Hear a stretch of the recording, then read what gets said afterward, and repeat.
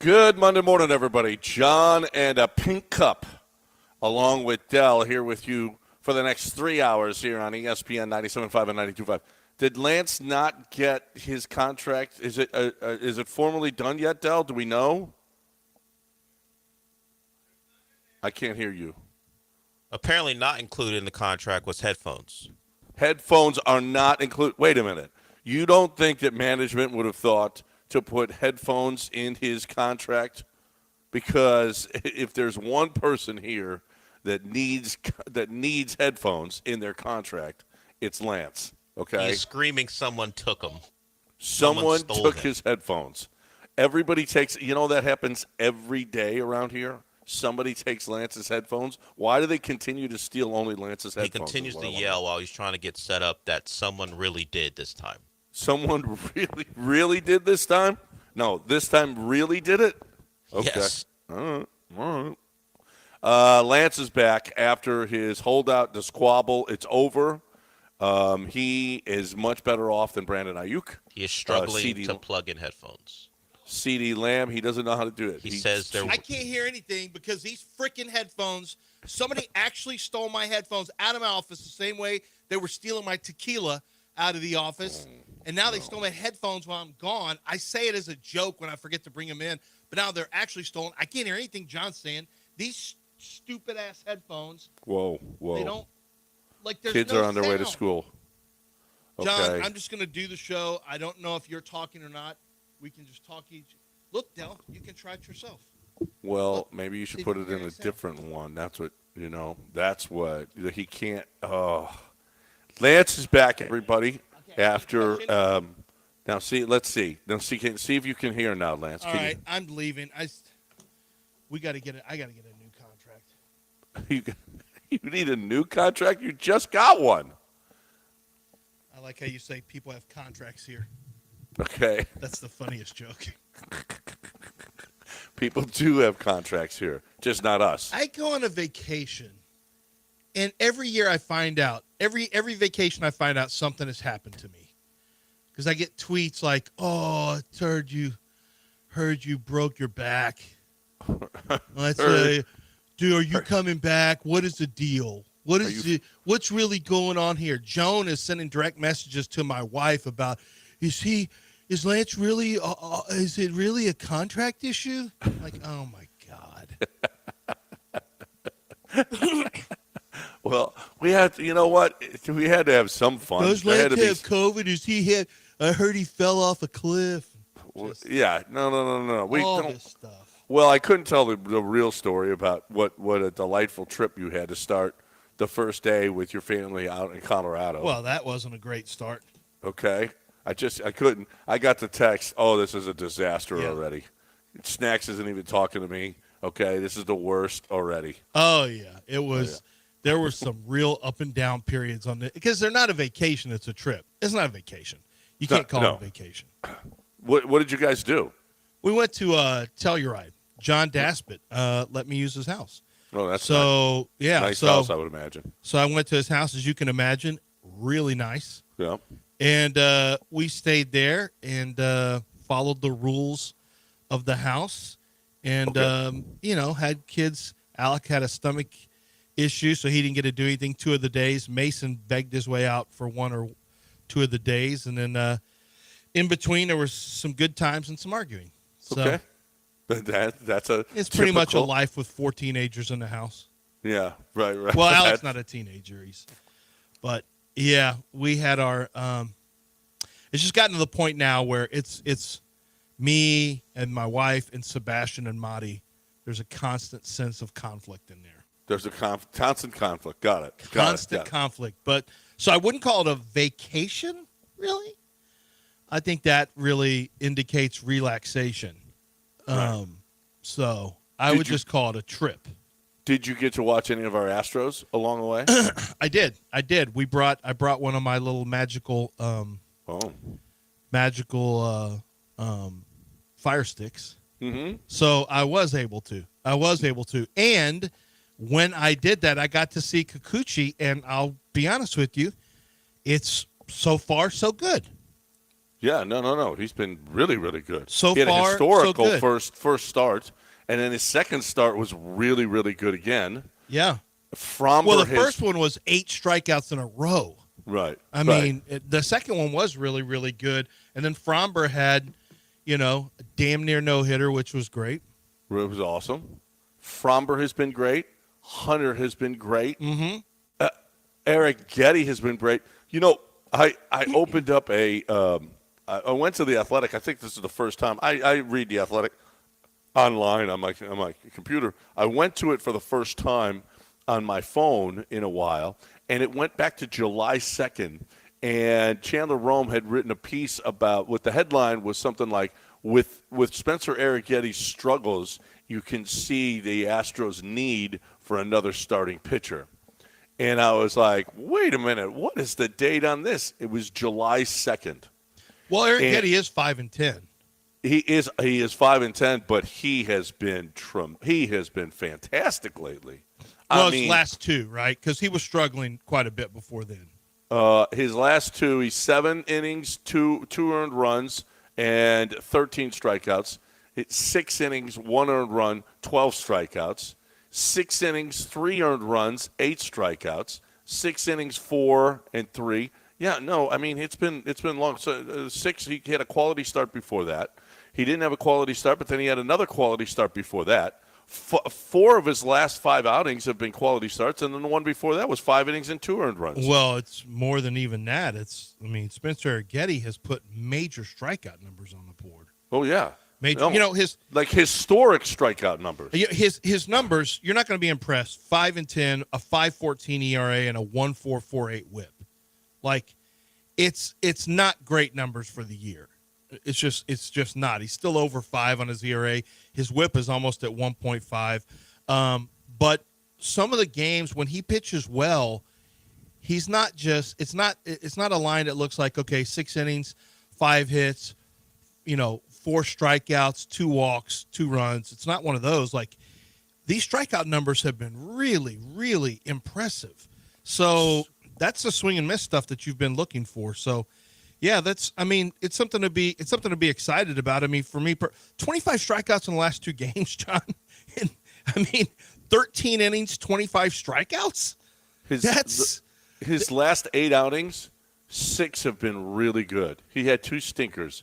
One against Toronto, he had 4 innings and gave up 6 earned runs, and then one against Oakland, 6 innings and 4 earned runs.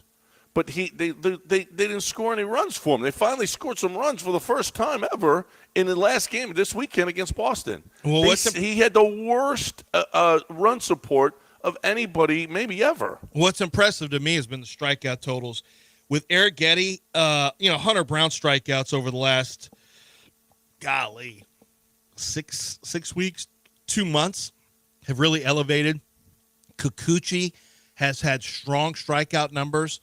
Arrighetti now, strong strikeout numbers. I mean, you've got what you're doing is you're starting to show some dominance on the mound in terms of swing and miss stuff and being able to get out. It's important to have strikeout numbers because it gets you out of tough spots. When you're down, Fromber has the ability to go double play because of his ground ball, because he throws ground balls. But these other guys, it's important for them to be able to get out of issues, with strikeouts. And if you ever get into it, that's why you want. And if not, then you've just got a chance to dominate. Your pitch count will go a little higher with all the strikeouts. But man, Arrighetti, 25 punch outs. I didn't realize he had 12 in the game before when I was out of town. I knew the 13, obviously, but and Kikuchi, That's the most. It's the most in back-to-back games ever by a rookie. And you had Justin Verlander. More intel here. Justin Verlander pitched in Sugar Land over the weekend, making a start. He was kind of ho-hum about it. I saw some of the pitches. They had it on. I think Channel 2 had it, and it's not like he didn't look like he had his best stuff, and he certainly said as much. He's just trying to. He said he had some pitches locked in, and in his words, he was able to step on the gas of some fastballs late in his appearance. I think he went 5 innings.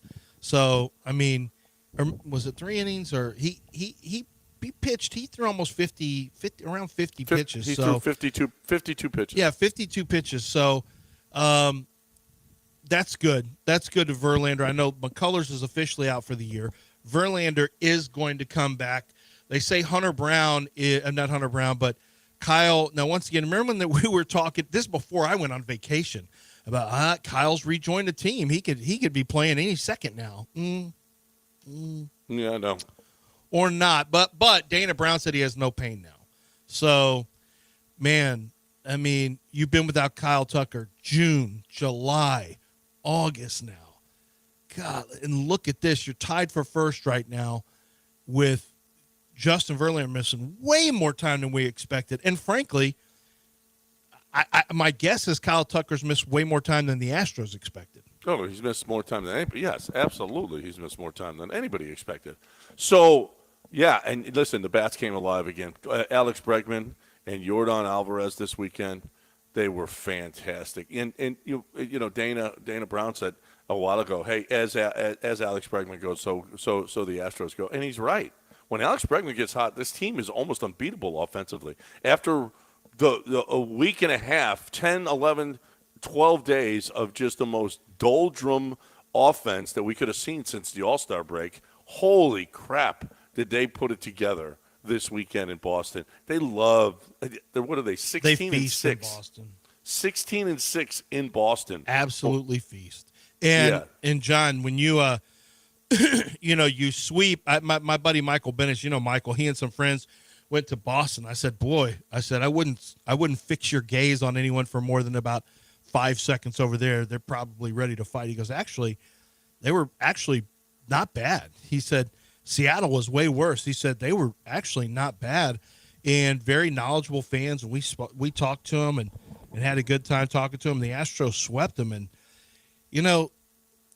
it's hard. Boston has gotten better this year. Boston's been a better version of themselves this year. But there's just something about the Red Sox and Fenway in particular where the Astros have no fear. In fact, they love playing in Fenway. Oh, yeah. No. They love that monster. And plus, one of the great things about it is that, Yordan can play left field. It's such a short porch. Now you can get Altuve a day off defensively, which he did yesterday. You got other options because you can play Yordan in left field, and they can't run on him because of his arm. You got a much better outfield with Yordan in there in left field as opposed to what you've been putting out there. You don't have to play Pedro. Pedro Leon finally going to start after about 9 days off. So absolutely. They love playing in Boston, and the Astros sweep them, and now head to Tampa, it's just the opposite. It is just the opposite. So dreary. We really have to cancel Tampa. It's the worst. I mean, I've been there for playoff games. It was almost like a mausoleum. It's awful, that stadium, and I could see where the Astros would struggle there because you just don't feel like you're – after going to Boston with the excitement. You don't feel like you're in baseball? You don't feel like you're in Major League Baseball. You really don't. And you don't feel like you're in baseball at all. It's that kind of stadium. If they only take one of these three, honestly, if they only take one of these three, I wouldn't be surprised at all. Tampa Bay, I used to go to Tampa every year for the when the East-West Shrine game was there, and I would have to go. And Tampa, I don't know if it's Tampa or St. Pete's. I can't remember which is which. Like Lance McCullers really wants to make sure that he's known for being from one place and not the other. I think he's from St. Pete. And Tampa is just full of laundromats and liquor stores and strip clubs, and that's about it. It was it is. There are areas of it, and there are areas that are nice, but there are areas that are super depressing. I mean, it's Florida. You have to know that you're probably going to have to fight at some point, and it may be somebody. Remember, this is where I feel like bath salts were invented in Tampa. Remember that 2 years where we had people on bath salts that were eating people's faces and doing crazy stuff, and then it just went away? I'm pretty sure that was invented in Tampa. Yeah, Tampa or somewhere near Gainesville. So it was in Florida. It was in Florida. Yeah, no question about it. All right, we got a lot of Texans to talk as well here. We are a proud sponsor of Houston Restaurant Week. We want you to go out, dine out, okay? And you do good. I did this weekend, John. Where'd you go? We went to Riel. We haven't been for a while, and we got had the- the restaurant. The restaurant week menu was fantastic. I was really impressed with it. That's sweet. Nice. And we're So- every week we're going to go to at least one, if not two, different places every week during a restaurant. Yeah, because this is when you can afford it. You can afford to go. Do they They've have got- Does Nobu over there have a restaurant week in Are they doing don't- that in Although LA? they do. No, Los Angeles does have a restaurant. It has a restaurant week. I don't know what, but it was, and we missed it already. But Oh, they did. ours I saw a billboard for it. Our and I was restaurant like- week lasts a month now. Yeah, ours is a restaurant weeks. So you go to HoustonRestaurantWeeks.com and you see all of the different 400 different participating restaurants, and you see a place you can go which you can't normally afford. So let's go get on out there, and all the money that's raised for the Houston Food Bank during this month, it's incredible. And all your Houston Texans talk next, right here on ESPN 97.5 and 92.5. John and Lance back at it this week. Lance with his contract all fixed up. Doc Linville, I just heard a commercial before Doc Linville was talking about what the neo-grafting does for you. It's like you are resodding, right? if you've got a yard, excuse me, and your grass is there's holes in it, there's mange, there's you know what you got, it looks terrible. You got to resod it. You put the hair up there, okay? That's exactly what you're doing with the neo-grafting. Now, when you fertilize your lawn, that's what you're doing with the PRP, okay? The PRP stimulates the growth inside your head, and it makes the hair sprout up. That's what the PRP is. That's less expensive. That's a way to go, too. Doc Linville will tell you which one is right for you, because Doc Linville, it doesn't care about – honestly, his business is augmenting women. He's like, this is great. I knew I had to do something for men, and it's awesome, and he's one of the biggest hair guys in the city now. But he's like, that's not how I make that's not my business. My business is women. And so I'm going to shoot straight with you. And he shoots straight every single time. What do you need, the PRP or the neo-grafting? And you, my friends, will benefit from Doc's knowledge. 975hair.com. You don't have hair, you need hair, 975hair.com.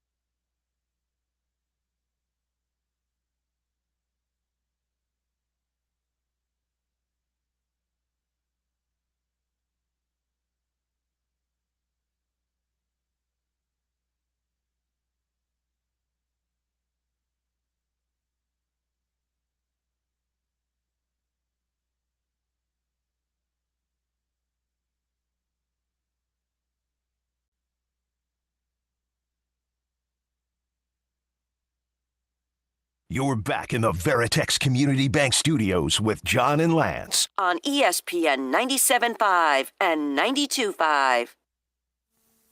All right, welcome back here on ESPN 97.5 and 92.5. Texans played Friday night. We haven't talked to you since that game.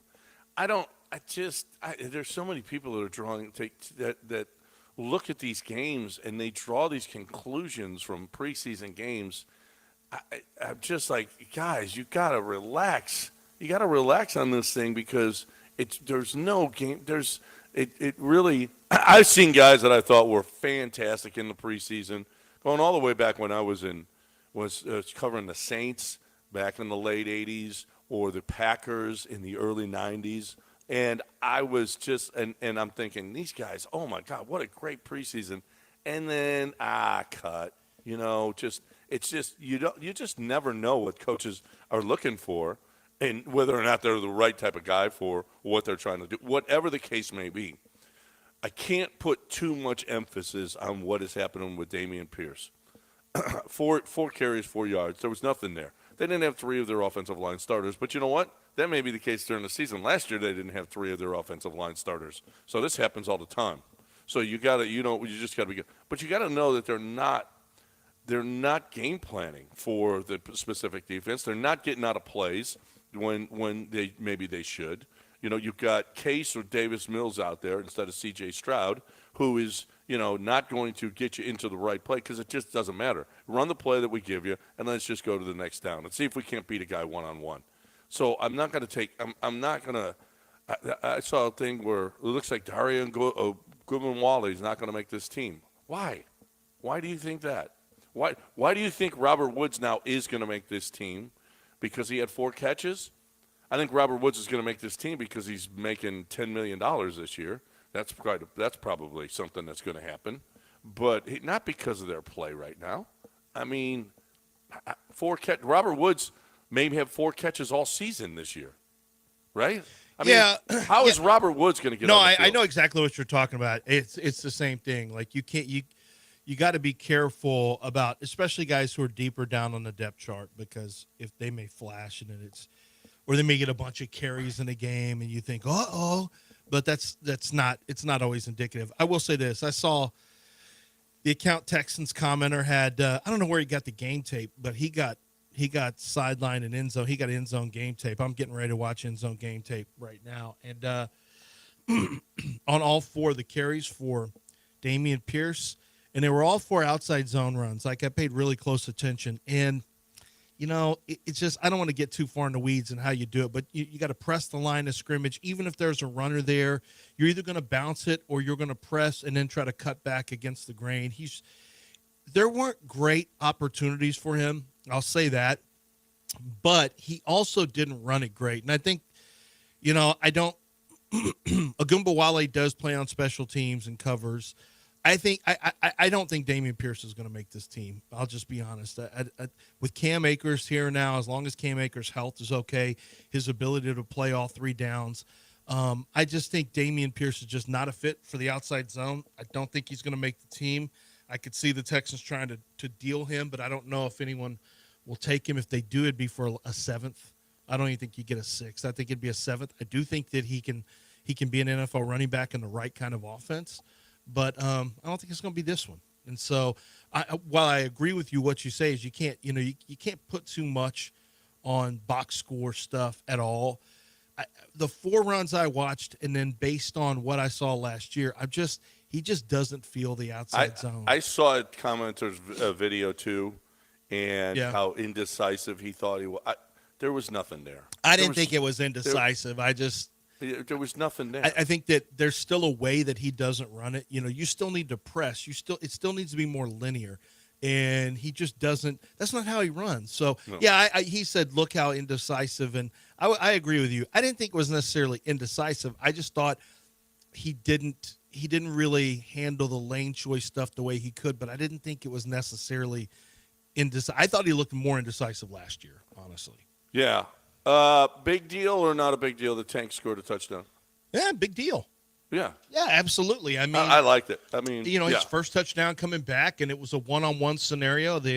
Once he beat his man and got past that tackle, he was, he got into he took one more hit before he got into the end zone. But yeah, I think that was a really good deal. I was glad that C.J. Stroud played a little bit, and I tell you, Davis Mills So Davis, who do you think is going to be the backup quarterback? Davis Mills or Case Keenum?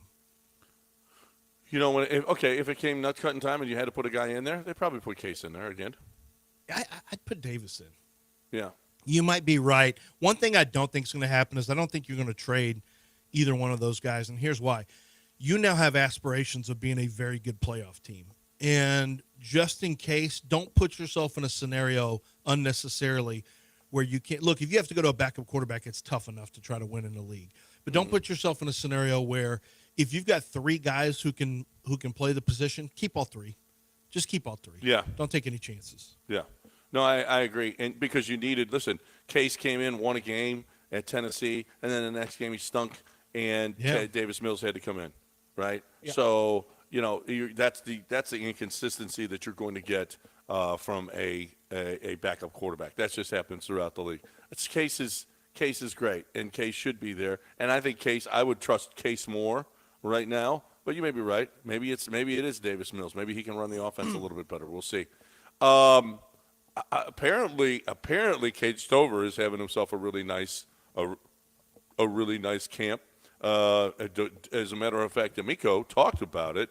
D'Amico is talking about he had a few things to say. He really liked Tank. But let's get to one where he's talking about Cade Stover. Stover had a couple of catches, and he had the first catch. Well, he had the first catch that CJ had this season, a little 7-yarder. That was really, really nice. But it is bringing into question whether Catoriano is going to make this team. We'll see whether or not he makes the team. But D'Amico had some nice things to say about Cade Stover. He's probably been one of our most consistent players on the team since he's been here. You know, sometimes I was telling guys I forget that he's a rookie, right? Because he's been so consistent. He's exactly the guy we thought we were getting, right? Tough, gritty, hard-nosed, and dependable, right? He's been very dependable. He's shown a lot, really, with the routes and being able to catch the football, move downfield, break tackles. Like, it's exciting to see a young player come in and be as consistent as he's been day in and day out. That's nice. That is – I know Cade Stover might be a really good draft pick over these years. You got Dalton Schultz tied up for a couple of years, and now you got Cade Stover, another guy that – I mean, he's actually kind of a Dalton Schultz light. Yeah, I liked him coming out, man. He's got a little intensity as a blocker. He is a former defensive lineman who has only been, this is only his third year playing tight end total, 2 at Ohio State. And this is his third total year. He was, so he's a defensive lineman, so he's got a little different. He's got some attitude to him, more so than most tight ends. And then athletically, he's a good athlete. And on tape last year, he really flashed athletically. Like, he really turned it on in his second full year as a tight end. He really flashed. So my thought was he's an ascending prospect. Like, this is a guy who's about to get a whole lot better. And what you love to hear is D'Amico's asked about a lot of players, and he'll give, he's doing great, and we wanted to keep going, and he comes out here ready to practice and plays, and we like the direction he's headed in or whatever. You hear that answer? That answer wasn't one of these coach speak answers. He called him one of the most consistent players in camp since he's been there. That's like when D'Amico really likes a guy, his answers are different, and he really likes Stover. Yeah, he really. You don't see him. Unless he means it, he ain't throwing those kind of. He'll give you the Biggio like, he's doing a nice job. But those answers are different. Yeah. Yep. No, absolutely. 713-780-3776 is the number. Good to see one HOF can make it work on time. There's Lance. It's a pink cup sitting on the desk when we start the show. What? Okay. This is how you start your Hall of Fame career. Okay. That's how you start. A lot of people don't know that we're Hall of Famers, John. Who are these people? I guess anyone who doesn't Most follow people. you or didn't show up to the show or even show up to the show early. Like, it didn't get announced until after 8:15, so maybe they only listened to the first hour. So they don't know that we've got 2 Hall of Famers in the building. Well, then we need to spend the next 30 minutes talking about this. So if you missed it, John and Lance are members of the Texas Radio Hall of Fame. The entire state of Texas, not just sports radio The Yep. Texas Radio Hall of Fame. Includes the West Texas area, includes up in the Panhandle, all of it. Includes people who did pop music as far as their station or rock music. They are Hall of Famers. Corpus Christi area includes Sam Malone and the other lady. Entire state of Texas, yes. Yep. Name all the cities you'd like. Yeah. That is true, and we really appreciate it. That is awesome. But you want to talk about a Hall of Fame performance? What about Cal McNair this weekend? Oh man, There's some. That was a Hall of Fame performance. The world is upside down. Talk about changing a brand. Holy crap. This is truly incredible. When we come back, we'll tell you what the latest with Cal was in his great rebrand. We'll tell you what the latest is with him, and we'll get into some of the. We'll just dig deeper into the Texans and Astros if you like. 713-780, or if you just want to talk about us being in the Hall of Fame, which is one of the more important things that happened over the weekend. 713-780-3776, of course, is the phone number. 713-780-3776. Also, not going to solicit, but if anyone wants to give us gift cards as like a thank you or I'm not sure. I'll take it. I'm in Houston. Gift cards.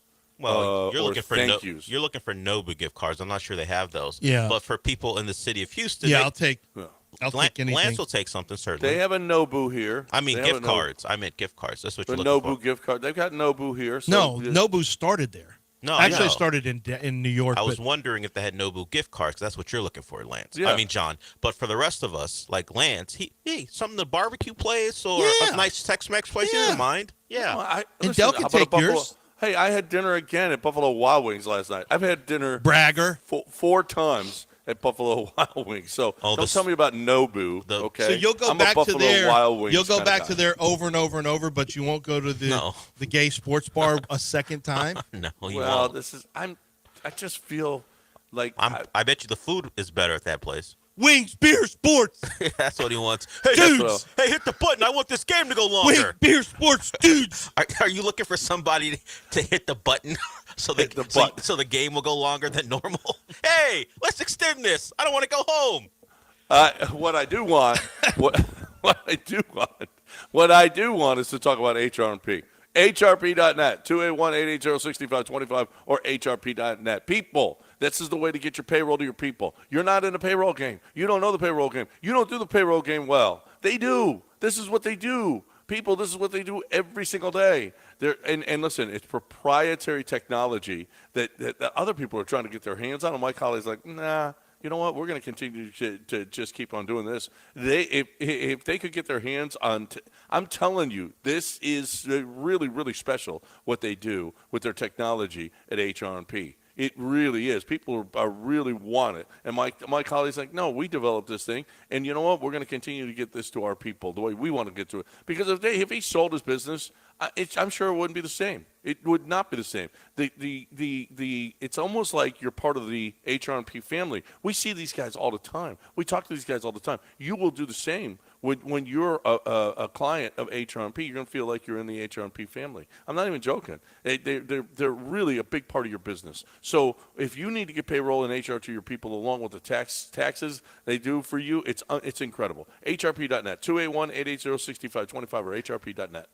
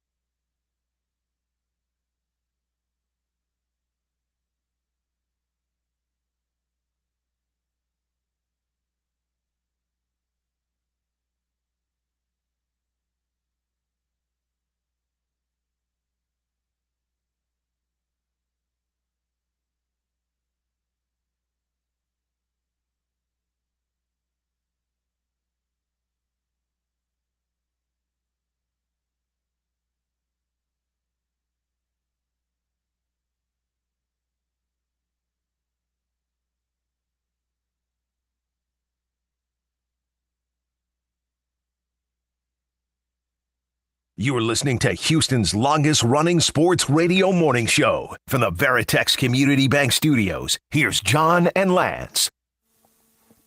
Welcome back here on ESPN 97.5 and 92.5, 713-780-3776 to hang out with us here on ESPN 97.5 and 92.5. Come on in.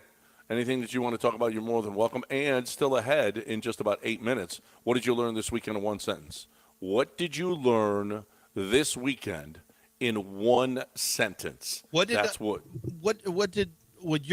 is going to be, yours has a chance to be a lot, so does mine. But I got to ask you, I'm looking at you now on Twitch. I'm trying to get to our other little streaming thing, but I'm not seeing, or well, the video. Yeah, right. Well, the video's not working for me on this restream, so I'll have to see what's going on there. I don't know if it is for you, but you can't figure something out technology no, based it's not, again? No, I just hit play and it just keeps. What? It just. You can come look at it. I don't want to. But regardless, on Twitch I can see John, or on YouTube I can see John. right. And is this? Are you in the house now? Are you? Yeah, we're in the house. So you're officially locked in. Yes, we're in the house. We're in the house. We've got the apartment that Disney has given us, so we're back and forth. But we are in the house now, and it's awesome. I'm down in the basement. Wendy is. You got a basement? Yeah, we got a basement. You in your mom's basement? Yeah, I'm in my mom's basement right now. My mom had nothing to do with it really, because she's been dead for a while now. Yeah, but that's a phrase. It's a term. I know, right? I got you. But yeah, Wendy put me down here in the basement, and it's awesome. It's the coolest room in the house. So it's. You're going to turn this into your whole thing? This is mine. We got a pool table. We got a pool table right over there. How did you get it furnished so fast? It came furnished. Oh, it did? Yeah, came furnished. That's we haven't moved our stuff yet. Are you going to keep the pool hall? We're going to keep. I mean, the pool table? Oh, nice. What? I don't know. You just turned it around. I was just seeing. He's saying it on a delay because he's Oh, watching yeah. the stream. Why are you on such a delay? Because he's watching the stream. I'm He's telling not you, going mine through what we're won't- doing. Mine won't play on Restream. Just give him the. He I has have everything. Restream. He just I'm doesn't know on, what to John. do. He's just. What do you mean I don't know what to do? I did it the way I'm supposed to do Oh, it. sure you did. How come John and I don't have a problem then? I don't know. Y'all have different. The NFL doesn't want me to see this. This is my NFL computer. They don't want me to see what John. They may be blocking this. They don't want you to be on the right website. They may be blocking this. Okay. Oh, no, they're not blocking that. You just haven't. Dell sends us the link to the Oh stream wait, that we're on. I have to have Interstudio. That's Oh, not look bad. at that. Hold on. He didn't click one button. Maybe it's working. I Yeah, don't know. maybe. Just click the button you're supposed to click. Allow mic and camera. You don't have to access. do that. Okay. How did you make the Hall of Fame? I don't get it. Well, it's not for using the computer. It's for It's not talking.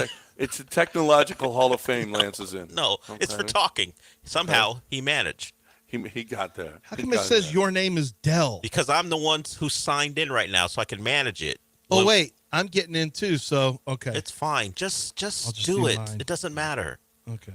Come on. There we go. What were you saying, John? Now things work. Oh, look at that. You hit a button. Congratulations. Now put it on mute. There we go. Now we're set to go. You see what happens when I go on vacation? What? People have changed all the What? settings. Nothing. nothing It's happened. the same. Many no. settings- It's the same Many exact as settings it's were always changed. been. You know what happened? Nothing. Many failing settings were changed. Nothing This happened. failing it's the same as restream- it's always been. Yeah, to you. No, to everyone. Okay. So what about okay, I made the case that we should just drop basketball from the Olympics because it's boring. You're a Why hater. did you make that case? He's a hater. That's why. Because we win every year. Not anymore. Okay? Well, It's close. holy crap, was that a good game.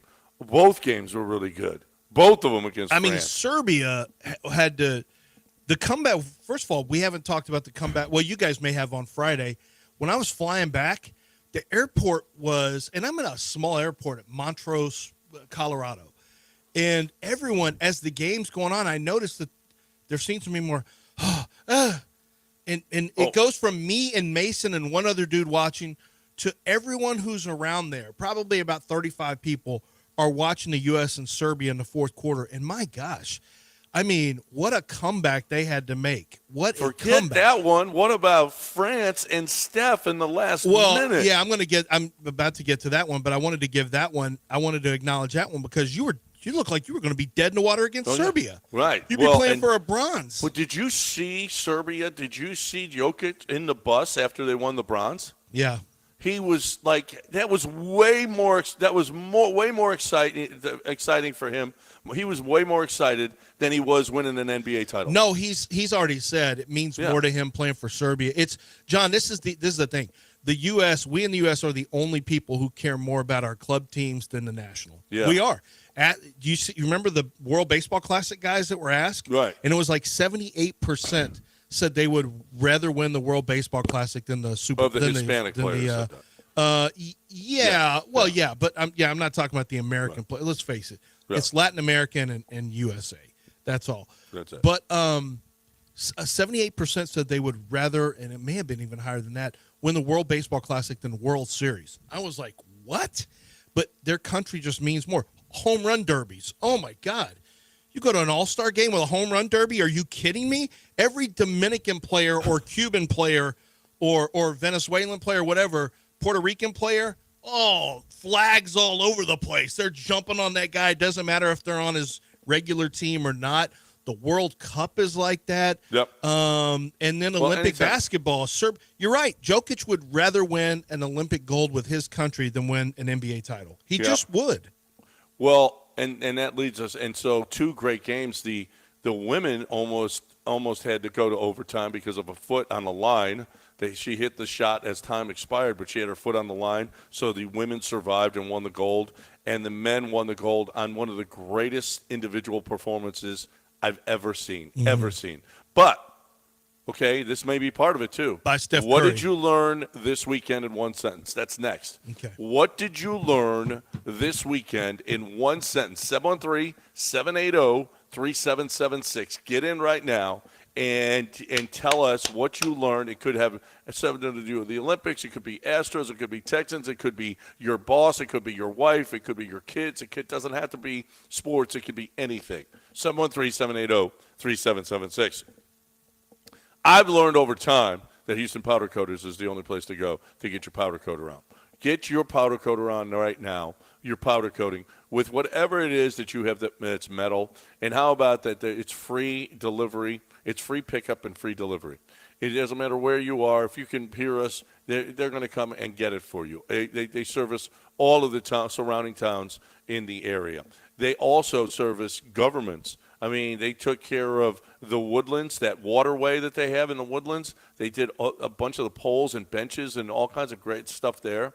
They take care of businesses, the giant whatever it's called, not a merry-go-round, but the giant thing that they have, Ferris wheel it's called. That's what it's called. The Ferris wheel downtown. They've done that. They do the picnic benches at the Texans. They do. It's fantastic. Everybody trusts Houston Powder Coaters because they've been doing it. They're great at what they do, and they're going to give you a great deal. Pickup and delivery absolutely free. If you've got patio furniture or car parts or boat parts that you need powder coated, you get to HoustonPowderCoaters.com. HoustonPowderCoaters.com.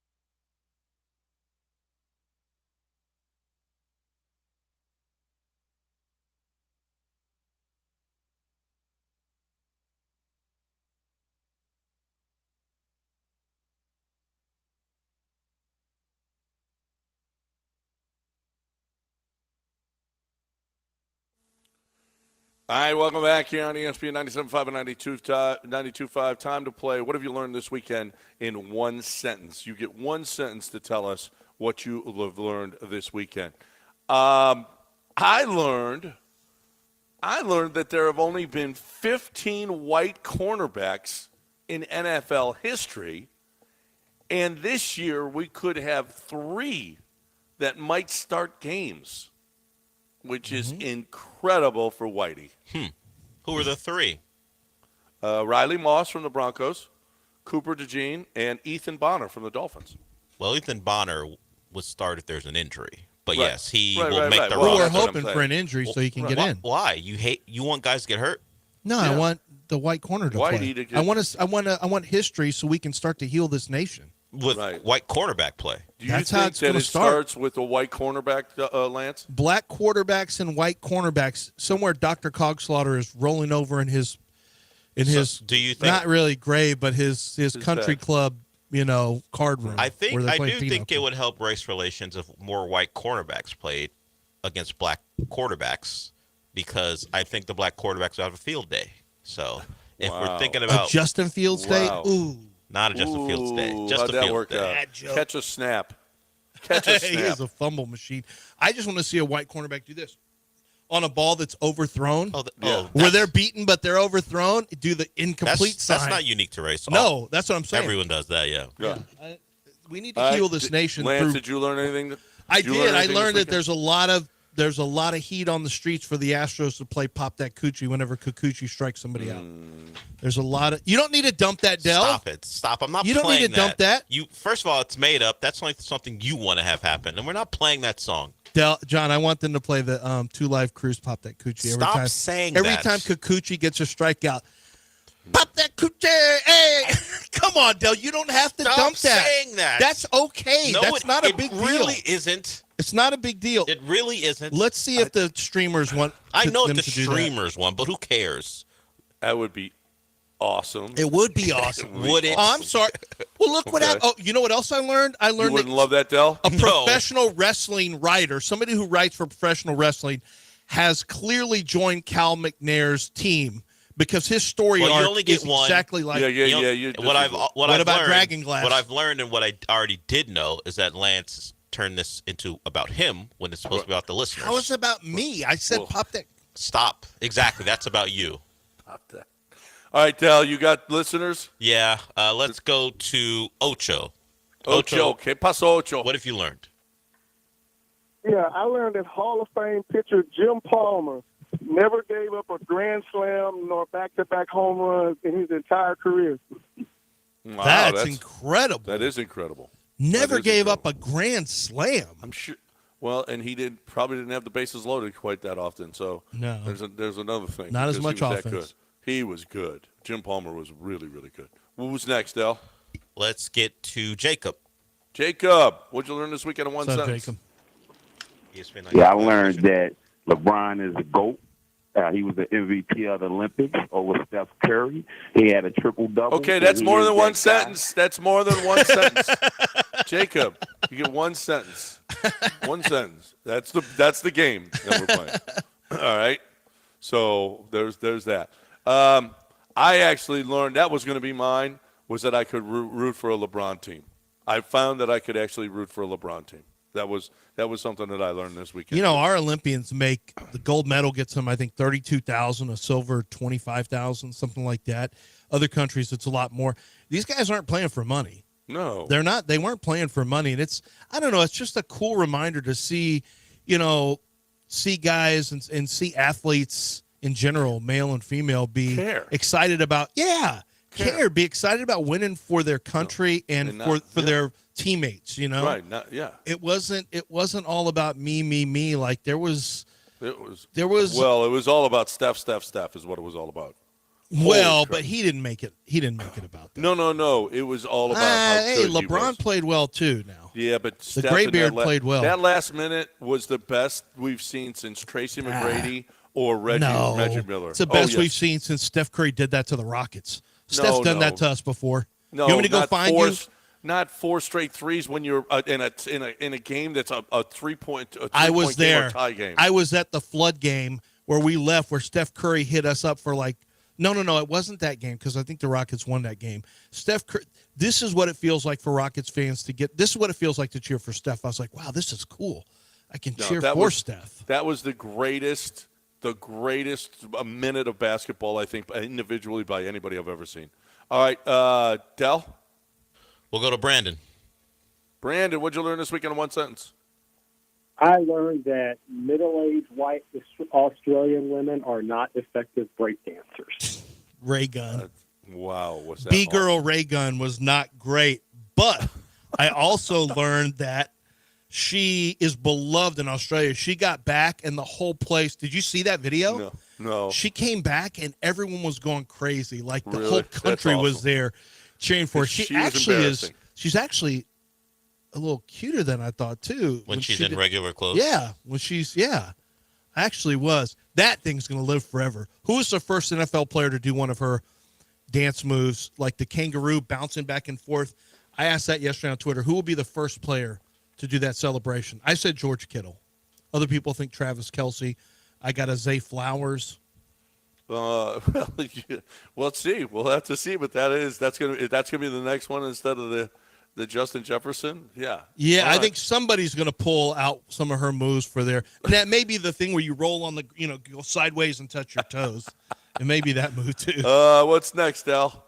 Well, we have our doubleheader. First, we'll start with Tom. Okay. All right, Tom. A doubleheader we got today. What's up, Tom? Morning, gentlemen. I learned when your friend gets his wife drunk enough to agree to go to the strip club with y'all, that she'll also be drunk enough to sit on and crush a styrofoam cooler and then wet her pants. Wow. What a move. Wow. She must have been wasted, dude. What a move. Wow. Wet her pants. You sure she didn't just fall into the melted ice? Well, or something. Something happened. But, there goes that cooler. I was hoping for, Oh. I want to know if I would imagine now it's Tom on a mobile. That's correct. That's right, Tom on mobile. What did you learn? Hey, guys. I learned that when you're doing speed dating in church, it's frowned upon when you take your pants off. That's not what Tom sounds like, first of all. And no one he doesn't choose. And don't that. take your pants off at any speed dating. It's going to be frowned upon even if you're doing that at a speed dating. Yeah, at not church. just in church. You can't take your pants off when you're speed. Keep You your can't pants take on. your pants off in public. Maybe Tom on a mobile. Maybe he kind of got confused what speed dating meant. You take your pants off because you think at the end of a date things are going to happen. That's not what speed dating means. Okay. Okay, so that's what speed dating is. It's we ain't got time. Okay, we ain't got wait. time for this. Do you think anyone is No, smashed that's after? the problem. Do you think anyone has ever smashed after speed dating? You mean they meet someone, but they go Just through in their little 1 minute or however they long go you through get? the process of talking to everyone Yeah, else, and then at by the end of the night something happens. Sure, it's happened. Sure. Oh, sure, it's happened. Sure, it has. Yeah. You hook up. You just know right now. Because That's remember, it. Let's you're going from person to person to person. Yeah, right. That it's Tinder before Tinder. Yeah, it had to have happened. Yep. Who's next? La Al? raza, ¿qué pasó? Oh, come on, let's get it. La raza, how come John is in East Los now? Granetti, Les Schnitzel.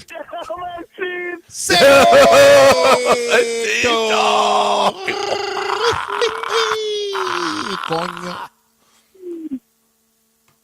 ¿Qué pasó, mijo? Coño. Gentlemen, I actually have to give a little prop to you guys. Congratulations on the Hall of Fame.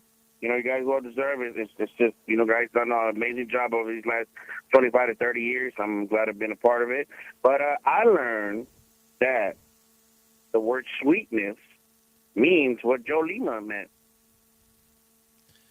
The word sweetness means what Jolena meant. Well, Del, can you translate that for us? I'd have to look it up. I don't know. I don't know what He's that still means. on. Just tell us what it means. Okay, remember Jose Lima? Yeah. Who called you a sweet boy? Oh, sweet boy. Oh, sweet boy. Joe Lima. He I called him didn't know Joe what Lima. I thought he was Angelina Jolie. I thought he was saying Jolene, like Dolly Parton. He's talking about Jose Lima. He called him Joe Lima. No, that's not Joe Lima. Joe Lima.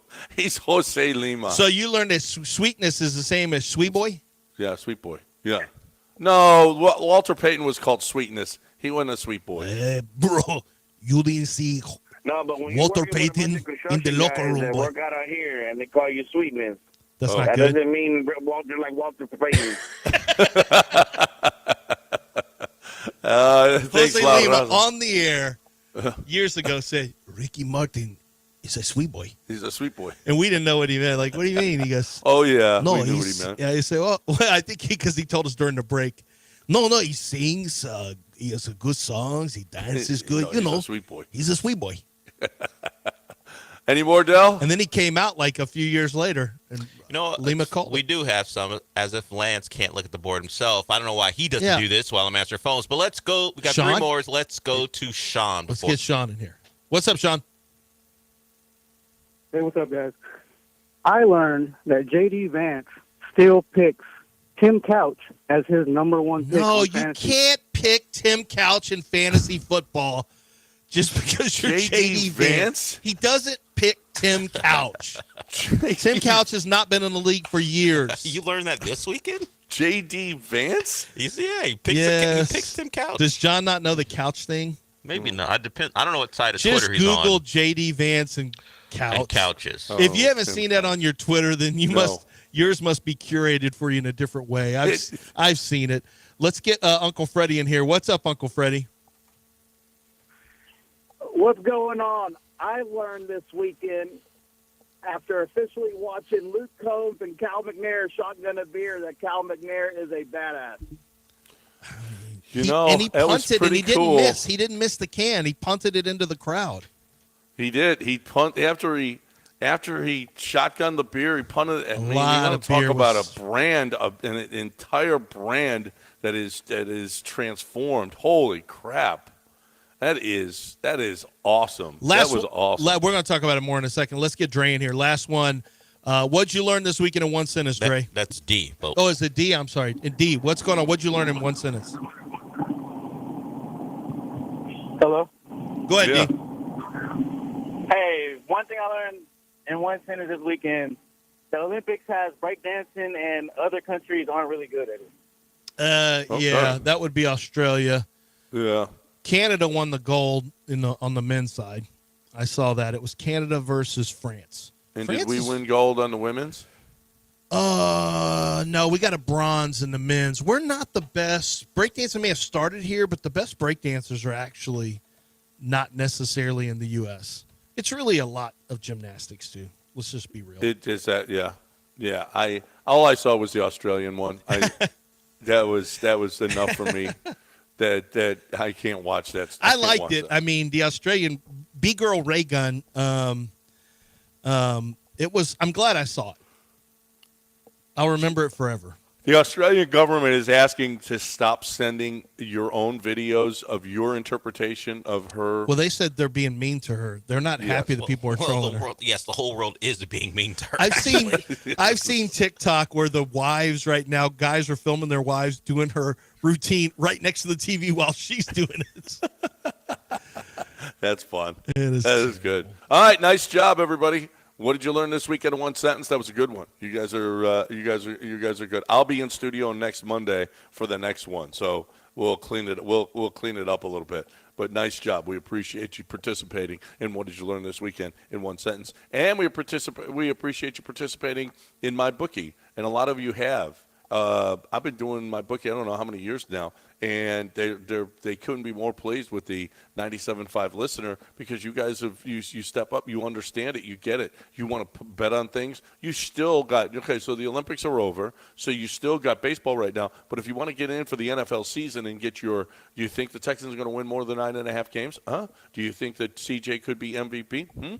Or whomever you think is going to be MVP, or whatever team that you think is going to go under or over the total. You got to get in now. You got to do it before the season starts. So you got to get to mybookie.ag, promo code bet975, so that you can get your bets down. You know how this season is going to go. Might as well take advantage of it. You're looking for the best way to play, win, and get paid. You can bet anything, anytime, anywhere. And then the football season gets here, and you're like, wow, I love this. The live in-game betting or just the different props that you get for every single game, it's fantastic. I mean, every event is a big event, and it doesn't have to be just football. There's cricket and soccer and there's who's going to be the next pope. If you can bet on it, you got it. Mybookie.ag, promo code bet975.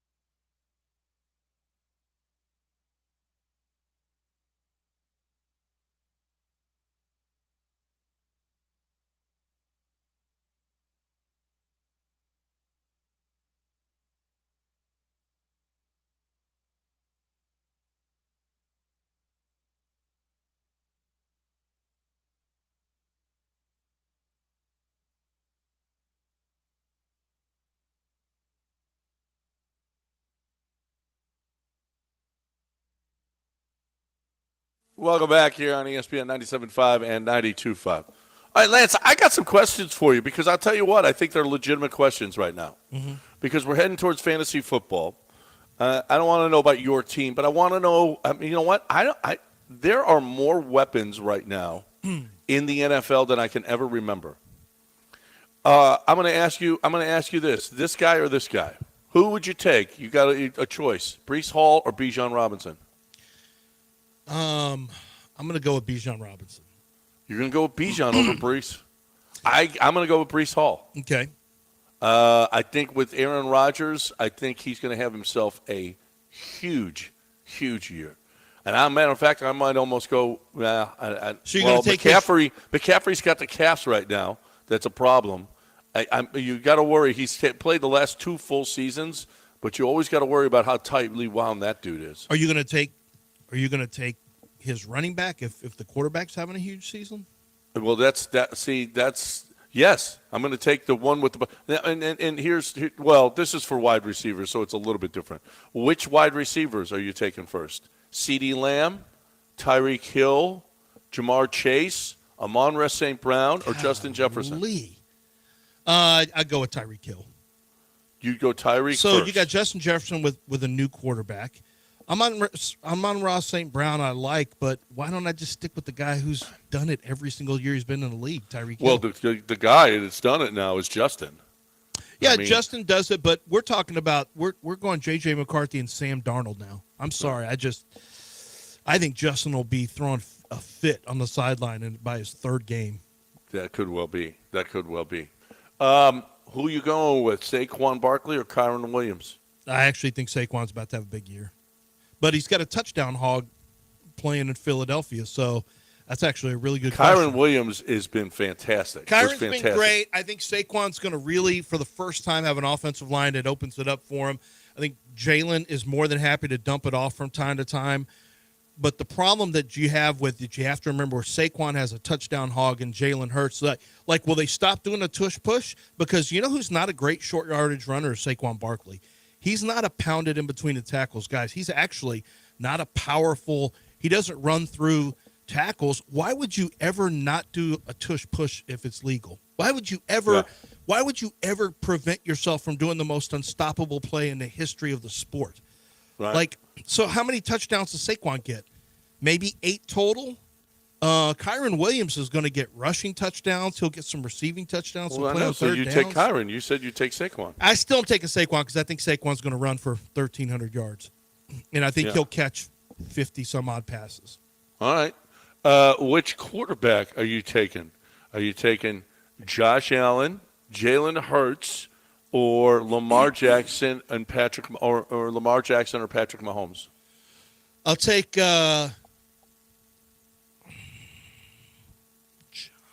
Josh is going to have to do a lot on his own. I think I'd take Josh or Lamar Jackson. Remember, the running yards are the real key here and running touchdowns. That's what puts you over the top. Mahomes is out. I would not take Mahomes.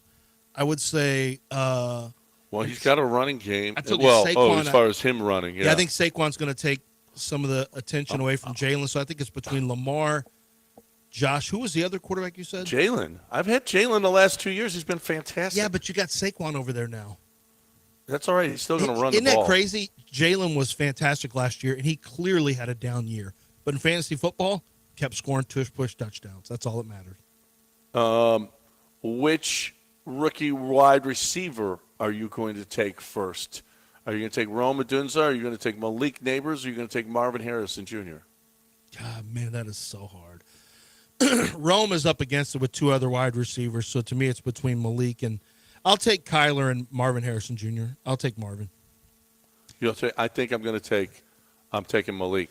I've got Marvin winning Rookie of the Year offensively. So no. I have Caleb winning, but I got Marvin second, so I'll take Marvin. Yeah, which rookie quarterback are you going to take? Caleb Williams or Jaden Daniels? Caleb. Caleb looks really good. But Jaden looked pretty good too now. And Jaden's going to run a lot more. Yeah, Jaden, you're right about that. Caleb tries to keep from running. Jaden's not afraid to run, and that's where the fantasy football points come in. Now, you're asking that question, but clearly in a real fantasy league, you're not trying to draft a quarterback unless, maybe as a backup, but they're typically not as successful. But, yeah, I wouldn't have a problem with maybe having – see, I don't think Jaden's going to throw a bunch of touchdowns, so it's going to be pure running. I do think Caleb Williams has a chance to – I would draft Caleb Williams late in a draft before I would take Jaden. I wouldn't want him as one of my starters, though. I don't think he's a top 12 quarterback. Which would you take first, Nico or Diggs? Ooh, I've had that question. I'm going to go Nico. You're going to go Nico? That's a really hard one, though. That's a hard one. That's a tough one. That's a hard one. And you throw Tank in there, too. Like, right. How do you stack those 3 in terms of fantasy points? In fantasy points is going to be catches, a point per catch, yardage, 1 point every 10 yards, and then a touchdown of 6 points. So we're going standard points per reception fantasy football stats. How would you stack them 1, 2, 3? I'm going to go Nico 1, Diggs 2, Tank 3. But I think they're all 3 going to have 1,000 yards receiving. Tank, Rashee Rice, or T. Higgins? Is Rashee going to prison? Rashee's going to be okay. Rashee's going to, even though he had that hit and run. No. Is he getting suspended? No, his court date is until December. Oh, he's going to be okay. His court date got pushed back. Right. Oh, not that he's going to be okay. He's not getting in trouble for this. Well, no. But you don't want him to be suspended right after his court date. Well, clearly you don't in fantasy football. No, but if it's in December, fantasy football is already over. Yeah. So Rashee, Tank, and who else? T. Higgins. Oh, my God, these are hard. Did you make these up or did somebody I'm just put making these them together? up. I'm just These are making hard it up. ones. I would say Rashee Rice. Wait, who else does Joe have over? Pat. I'm trying to think of who else Pat Worthy. has. Yeah, he's a rookie. I'll go Rashee Rice. Yeah, Rashee Rice is still going to be. Oh, Hollywood Brown just got hurt. Yeah, that's right. Yeah, Hollywood got hurt bad. His lower body. Shoulder. No, his shoulder. No, I'm thinking of Reuben Owens. Texas A&M lost their stud rookie running back with a Reuben Owens is out for the year. Did you see that? No, Stud bad. running back, 5-star running back at A&M lost for the year because of a lower body injury, and he's out for the year. That sounds like a scary thing. They took him out and he's gone. Sam Laporta, Travis Kelce, or Trey McBride? I'll go Travis Kelce, but Laporta might be the play. I think Laporta's the number one. Although Trey McBride is getting a lot of love. Is he really? That surprised me. Did he have a big year last year? Yeah. Well, he must have. Yeah, he had a nice year, and especially toward dude. Laporta was a monster, though. I don't think there's any way Laporta goes before Travis Kelce in drafts, but he probably should. Kelce has moved down for some reason. Maybe it's because this is his last year. Or and his productivity, he's getting banged up. His productivity dropped a little bit last year. There's thoughts that I don't think he'll make. I think he'll be this year's his last year. I think he'll retire and do something with his brother. Puka Nacua or Cooper Kupp? I'm gonna ride the hot hand and go Puka. Puka's been banged up this training camp, and the thought is that Cooper's going to have I'm going Cooper. Will the Texans? Puka. I'll ask you. Will the Texans all three wide receivers get 1,000 yards? No, one will fall short. I mean, it's happened a few times. Two of them will. One of them won't. Two of them will. Who are going to be the two? You think Tank doesn't, or you think Diggs doesn't? Or you I think Tank does? might be just short of it. Mm-hmm. I think Tank might be just short. Not if he plays 17, but he's got to get through 17. Yeah, he's got to. Well, even with 17. Lad McConkey, Keon Coleman, or Brian Thomas? McConkey. McConkey's his only weapon. Yeah, I mean, you have Johnston from TCU, who's always got the drops. Yeah, but you got Josh Palmer, who's solid. But I agree, Lad McConkey is going to get ready. Lad McConkey is going for the guy who's the best in our league year after year, Mr. Ass, Pat O'Neill. He's already targeting him. I already know Lad McConkey. So Lad McConkey's going to be in our auction league. You're going to see a fight in there because I'm not letting him get him for cheap. So listen, get ready to spend a lot for him, Pat O'Neill. I'm not letting you off the hook here. Wow, you hear that, Mr. Ass? Yeah, fire away. I'm going to go $1. All three of those guys, though, could be their team's number one guy. McConkey could be number one. Coleman could be number one, and so could Brian Thomas. I think Coleman is not going to be number one because I think it's going to be Dalton Kincaid, the tight end. I think will be number one. Well, as far as wide receivers go. Yeah. Wide receiver, yeah. But I think the number one pass catcher in Buffalo is going to be Dalton Kincaid. Well, then that might be the guy. Ken Coleman, I'm a little concerned if he's going to get open. I know everyone loves the way Keon Coleman talks about things, and they love there's a reason he got drafted where he did. I think Keon Coleman has some ability when the ball's in the air, but I'm not sure. I think he's going to be draped with coverage all year long. I'm not sure he's going to have the year people think, to be honest with you. I think he may struggle a little bit this year, even though he would appear to be in a great spot. I'm not sure that he's going to have the numbers. I think McConkey's going to be, just like you said, John, I mean, that's wide open there. You basically hit reset with your pass catchers, and McConkey gets open, catches everything. Who was your other guy that you mentioned? Brian Thomas. Yeah, BT that's kind of a tough one for me to call because Brian Thomas I put as my dark horse for Offensive Rookie of the Year. I made him basically number 11 because if Brian Thomas, if for some reason Trevor Lawrence clicks in with him early, this is a guy who's had 17 touchdowns last year for LSU. Like, that's with Malik Neighbors on the team. Brian Thomas is actually bigger, just as fast, and scored more touchdowns than Malik Neighbors. Yeah. All right, last one is going to be Pacheco, Derrick Henry, Rashad White, Alvin Kamara. I'm actually going to go Derrick Henry. I think he's going to score a bunch. I think Derrick Henry has a little renaissance this year. The highest rated is Pacheco.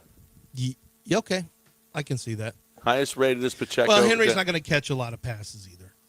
You got look at this. I'm telling you, with James Cook, Joe Mixon, Travis Etienne, Derrick Henry, Rashad White, Pacheco, Gibbs.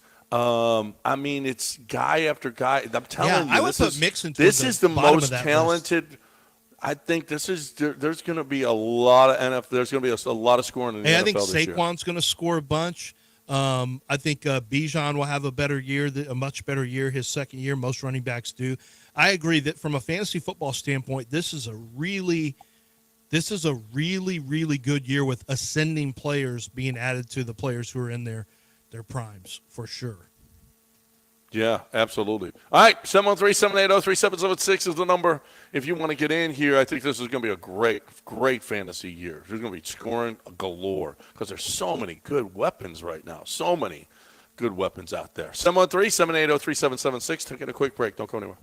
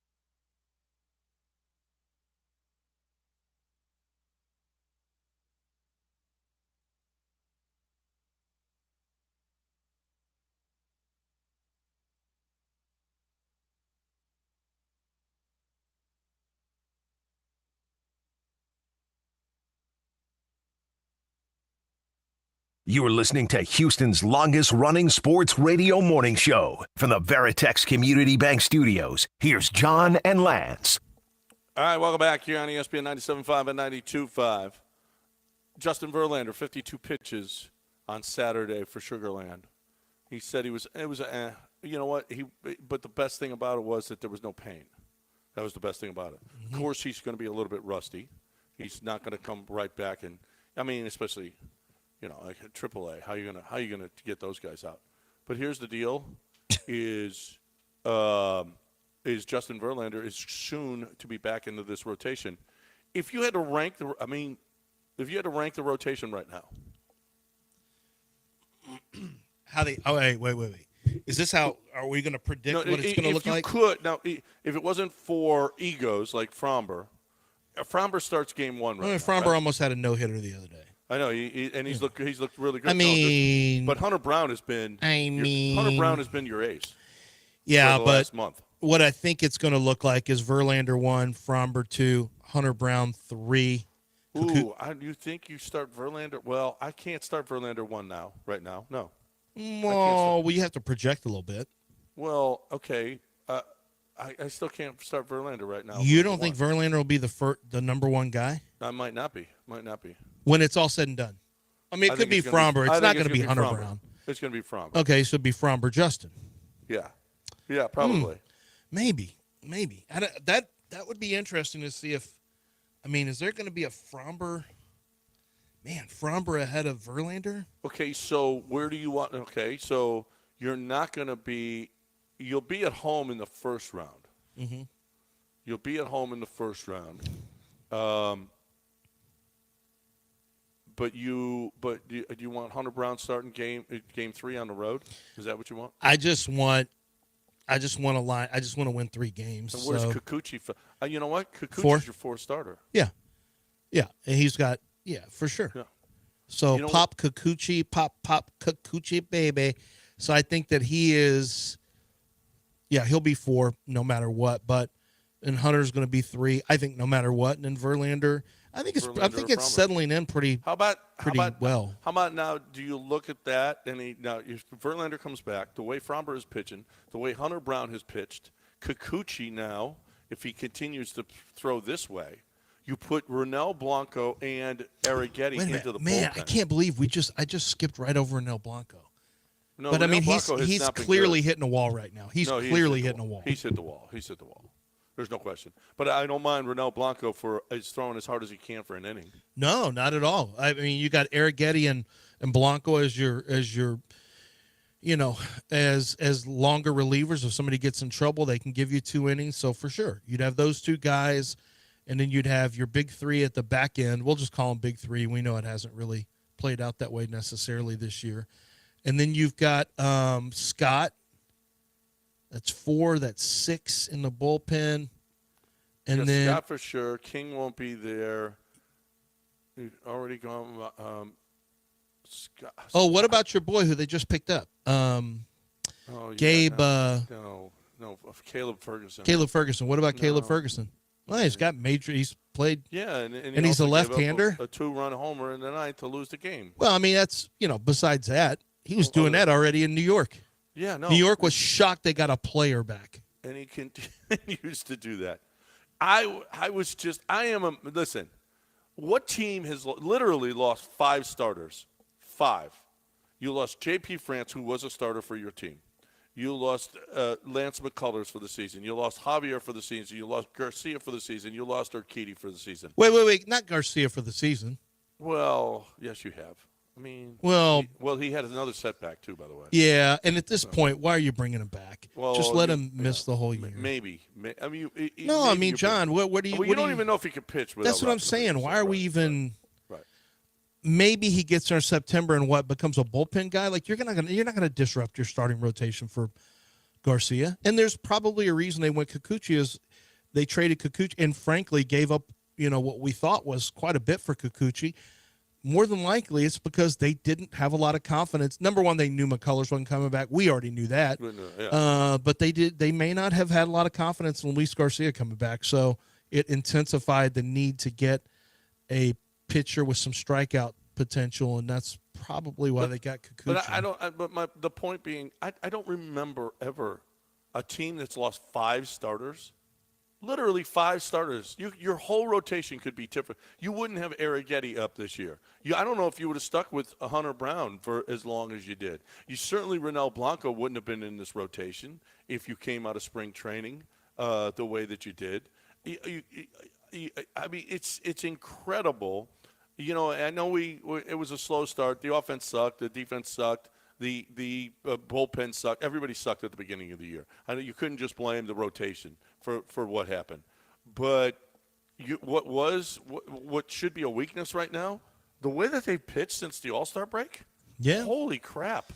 This is incredible. Yeah, and especially guys with as many innings as they're getting right now. Yeah, and for Eric Getty at this stage of the season where he should be, Blanco has hit that wall. Eric Getty, 25 punch-outs his last 2 games. It's like, it's all coming together for him right now, which maybe means you do need to be a little more careful with his innings because he's at an inning point right now where he's way above the norm for him, and they may need to dial him back a little bit, but you can't afford to, because if you don't make the playoff, look, if you don't win your division, you're probably not making the playoffs. You've got your longest stretch coming up of 18 straight games. Ooh, 18 man. straight games. What the longest stretch of the season. It's going to decide the season more than likely. It really is. Because if you don't have, if you're not pulling off at least 11-7, so 11-7, maybe even 10-8, frankly. But if you pull off 11-7, 12-6, I think you make the playoffs.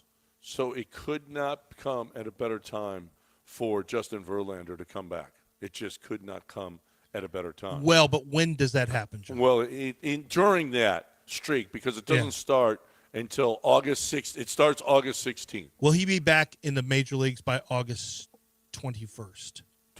If he comes back 21st, 22nd, 23rd, in that neighborhood, it is going to be a godsend for this. Well, if he pitches well, because right now the guys who they have pitching are actually pitching well. Well, even if he doesn't, if he doesn't, he still gives the guys an extra day of rest.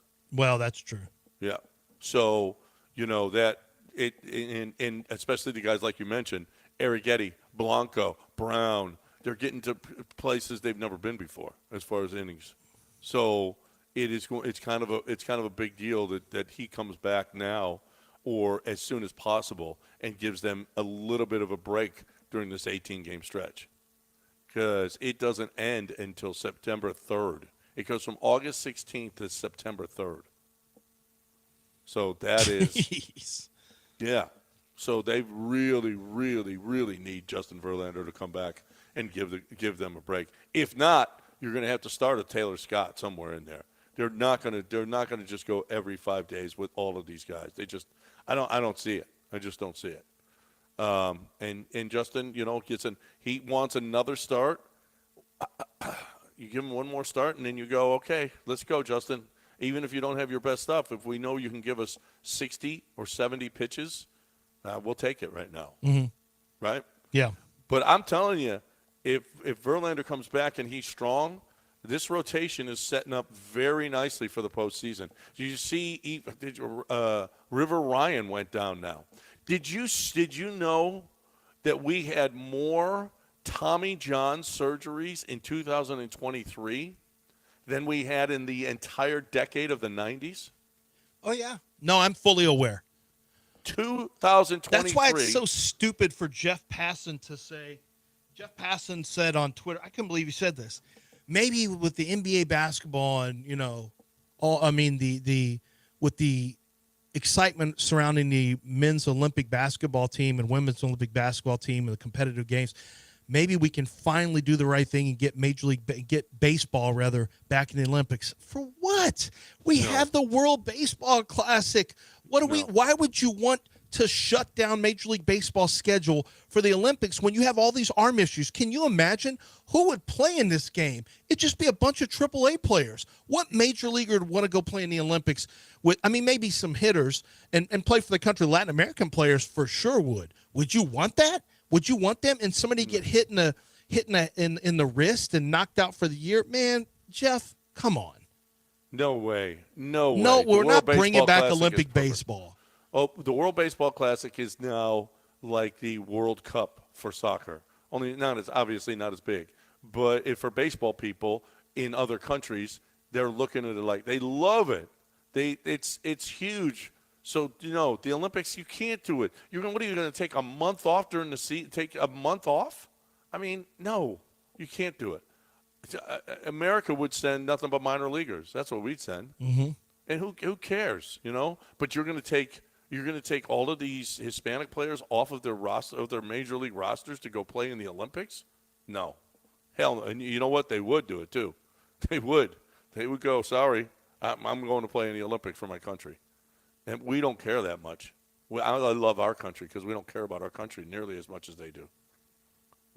Well, you don't love your country nearly. Someone help out LZ. It was always young players. I remember when it was O.W. McDowell. It was Mark McGuire.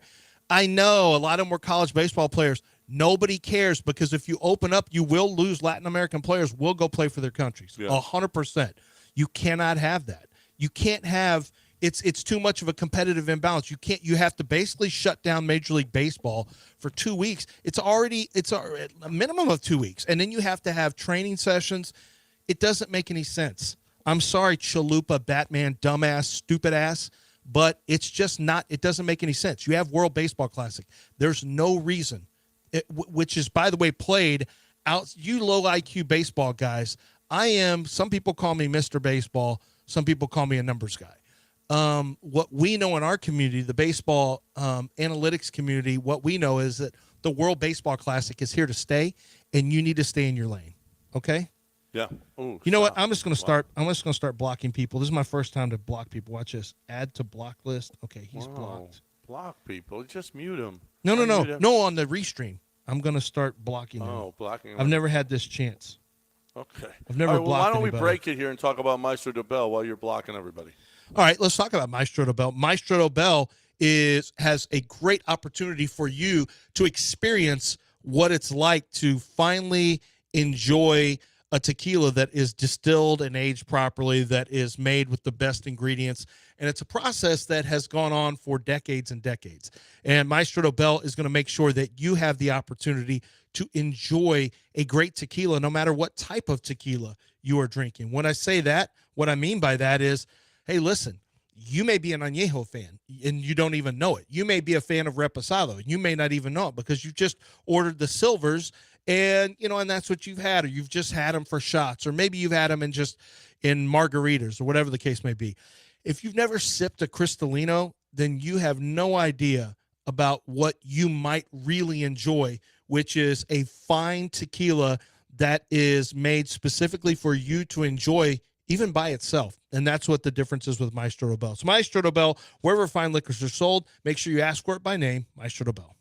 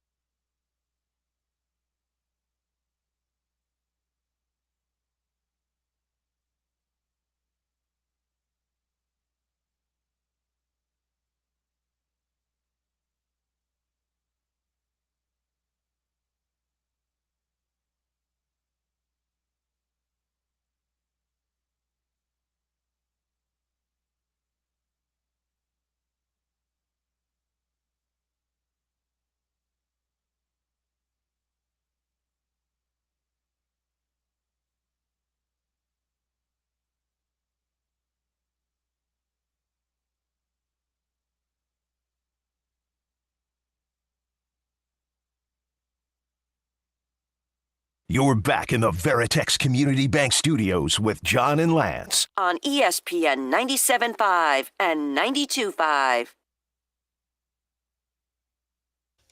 As you streamers can see, John is currently unavailable. Oh, he's sitting back down right now. But John's not really important in this segment anyway, right? Because it's ship talk.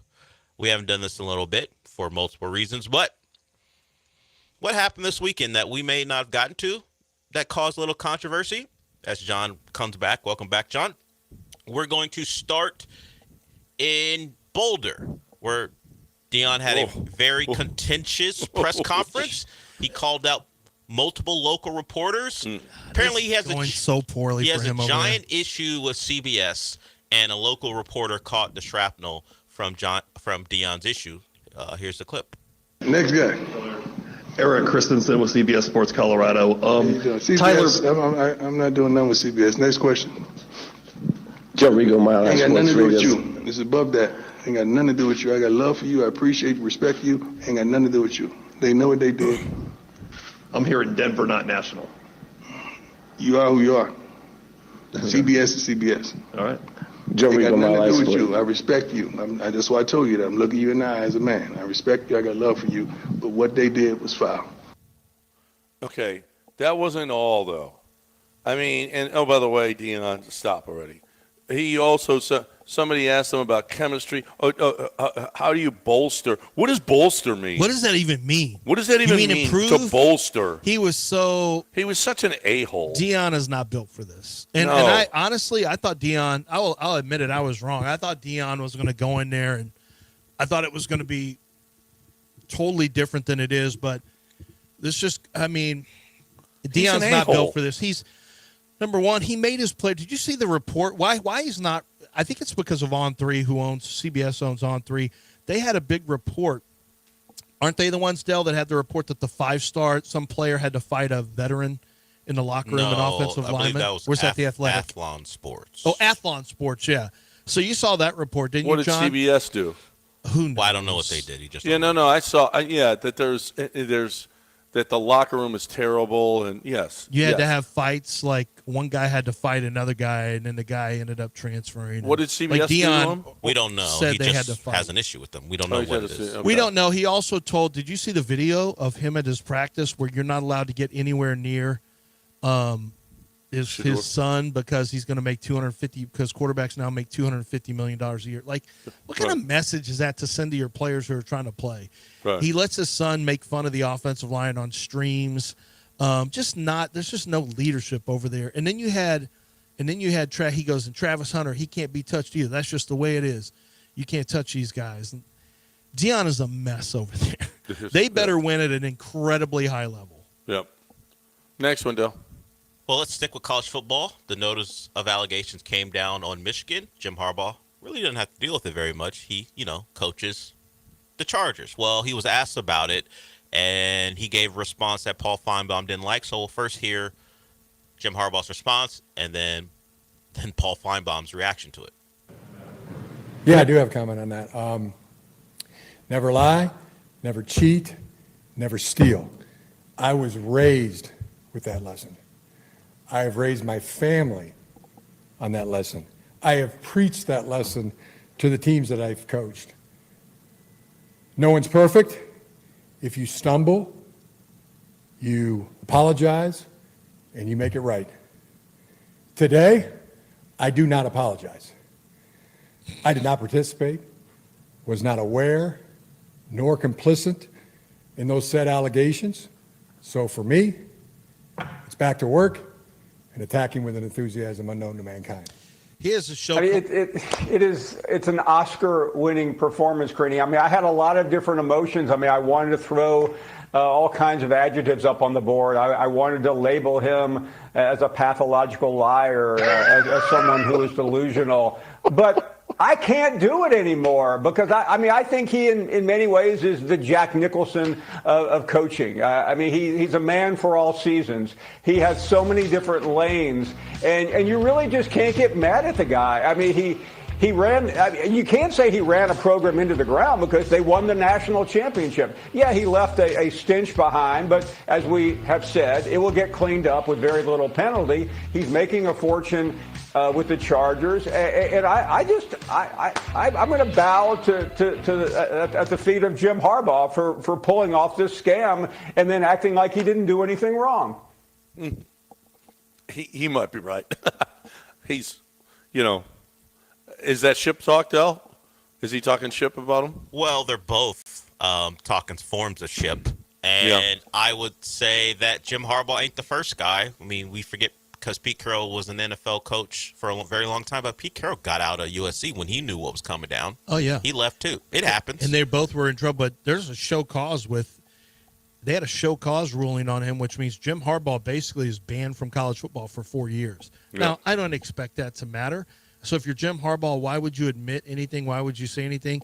Is there a chance that Sharon Moore and people behind the scenes at Michigan did something behind Jim's back? I mean, you could say that, but I just think that it's hard. I mean, you're gathering this intel so that you have the ability to make calls offensively and defensively that is to your advantage. They've already said that this actually happened. College football, they've done their investigating. Correct me if I'm wrong, Del, but what they said was, we know this happened. No, yes. This for sure happened. Yes, it happened. So do we really think the head coach was completely like A.J. Hinch knew he didn't like it, but he knew about what was going on with the Astros. Art Briles knew about what was going on at Baylor. I think it's pretty much impossible, especially if you're trying to gain an advantage. He knew. Yeah, he knew. If you're trying to gain an advantage, then how do you – and you're part of the play call and you're part of the install of offenses or defenses, how do you not know? No. He absolutely knew, and the whole staff, everybody knew. Well, look at the timeline. He was pretty good, and then he had the bad COVID year, and he was on the hot seat. They couldn't beat Ohio State, and then when they started the cheating, they dominate the Big Ten. Worst cheaters, women's Canadian soccer, or Jim Harbaugh or Michigan football. Well, they use drones. They use drones. They didn't send some guy who was standing on other people's sidelines. Sideline. Hello, other Western Michigan Broncos. I am also a Western Michigan Bronco. How about our Western Michigan Bronco players and fighting Broncos? What? Who are you? Well, how about you can stand on a sideline and nobody knows who the hell you are and they don't even question you?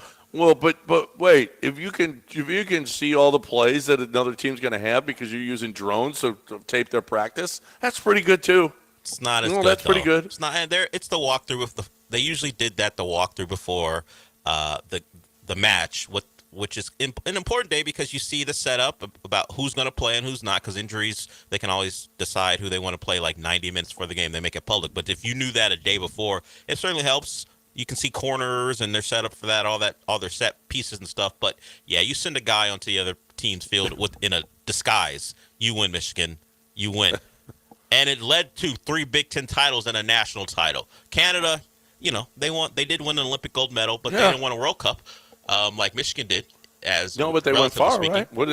How far did they go? Well, the women didn't go that far, and the men didn't either, but they qualified for World Cups. The big thing they did was win a gold medal in the last Olympics. We got one more. We had some more, but, we're a little late. We didn't play this, and it's a surprise that we didn't get to it yet. We're going to Indianapolis because we can trash talk and determine who are the better horses with this song because sometimes you just bleed blue.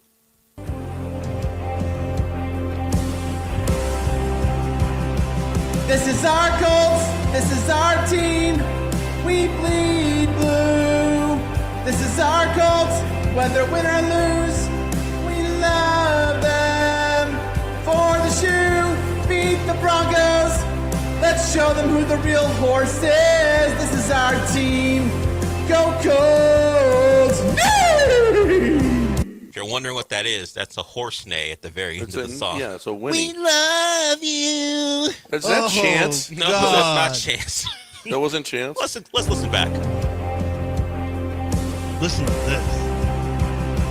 This is our Colts. This is sounds our like team. Chance. but it isn't. I've seen the video. This is our cult. And he does a heart sound. He does a heart thing with his hands. Bleed the Broncos. Let's show them who the real horse is. This is our team. Go Colts! That's a this great is for winning. a preseason game, by the way.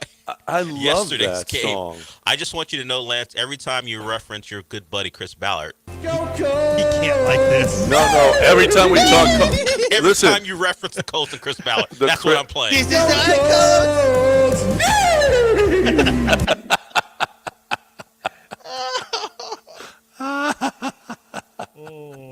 That's the best. That is the best. All right, we got to break it here. 713-780-3776. I got to talk about the Chastains. I want to talk about just the best damn dealership. I'm working on what I'm going to do with my vehicle coming here back and forth. And you know what? The only thing that I know for sure is that it's going to be at Chastain Ford. That's the only thing that I know for sure. I'm going to be getting it at Chastain Ford. Right now they got special lease offers, exclusive deals like $299 a month, $299 a month for the Bronco Sport, 0 down payment options for the Explorer and F-150s. I mean, you're looking for the best way to get into. I'm telling you, they're giving you these deals. 0 down, Explorer, F-150, the Lightning. You want 0 down. You want $299 a month for the Bronco Sport. You're not going to get hidden fees. You're going to get. It's easy to get to, just 5-10 minutes from downtown. Customer satisfaction. Go look at the Google reviews. A complimentary maintenance through Ford Pass rewards for new vehicle purchases and leases. You got a summer cash promotion, $4,500 on the F-150. Okay, $4,500 cash F-150 XLT. This is excellent. People, I got the XLT in my Lightning. I love it, love it, love it. You'll love it too. You're looking for a vehicle, there's only one place to go. On 610 at Homestead, not Hempstead, just 5 minutes from downtown Chastain Ford.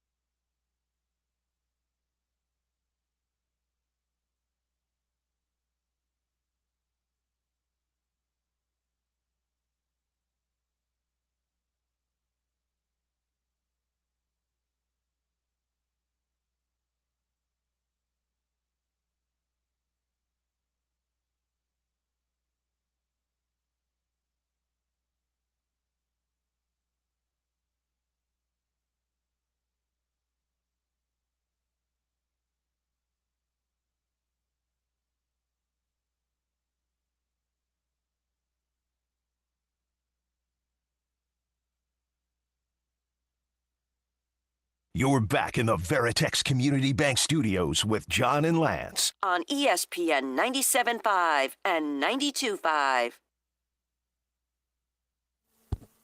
All right, welcome back here on ESPN 97.5 and 92.5. Every time we talk about the Colts, Del, every time we talk about the Colts, You Go Colts!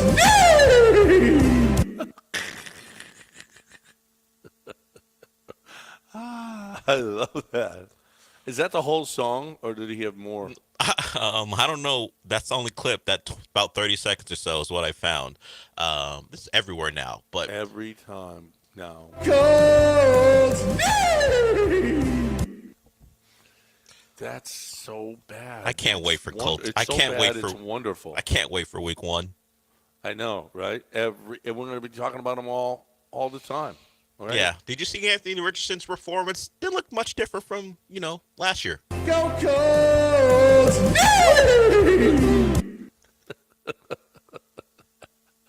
Oh, when you hit us with that, when we're not expecting it, it's Oh. going to be the best. It's going to be the best. All right. 713-780-3776. Did you have any takeaways from the Texans game? Yeah. The interior of the offensive line, that wasn't comforting now. Shaq Mason didn't play, but Neither did the tackles. yeah, so, neither the tackle. But the tackles weren't that big of a problem. The interior of when they were trying to run the football, that was bothersome. And D'Amico talked about it too, as well. He got into a more technical aspect of it. Just from what I saw, I know Dameon Pierce may not be a fit, but I don't know. I can't tell from Friday because apparently no one's a fit, at least in the blocking scheme. They had Nick Breaker, who's a guard over at right tackle. They had, who was it at right guard who I was watching? Real stiff-hipped. Hold on. I just got done watching all of Kenyon Green snaps. I was happy with Kenyon Green. They played with good pad level. He got to where he needed to go on outside zone plays. On the backside, he got his head across opponents. I thought Kenyon did a nice job. And he was playing against some legitimate defensive linemen. Like they had Larry, Ogunjobi out there for a little while. So they had some legitimate linemen. Here's the let's see. I saw Blake Fisher. Blake Fisher looked a little bit straight-legged. I didn't love everything I saw from him. Let's see, 64. Nick Breaker was out there. 62. Chris Reed looked terrible at guard. I thought that Juice Scruggs did pretty well there. But, yeah, that right side, the right guard and right tackle combination, neither one of them are starters. Just not good. Not good. They're not going to be on the team. They're not going to. Starters. Those two guys may not be on the team. You're actually right. Yeah. I mean, I only watched all until Kenyon Green was done, but I thought Kenyon did a pretty good job. And his pass protection, he still leans a little bit forward, which you got to watch for, but he was a little more patient with his hands. He was a little bit lighter on his feet. I saw some things I liked. I don't think he's ever going to be a plus. I don't think he still, to me, looks a little bit shell-shocked in terms of, I don't really see him get as aggressive as I saw in pro football. But remember, he didn't play, as he did at A&M, but he didn't play last year. The year before, he only played part of the year, and it wasn't good. So this is like he's at a lighter weight. He's going to have to get some of his confidence back. But it's been, so far, the snaps he's had in the first two games, I think have been pretty good. So, it would be huge to have Kenyon Green playing better football so you can solidify center guard with Shaq Mason, Juice Scruggs. I have no worries about Juice at center. So if you can get Kenyon playing there. What about Kendrick? Well, we'll find out. Did Kendrick play this last game? I got to check and see if Kendrick even had snaps, because so far in this game that I've watched, I have not seen 53 in unless he just came in. I don't know if he's got an injury or what's going on, but well, he played in the first game. I don't know. Maybe I don't know. Whatever. Maybe they. He did, but Kenyon Green got the first set of reps. But I don't know that that's necessarily great. No. If you're getting the first set of reps in the first two preseason games, this may be Ken. That means they want to see you. That's what they want to see. Oh yeah, this is Green right here. So Green's coming in after Kenyon Green. Kendrick Green came in after Kenyon Green, so that can't be great for Kendrick Green. Or they want to see Kenyon. They want to see what Kenyon is doing against the better competition. It may not be good for Kenyon because they want to, see if he can hold up against those guys. They know what Kendrick can do. You never know. You never know what coaches are thinking when they're playing guys. Del, why don't we listen to D'Amico talk about the offensive line, because he did get a little bit technical there. It was, listen, no Laramie. There's no Titus. There was no Shaq. I mean, I don't know what we were expecting from the offensive line. But hey, they were down 3 offensive linemen last year. And so, I mean, we have to expect this, that there's going to be injuries. So you better have some depth. Here's D'Amico talking about the offensive line play on Friday night.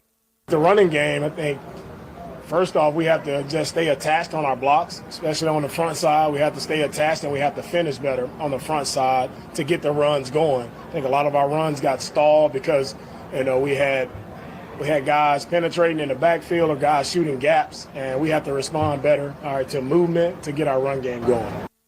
So what he's talking about there, so there's front side means play side. So if you're running towards the right, the guys on the right need to stay connected to their blocks, and they didn't. Like they for sure didn't in this, and the penetration. I'll tell you a big part of it though, John, was rookie Peyton Wilson.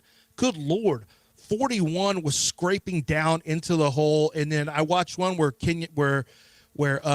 Damian Pierce, it's his job to press the line of scrimmage. Means even if he sees 41 there, you want him to keep on going so he flows a little bit more so that tackle could get up and get to that linebacker. But Peyton Wilson, who had 100+ tackles in his last 2 years at NC State, he would have been drafted maybe in the first round if not for all of his injury issues. That dude, number 41, was flying downhill and screwing up all kinds of blocking schemes. Like he was screwing up climb-up blocks. And that's like part of it was the offensive line's fault, and part of it was, hey, sometimes you just, John, as Craig Biggio would say, sometimes you got to tip your cap. Tip your cap. Tip your cap, brother. That's what you got to do. Well, it'll be better. It'll be better than that. Hopefully it'll be With a lot starters, better. yeah. Yeah, it'll be a lot better than that. And, maybe there might be a place for – I can't judge Damian Pierce with that offensive line play. How can you possibly say? Well, he only gets a certain amount of snaps. He had 4 carries. Yeah, but, that doesn't mean that – look, he's got Cam Akers and Agumbawale now. You remember when there used to be just a bunch of scrubs on the roster? Mm-hmm. Isn't it crazy now to see? Now, I will say the offensive line does not have great talent in terms of depth. But you look at the wide receiving depth, you look at the defensive line depth now. Like, they got legitimate defensive line depth. They have legitimate wide receiver depth. They have legitimate running back depth. Yep. No, absolutely. It's like we have a real football team. Our owner is shotgunning beers and kicking beers into the. By the way, Pete's Fine Meats. Luke Combs went into Michael's Pete's Fine Meats and got 25 tomahawks. No way. For his roadies. Yeah, he by himself. Well, him and his bodyguard. But Michael said that the guy from Energy Stadium said, where can I go get some tomahawks? He said Pete's Fine Meats. So he went there because a certain NFL owner may also go in there too. And so Luke Combs came in himself, and Michael said, man, he was so cool with everybody who was there. People wanted to take pictures. And he said, listen, I want to get, how many do you have? I want to get them all. He bought out all of his tomahawks. And then he wanted all of his roadies and everyone there that was working on his stuff to have a big tomahawk steak. So, So Michael's like, we're getting some back in. Don't worry. He said, but he said Luke Combs was just the coolest guy. And so C.J. Stroud. I love that. You saw I love that when a guy is cool. I know. And you saw so here's the thing. Luke Combs wanted the players to shotgun beers, and Cal didn't want them to have to, have that pressure on them. So Cal said, why don't I do it? And that's what I heard that from a very good source, that Cal said, let me do this, because C.J. Stroud's not going to shotgun a beer. And I don't know who else was out there on the stage. Do you know who any of the other players were? See, that's why I don't shotgun beers, because Jesus never shotgunned a beer. Well, did he shotgun wine? CJ, no, I haven't shotgun wine. You don't shotgun wine. Well, because you don't put it in a can, but he may have chugged a wine. Right. No, but CJ's like, with Jesus, we ain't doing that. Well, you don't want that. If you screw up a shotgun, you're going to look bad, and you're going to turn it into a meme. You can't do that. Cal, it's not Cal's first shotgun and beer. It's not only that, he's a player, and he's in the I know. And so Cal said, I'll do it. Yeah, and that's what Cal's like. They're playing right now. Cal shotgunned it. And for those who didn't see it, he shotgunned a beer with Luke Combs, then tossed it and kicked it into this. Like, he didn't miss or do anything goofy. let's honestly say this. We have to say this. Cal McNair, his turnaround, I likened it to Tarly. Do you remember him, John? The guy who found the dragon glass, the little from Game of Thrones. He was the one who was kicked out of everything. He was kicked out of off the wall. He was just some schlub. And then he somehow found dragon glass and killed a White Walker with it. And then by the end, he's one of the remember? And by the end, he's got this girl, he's got this kid, he's a maester or whatever. Same thing with Brand. Just some kid getting kicked out of a window when he's seeing two people going at it. And then by the end, he's the boss of everybody. Hodor. Look at the character arcs. Hodor. Well, but he. Who are you comparing to Hodor? Nobody. But what I'm saying is, Cal has gone from, and Solus made a good point. C.J. Stroud was his dragon glass. As soon as he found C.J. Stroud, D'Amico was his dragon glass. Maybe D'Amico was the dragon glass. Both of them. But all I know is one of them was the White Walker that he slayed. John, it was Tommy Boy. It was Burger King crown memes. Yeah. It was Tommy Boy jokes. Then all of a sudden, he gets D'Amico and he gets C.J. Stroud and he gets Will Anderson. In 1.5 years, he's gone from knowledge is power, all that stuff, and now he's shotgunning beers, taking pictures with rap icons, throwing up the H. He's everyone's favorite. There's nobody in the city who doesn't like Cal McNair. And there was nobody in this. And sell the team! Sell the team! Oh, my God. They could not put out a tweet without 40 sell the teams underneath it. It was a disaster, and now he is beloved. This is the same character arc we see in professional wrestling. I've never seen anything like this in my life. And Hannah McNair, go look at that video where Cal goes and shotguns a beer. Hannah kind of leads him out, and then she backs away to make sure that she's not in the shot. I'm convinced Hannah is one of the most brilliant PR. She might be the most brilliant marketing and PR, effective crisis management PR person I have ever seen in my life. It's not even close. Hannah McNair has done the best job of anyone that I've ever seen ever. Littlefinger? We got to break it because you got to talk about John Daspit. I mean, look at the turnover. He didn't really have a turnover. No. Well, I mean, John Daspit went to high school here, played basketball. Went to University of Texas, got 2 degrees there, got a degree at University of Houston for his law degree, continues to help out people in the Houston community, not with just personal injury lawyer, as a personal injury lawyer, but also with Thanksgiving stuff. He's talking right now. I had a high school reach out to me, and they asked about seeing if there was any way that John might be able to donate because they're $1,500. They can't even finance their own athletic program. John goes, yeah, let's give them more than that. He goes, I don't want to give them $1,500. Let's do more than that.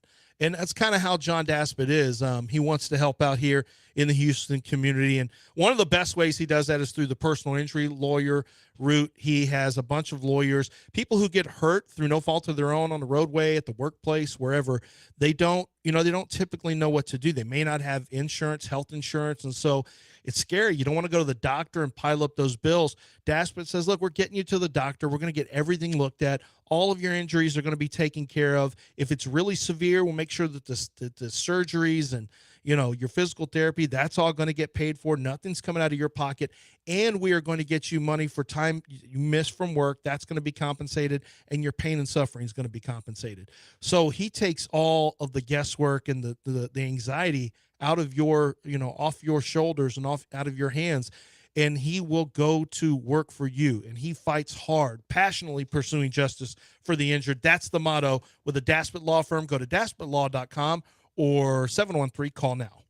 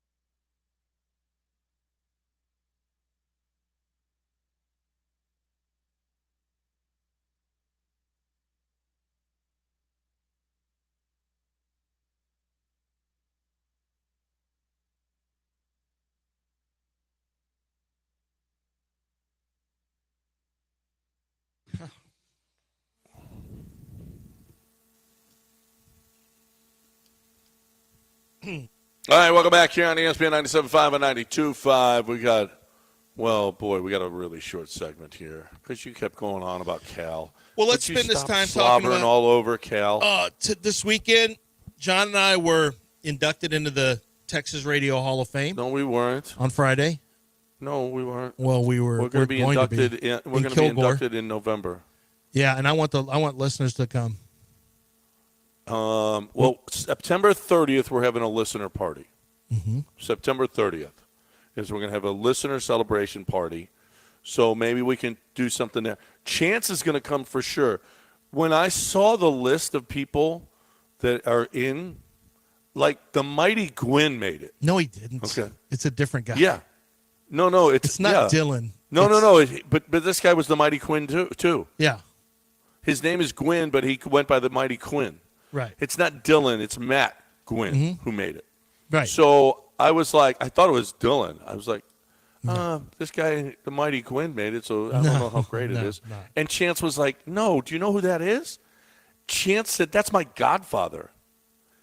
It's Chance's godfather, and he got him into, he's the guy that got Chance into the entertainment business because he's the one who inspired Chance to, go after and do it, and Chance became a program director for radio stations. He had his, the Chank sound. He does he's so talented with different instruments and whatnot. And Chance was like, I was going to come to see you guys, but now I have to go because this guy who inspired me to get into the business is going to be inducted too. Mm-hmm. So it's going to be November 2nd. It's in Kilgore, Texas. It's very difficult because of the lack of any hotels in Kilgore. It's not a booming metropolis, so that makes it a little bit more difficult. Well, they for have everybody hotel to come. rooms right now, but yeah, you would want to. If you do want to go, you certainly don't have to. I would. If you I do would want to, try to get John's them now. going to have room in his hotel, so you can stay. Probably crash three or I've got a four room on his with floor. my wife. How But am I gonna three or have- four could crash on your floor. Unfortunately, mine is already. We're just bringing all of our kids, so they're already on the So floor. they're Sorry. already taking up Sorry. the floor, right? Yeah. Del, where are you staying? You don't want to know. His house. He's putting his headphones on. Where am I staying? Is that what you asked? Yeah. Yeah, in Kilgore. I can't. I don't want to give you the address because I don't want people showing up, but it'll be in League City. League City, which is right next to Kilgore? No. Not next to Kilgore. It's not next to Kilgore at all.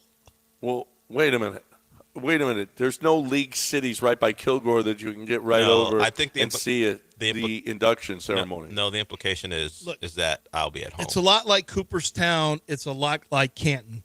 Kilgore Yeah. is. Once It is. it's time for the Hall of Fame to roll in there, everything books up. So you got to be aggressive because it's very, very similar. The Texas Radio Hall of Fame is very similar to the Pro Football Hall of Fame. And I used my new power. I told my wife and I used it on my kids too, as a Hall of Famer, what I'd like to see happen in this house. And oh man, it's not work. So far, the wife, I only used it once on the wife. Yeah. As a Hall of Famer, this is what I'd like to see happen between the two of us tonight. Yeah. And up to this point, she just said, well, let's see what happens, which meant I knew that nothing was. Nothing's happening. But I also, now I'm going to start using it a little bit more, and I'm going to see how far along I can get with demanding things because I'm a Hall of Famer. Well, here's what you tell your kids. I mean, do you think you're ever going to get to the Hall of Fame doing something like that? Mm-hmm. That's not the way to get to the Hall of Fame. Next time Snacks has his first zero, I'm just going to say, let me tell you something. You are embarrassing. I'm a Hall of Famer, and I don't need to have these zeros coming back. You got a lot to live up to in this family. Right. Okay? And I'm going to do something like that. I'm going to try to use that. So bully him with that. They've got a Super Bowl winning offensive line coach for a grandfather. Yeah, but he's not in any kind of Hall of Fame. And a radio Hall of Fame. Yeah. Right. And Texas that's the big Radio one. Hall of Famer. Do we get rings? Do we get rings, Do you get John? golden microphones or something? Yeah. No, it's a jacket. Oh, isn't how it? about if they give you we need golden jackets. headphones so you can keep them and use them? Yeah. How about if you Somebody got would probably steal them just like they stole them out of my office. Yeah, that seems like that happened. Okay. We did have. You should get headphones. Absolutely should get headphones. The way we for talked this. about Deion Sanders is now. Deion's got a list of people he hates and doesn't like now. Matt Harkrider said apparently he had heard Deion's issue with CBS has to do with them ranking him next to last as a coach in his conference. So CBS.com ranked him next to last in his conference. I did see that, by the way. I remember seeing that. So he won't answer a question for a Denver TV station? No, I mean, that's like us being ESPN. Yeah, we're ESPN Radio as a brand. We don't have anything to do with Bristol. Did he say? Right. Did the guy say CBS Sports Denver? Yeah. Is that what he said? Yeah. And then Deion said, "Oh, you're CBS. You can't." Why? Because some random person. And by the way, that was on the website. Yeah. The website, which has nothing to do with CBS Sports. Yeah. I don't care. It is what it is. I mean, I'm sorry. You're not going to be. I'll look you eye to eye, man to man, and told you what I had to tell you. It's nothing against you. It's nothing against you. I told you that, but y'all got to stop talking out of the side of your neck. What? No, that's not how people talk out of this, unless they got that thing. You're talking out the side of your neck. Well, that's the front of their neck, not the side of it. Dell knows the phrase. I've heard it before, yeah. Yeah. Well, no one else does. It means you're talking crazy. That's what it means, because no one would talk outside their neck unless they're talking crazy. Mm-hmm. That's what it means. Well, it sounds crazy, right? It sounds crazy to talk out the side of your neck, right? That's if you're what he talking, means. You're saying crazy stuff. You're talking out the side of your neck means you're talking crazy. Okay.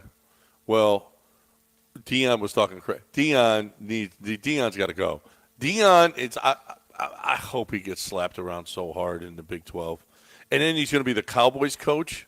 It couldn't be better. The Cowboys coach. What do you mean the Cowboys coach? Oh, he's the next Cowboys coach. What? Yeah.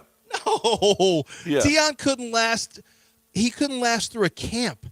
I mean, are you kidding? Deion is going to be the next coach of the Cowboys. He can't deal with Dallas media. Not as a coach. No chance. He would lose his mind. He can't handle Colorado. Wow. And who all loves him. And they're all rooting for him. They all cheer for him and suck up to him. Like, he didn't like a graphic where he was compared, where somebody on a .com gave, like, he's like the Kevin Durant of coaches. No.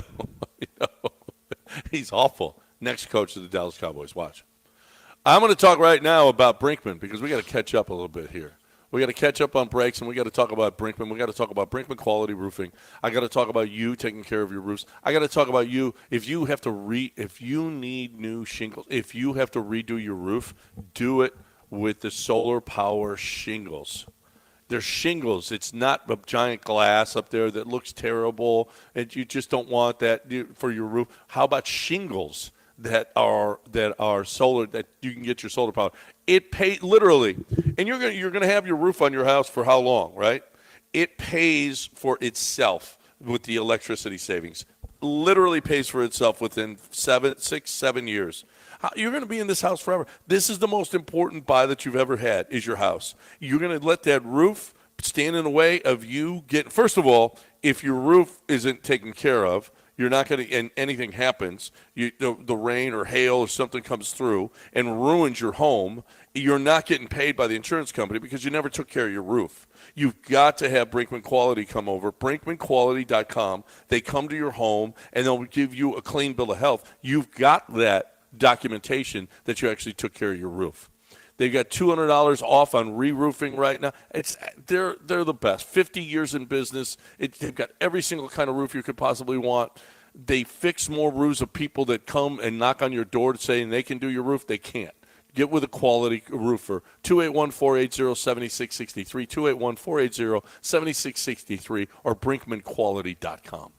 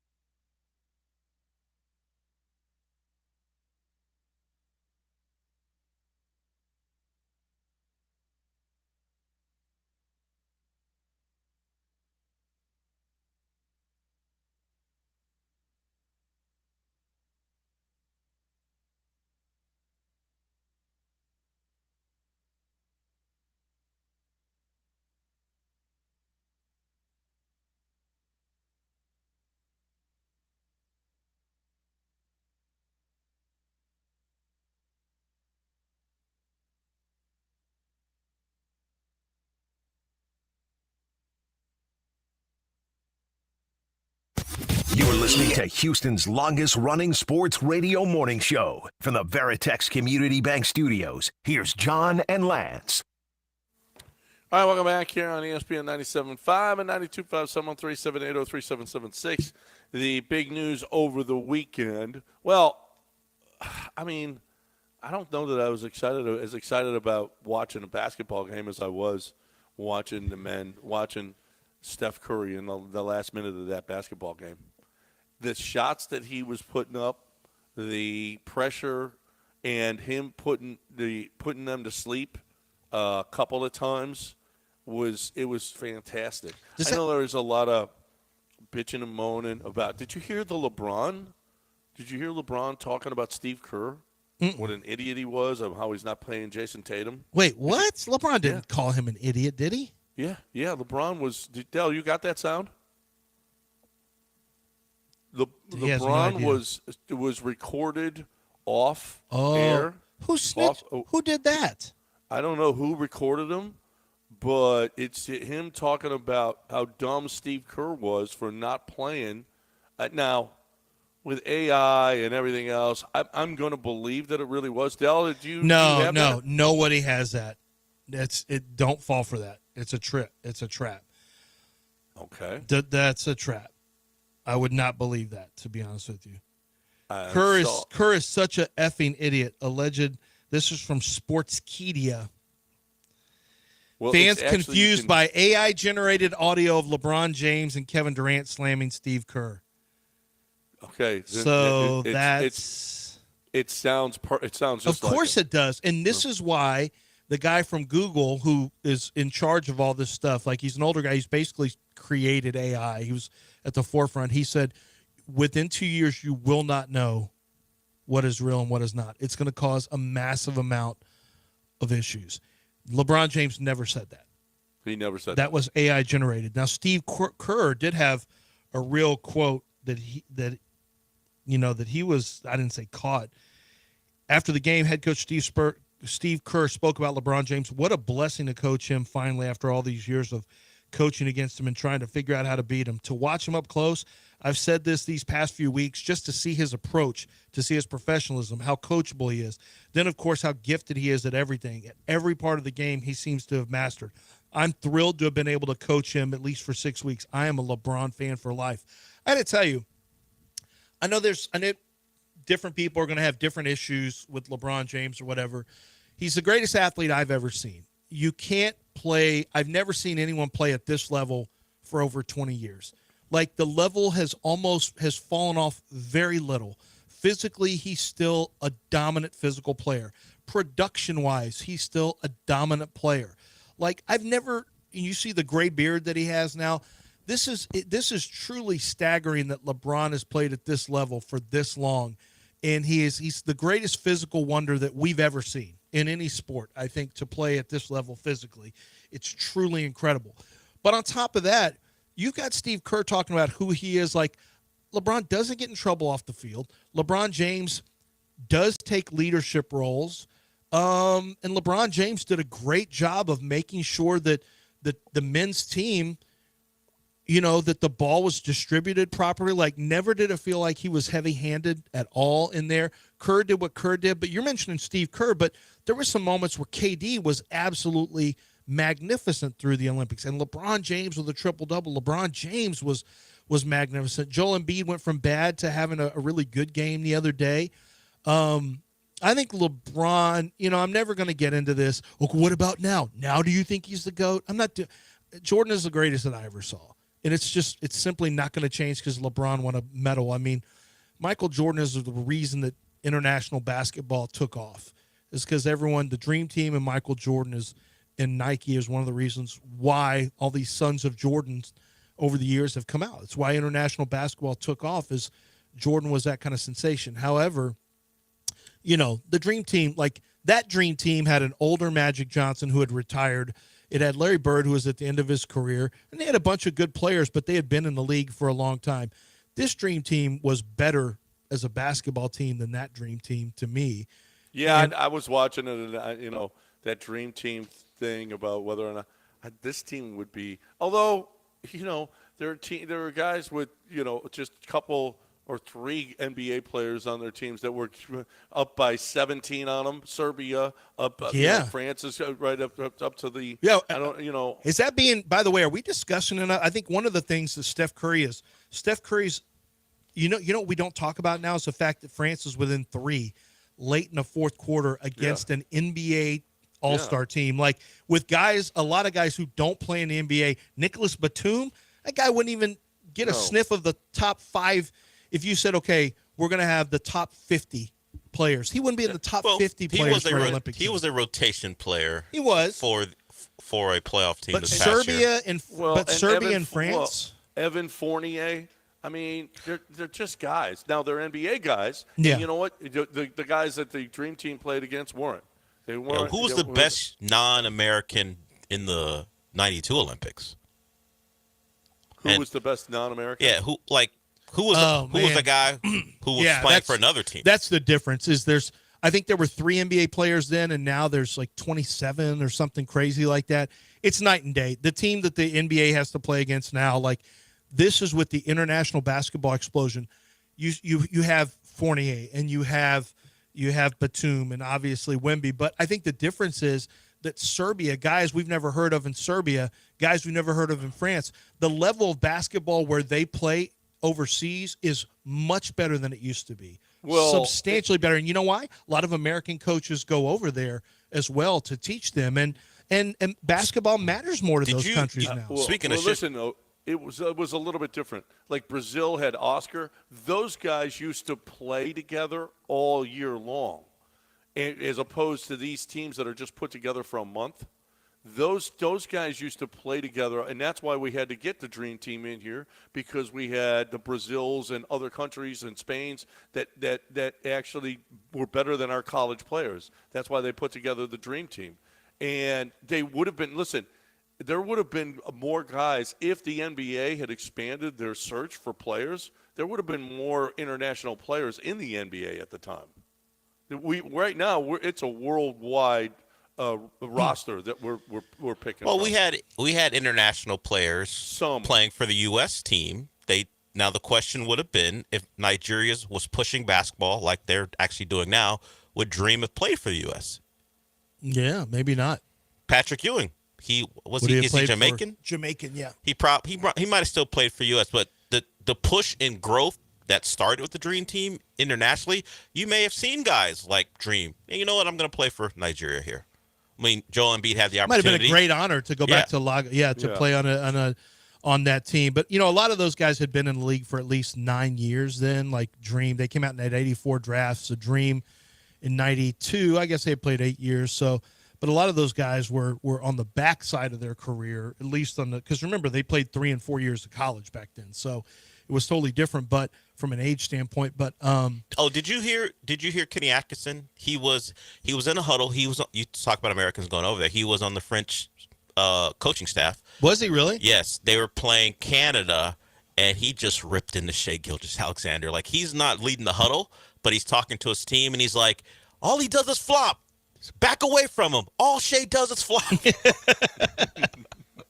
So I imagine someone will hear that. Shai will hear that. And when Kenny Atkinson, who's he coaching right now? He just took the job someplace. Yeah. Where did he has a background with Houston. Detroit, doesn't he? I'll look it up, but I imagine that'll get played for Shai, and someone will ask him about it when they see each other. But I just thought it's funny. Like, in English, he's yelling at the French team. All he does, just back away from him and let him shoot. Kenny Atkinson is the new coach for the Cavs. Head coach? Yes, he's got a good squad. Well, then he may see Shai. You'll see him at least twice. But he's familiar with his game. Yes. When we come back, our punter. We talk about ship talk. What about our punter? We got to get to that on the other side, right here on ESPN 97.5 and 92.5. Let's talk right now about Aqueduct Plumbing, though. Let's talk about Billy Brown. Let's talk about your need for a plumber. There were a lot of plumbers out there playing basketball, all right, but they're not real plumbers. Real plumbers come to your home, and they fix huge problems. And when you've got a leak, you've got pipes that aren't working, you've got water pressure that's not good, you've got dirty tankless water heaters that you haven't cleaned, You've got pipes you've got sinks that are stopped up that you can't even Drano won't fix, whatever. You got the best plumbers I think the best guys that I've ever seen.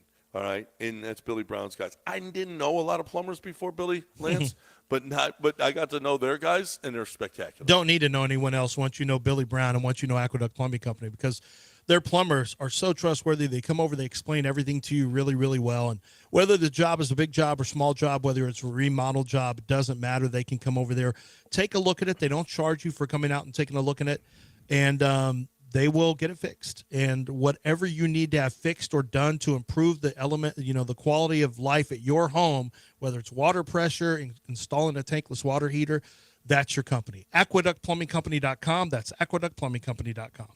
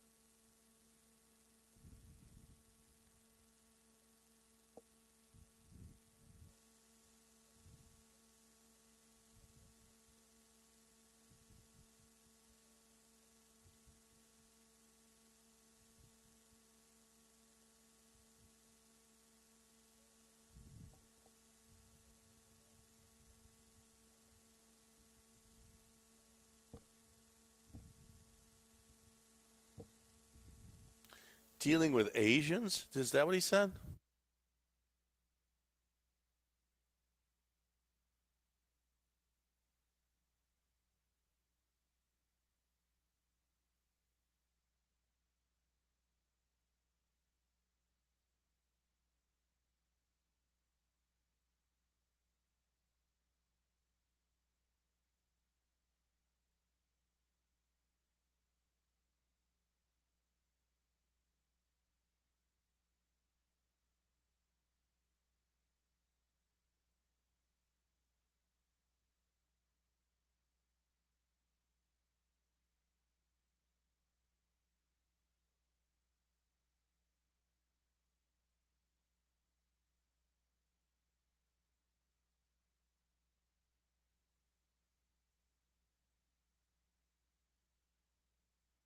Broadcasting live from the Veritex Community Bank Studios, it's John and Lance. On ESPN 97.5 and 92.5. Now here's John Granato and Lance Zierlein. All right, welcome back here on ESPN 97.5 and 92.5. So our punter, I kind of like this, but he's going to get lit up if he keeps on doing stuff like this. You're talking about Townsend. Tommy Townsend. Yeah. He punted one that was muffed, right? And the Texans recovered, short field, scored, touchdown, Texans. And he's running down the field. You're going to hear the audio. He's running down the field, and you can just barely make it out. But you got it? Okay. But I don't know. Do you like this kind of bravado out of your punter? Well, let me hear it. Well, you haven't heard it yet. You haven't seen this. I haven't seen Tommy Townsend. No, Tommy Townsend, yeah, he had the punt that was muffed, and he comes down the field and he's screaming at him. I don't know if you're gonna. I'll translate it if you can't hear it. Here is Tommy Townsend running down the field after the muff punt. Lineman. Look at this kick. It carries late, a muff punt, and it's recovered by the Texans. The muff by Quez Watkins as that punt continued to carry off the foot of Tommy Townsend. And Houston wants a defensive lineman. Did you hear that? No. He's screaming, catch the ball, bitch. No. Yes. He said that to the opposing team? Yes, to the opposing team. Why? Why would you do that? I don't know. Why does a punter want to invite? Bitch. Why do you want? Oh my God! Listen to Tommy Townsend say that. Listen. Bye, bitch. No, he didn't say it like that. That was the bench. That was a Oh yeah, that lady is the one who said bench. Bench. Oh, did you hear that one? You bitch. Oh, come on. What? Oh, that Catch was the ball. That was bitch. Stephen A. That's Stephen A. That's not Tommy Townsend. You don't know. No, I do know. That's Stephen A. You don't know. You don't actually. You don't know. You don't know. Maybe I isolated. You don't know. Let's see again. You think All right, it's Stephen let's A, hear but you don't know. Let's hear. You don't Do know. it again. Once a defensive lineman, always a sneaky defensive lineman. Look at this kick. It carries late, a muff punt, and it's recovered by the Texans. The muff by Quez Watkins as that punt continued to carry off the foot of Tommy Townsend. You and bitch. Did you Right hear there, Tommy Townsend say that? Townsend. He must have hit a field mic because that was really clear. No, he said, catch the ball, bitch. Okay? That's what he said. Does he have it out for that returner? Does he yell that at any returner who muffs a punt? I don't know why he cares that he didn't I don't catch know the ball. He should be happy who's about number it. 16 for the Steelers? Do they have a history? Who's he yelling at? Hold on, let me check my Steelers here. Why is he screaming at him? Why is he? Oh, it was Quez Watkins. They said. So do they? Well, I guess, he played at Philadelphia. so I saw him in a Super Bowl, I guess. I don't know. Maybe Watkins said something to him. At some Maybe. point. Man, I had no idea that our punter had beef with him. But he came from the Patriots. I mean, not the Patriots, the Chiefs. Man, they're used to winning. So maybe he's got some enemies. Wow, we couldn't have any enemies. How could anyone have enemies? Our enemies were from within, like Bill O'Brien and Jack Easterby. Our enemies were from within. Number 16. Not only did we have that, but did you guys see what Jaron Duran did? Yes. Jaron Duran apparently dropped an F-bomb, not the Oh, there are no four-letter. apparently. He's already No, apologized. he did. He said, "You effing F." Yeah. He dropped both. He went back-to-back F-bombs. But two F-bombs. One is the with effing. 4 letters and one with 3 letters. Starts with an F and ends with a T. But to his own fans. Right. But he didn't shorten it. He went with the full word. Yeah. He dropped the full word. He the went second to F. 6 letters. I've noticed the 3-letter word is making a little bit of a comeback as people are saying, look, we're recapturing this. This does not mean the slur against gay people. No. Yeah. Actually, I have heard that.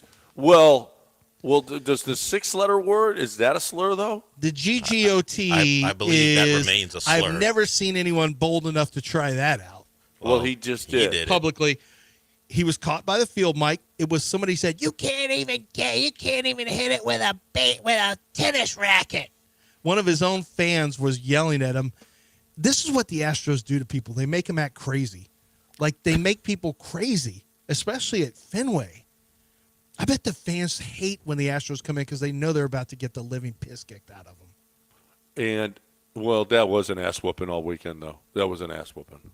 The Astros just and it was. And look at the final game. What a complete demolish. And can I mention the fact that at one point during the game, the Astros had 3 of the there are currently 10 players in the American League who are hitting 300.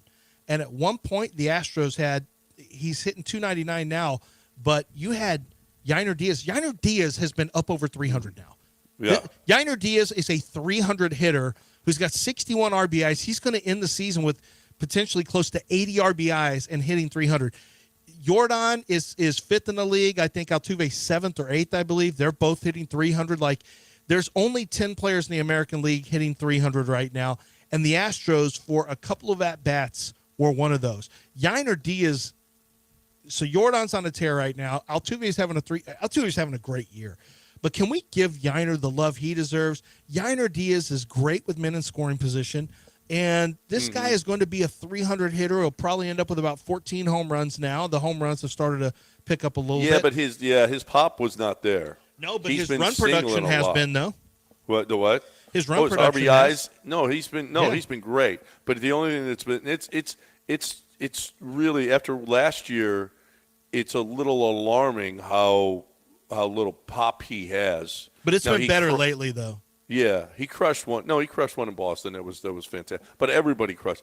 Jordan in Boston was, I mean, and he's right.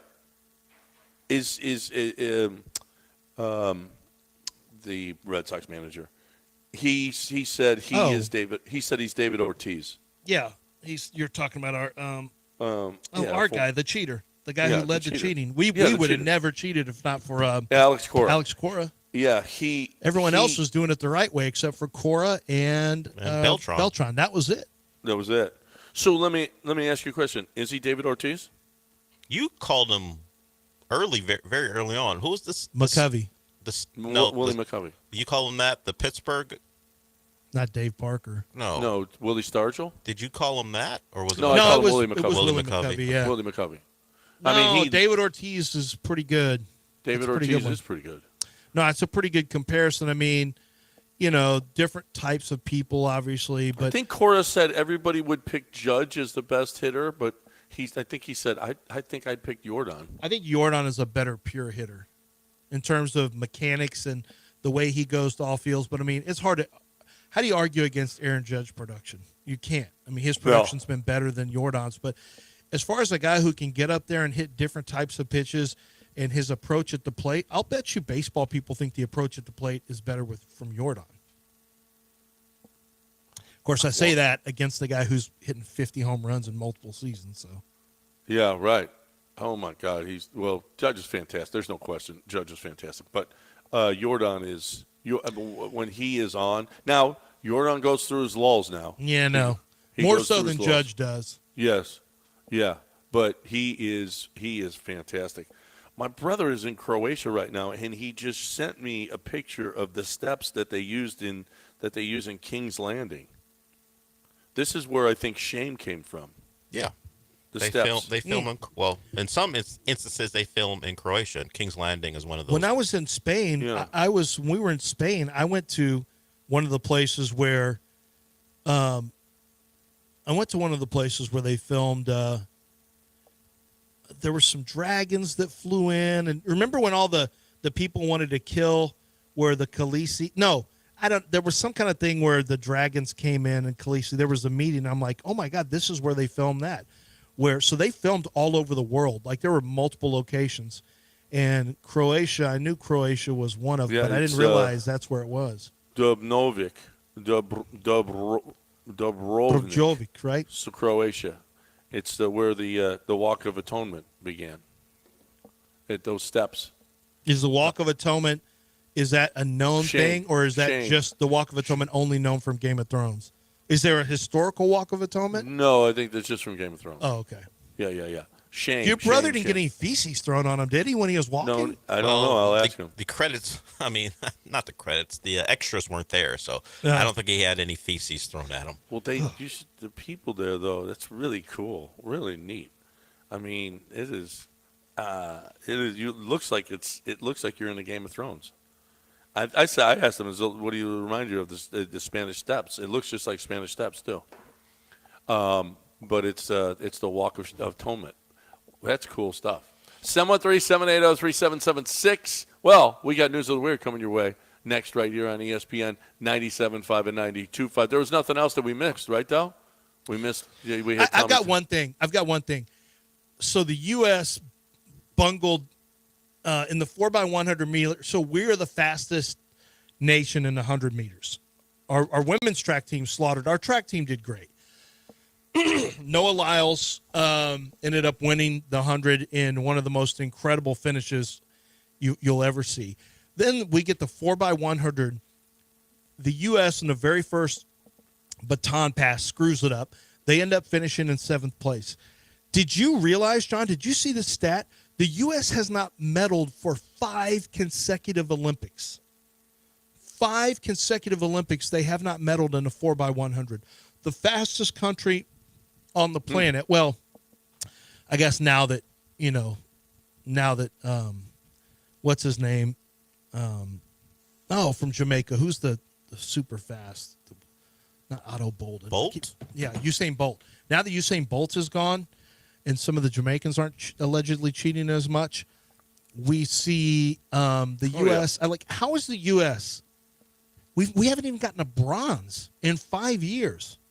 That's crazy. 5 Olympics, not 5 years. 5 Olympics. The 4x100. 4x100. The U.S. hasn't even medaled for 5 consecutive Summer Olympics. That is an astonishing turn of events. We will in Los Angeles when they're here. Oh yeah, boys, and we're going. When they're here. All 3 of us are going. Let's go. We're all going. Oh, and not only tickets in Houston because we got the hookup with the Texans organization, but L.A. here too. And this is probably who has the hookups with the Texans. I do. We interviewed him. Remember? We interviewed the Texans. No, we interviewed not Fitz. What's his name? They don't get the World Cup. Oh yeah. No. I know, but we're going to get tickets through NRG. Oh yeah. Our boy there that we interviewed when we were promoting the soccer. He was somewhat non-committal to your Yeah. Oh no, it's a gestures done of trying deal. to get It's tickets a lock. on the air. It's a lock. Because I don't think they have any say so. I think it's purely through FIFA. I don't care what. No, it's a lock. It's done. Okay. No, I could tell by his He was tone of his just about voice. to say, "I don't care." When you mean to the people who decide where you get Yes, tickets or not, he you doesn't don't care what they say You don't either. care what they say or think. No, it's a done deal. It's a done deal. And how are you getting tickets there? My wife, and that I know. Wait a minute. They're not. Is ABC broadcasting the Olympics? No, but I'm sure we'll be able to. No, if I were NBC, I would squeeze ABC out of it. We're going to scam somehow. Don't worry. I'm not worried. Okay. And I the have US, faith in you getting there. The U.S. team probably plays here too. I would imagine. What do you mean probably plays there? They'll put the U.S. team here. Oh, for which one? World Cup or one of the games? Yeah, World or Cup. Olympics. Depends. I bet you they are. It Yeah. depends on who they play and what the crowd might be like. Hold on. So you're getting us World Cup tickets for sure, right? World Cup it's a lock. Okay. Not a lock so much. The U.S. You've said it multiple times. Yeah, I would say look at when the group stage when they set the groups, see who is in the U.S.'s group before you guarantee that they're going to be in Los Angeles. Oh, we're going to have a good group. Don't worry. No, I mean if Iran.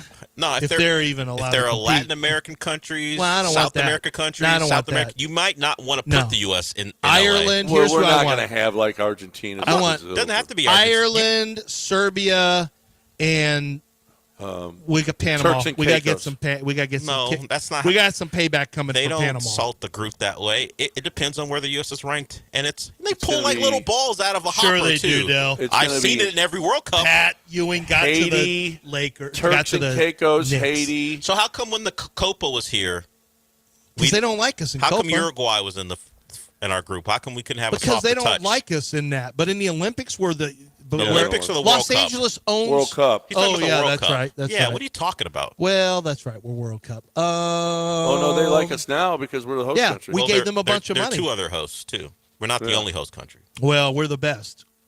Not on We're the the field. best of the 3. Okay, we first of all we don't have any drones that we're shooting people. Right? in Shooting? Oh, you practices mean with- filming? Okay. Oh no, we shoot people. Drones with our- shoot people, We too. shoot We will people with shoot- our drones. We will shoot people with our drones. We do that. We're on the I'm record. talking about shooting practices, which is worse. And then Not really, but and then Mexico, we just threw them in there. Okay. Canada as well. Yeah, they only get a couple of games. Stop. All right, that's not like It's gonna be they're too important. cold in the summer for them to have games. You do know how weather works, right?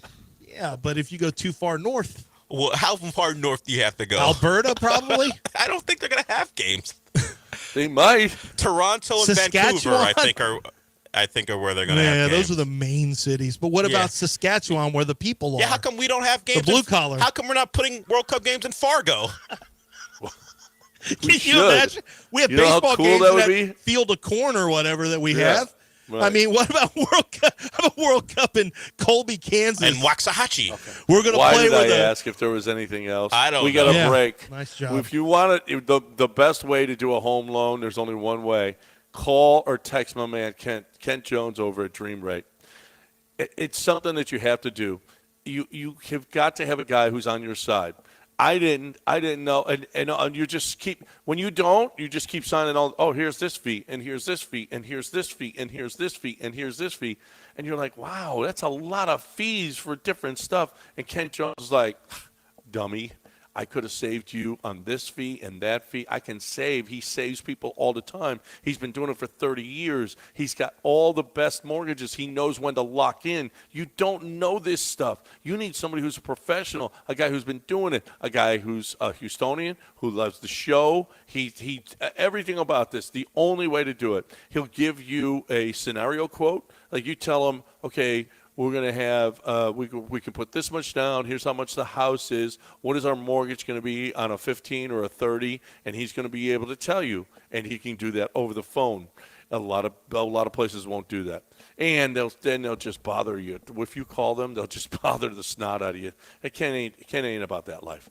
Listen, if you are buying a home, you have to call Dream Rate Mortgage, 713-520-5626, 713-520-5626, 713-520-LOAN, or 975loans.com.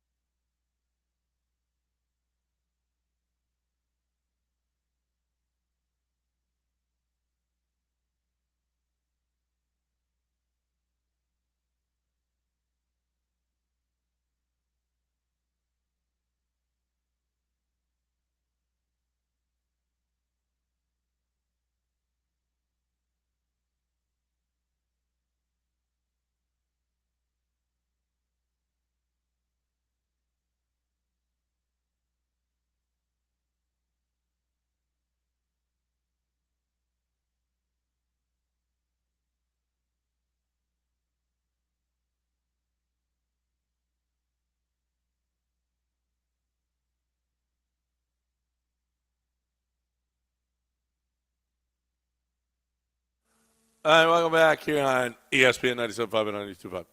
New Zealand, their health department has to apologize after a surgeon circumcised a man without his consent. Isn't everyone just about circumcised without their consent? Yeah, I'd say so, yeah. Yeah. I mean, you're a child, but if you're that a happens. baby, right. Yeah, that's But kind of. what baby says, hey, let's take some of that off. Take some Well, off but here. when you're when you're old, if you're getting your hair cut, and you have the person cutting your hair, what if they trim up an eyebrow or whatever? They may not say anything to you. You're like, oh, thanks a lot for taking a little off there, right there. That's good. Yeah, That's nice or whatever. A little off the top. But you didn't expect that. That's not the same with the No. that's different. Louisiana Public Service Commission says customers who are saving on electric bills are going to have to pay the utility company for lost profits. Do you feel like that's fair? If I save on my electricity bill, I got to pay you back because Because you lost profits? That does not. I'm just going to be honest. That blows. doesn't seem fair. Yeah. A suburban school worker from Harvey, Illinois, was arrested, and she pled guilty to stealing $1.5 million worth of chicken wings from the school district. $1.5 million of chicken wings? Well, to be fair with how the prices are going up, what is that, like 50 chicken wings now? No, it's a little bit. There's a little bit more. I understand what you're saying. I get it. But I don't think they're that expensive. What are you doing with $1.5 million worth of chicken wings? You got your own chicken wing business going on? I hope you're selling them, yeah. Where are you storing all that? How are you fencing chicken wings? You two are in some trouble. Excess memes and reply alls are actually bad for the climate. I don't do that. Yeah, you send memes. Explain how reply alls are bad for the climate. Because you're sending out all of those different to everybody. It's bad for the climate. That's all. Listen, I don't know how that correlates. I don't either. I don't either. Okay. 60% of the data used by companies is never used again. Personal data tells the same story. I don't know. Whatever. I'm not listening to that. You're destroying the planet. Too long, didn't listen. You send these all the time to our group chat. Okay, different memes or different stories. Too long, didn't listen. You are destroying our country, our climate. Thanks. Been saying that about Lance for years, destroying our country. Good. Just one meme at a time. A priest in Austria was arrested for producing crystal meth in the church rectory. How did he get caught? You're so bad at this. I mean, that's the best place. Someone told on him. He was selling meth. Like, look at some of the people who've been showing up here, Father. Sinners. They just there's some really rough people who keep coming into the. We welcome all. Yeah, but they keep coming in over and over to profess their sins. My son, we are a sanctuary for all. I mean, forgive me, Father, for I have sinned. Yes, how long has it been since your last confession? The other day. You got that rock? I mean, that's not how that's supposed to. You got that rock. What country is he in? Was it in the confessional? He was dealing rocks. Oh, was it here? It was in Austria. Put on your accent, Lance. Yeah, I can't because I'm German. Well, it's basically Germany. It is. I don't know how that accent goes. Well, yeah, you don't know how it How goes. does the song go? Selling meth in the rectory, Del. Not the song. You sell some meth inside the wreck. He wants to play his little Hitler voice. That's what he wants to do. It's not my voice. It's your voice. The German one. What's it sound like when a guy comes out all thrilled because he got some rock from his local priest? Yeah. Ich bitte von Klut und Stein. Congratulations, John. Del, I can't believe you let him just manipulate you. I was going to play it anyway. I was just trying to way to properly lead into it. I'm glad that John's your boss. I was working that out of my head. That's how you get to the Hall of Fame, Del. Keep it up. Yeah, what an honor. That's how you get to the Hall of Fame, Del. Keep it up. We're done. The Mopey and Mapes show next. That's the next Hall of Fame show right here on ESPN 97.5. And are you guys in the Hall of Fame yet?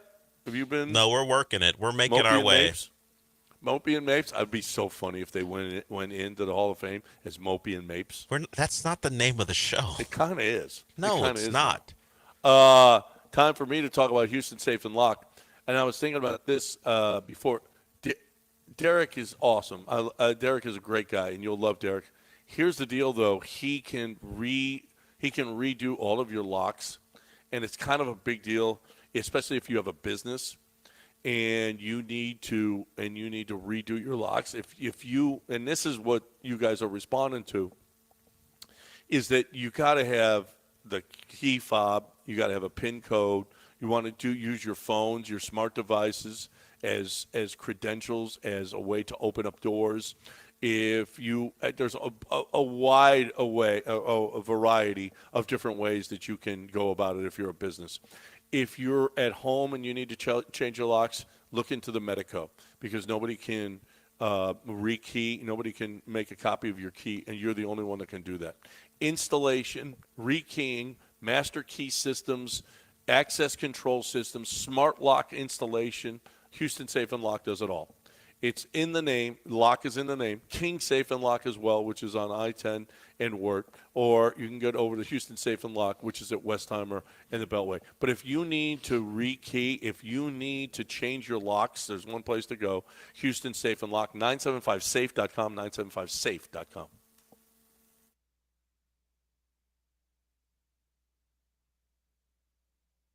I'm Nicole Murray with Your Money Now. Stocks are currently mixed as the markets await two key inflation reports later this week. The Dow Industrial is down 12, the Nasdaq up 126, and the S&P 500 up 21. Unexpectedly high medical bills are common in the United States. According to the Consumer Financial Protection Bureau, 1 in 5 Americans are affected by outstanding medical debt for a total cost of $88 billion. In 2022, the Bureau found in a study that roughly 20% of U.S. households report that they have medical debt. Citing higher cost and difficulty making ends meet, 3 in 5 Americans falsely believe that the U.S. is currently in a recession, and that's according to a recent report. Economists have wrestled with the growing disconnect between how well the economy is doing and how people feel about their financial standing. Some people even say we're in a vibe session. That's Your Money Now.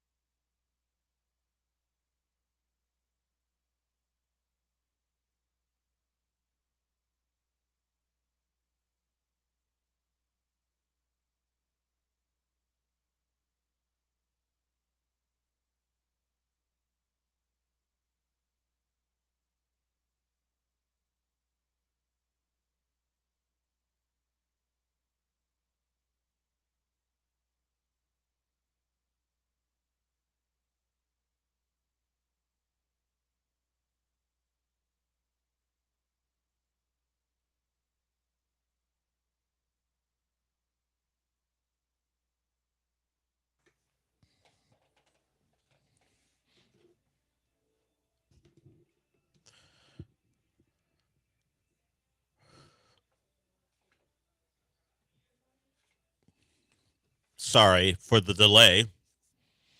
I was getting over the fact that I can't turn to NBC or USA or one of the many NBC stations and find something on the Olympics. It's over.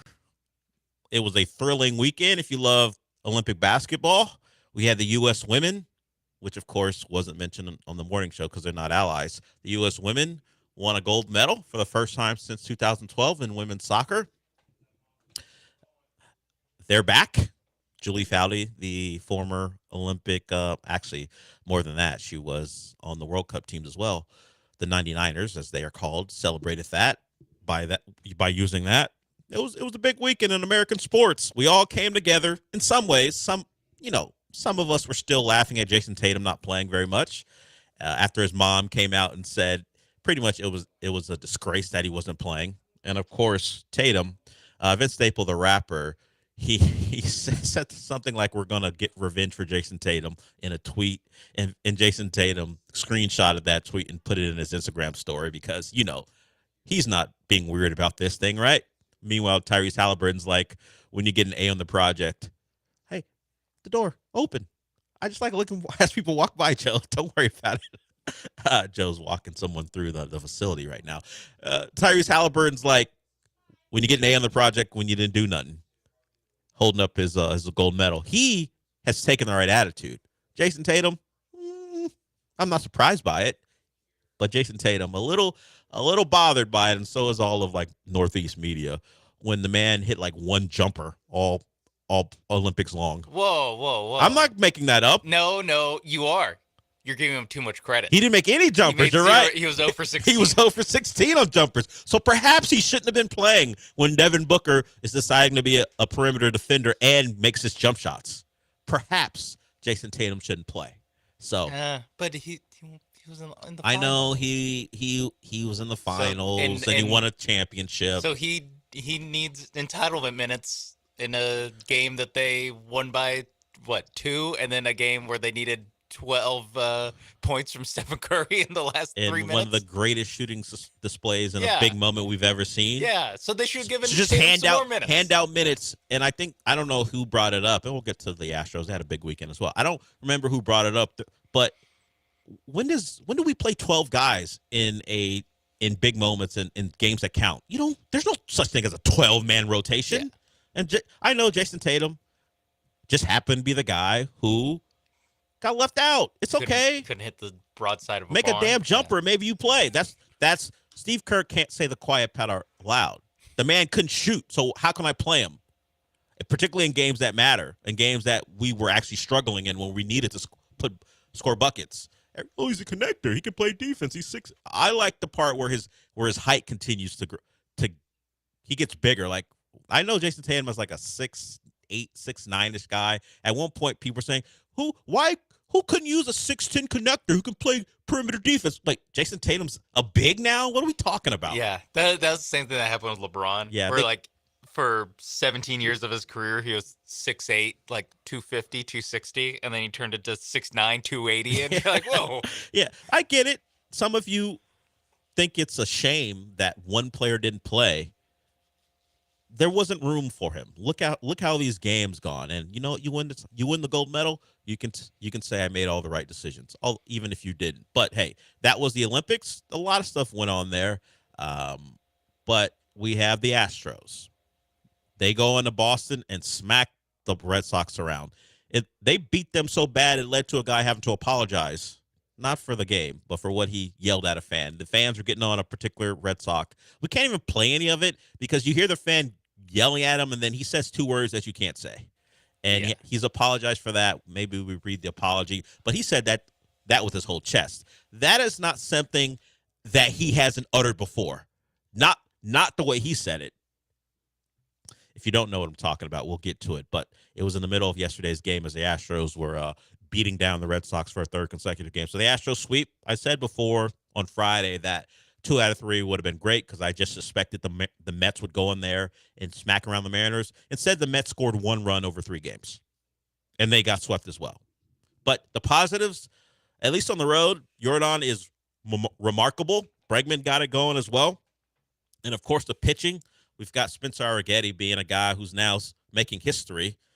I thought that was reserved for Ronel Blanco with his no-hitter, but Spencer Arrighetti, as far as inexperienced Astros pitchers coming through, it's the first time in American League history that a rookie had 12-plus strikeouts in back-to-back starts. He was dealing.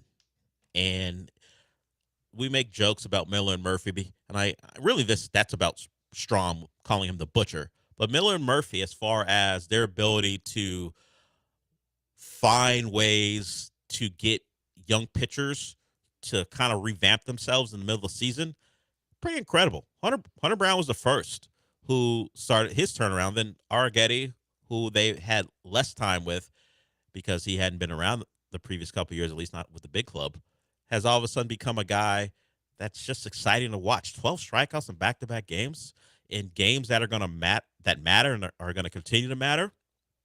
All of a sudden, the Astros have this wealth of pitching with Kikuchi in the way that's another guy. He's an older player, but another guy who they got to and said, hey, you should do things this way. Stop doing things the Toronto way.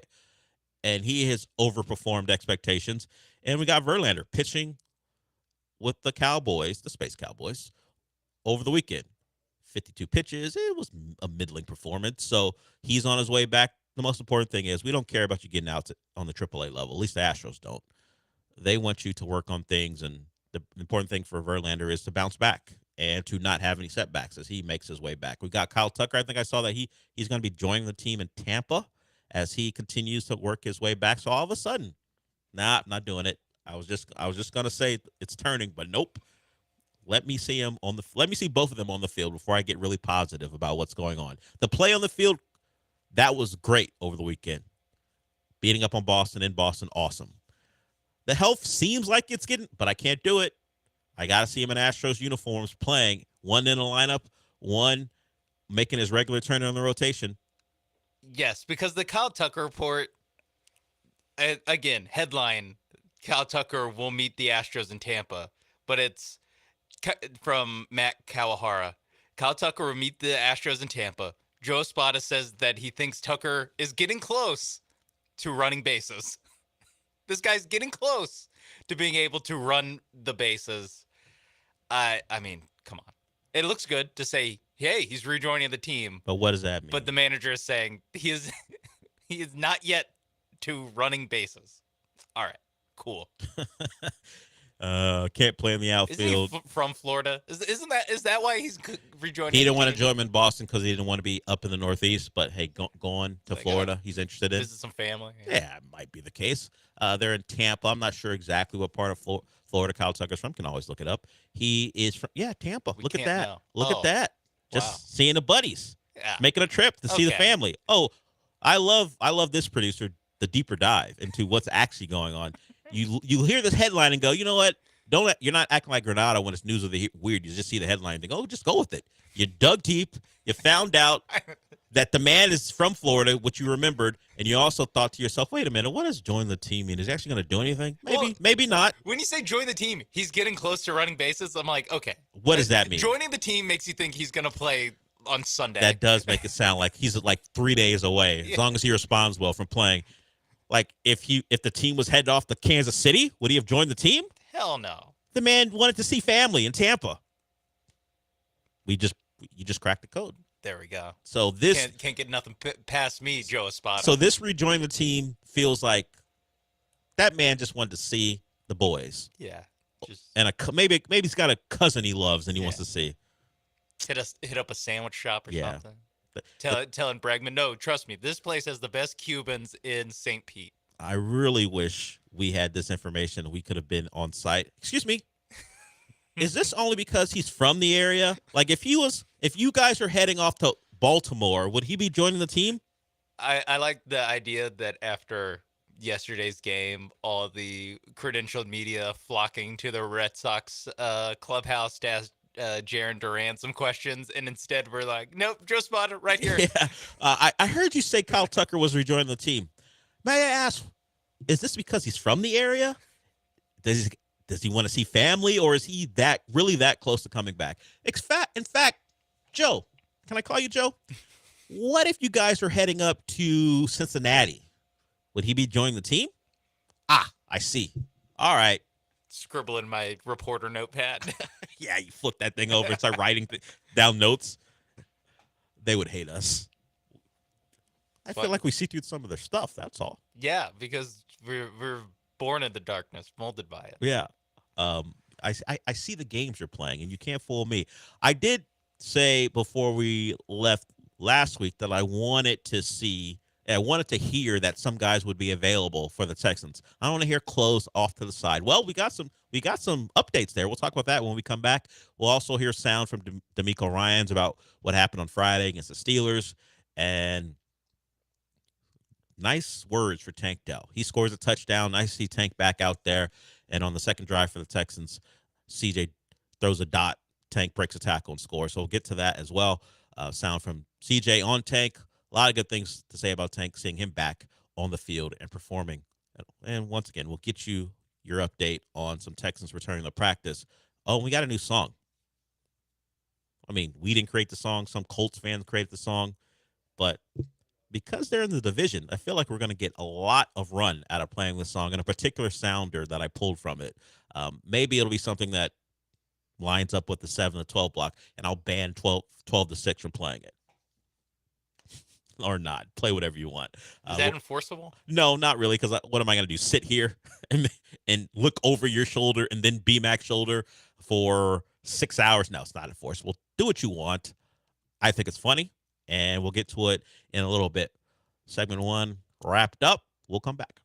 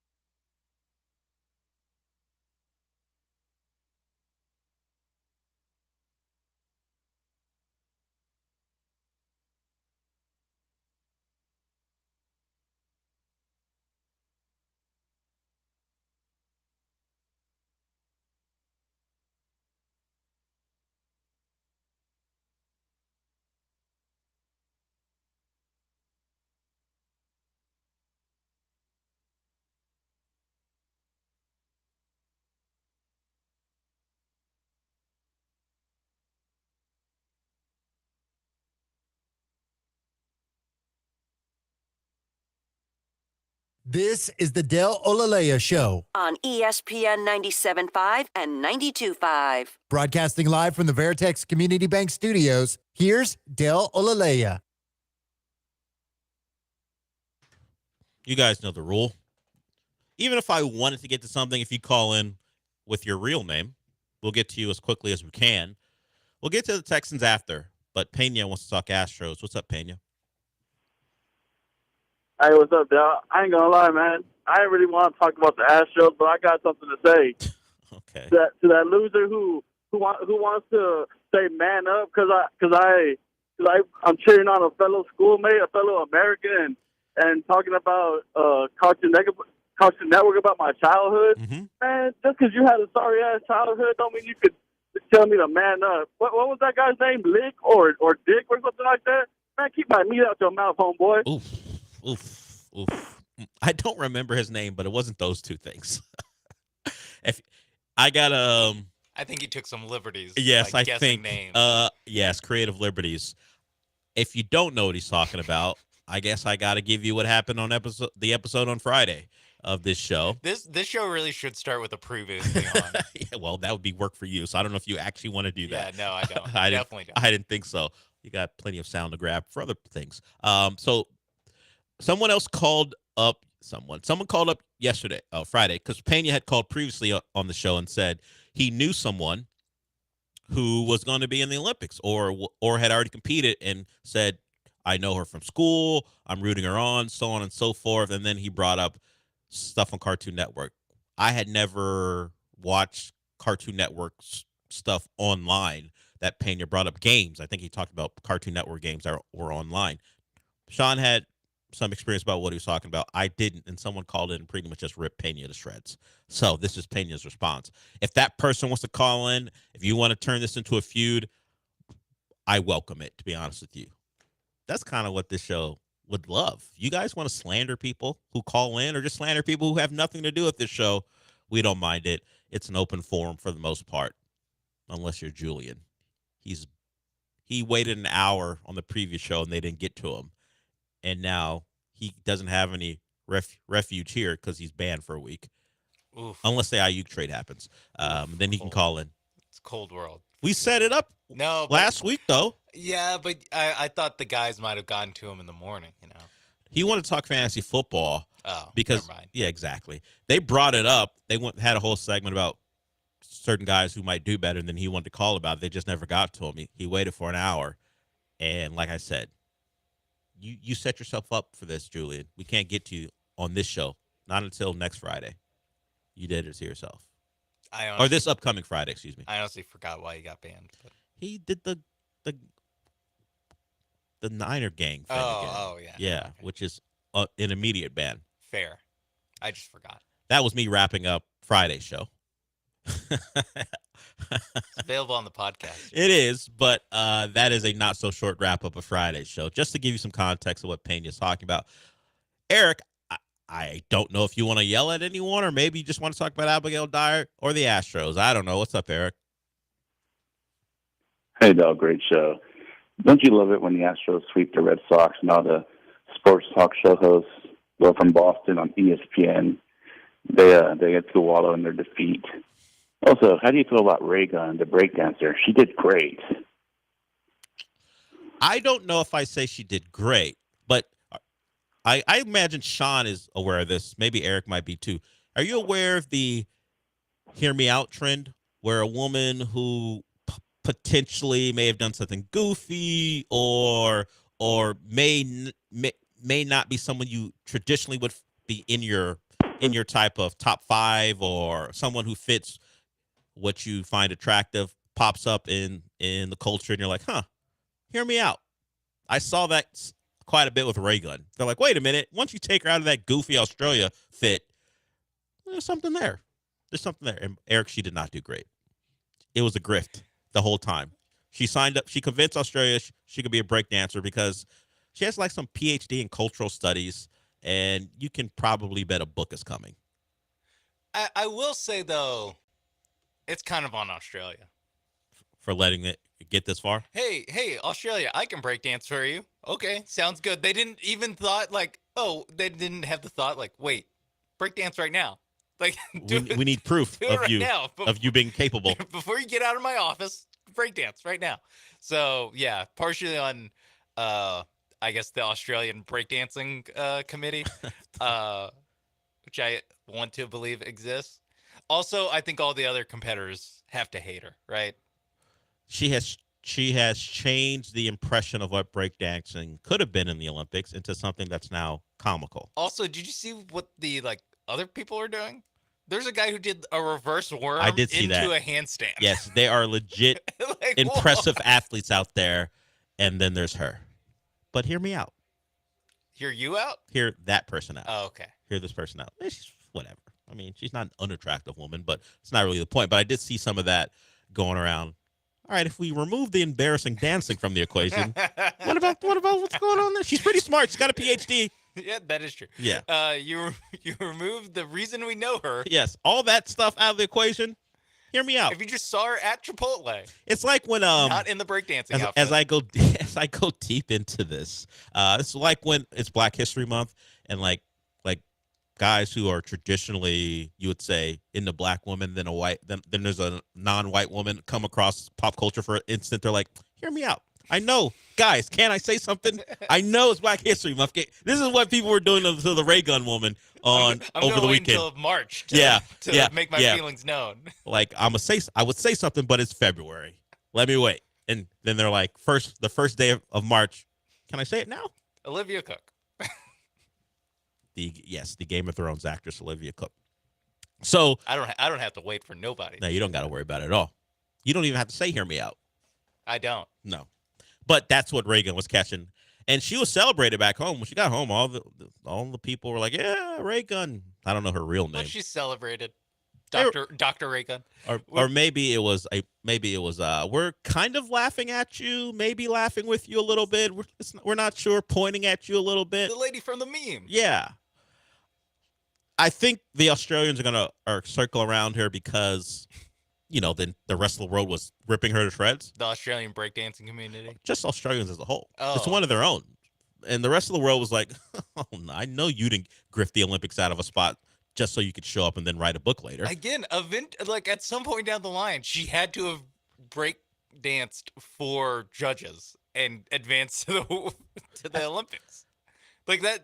You don't think it was a very stringent policy or stringent judging where they're like, wait a minute, we may not have great break dancers in Australia, but we're going to compare you to some of the best in the world that we've seen. We'll just pull up a YouTube video. Can you do any of that? Yeah, or just like she had to get out of qualification. Like she had to get out of group play in the qualifiers, I assume. I actually don't know how. Maybe she ran unopposed. This is crazy. I don't know how you didn't look into it? Into the qualification into the Olympics goes, but she somehow. I would assume she had to have broken dance at some point. I think the minute she let them see that she didn't have a particular fit in mind, she was just going to wear team issued gear. That would have been your clue. A red flag. Yeah. All right.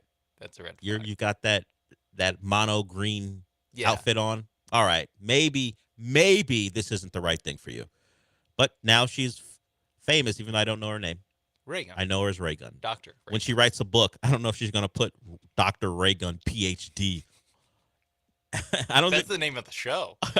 Probably, but when I'm at Barnes and Noble and I'm thinking, she wrote a book. I don't think it's going to say Raygun on the jacket. It's her of the doing book. doing the lean back thing that she was doing. Whatever it is, we have a lot of stars coming out of the Olympics, and Raygun is one of them. For now, we'll quickly forget about her. Steph Curry and Raygun, the two stars coming out of the Olympics, and Noah Lyles for multiple reasons. That thing. I mean, going to a credit to him fighting COVID in 3 days. Yeah, he. If you missed it, Noah Lyles, who was diagnosed or he had COVID, it tested positive for COVID and still ran in the 200, wound up with the bronze. He is now free to go party. He was dancing. Yeah. Either yesterday or the day before. He also posted that he had a negative COVID test. Yes, he posted that he is now free of COVID. Somebody was like, wait a minute. If you're going to run while you have COVID, You want me to believe you wouldn't just dance around people with COVID while you already have it? You think I'm just going to believe you tested negative? It's also like he won the 100 on like Saturday. Sure. He got some point before Wednesday he got COVID. And then now by Saturday he was that's not COVID free. That ain't the timeline, bro. That ain't the timeline that anyone's going to believe. Again, they let you run the Olympics maybe with COVID. Okay, there's two options. Either he fake COVID or he's But he said he got a positive test. Okay, so he didn't fake COVID. Then it's the other one where guys, they let you run with COVID. I don't think people are going to be mad at you for breakdancing in a club. Well, doing ray gun moves. Some people are mad at him for. Well, people are going to be mad no matter what. Well, they don't know Noah Lyles, and he also made headlines for his take on being invited to an Anthony Edwards shoe release party that we can get to a little bit later. We will get to the Texans, like I've said, eventually, because, well, let's also call the fake name, so he can wait, I guess. We'll get to the Texans when we come back. We'll hear from D'Amico Ryans on Tank, and we'll hear from C.J. Stroud on Tank. He said more about Tank than just football. We know those guys have a close connection, so we'll hear from them both when we come back.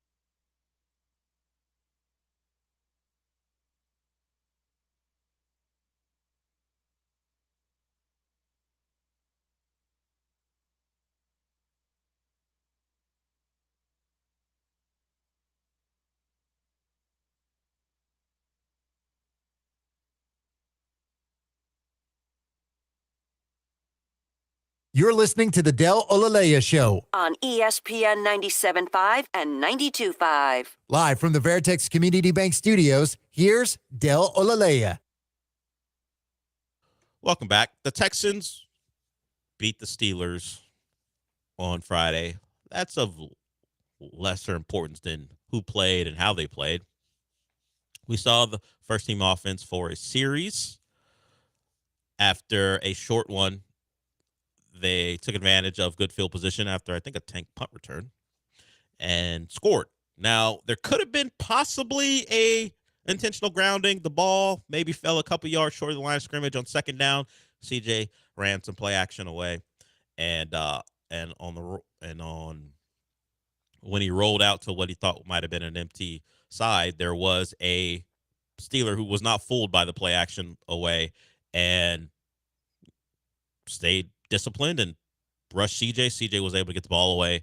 He got hit, but not very hard. He came back on the next play and threw the touchdown to Tank. Tank broke a tackle. Great anticipatory throw by CJ. He and Tank on the same page. He catches that ball in stride, breaks the tackle, and gets in the end zone. That was the end of the first team offense's night. They didn't run the ball particularly well. The offensive line was full of guys who you don't expect to start. Blake Fisher was out there. They also had a right tackle who you hope does not play. And then Shaq Mason obviously wasn't there either. But so no Tunsil, no Howard, and no Shaq Mason. That is not the offensive line you're going to see in week one as long as injuries don't take over. We know Titus Howard is out right now.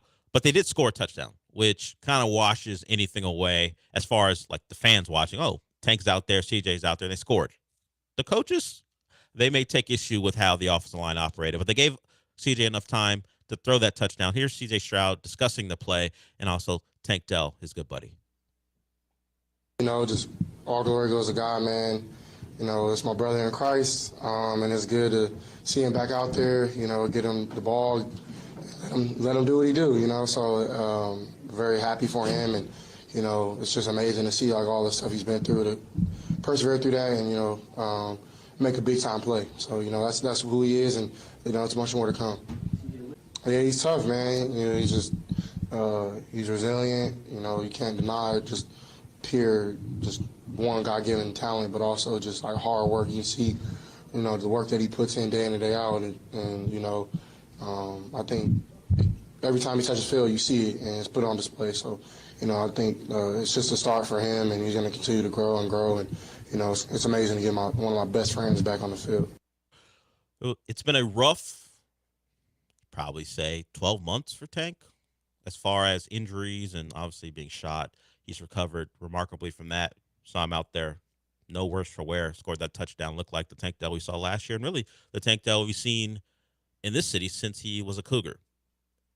Just explosive, playmaker, pretty much uncoverable, at least one-on-one, and even in that instance where he was outside shaded and they had help inside, didn't matter, and then he broke the tackle to score. Here's D'Amico talking about Tank, his explosiveness, and not just him being a Texan, but what Tank has been really throughout his entire football career. Tank is, one of our most explosive players. It's always exciting to see him when he gets the ball in his hands. He's shown that, man, from U of H. He's been an explosive player. He comes here his rookie year. He was dynamic and explosive for us. Again, I tell Takeoff, that's who you are, right? I expect you to be explosive. Every time you touch the ball, like everybody needs to be standing up in the crowd, like what's about to happen when Tank has the ball in his hand, as you saw with him on the punt return, right? Or it's receiving. Anytime he touches the ball, right, you got action. So, I'm always excited to watch Tank. He's one of my favorite guys to watch because he's such an exciting player. So we had the Tank touchdown, and then we had what anyone who decided what Stephon Diggs was going to be here before even he played a snap. We had kitty litter for them, catnip, and a animated conversation that just appeared to be CJ and Tank Dell having a conversation. Not Tank Dell, CJ and Stephon Diggs having a conversation about just football. It wasn't so demonstrative that you can look back to what happened in Buffalo where he's yelling at his quarterback. They're just having a conversation. Two guys talking, and it turned into, see, look at that. We told you what would happen if Tank got there. I mean, Stephon Diggs got there. This is who he is.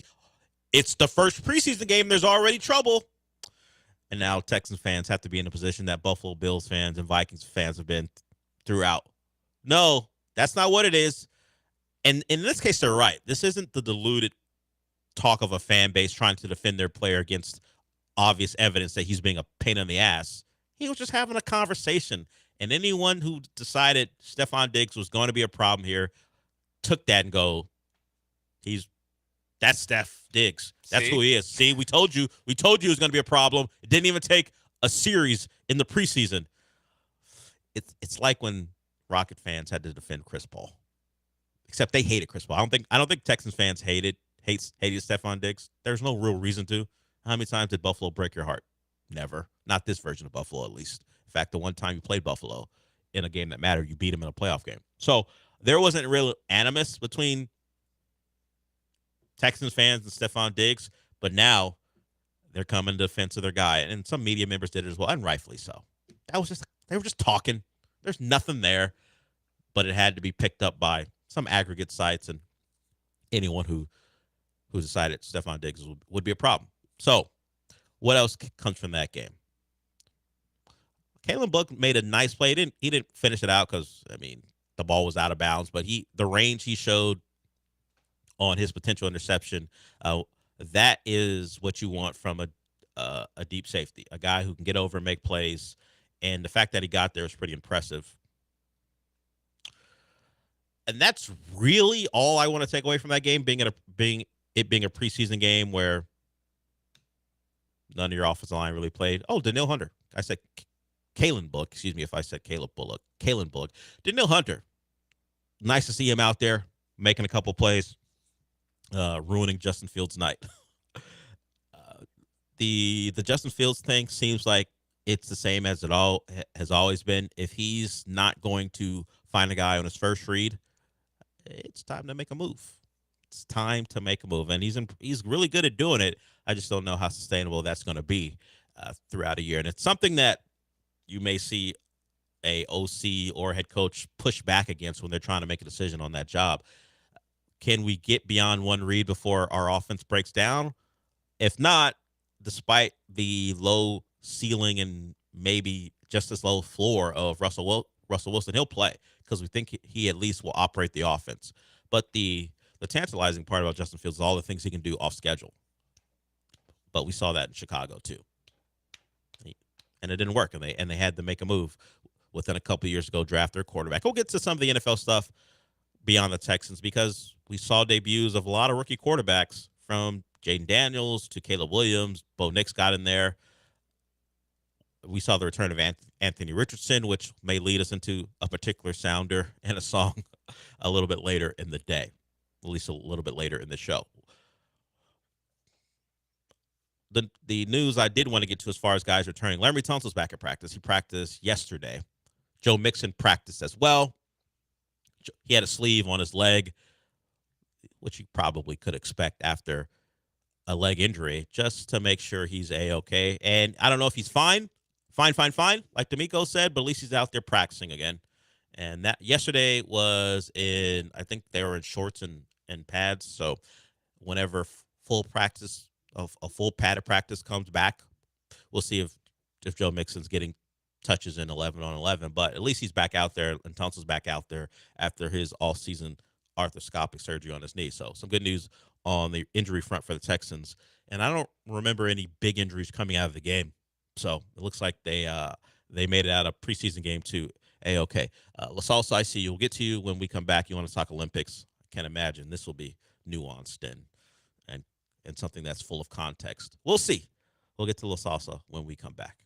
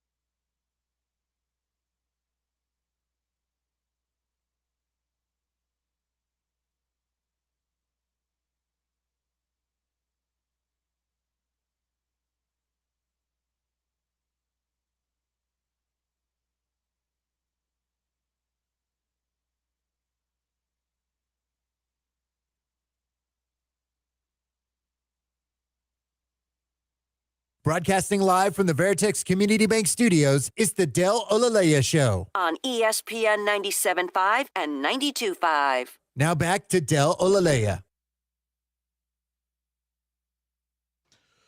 Okay. If you want to call in, 713-780-3776. We'll get to you as quickly as we can. Let's go to La Salsa. He wants to talk about the Olympics. What's up? How you doing, Dallas? How you doing? I'm okay. How are you? Well, I just want to say a hashtag more Sam and Abigail, hashtag less Sean and Austin. Thank you. I wanted to talk about the Olympics. Lincoln represents like Ryan. That whole style is like that cringeworthy when he calls in. Okay. I'm just saying, you know. Okay. And I just want to say he just needs to get rid of everything, you know, whatever he does. Another thing was the Boston Red Sox were being really disrespectful to a fan, correct? Correct. And that guy who's being disrespectful, I want to call him what we call in our culture a Joe Toad. A what? A Joe Toad. Do you know what he said? No, I might not be part of La Salsa's culture. I don't know what that is. I'm still fuming from the shot he sent. Yeah, I mean, what did he say? Bleep me for? Yeah, well, it could have been positive. It could have all been positive. You're not Sam or Abigail, so less of you, more of them. Okay. And something that might make some people happy, particularly the Twitch. Beyond the fact that I won't be here because I'm on vacation, I think word is that Abigail will be the producer in question. So from 7 to 10. So stay tuned for that. When I go on vacation, I'm not going to tell you. I want you guys to hang around with bated breath to see when she joins us. And then I won't start till noon. Yeah. So less of me. There you go. There it is. Everybody wins, right? Ryan? 2 weeks away from that? According to don't give it away. According to La Salsa, less of Sean, more of Abigail, coming soon. Yes. Everyone, no doubt. Which is great for a lot of people, I think. Yeah, that's true. Particularly me. It's the best for me. Chief among them. Hey guys, I agree with you. Less of me, particularly that week. I can't read that. I know that says Julian, but I can't tell what he was. Julian, who, they put him. No, wait a minute. You're banned. What am I talking about? You're out of here. Remember, you dropped your Niner gang thing, and that gets you banned, Julian, unless that's a fake Julian. If you're a fake Julian, you have to say you're fake Julian, or I won't bring you on until next Friday. Sorry. And if it's the real Julian pretending to be fake Julian to fool the intern, then it's a 2-week ban. I'm just laying it out there right now. Or other Julian, you have to call yourself, because the only one we know is banned for a week. Yeah, it is possible that this person's name is Julian and is a different person. Yes. Who just wants to talk about Olympic Okay, breakdance. You're right. The standard is you have to be either other Julian, fake Julian, and if you are a Julian who is the one who's banned and you try to fool us, you're out for 2 weeks. Those are the rules. Or accept the one day amnesty of. Yeah, if Brandon Ayuk gets traded, then we can talk about that with the real Julian. I think that was real Julian. I suspect that was the case too. Because someone called back, and then I just heard the intern slam the phone to hang up. Okay, all right. Clean it up, intern. Stop messing with us, Julian. You know the rules. You leaned into it on Friday, and now you're banned.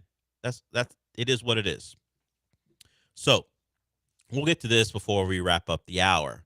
The Colts were playing the Broncos over the weekend. I think it was actually yesterday on Sunday. And if you don't know, some Colts fan decided it was a matchup to decide who was the actual horse, because the Colts have a horse mascot and the Broncos, they have that cyber bronco on the side of their head. We know they've had that for years now. But I don't know why it needed a song. They've played each other before. Not sure the Bo Nix, Anthony Richardson, Zach Wilson battle was going to determine who the actual horse is in the AFC or the NFL overall. But here is a gentleman with a song I'm labeling We Bleed Blue.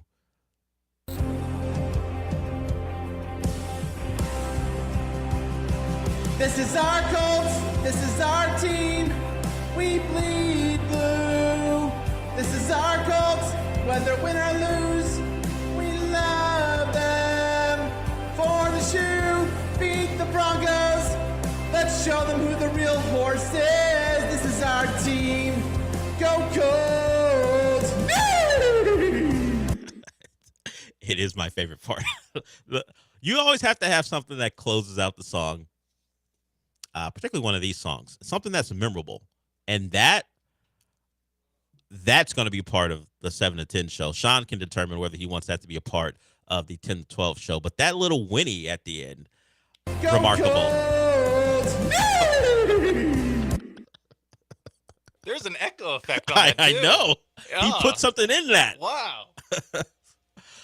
I don't know that man's name, but it doesn't really matter what his name is.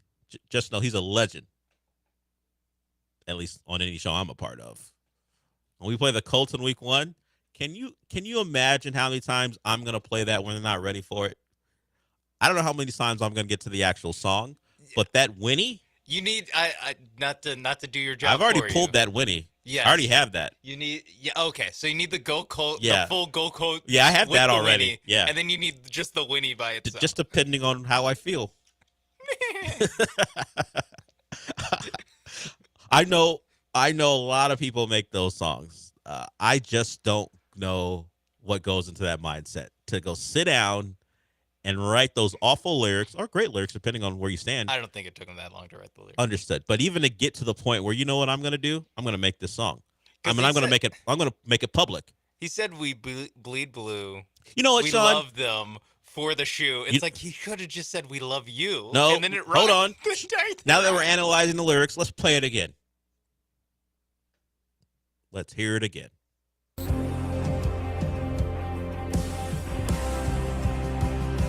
This is our Colts. This is our team.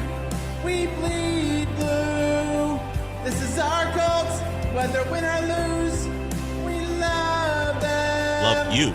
For the shoe, beat the Broncos. Let's show them who the real horse is. This is our team. Go Colts! Yeah, I have no problem with the second half. It's really the first half. There's an easy rhyme there. I'm not sure why he didn't go with it. Because it wasn't even like a A-B rhyme. Yeah. He was just rhyming the last the last word of every except for one. Yeah, I don't know why I guess he wanted to be unpredictable. I guess. We love them. Show who the real horse is? Yeah, I like that. That's not bad. I just don't know why the preseason game would determine that. Bo Nix is playing. Anthony Richardson is playing. Zach Wilson was playing too. Well, yeah. Yeah, that too. But it's about the depth of the roster, you know. So if they play in the regular season, if anything, this is a more accurate depiction because it's everyone on the Colts. yeah, all 80-something players who got to play for each team, I guess. Yeah. But, well, less than that because the starters certainly weren't playing. Not all of them, at least. But so what if they play in a regular season game? Do we do this all over again to determine who the real horse is? I think so. I think it's a ever evolving. You know. I might pull that every time it's at stake. The unfortunate part is we don't talk a lot of horse racing because I would pull that part of it too. If like we're debating who's going to win the Kentucky Derby, Let's see who the real horse is. Let's see who the real horse is. Yeah. It's either that or baseball. Let's see who goes 7 innings. Yeah. Let's see who the real. Yeah, is Ronel Blanco or Framber Valdez? Let's see who the real horse is. Yeah, in game 1 of the Tampa series, we're going to see who the real horse is, depending on who goes longer in that series. Yeah, in game 1. Okay. Go cool. We love them. Hey, you're memorable. You're memorable, sir. Your song is. I don't know who you are. I would have to go find it. Doesn't matter. No. Yeah, it doesn't really matter. But hey, fan songs. Easy way to our heart. Do we have anyone as ridiculous as that? or as legendary as that for the Texans. Like for the Texans, generally they get like real songs almost. They're not great. But, yeah, they get like Bun B in a booth. But even remove the professional musician. Oh, okay. But the songs aren't as it's generally some white guy rapping or something. Clay Walker. Well, that would be a white guy, not a rapper. But yeah, that would be a white guy. It's generally a white guy rapping, and they're not great. The production value isn't great, but it isn't this ballad that they're singing. Yeah, that and it's true. more about how we're gonna do stuff. We're great, but it's not an expression of love for the team. Yeah, this is pure support. Yeah, this is very. Normally, it's like, yeah, J.J. Watt's gonna knock your head off.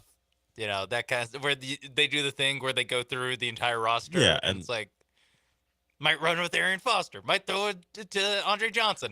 All of these are from 10 years ago because it's the last time someone probably did this.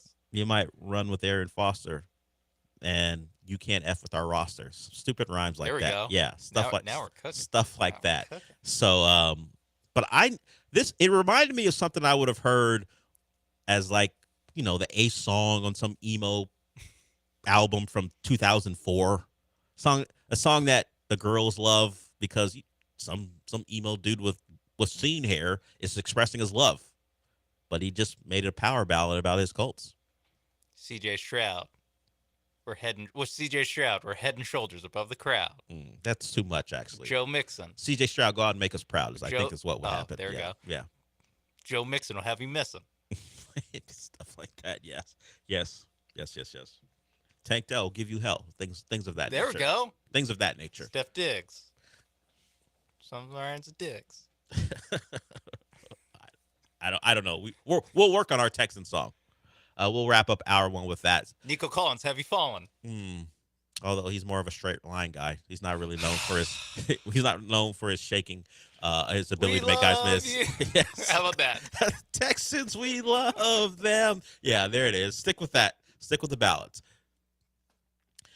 We will get into something a little less, I would say, more serious, a little less fun, but sometimes when a guy lies to your face, you got to talk about it. We'll hear from Jim Harbaugh because he spoke about the allegations at Michigan, and his response, flat out lies, although he says they're not. We'll get to that when we come back.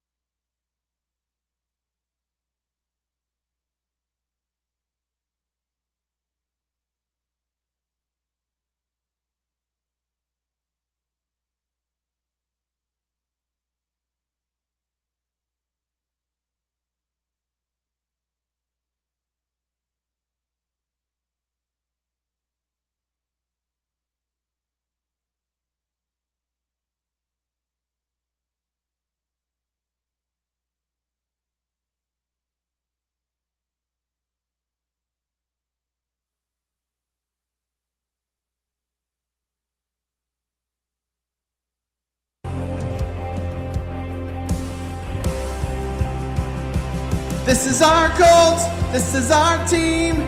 We bleed blue. This is our Colts. Whether win or lose, we love them. For the shoe, beat the Texans. Let the world hear us now. This is our team. Go Colts. Doesn't have the same flourish at the end. There's no whinny. I think the Winnie has to stay. I think the nay. I know this one was because it's for who the real horse is. I think since it's the Colts, he can use that at the any point. Yeah, he can do that anytime he wants to. For the listeners, by the way, this is from Week 18 of last year. So he's done this. I mean, he's got a formula. So the last 2 times the Colts have taken the field in a competitive game, there are levels to, a game deciding if you make the playoffs or not. And then the preseason. See the real horses. You think there's the same level of intensity to see who the real horses are as opposed to making the playoffs? You don't know the next time they're going to play the Denver Broncos. I mean, I kind of do. They might be the fake horse for a while. I kind of do since they're in the AFC.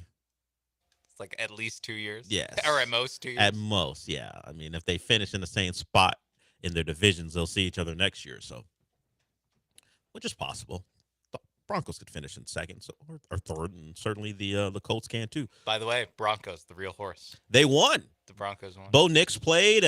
He was efficient. I mean, 6 yards per attempt isn't great, but I think he was like 15 to 21 for a touchdown. That's Oregon Bo Nix. 6 yards per attempt. All those screen passes and stuff. Actually, Bo Nix took advantage of the screens at Oregon, and guys had run a long way. But yeah, Bo Nix played okay. Zach Wilson, played okay too. Oh my God. For the Indianapolis Colts, they played 5 quarterbacks. B, 2 of them are Jason Bean and Keaton Slovis. Jason Bean was the backup at Kansas, but he played a lot because Jalen Daniels was always hurt. Yeah. And Slovis has been USC. Where else has Slovis been? Pitt. BYU. He's been all around. Also, Jason Bean led the Colts in rushing with 24 yards. It makes sense. I saw him do a lot of that at Kansas. Not able to establish the run. No. Jonathan Taylor, he made news. He was the first player to wear wear Guardians cap in the game. Mm-hmm. Now teams have created a skull cap that mimics what their actual helmet looks like. So it's not just him with the Guardian cap exposed, but he was the first I think maybe another player wore it in the game, but he was the first star to do it. We'll see if a quarterback ever does it. I would think not, although if you're a quarterback, just put the stupid thing on if you're trying to avoid concussions. If you got an issue, obviously the test case would be if Tua puts one on, considering his concussion pass, but I don't think that's going to happen. Yeah, you already look stupid in practice with the red jersey. Yeah. Now in the preseason game, slap on the Guardian cap. Who cares? I understand. Yeah, why not? Who cares? I mean, I get the pictures last forever. You don't want that. That's probably why. You don't want that. You don't want this big gazoo head on. No. Even if it has a Dolphins or whatever team you play for skull cap on. Like if CJ walked out there, because he had a concussion last year. I would not love it. It's no one wants to see their star player wearing one of those.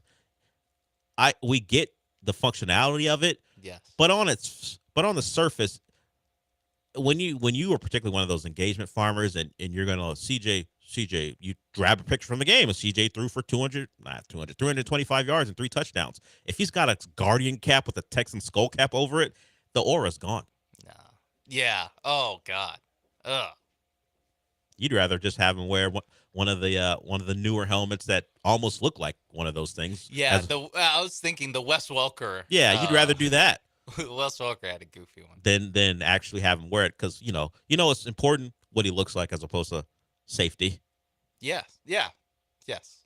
But that's how we agree. feel. But that's how we feel. We agree. That aura greater than brain health. Yeah, I'm mocking it, but even still, there is truth. There's this truth in it. Yes. And if you saw C.J. Stroud run out in one, you'd be a little bummed out. Texan fans who are in love with this quarterback would still be in love, but a little less in love. It's like you found the first. He doesn't. So you saw her without makeup. Which, oof.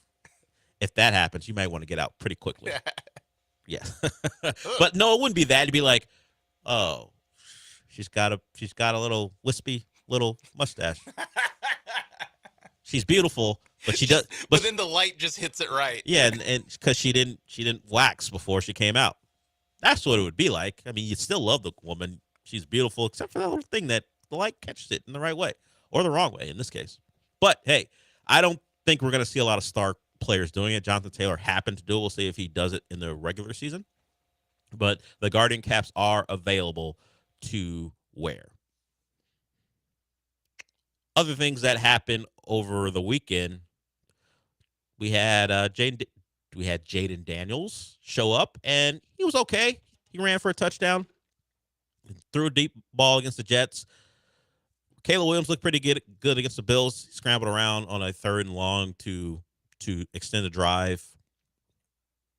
Other rookies beyond Bo Nix as far as the court. Michael Penix, he wasn't bad. He started the game against the Dolphins on Friday night for the Falcons. He looked pretty good. Now, all the caveats, vanilla defense, don't have really any starters for the Dolphins defense in there. But as far as a guy who, at least from impressions from week 1, not gonna be a prominent backup. At least if I pretend like I can use what happened to make a real projection. But he looked calm, and I know that's a guy who's probably not going to play. And considering what Kirk Cousins wants, Michael Penix probably won't play for at least 2 years. But injuries are a thing, and I don't mind. I've already talked about I don't mind the Falcons making that pick. I thought paying Kirk Cousins was the issue, not drafting the quarterback. Even after you paid him, why are we giving Kirk Cousins money to reach maybe 10 wins and not anything better? It is a very winnable division, understood, but we kind of know the ceiling for Kirk Cousins. He'll be fine at quarterback, but he doesn't change the trajectory of a team who has real contender aspirations. But for the Falcons, you just want to make the playoffs. Raheem Morris has a guy who is probably on his last shot to be a head coach. I understand the move. I don't want to depend on a rookie, and I got one more shot at this. So let me find some competency at quarterback and see what I can do. I don't know if there are any more real takeaways from the preseason other than that, as far as some of those players we would even care about if they were playing or not. I mean, Josh Allen started his first preseason game in a while. The Bills don't generally do that, and he played in that same game against Caleb Williams.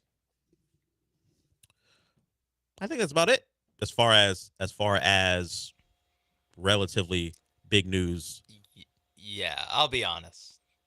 Other than the Texans-Steelers game, I don't really have any preseason takeaways. Other than the Broncos are the real horse, and they beat the Goats. Yeah.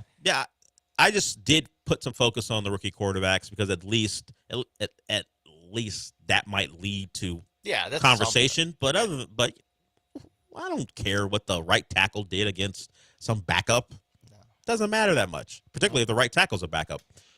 Yeah, we'll find all this out in 1 month. Sure. Then we'll overreact to every single game. Because until then, though, I'm patient. Also, I think a lot of these games are happening like during the gold medal game for the U.S. versus France, because I kept looking down and it would just be. Or after the game, it'd be like, oh, my God, Steph Curry just saved America. Wow, this is golden generation. We really saw three greats go out on top. And then Caleb Williams completes his first pass for the Bears. I'm like, this is what a crazy, crazy come down. We can't play we could play the French call of Steph Curry's. It's in French. But it's in French, so what's the point? But the subtitles are, they called him the devil. The devil Curry. Of course, it led to jokes about what Curry does to people's stomachs because you could have the subtitles up on your screenshot. But it was nuts, man. I was watching the game. I can't say that I was passionate about it because I felt like I know France cut it to 3, but throughout I felt like okay, they're gonna find a way to win. But when Steph Curry went on his run at the final shot where he got the ball back from Durant and it was. He was covered by 2 and he launched that shot up and I just an audible whoa.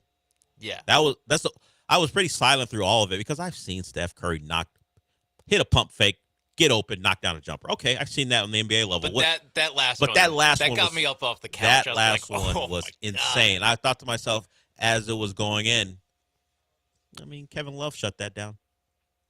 If you remember back to that play, it was very similar. It was. It was very similar to the Kevin Love final shot that he missed in 2016. Yeah, this time 2 Frenchmen on him, and he knocked it down. It was an insane run, and that shot just capped it. Kevin Love, Olympic gold medalist. That's right. Steph Curry. Those 2 French dudes. No, silver. Steph Curry. Welcome to Kevin Love's party. Kevin Love had a gold medal. This is your first. Yeah. Welcome to. Do you think Kevin Love was like, "Welcome to the club, kid"? Well, he can't call him a kid, despite Curry being in his mid-30s. It's one of the guys who could call Steph Curry a kid and be locked in and dead on. I still think it's a little disrespectful. Of course, it's disrespectful. And of course it is. But if we're going to do it, like Kevin Love, you're a contemporary. I mean, if Barkley wants to call him a kid, sure. Yeah. But even Charles wouldn't do that. So we had that in the Olympics. We talked about it a little bit. The U.S. women won a gold medal in basketball thanks to a foot on the line from a French player. Now I'm blanking on her name. And we had the U.S. women win in soccer.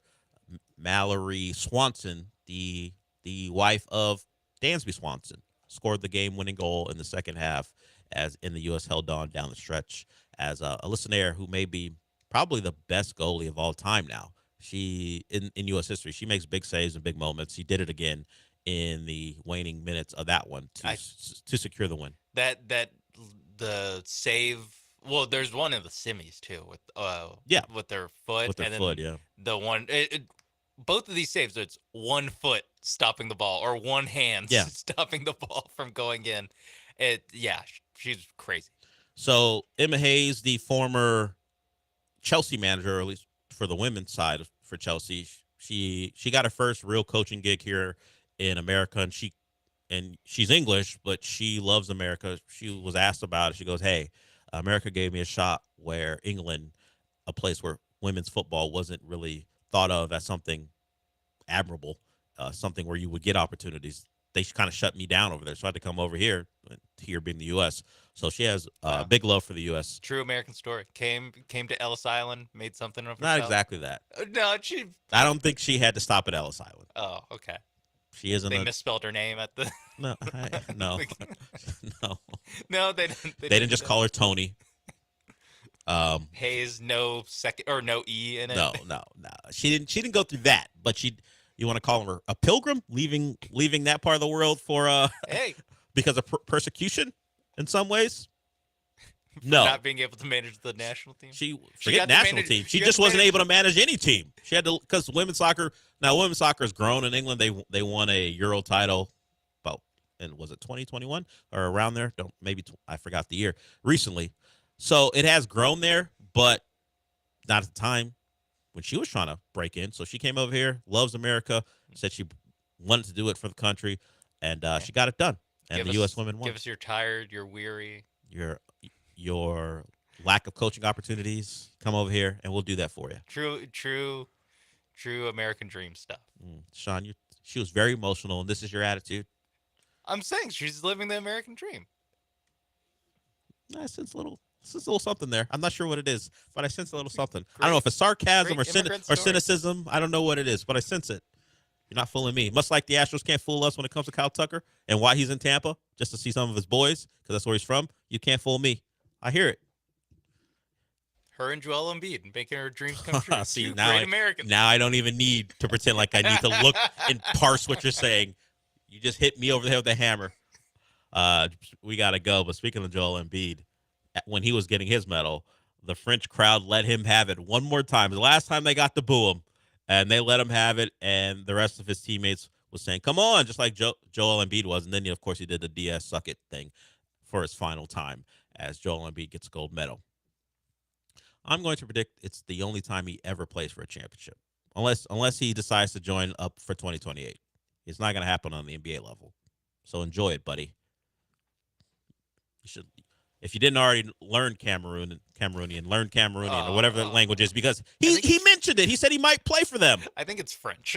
It probably, yeah. I'm sure there's a French, and then there's another language that isn't French that people from Cameroon learn. But he mentioned it. He's like, you know what? Maybe next time I'll play for Cameroon. He might. Traitor. To who? Us or them or France? Everybody. Really, everybody is who he's traded. So. Credit to the U.S. team for the Olympics basketball was enjoyable because of the other countries pushing them. That made it enjoyable. And even the U.S. women got pushed at the end. France, it was their moment, and they came up just short in both of the major, at least basketball. Their soccer as well as another major sport for them too. But hey, we win. We're better than you. Just the way it is. Hey, try to get revenge in 2028 when it's in our building. Yeah. Yeah. See what you got. Yeah. We won't get home cooking next time around. It's true. I don't imagine the FIBA refs are going to be favoring us at any point. You don't know. What I don't want to see? It being set up as the Tatum redemption arc because he didn't get to play in 2024. Got news for you, buddy. If he's on that team, it is going to be every game because he is going to be. And you're right. I will say firmly, he will start the next Olympic team that he plays. Yeah, I think maybe Spoelstra's in line to be the head coach if he still wants to do it after Kerr steps down. You're right. The languages are French and English for Cameroon, the major ones at least. Yeah, I mean, I'm sure, definitely pre 1600s. They had a language before France. We mean before the colonizing started? Sure. Yeah, but yeah, those are the ones that before they visited. That's it's a visit. Okay. An indefinite one. Yes. Hey, look what we found. No, it was here first. It was already here. You didn't find anything. Look what we discovered. No, once again, someone was already there. So, yes, French, English, and other languages as well. All right, we will get into. We didn't even get to the Harbaugh thing that I talked about. Surprisingly enough, this show got distracted by something and is way late for a break. We'll hear from Jim Harbaugh. We'll make it quick. I mean, like I said, the man's lying, but he did it well. And we'll hear from him when we come back.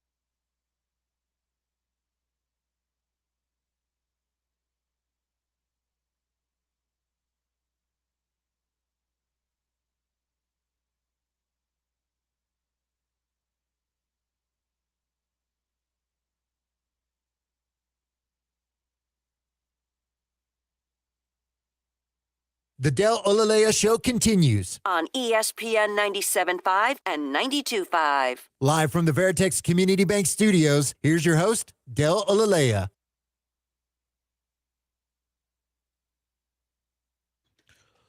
So we'll get to this.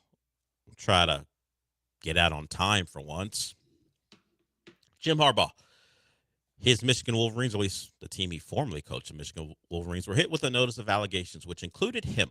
He got hit with the show cause penalty last week, which means, for the most part, he's banned from college football for the next 4 seasons, from 24 through 28, which shouldn't be a real problem unless things start to go really poorly in L.A., and he has to make a decision about maybe going back to college football. Right now, he wouldn't have a soft landing spot because of allegations and now confirmed allegations, at least according to the NCAA. So what a show cause means, at least for Harbaugh, was, for the most part, he would only be able to coach on game day. He couldn't travel, can't be at practice, can't recruit, can't really be with the team or involved in university functions. That's besides the 1-year suspension he'd have to go through. So, yeah, he ain't coaching in college football anytime soon and doesn't have any plans to. But despite what appears to be real evidence against him, Harbaugh responded when asked about the allegations dropping or the notice of allegations dropping with this. Yeah, I do have a comment on that. Never lie, never cheat, never steal. I was raised with that lesson. I have raised my family on that lesson. I have preached that lesson to the teams that I've coached. No one's perfect. If you stumble, you apologize, and you make it right. Today, I do not apologize. I did not participate, was not aware, nor complicit in those said allegations. So for me, it's back to work and attacking with an enthusiasm unknown to mankind. So what I did not hear is that these things didn't happen. So let's take him at his phony word that he had nothing to do with it, doesn't know, wasn't complicit. So you're saying you had a lack of institutional control? You let all of this go down under your watch without knowing any of it. Let's say that happened. Why would I have any confidence in you running a program? Well, you did win a national title, but why would I have any confidence in you stopping something from this happening before?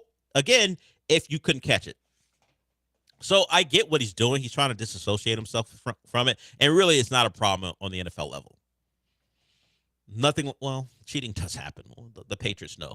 But it feels like someone who's pretending that he had no control over his program. Because how does it happen if you don't know anything about it? So Sharon Moore, Connor Stallions decided to go on their own and go, you know what we're going to do? We're going to help Jim Harbaugh out. We're going to help him out. You've already been hit with recruiting violations, suspended a couple of times for that. Well, suspended once for that. You were suspended for the Connor Stallions thing later in the year, right? Yeah. It was the first 3 games or for maybe recruiting 4 games for recruiting violations. For recruiting the last 3 games for Connor Stallions. Did Michigan do it themselves? No, it was the Big Ten suspension. Big Ten suspended them for that. So because they're all Big Ten games.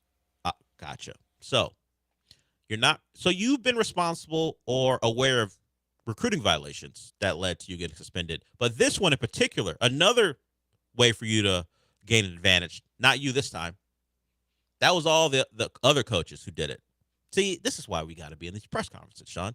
If you're telling me you had nothing to do with it, so was it all Connor Stallions and Sharon Moore and the rest of your staff who decided to do this without your knowledge? The guys you hired, the guys you expect to be loyal to you, decided on a whim that they were going to keep this from you, but going to go out there and cheat and potentially diminish you in front of the public.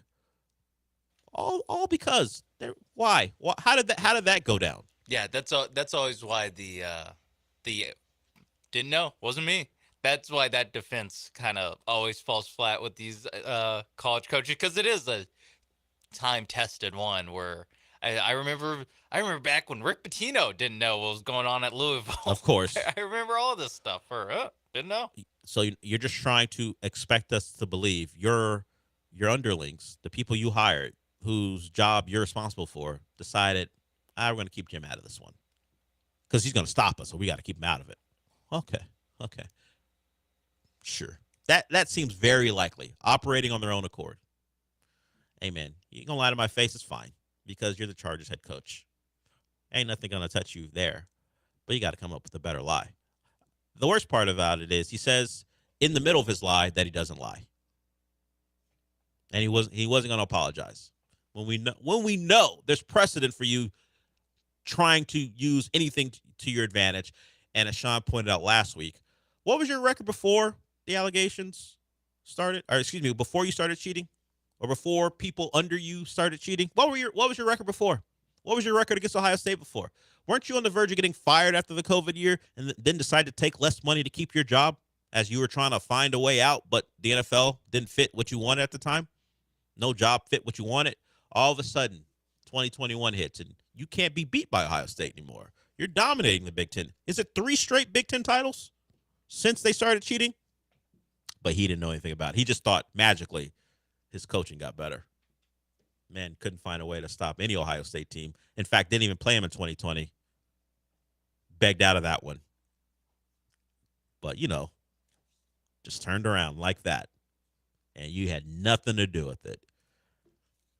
You win your national title, you go coach the Chargers. It's a win-win for you.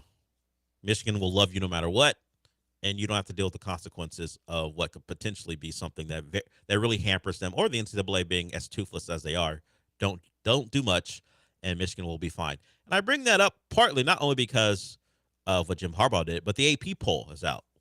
We had the coaches poll last week. We have the AP poll. We'll tell you where Michigan is. We'll tell you where some of the local teams are. And by local, I mean at least in the state.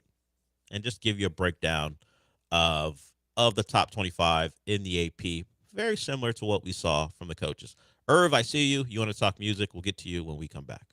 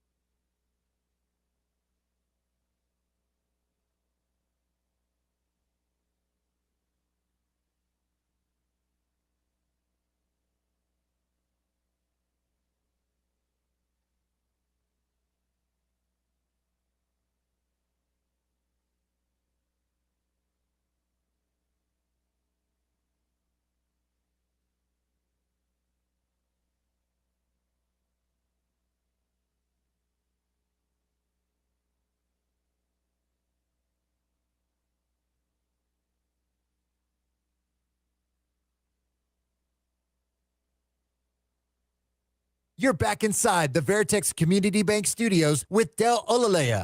I mean, you're not actually in the studio, but if you watch ESPN Houston's YouTube channel, it's kind of like you are. No, not really? Okay. Welcome back. We'll get to the AP Top 25 in a little bit, but Irv wants to talk music. What's up, Irv? Hey, what's up, Doug? How you doing, man? I'm good, man. How are you? Hey, that song that you played earlier with the Colts, isn't that SMU Sunny? No. I mean, his songs. You sure? His songs, I think, It sounds just like him, man. It sounds like the song you put before for the when he talked about the ponies. Isn't it the same white boy? No, it's not the same white boy as you put it. I mean, it is about horses, both, but SMU Sunny has less production value. That guy actually puts in some work. SMU Sunny just plays the track and then sings over it.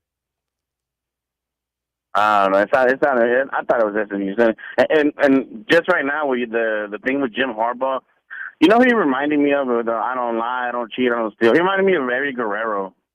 Like he did cheat, he did steal. All those Come on, man, like the Eddie Guerrero. And then Michigan was like Mexico, and then he found asylum in the NFL, which is the United States, going to the Chargers. Not bad. So Jim Harbaugh's he's our people, man. He's like one of us. Oh, you mean you, but not me. When you say one of us. Well, he's one of us. Oh. I mean, us, us. Us. Okay. Us. So I see that you sound like what a certain former president said about your people. They lie, they cheat, they steal. Goddamn right, bro. I mean, a lot of if you check, not a lot of people are their real agents, and they're not really from other countries. They lie. I thought that was a Cuban thing, a baseball player thing, where they. No, that are Cuban Hispanics or they're not Hispanics? Oh, you mean Hispanics overall? Okay, I thought you meant from a particular country. Okay. Okay. Yes, they all do this. Come on, man. This is history. Deep waters for me, man. It's a lie that we steal. That's how we do it, baby. I'm looking for a raft. raft. Baby. I guess I take your word for it. I'm looking for a raft to part from this particular water because it's a little deep for me right now. I'm flailing, but I appreciate you. Did you actually want to talk about music or just that version of music? No, that was the thing I was called, and then I had something else in my head that was overall, like I know this preseason hasn't been like. What are your takes on like the preseason that you saw, and then like what are your expectations actually for the Texans overall? Because I think that if they don't make it to the AFC Championship, then it was a blessing. I get what you're saying. They've added a lot of talent at star positions, like the impact positions that you would want them to. I think saying if they don't get to the AFC title game, it's a bust. That's tough. That's tough because are they better than the Ravens as we speak? I mean, maybe if you just go player for player, but there's some institutional belief in the Ravens, and they know how to all the cliches. They know how to win. They've been there before. All the things that you throw out there. Of course, the Chiefs exist. Are they? And we know the Bengals, as long as Joe Burrow's healthy, their problem. Buffalo, Josh Allen, and their defense will keep them in it. Of course, as long as there's good weather, the Dolphins can be a problem too. I don't know how their schedule breaks down late. I know they come here at some point, but if they're playing games in favorable conditions, that could be a team who can make a playoff run. They'd probably have to play all the games at home to do it, so they're going to have to eat a great regular season. But hey, that's a factor. The AFC West is just the Chiefs, but in the South should be the Texans. So I think that team should be a divisional round contender at a minimum. And if they get the right matchup, they can win a divisional round game. But I don't know what that's going to be. We're talking like, 25 weeks from now or something like that? Yeah, it's a while. It's a long time. We're talking January.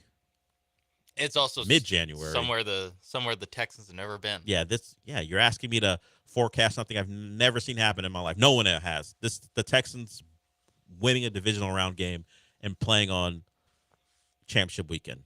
I'd love to see it. It'd just be groundbreaking. I just don't know what that's like. Yeah, it's hard. It's hard to say any team should do what not just should do what they've never done before, but if they don't do what they've never done before, then it's a bust. It is, yeah, it's a bust. So I and the fact that they could like lose to the Chiefs in the divisional round, like that, Yeah, that could just happen. It could happen, and you would walk away going, okay, you lost to Patrick Mahomes. It happens. Ask everyone. Yeah, so there's a couple outs for the Texans, but I generally I understand what Irv was saying though. I do understand that there are a lot of expectations for this is a team. talented team who, if they miss the playoffs, it is it's a bust. And if they don't win the division, pretty close. The Colts better be pretty freaking good, and it better be the Colts. Can't be those other two teams. Losing to the Jags and the Titans, missing out on the division title because of those guys, or those two teams, would be nuts. And the Colts, yes, they pushed them last year, but the Jags would have been the division winners if they could just win a road game against the Titans. So I know what you're saying. Oh, it better be the Colts. The Jags controlled their destiny final week of the season and blew it. So maybe we're elevating the Colts too high because the team that they're going to run out there is different for the most part because the quarterback's going to be different. Gardner Minshew isn't the ceiling, doesn't have the ceiling that Anthony Richardson does, but maybe Anthony Richardson's floor is very low, and Gardner Minshew's floor is at a higher height. So we're talking about a team who at least could expect their quarterback not to be a disaster game to game, and I'm not sure we know that about Anthony Richardson yet. That's what this is what this year will prove. So, but I get what you're saying, Irv. I think that's a team in the Texans who should be one of the top 5 or 6. And it's wild to say that about one conference, but there are 5 or 6 teams in the AFC, maybe even more, depending on what you think about the Browns, that could contend for at least a championship game berth. And of course, you've got the Death Star of the Chiefs waiting for anyone. It feels like no matter who is the opponent. We got one more segment to go here on the show.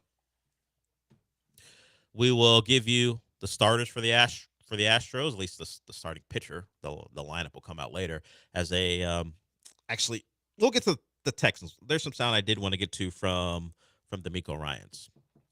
He explained why their run game wasn't what they wanted it to be. It was probably the one negative you would pull if you're going to make big jumps and make conclusions about what happened on Friday. The run game. The offensive line was makeshift, and it looked like it. We'll get to that when we come back.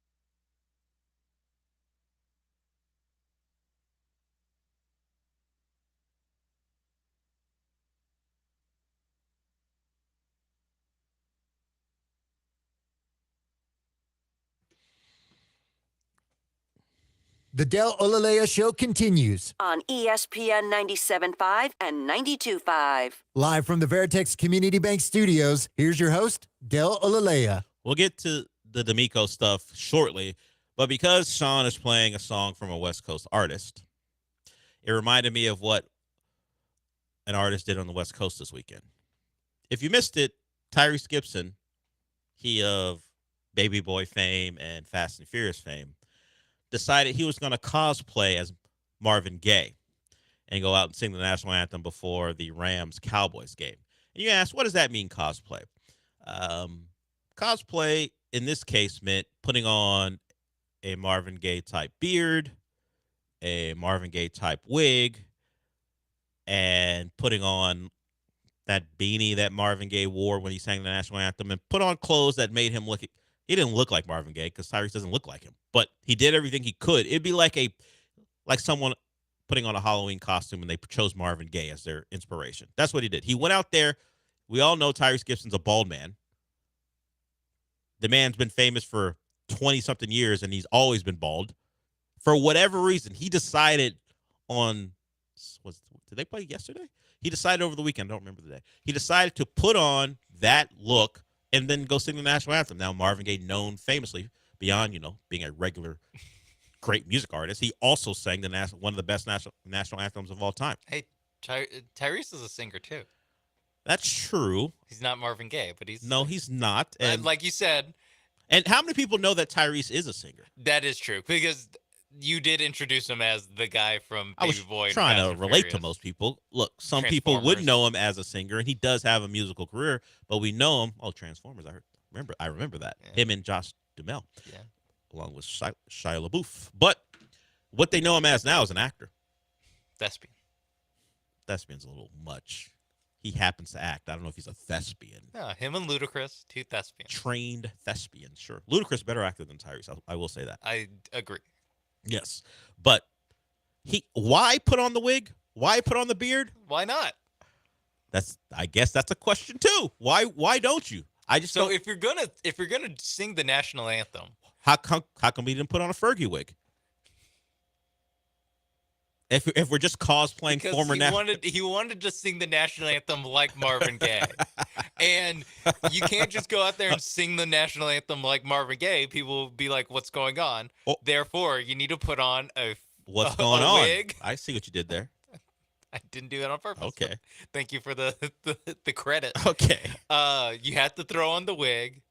You have to throw on the fake beard and the hair and the beanie is what sends it over the top. Yeah, it is nuts. Go find it, everyone. Just type in Tyrese. It looks like a Halloween costume. Unfortunate part is he's a millionaire. He can get like a good costume. It's true. He's got the money for it. Unfortunately, if you just type in Tyrese, you'll get some Tyrese Halliburton stuff, maybe even some Maxey stuff. But if you type in Tyrese, you'll see Tyrese national anthem. Yeah. You will see Tyrese Gibson dressed up like Marvin Gaye for whatever reason. If the man didn't have as I said, 20-plus year career of being bald, and just decided, I'm just going to, maybe people just believe he tried to grow his hair out, and this is the look he came up with. But no, it's clearly a wig. And he's not known as a beard guy either. The man decided he wanted to be Marvin Gaye. He was like, let's get it on. That a forced? That one's less well done than the first one, because the first one was on accident, exactly. but you hit it no matter what. But I know, mercy me, Tyrese. We just start throwing in. You know what? Maybe the man needs some healing. In fact, what kind of healing? There it is. Look, Tyrese. I know you've gone from musician to actor and entrepreneur, because ain't no mountain high enough. You've done it all, sir. All right. And honestly, you got to give it up. You don't have to. You started this. I did. Normally, I'm the one that goes too far. I know. You sent me over the edge. That's not a name of a song, by the way. Before we wrap it up, that also isn't one. That's just something. That's advice for people, actually. Let's go to D'Amico Ryans, who did not put on a wig. Noted bald man himself as well. Did not put on a wig or a beard to pretend to be Marvin Gaye. Why would you do that as an NFL head coach? I don't know. But he did talk about why they could not run the football. That was one of the things, particularly with the starting group, you could take notice of. Now, there wasn't a lot of starters on that offensive line. Plenty of guys who you don't expect to start week 1. But here's D'Amico on why his number 1 group couldn't run the ball.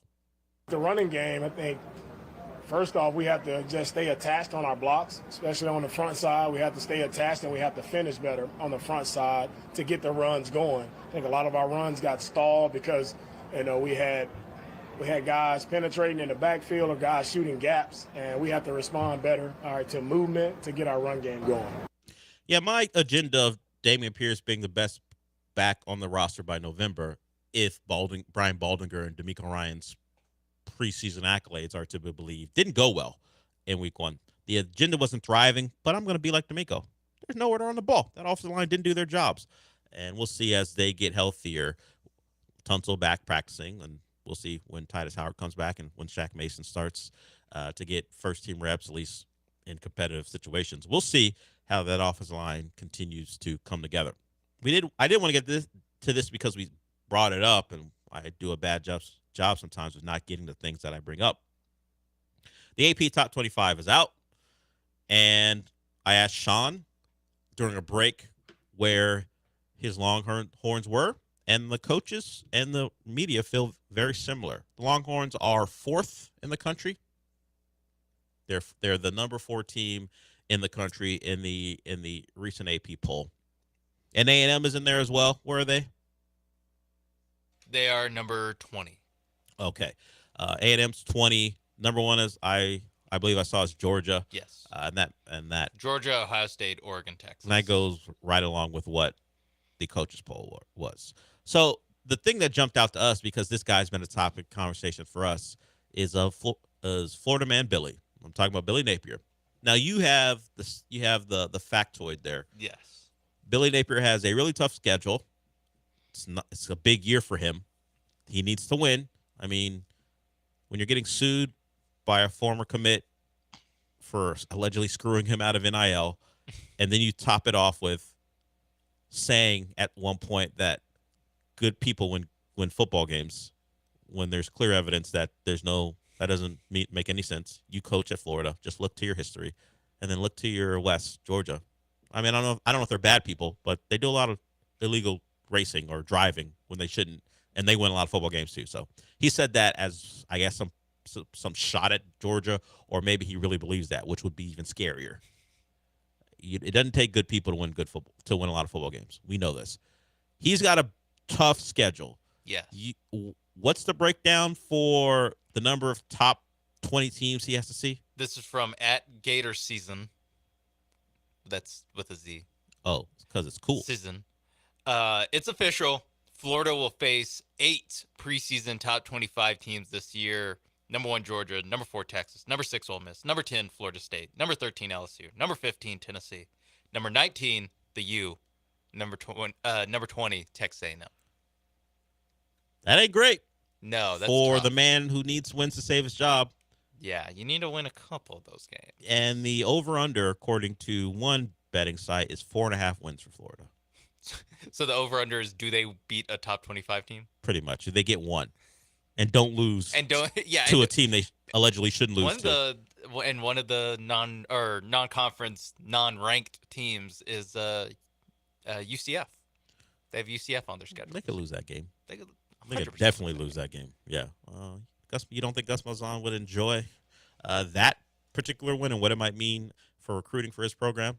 They already got the Big 12 sell. Now you go beat Florida. Would help too. We are done for the day. I say that knowing full well that Sean isn't. But we, as far as this show, we are done for the day. Coming up next is Gallant George, followed by the Killer Bees. I mean, we didn't prove we were the real horse, but what did we do, Sean? We did it! That's right.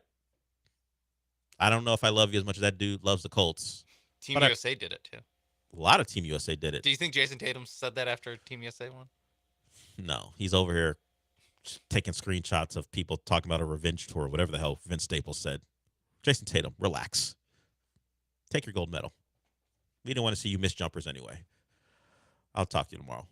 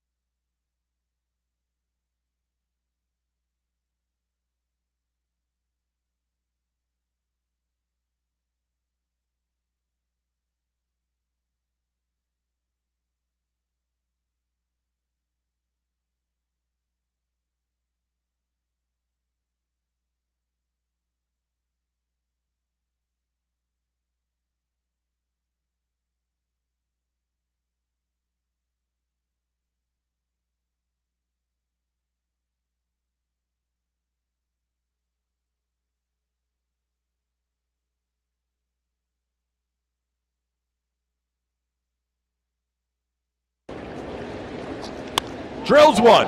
Deep to left field. Forget about it. 3-run bomb by Alex Bregman. Astros now in front 4-0.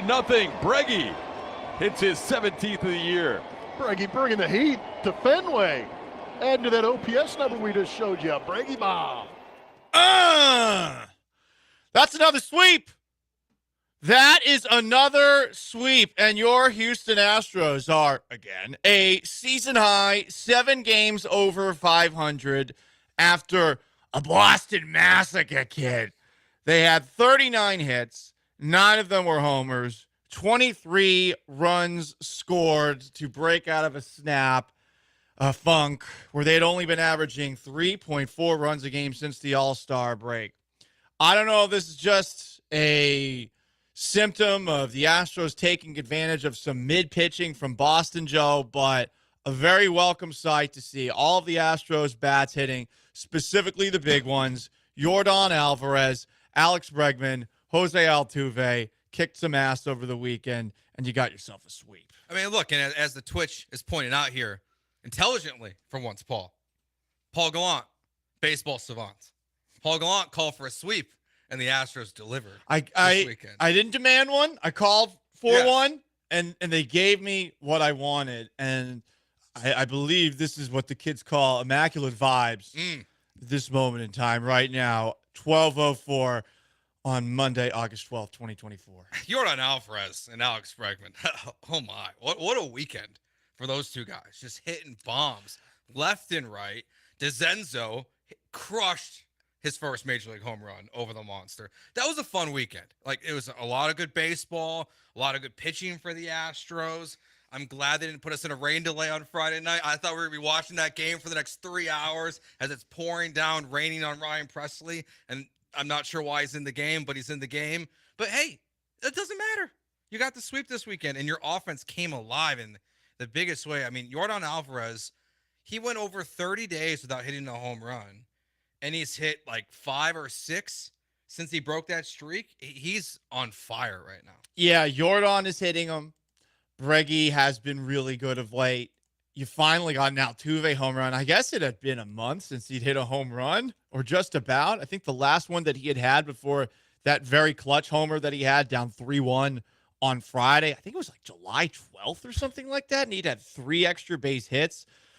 Really goes to show you that we have concerns about the Astros lineup. Without Kyle Tucker, there are some real issues to the point where, I mean, you're playing Zach DeCenzo at first base and Yordan Alvarez in left field because you need to get as many good bats out there, even if your defense is suspect. And we all know Yordan in left field, always a bit of an adventure, not the best one out there. But when the best bats for this team hit, they are terrifying. Terrifying. So it was really nice to see all of them doing it over the course of a weekend. And let's see how long all 3 of these guys can remain hot. But it's about time that we see all 3 of the Astros' best bats, at least without Kyle Tucker, hitting at the same time. Well, and that's why I think, look, we talk about how we're a roller coaster on this show, a little bit of emotions with the Houston Astros. Very bipolar show. But this is why. This weekend is why there's a reason to be bipolar at times with the Houston Astros, because we know what they can be. We know how good the offense can be even without Kyle Tucker. So when they're objectively terrible for 2 weeks, it's frustrating. When you're losing series to the Pirates, like it's frustrating because we all know, the players know it, the fans know it, we know it, that this lineup, that if you can get one guy going, the ball just starts to roll downhill and everything starts to go in a much better direction. And that's what we saw this weekend. And that's why it can be frustrating. Yeah, go back to last week. Go back to last Monday. I mean, that was an all-time bad loss against the Rangers. That was an all-timer. I mean, it's not just that you had the lead, but you blew it like that against the Rangers. And in a moment where you're looking at the Rangers as a team that at that moment in time was close enough to you to be aware of them. Now they've fallen off. And right now it's between you and the Mariners, who, by the way, have won 4 in a row. So good thing that you got this sweep over the weekend. They'd be in first place if you weren't able to pull it off. So now we see if this is able to continue the next 2 series. You got the Rays. You got the White Sox. I think it's Boston again. And then things get really difficult for them. But You feel pretty good about that. And, we talk about all the bats. The Astros had 41 strikeouts over the weekend. Again. Yeah. Again. I mean, that was really impressive. Hunter Brown, ho-hum, 9 strikeouts. Astros pitching on Friday, they get enough. And Spencer Arrighetti, I don't know where the hell this came from. Truly. I mean, I was just hoping to get 5 to 6 innings from him, and you hope you allow 4 earned runs or less all season long. The last 2 starts, he has 25 strikeouts.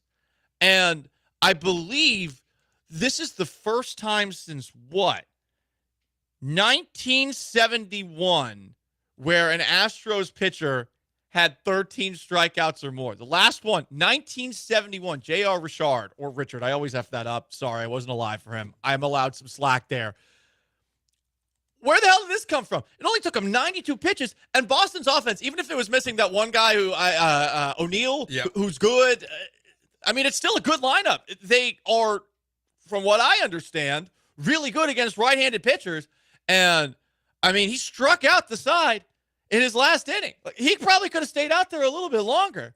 He was feeling himself. Honestly, I was thinking to myself, you know what? Give him the 8th. Screw it. Why not? I mean, Spencer Arrighetti, especially because Josh Hader made it a little bit nerve-wracking with that double that he allowed. It's a typical performance from Josh Hader. Make it a little stressful. Can't have everything be too easy for the Houston Astros. I don't understand. I'm now waiting for Brian McTaggart or the radio guys or Chandler or someone to tell us what Alex Bregman and Justin Verlander told Spencer Arrighetti to fix him, like they fixed Hunter Brown. Because 25 strikeouts in 2 starts like this, we all know we're not going to have the ace conversation thing we had with Hunter Brown, but to have 25 strikeouts in 2 starts is incredible. And it just shows that he has some juice to him. I can't believe he did it again. Really, the 12 strikeout game felt like it was going to be his best performance of maybe his career. And then to top it the following week, not even to hit 100 pitches, was absolutely incredible. And Hunter Brown follows it up with another great performance. And what's different about this Arrighetti performance versus Tampa is that, yes, while you struck out 41 guys this weekend, the Red Sox statistically are a very good hitting team. The Red Sox don't. Exactly. It feels different. The vibes are different. There's on the road too. Yes. I mean, you got fans at Fenway Park that are making their own players drop hard F-bombs. F-bomb number 2. Yes, they are. They got fans that'll get after you. It was interesting that guy was doing that to his own fans. Sometimes. Jaron Duran, is that his name? No, was it him? Yeah, I think it was Duran. Yeah. Yeah, it was not a good look. I mean, there's a front page story on ESPN about that. Look, I'll say this. I mean, we've all had inner thoughts like that before.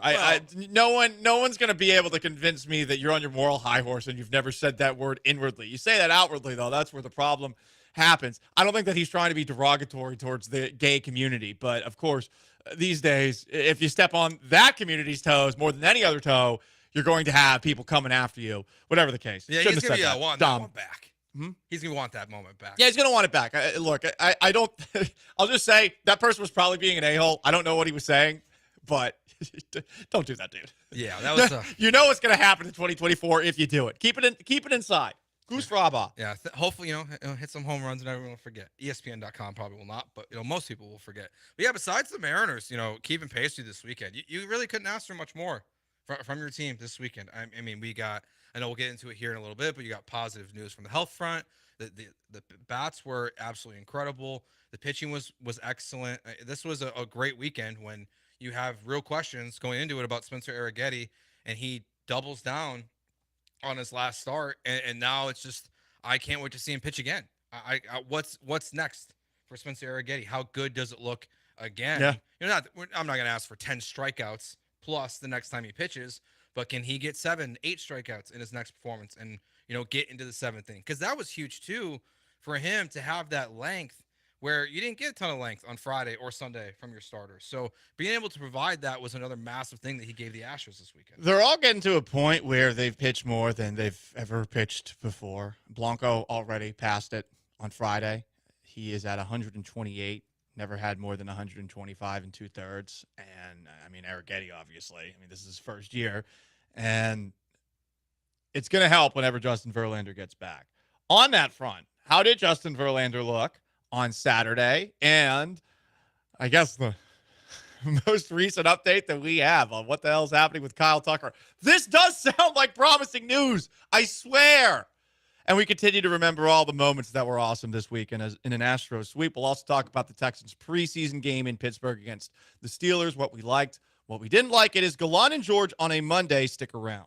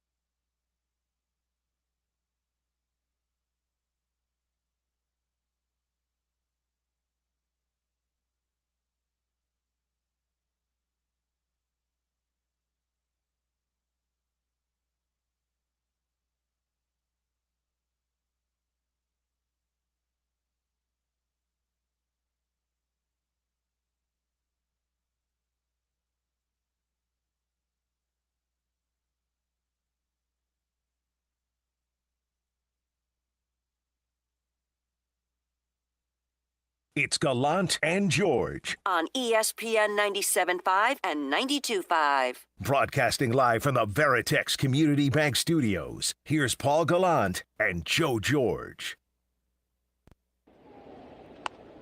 DeZenzo gets into one. First big league home run is at Fenway over the monster and over the seats. Out of the ballpark, Zach DeZenzo makes it 5-2 Astros. Got a hanging changeup and went into launch mode. They needed that on Saturday. Saturday got dicey really quickly. I watched the game at Easy's Liquor Lounge, which is an awesome bar over in the Heights. It's owned by the same people who own the Highway Cantina. And it was a rather rowdy affair. I was surprised by how loud the Astros fans that were at the bar were. I looked down and I looked up. I still don't even know what happened, but all of a sudden it was 5-4. Yeah, it was a stressful game. It was. Who screwed that up? Who made it a little bit more nut huggy? That would be Brian Abreu. Brian Abreu got it. Yeah. So, not his best performance, but they got out of it. That's all that matters. I mean, that really is all that matters. The Astros were going to give up some runs to Boston over the weekend, but they did not give up enough to lose in any of those games. How about that sweep? Yeah, I mean, it was a great sweep. And DeZenzo, he played first base on Saturday and Sunday. I can't remember if he started at first on Friday night as well. Now, Singleton was in the lineup on Saturday as the DH. Oh, no, DeZenzo played Friday night as well. So I don't know if that means something. If they're gonna, give this guy a real shot to crack the lineup. I mean, the fielding seems solid. The bat speed's there. Clearly, we just heard that home run. I mean, he seems like a solid player. I don't know if he's a major upgrade over Singleton, but just something that I'm curious about over the next couple series is how much more we see of DeZenzo, especially as we near the return of Kyle Tucker, because you would think that would put Yordan Alvarez back at the DH spot.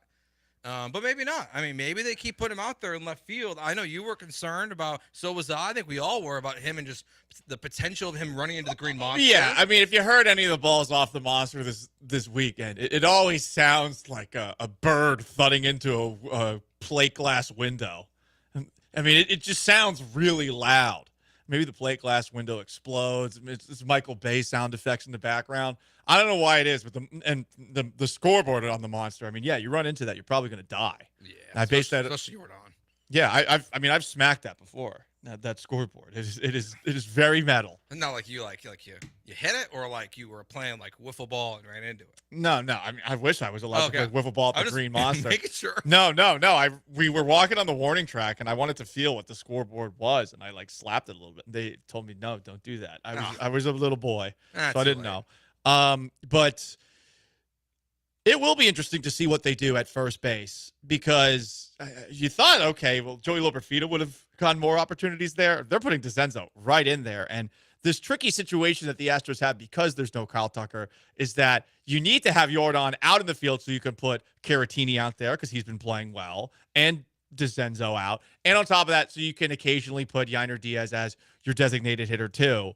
But this next 3 games, Yordan's not going to play in left because they're on field turf at the Trop. So certain left fields are more hazardous for the oft-injured Yordan Alvarez, and it will be interesting to see what happens when Kyle Tucker is back. On the Kyle Tucker front, so this, I think, is good news, but I truly don't know. He's going to join the Astros for this series starting tonight in Tampa Bay, St. Pete, Florida. Shout out, my favorite town in the United States, to continue his rehab from a shin injury that sidelined him since June 3rd. But he stayed in Houston for the Texas series, which is right up the road, and the Red Sox series, which makes sense. That's kind of far. No specifics on progress with Tucker, but per Joe Espada, he's getting close to running bases. So I think these are positive signs, but I really have no effing clue. The way they talked about it this weekend, it really sounds like if he runs the bases and he says it doesn't hurt after, he could pretty much immediately go for a minor league rehab start. And, this is what Dana Brown said last week on his flagship interview, was that once you feel better and you're pain-free with this injury, it just kind of, everything moves at a much quicker pace.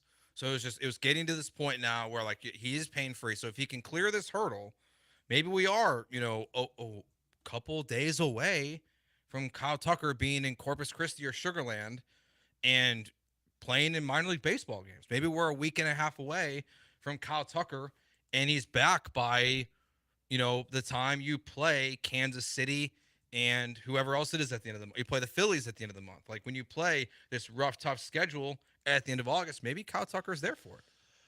Todd, the show has an interesting point about this, though. I forgot about this. Kyle Tucker is a Tampa Bay native. Yes, I was gonna say. So he might be visiting family. I pointed that out on with Dell. We cracked the code here because it is a funny update. For it's like he's gonna meet the team, but Joe Espada thinks that he's close to running the bases. That doesn't really sound like you're that close to actually coming back. Like normally when injured player starts joining the team, you're in football, you're like, oh, so you can probably play next week, maybe a week after. In basketball, if you travel with the team on a road trip, you're like, oh, okay, so maybe he plays later in the road trip. For this, it's like, yeah, maybe he can run on the field at the Trop. He's always wanted to run on the field at the Trop, growing up in Tampa. Who wouldn't? It's one of the most iconic ballparks there is. You really do like that ballpark. Yeah, it has air conditioning.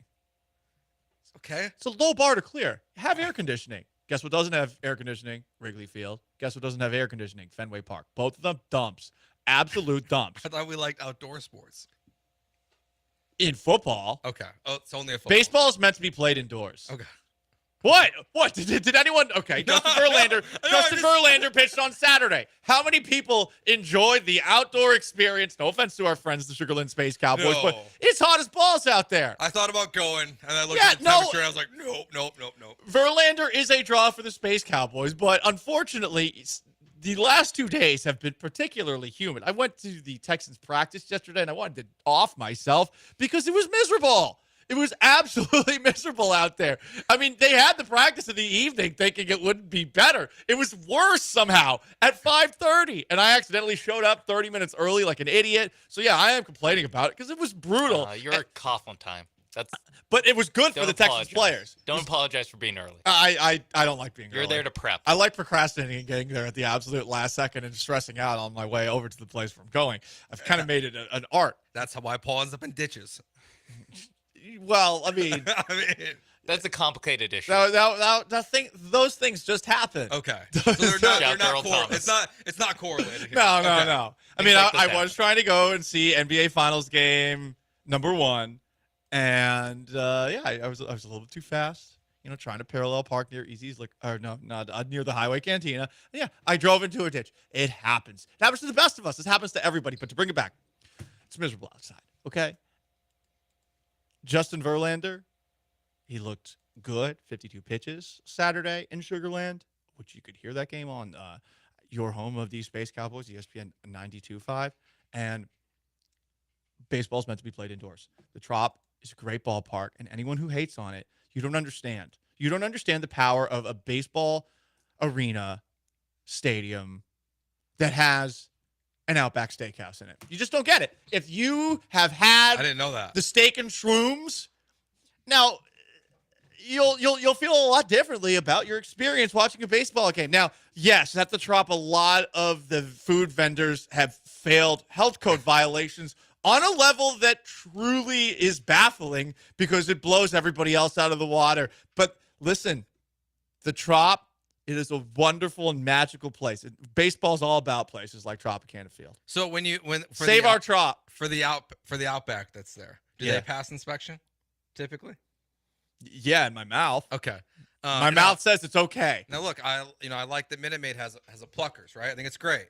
However, it's no Outback. Come on, it's real slow. So Yeah. if I go to St. Pete and I go to the Outback there, at the stadium, am I gonna be in line for 3 innings? 2 innings? No. It's going to be fine. Don't Okay. worry about it. All right. Okay? Sean, let's go. No rules, just right. Thank you. Let's do a road trip.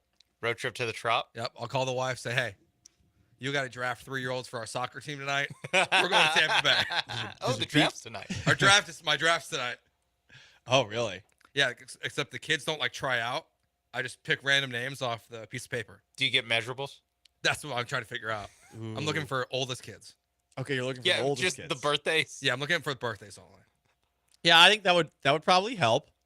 I'm going to lose all my hair coaching kids soccer, just so you guys know. I don't think you will. I am. I don't think it's that trying to teach my son how to not use his hands and feet only. This is going to be a nightmare. What? They're Worst going to decision I've card ever them? made. No, you got to do what the Seattle Seahawks do. You're like, if they use the hands enough, they're not going to call it every time. That's a good point. Yeah. They'll just let it go. Just pick it up occasionally. That is a lot how youth soccer goes. It's like, hey, just break all the rules at once. Make them call it. Everyone's just going to run and follow the ball. That's true. Just tell them, yes, all of you, we want you on the ball. Just attack. Yeah. Swarm. Hey, like the Texans I want everyone to kick the ball. Just kick as hard as you can. At once. It doesn't matter. But, so Kyle Tucker running the bases. Tucker's running the bases. We'll see. And Verlander, it sounds like it's just one more rehab start because he felt good physically after 52 pitches Saturday for the Space Cowboys. Okay. I mean, you know what? I'll take it. Maybe one more rehab start. And we didn't get official word on that yet, I don't believe. So Justin Verlander, he's back sometime next week when you play. Maybe he gets like a White Sox game.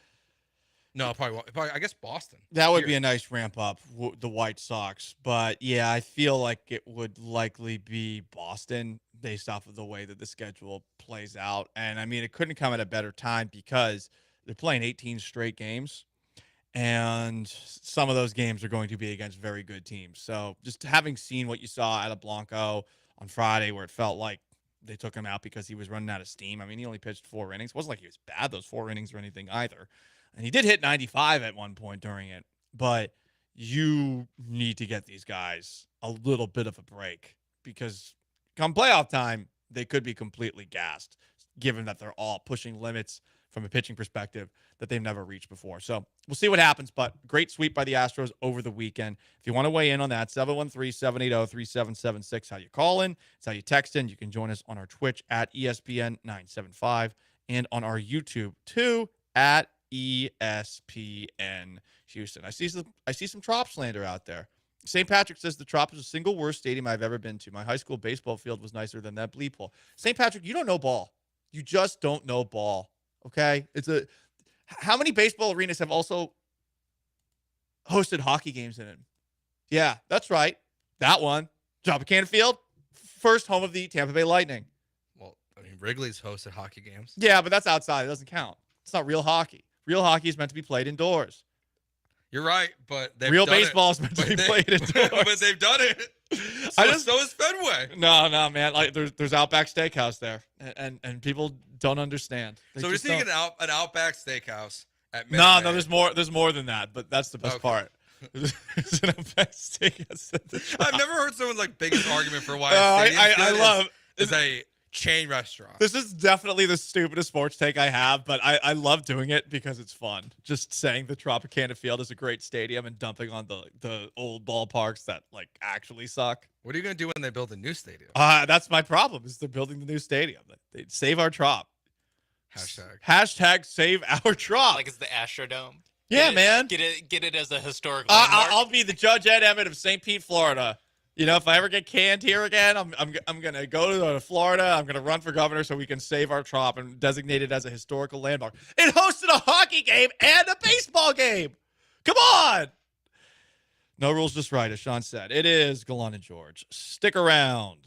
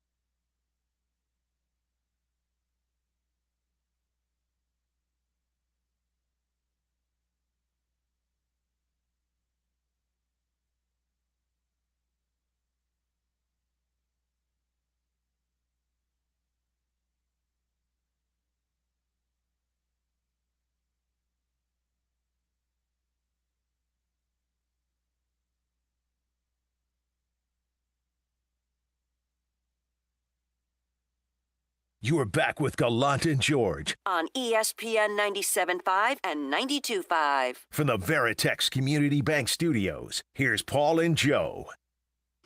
So the Texans played a preseason game on Friday night in Pittsburgh. They won it 20-12. My biggest takeaway, I think the Texans' defensive line has a lot more depth than even I thought it would. Not just Daniil Hunter, who came off the edge. First series of the game was creating havoc. Second series of the game gets a sack on third down.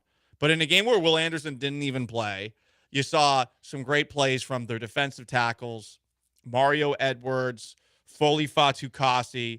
There was a goal line stand that they had, aided by the worst fourth and goal pass I've ever seen by Kyle Allen. Thank God he's not in the Texans anymore.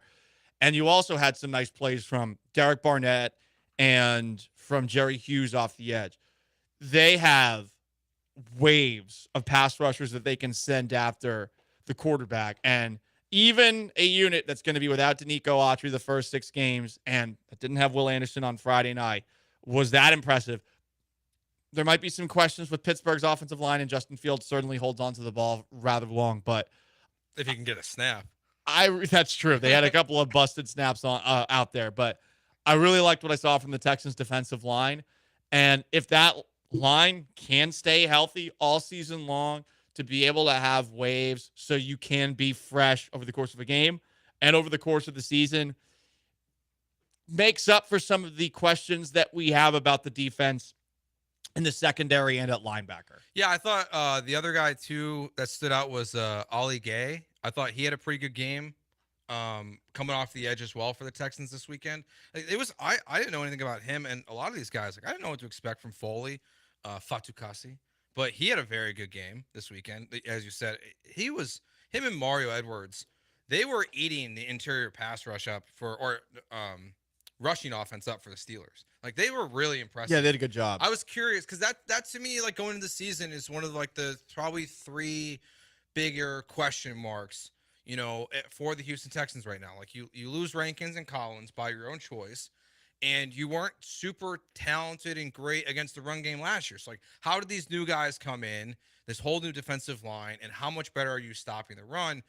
Preseason game, yes, but early returns on those guys was very positive. I definitely agree with you. It's a much deeper position. I think watching the whole game, it was very clear that the strength of this team is defensive line and wide receiver.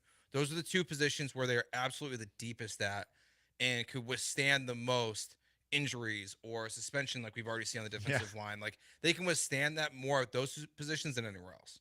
So when the season begins, there's going to be questions about the linebacker position. Christian Harris was back at practice yesterday, which I went to, and immediately re-aggravated whatever he was dealing with. Oh, I didn't know that. Which sucked because this was a practice where we finally saw Joe Mixon out there and we finally saw Laramie Tunsil out there. It wasn't full pads, but Harris was out for a little bit and then he limped off the field rather gingerly. I'm very curious as to what the update will be on him when the Texans meet with the media next. I think that is going to be tomorrow. So the second level, that's where I have questions. But I thought Kalen Bullock made another nice play, too, coming in. And I thought it was interesting to note that yesterday he was working with the first-team defense at safety. And it seems like either Eric Murray or MJ Stewart, whoever the other safety guy, is generally out there when Jalen Petrie moves up and plays nickel position. That person was working with the backups. Interesting. Bullock was out there, and Bullock had a nice play over the middle. Xavier Hutchinson had the ball thrown his way, and Bullock just took him out and knocked the ball out while taking him out, too. I mean, that play he had, like, it didn't result in an interception, but he covered half the field. Yeah, he's got range. The ball was in the air. I mean, that was incredible. He is very long. Like, he looks taller than he is. He's 6'3", but he looks taller than that, and he clearly has really impressive range.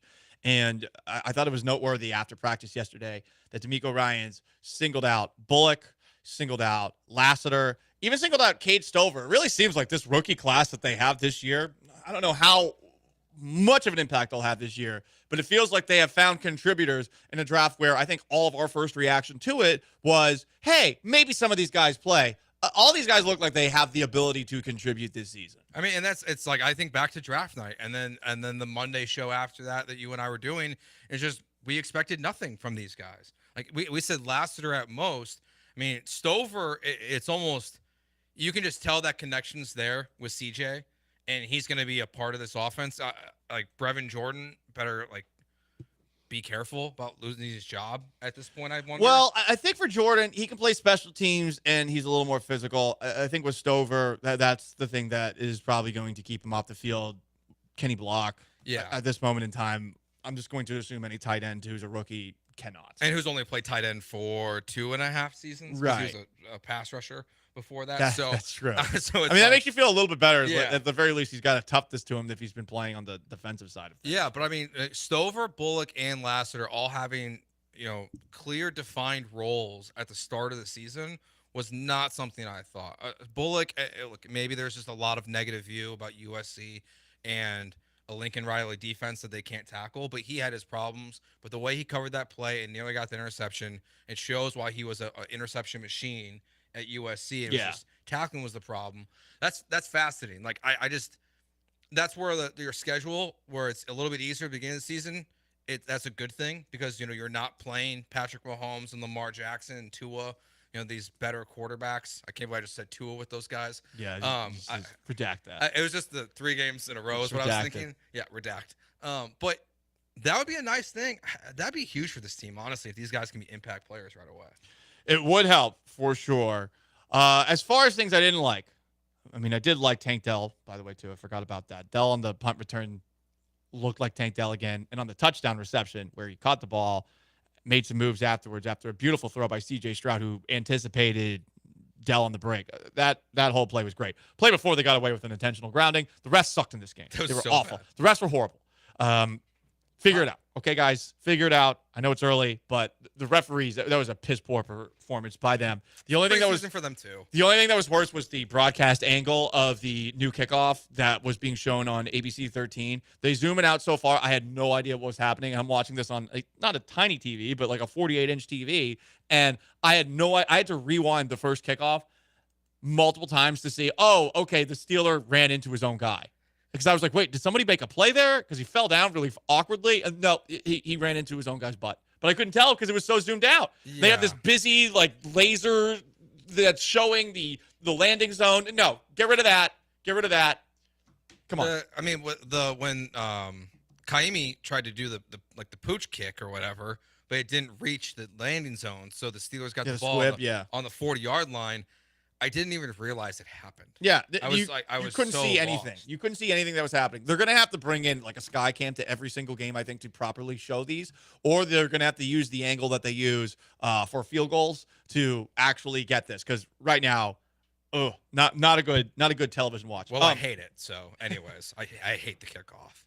You do? There was one play this weekend, and I don't even remember which game it was in. There was like a 70-yard return. Everything else has been boring. They're telling every broadcasters, whether it was like John and ND and Kevin Kugler, or it's the national broadcast we saw during the Hall of Fame. They're telling these guys so hard to gas this thing up. Kickoff is next, and then they're all boring. Like it's supposed to be this innovative, fun thing, and it's just it's not. I did like the one in the in the Chiefs game where the Chiefs accidentally gave themselves a safety because they were trying to be sly. Yes. So the ball bounced into the end zone and then in front of it went like out of the end zone and back to like the 2-yard line. And the Chief returner sat in the end zone and like reached over and like tried to take a knee while doing it. And you can't do that. So they called it a safety. I enjoyed that. One last thing I wanted to touch on from Friday's game. My biggest concern for the Houston Texans right now is the running attack. This has been a problem dating back to last year. It is a problem that remains. Yesterday, because no one asked about it after the game on Friday, I asked D'Amico Ryans about the struggles of the running attack. And here's what he had to say on that front. The running game, I think, first off, we have to just stay attached on our blocks, especially on the front side. We have to stay attached and we have to finish better on the front side to get the runs going. I think a lot of our runs got stalled because, we had guys penetrating in the backfield or guys shooting gaps, and we have to respond better, to movement to get our run game going. Yes, But Dameon Pierce, he can't run. No. It's not perfect. No, He can't. you're wrong. Like Agumba Wale, Jawar Jordan, Cam Akers, it did not matter when those guys were in the game that if there was a busted block, they found a way to fall forward 2.5 yards. Dameon Pierce had 4 carries for 4 yards. He looks no better. That wasn't Pierce's fault I know, at all. he just like runs into guys. Well, it wasn't his fault. None of the other running backs did anything either. It wasn't his fault. They at least get 3 yards. He gets none. Yeah, how's he supposed to get any yards when there's nowhere to go? I know. They did a horrible job. They did a horrible job blocking for Pierce. I'm getting annoyed with the Pierce slander. And look, like, I get it. He has not been able to pick up this scheme, but Friday was not his fault. I thought to myself, am I crazy? Because I was looking at all the people that are saying, oh, Pierce is washed. Pierce is terrible. Where are you supposed to effing go if there's a linebacker that is standing directly in the hole that you're supposed to go into? These running plays are designed where I know it's zone blocking. You're supposed to read things, but what happens if all of your reads are, oh, I'm effed right away? There was one play that he had. There was a toss to the right. He actually did the most that he could by going back to the left. All the other carries, he had nowhere to go. The offensive line, whatever they were being taught, this is starting to make me feel like this is a 2-year problem. This might be the one drawback to Bobby Slowick's offense because I was under the impression that in all these Shanahan tree offenses that doesn't really matter who's back there at running back. Well, the problem might not be the running backs, and it might not even be Bobby Slowick's scheme. It might just be that maybe they got a bunch of guys and Juice Scruggs and Kenyon Green, and we know what Titus Howard and Laramie Tunsil are at tackle, just can't run block. I mean, if you look at Pro Football Focus, if that's your thing, like Laramie Tunsil grades out as one of the top 3 pass blocking left tackles in the NFL every single year.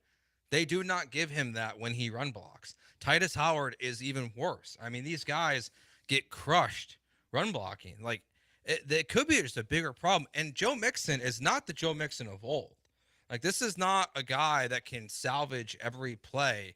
So, even though I do view Pierce as, like, he can't get anything and the other guys are making a little something out of nothing, the offensive line, their blocking ability, whether it's scheme or just them, it is the bigger problem. Like, once again, it looks like they just can't run the ball through 2 preseason games. I am hoping that this is something that will be fixed by the end of it. But last year, statistically, it was one of the worst rushing attacks in the league. And Pierce wasn't playing all that much. That was with Singletary out there. Upgrading the running back does not necessarily fix the whole thing. I am wondering if there is something that is being lost on the teaching side of things.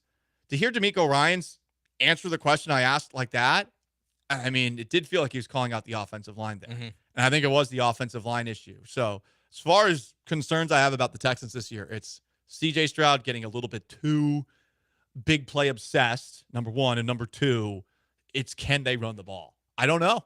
I really don't know right now. I mean, if we were going to bet on it, I think we all would bet no to that. Like, I wouldn't bet on Joe Mixon having a, resurgent kind of year. I know Devin Singletary was much more effective with the same offensive line last year, versus Dameon Pierce, but I wouldn't bank on it because D'Amico did answer that very honestly without directly calling out the offensive lineman. He laid out very specific examples of what they were failing to do, and like it's a huge red flag that now after all this offseason, which you addressed all these issues, the one thing you didn't address might have been the most glaring weakness your offense has. And Nick Caserio and them, they might have just ignored it. Green flag, the coolest man in Houston sports is at it again. This guy continues to be a Riz King. Who are we talking about? Stick around and find out. It's Gallant and George, ESPN 97.5, 92.5.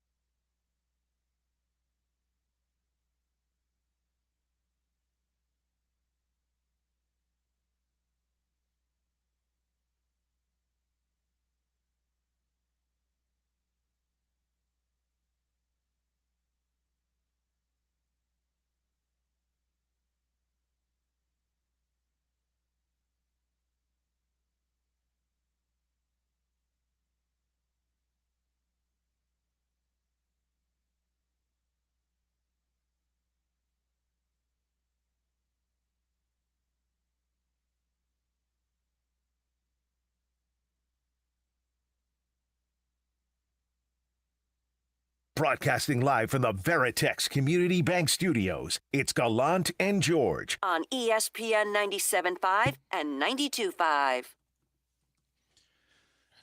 Cal McNair is the coolest man in the city of Houston, Texas.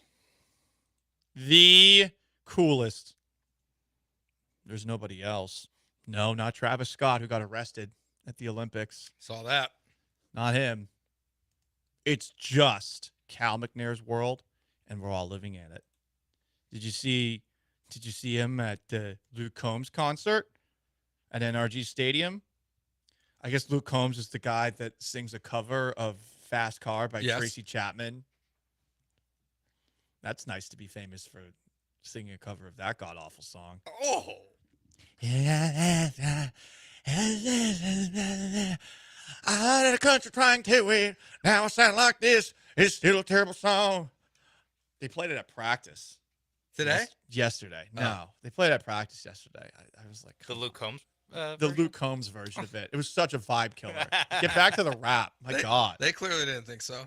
They were loving. Yeah, I don't understand the appeal for a lot of today's country music artists, but whatever. Cal McNair, cool Cal, had a cowboy hat, button-up shirt, jeans, and he shotgunned a beer before breaking into his 2020 hit 1, Too Many. Did Cal sing with him too? This is an all-time bad. He joined the chorus. There's no stopping me once I get to going. Put a can in my hand, man, I'm wide-ass open. What's that mean? I'm wide-ass open? Take Dell. He's always open. Oh. This is on a scale of 1 to 10. This is about a 3, maybe a 2 for Cal McNair. The beer just dumps out the top. Like he didn't shotgun it. There's a problem, and this is a problem that a lot of the rich run into in life. When you don't have life experiences because you're constantly walking around with a bunch of Alfreds catering to your every single whim, you don't experience things in life like shotgunning a beer. You don't think the guy that's playing video games with his quarterback in his office? Who's he shotgunning a beer with? If you're a billionaire's son, who are you shotgunning beers with? I mean, I just could imagine Cal McNair, Sage Rosenfels playing Guitar Hero and just ripping and shotgunning beers together. All those ritzy lace curtain people, they can barely handle it when you make a dark joke around them. I.e., when I made a joke about my mustache with Hannah McNair when I first met her, and I had to pull up immediately. What I was saying was, look, my mustache was looking a little too Stalinish. I thought it was funny. It looked a little Stalin-y.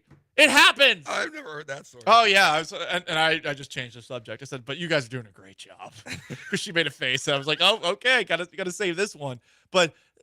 Listen, it's not Cal's fault that he's never shotgunned a beer. He's never been around people that can make him a man of the people. But now he's becoming the manest of the man of the people. That's true. He's getting there. I love the idea of a whole bunch of Alfreds around Cal McNair. Just picturing what the Alfred for the McNair family would be like. Sir, shall I scrape the foam of your beer off with a knife like it's a Stella Artois commercial?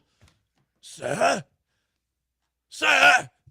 Sir, shall I put the key into the beer can for you? Sir, you must work on your form, sir. That's not how you drink it. That's not how you shotgun a beer. Sir, should I shotgun the beer for you and we'll just pretend that it was you? How about that, sir? You'll get exposed though. If you gotta learn how to shot. There's certain things in life you gotta know. I guess we have a backstory to this. Who is this courtesy of, Joe? You saw from someone from the flagship. Oh, someone from the flagship. Okay, I believe this is Fakey. Yes. The backstory with Cal McNair shotgunning a beer. What's up? Let's go get some beer so we can shotgun. Oh my God. You know why he did that? Because they wanted the team to do it, and he goes, no, they're in season. I'll take it for the team. Oh, okay. Hannah McNair says Cal McNair wouldn't let his players drink because it's in season. I'll be honest, I don't really like that. It's a beer. That's They're in their 20s. It's also preseason. Yeah. it's not in season. It's okay though for Cal to get a little embarrassed shotgunning a beer. What if CJ couldn't shotgun a beer? You don't want. That is true. What would happen if you're saying my quarterback can't shotgun a beer? I will say, just blind guess, CJ Stroud probably has shotgunned a beer or two at Ohio State. I'm just guessing. Dude, I don't know. I kind of get vibes that he doesn't drink. I don't know why. That wouldn't be the most shocking thing in the world. But Like, of all the players on the team, like, he'd probably be one. then It does feel like the give it to younger Tunsil. generation drinks less. Give it to Tunsil. He went to Ole Miss. Oh, yeah. I know for a fact that he's shotgun a beer. We know for sure. Oh, yeah. No, we only know about his gas mask. No. You don't think he's shotgunning beers and then putting the gas mask on after? Or does the gas mask go on first and then when you're done, you're shotgun? I bet Larry could put him down. Exactly. Yeah. I mean, good on Cal. I mean, there's really, I don't think there's probably another owner in the NFL that you'd be like, this guy's shotgunned a beer at a concert this weekend. I think Cal McNair, he probably wouldn't have been my answer if you asked me before this weekend, but I don't know who the answer would have been. Well, this is something like Luke's been doing at all of his concerts, I guess. Yeah. 'Cause I saw him do it with the cast of Twisters. They all went up there on stage with him and shotgun Cool. a beer. So this is like his thing. Okay. He brings out like the local celebrities and they shotgun Man, a beer. Actually, such an everyman. Actually, Jim Irsay could totally would have been my guess. Combs sang a song, Houston, we got a problem, and he should be sent to jail for that. Anyone who's just continuing that to be said publicly, no. Is he the original This is singer of my that song? kind of town, my kind of place. I wouldn't mind hanging around for more than just a couple days. I got a 12th room with a killer view to the empty Astrodome. What are you talking about? There's no hotel that's within sight of the Astrodome on the 12th floor. Why are you staying there? I forgot A that. tab at the bar downstairs, but all I can think about is home. So he's like taking a shot at Houston in that song. Yeah, I was gonna say, do you perform that song when you're in Houston? I don't think you should. I don't think you do. I don't think you should. What is Houston? We have a problem. It's like, I want to leave. Yeah, it's not Hey, Luke exactly. Combs, go rip off another person's song because you're not creative enough to have not your own exactly music. Calling Baton Rouge, where Baton Rouge is like, yeah, we love it. My name's Luke Combs, and I sound like this. I've never heard a Luke Combs song in my life, by the way. I forgot that I've heard that the Houston We've Got a Problem song before. I forgot that was him. Yeah. I know that song and I know the cover song. That's it.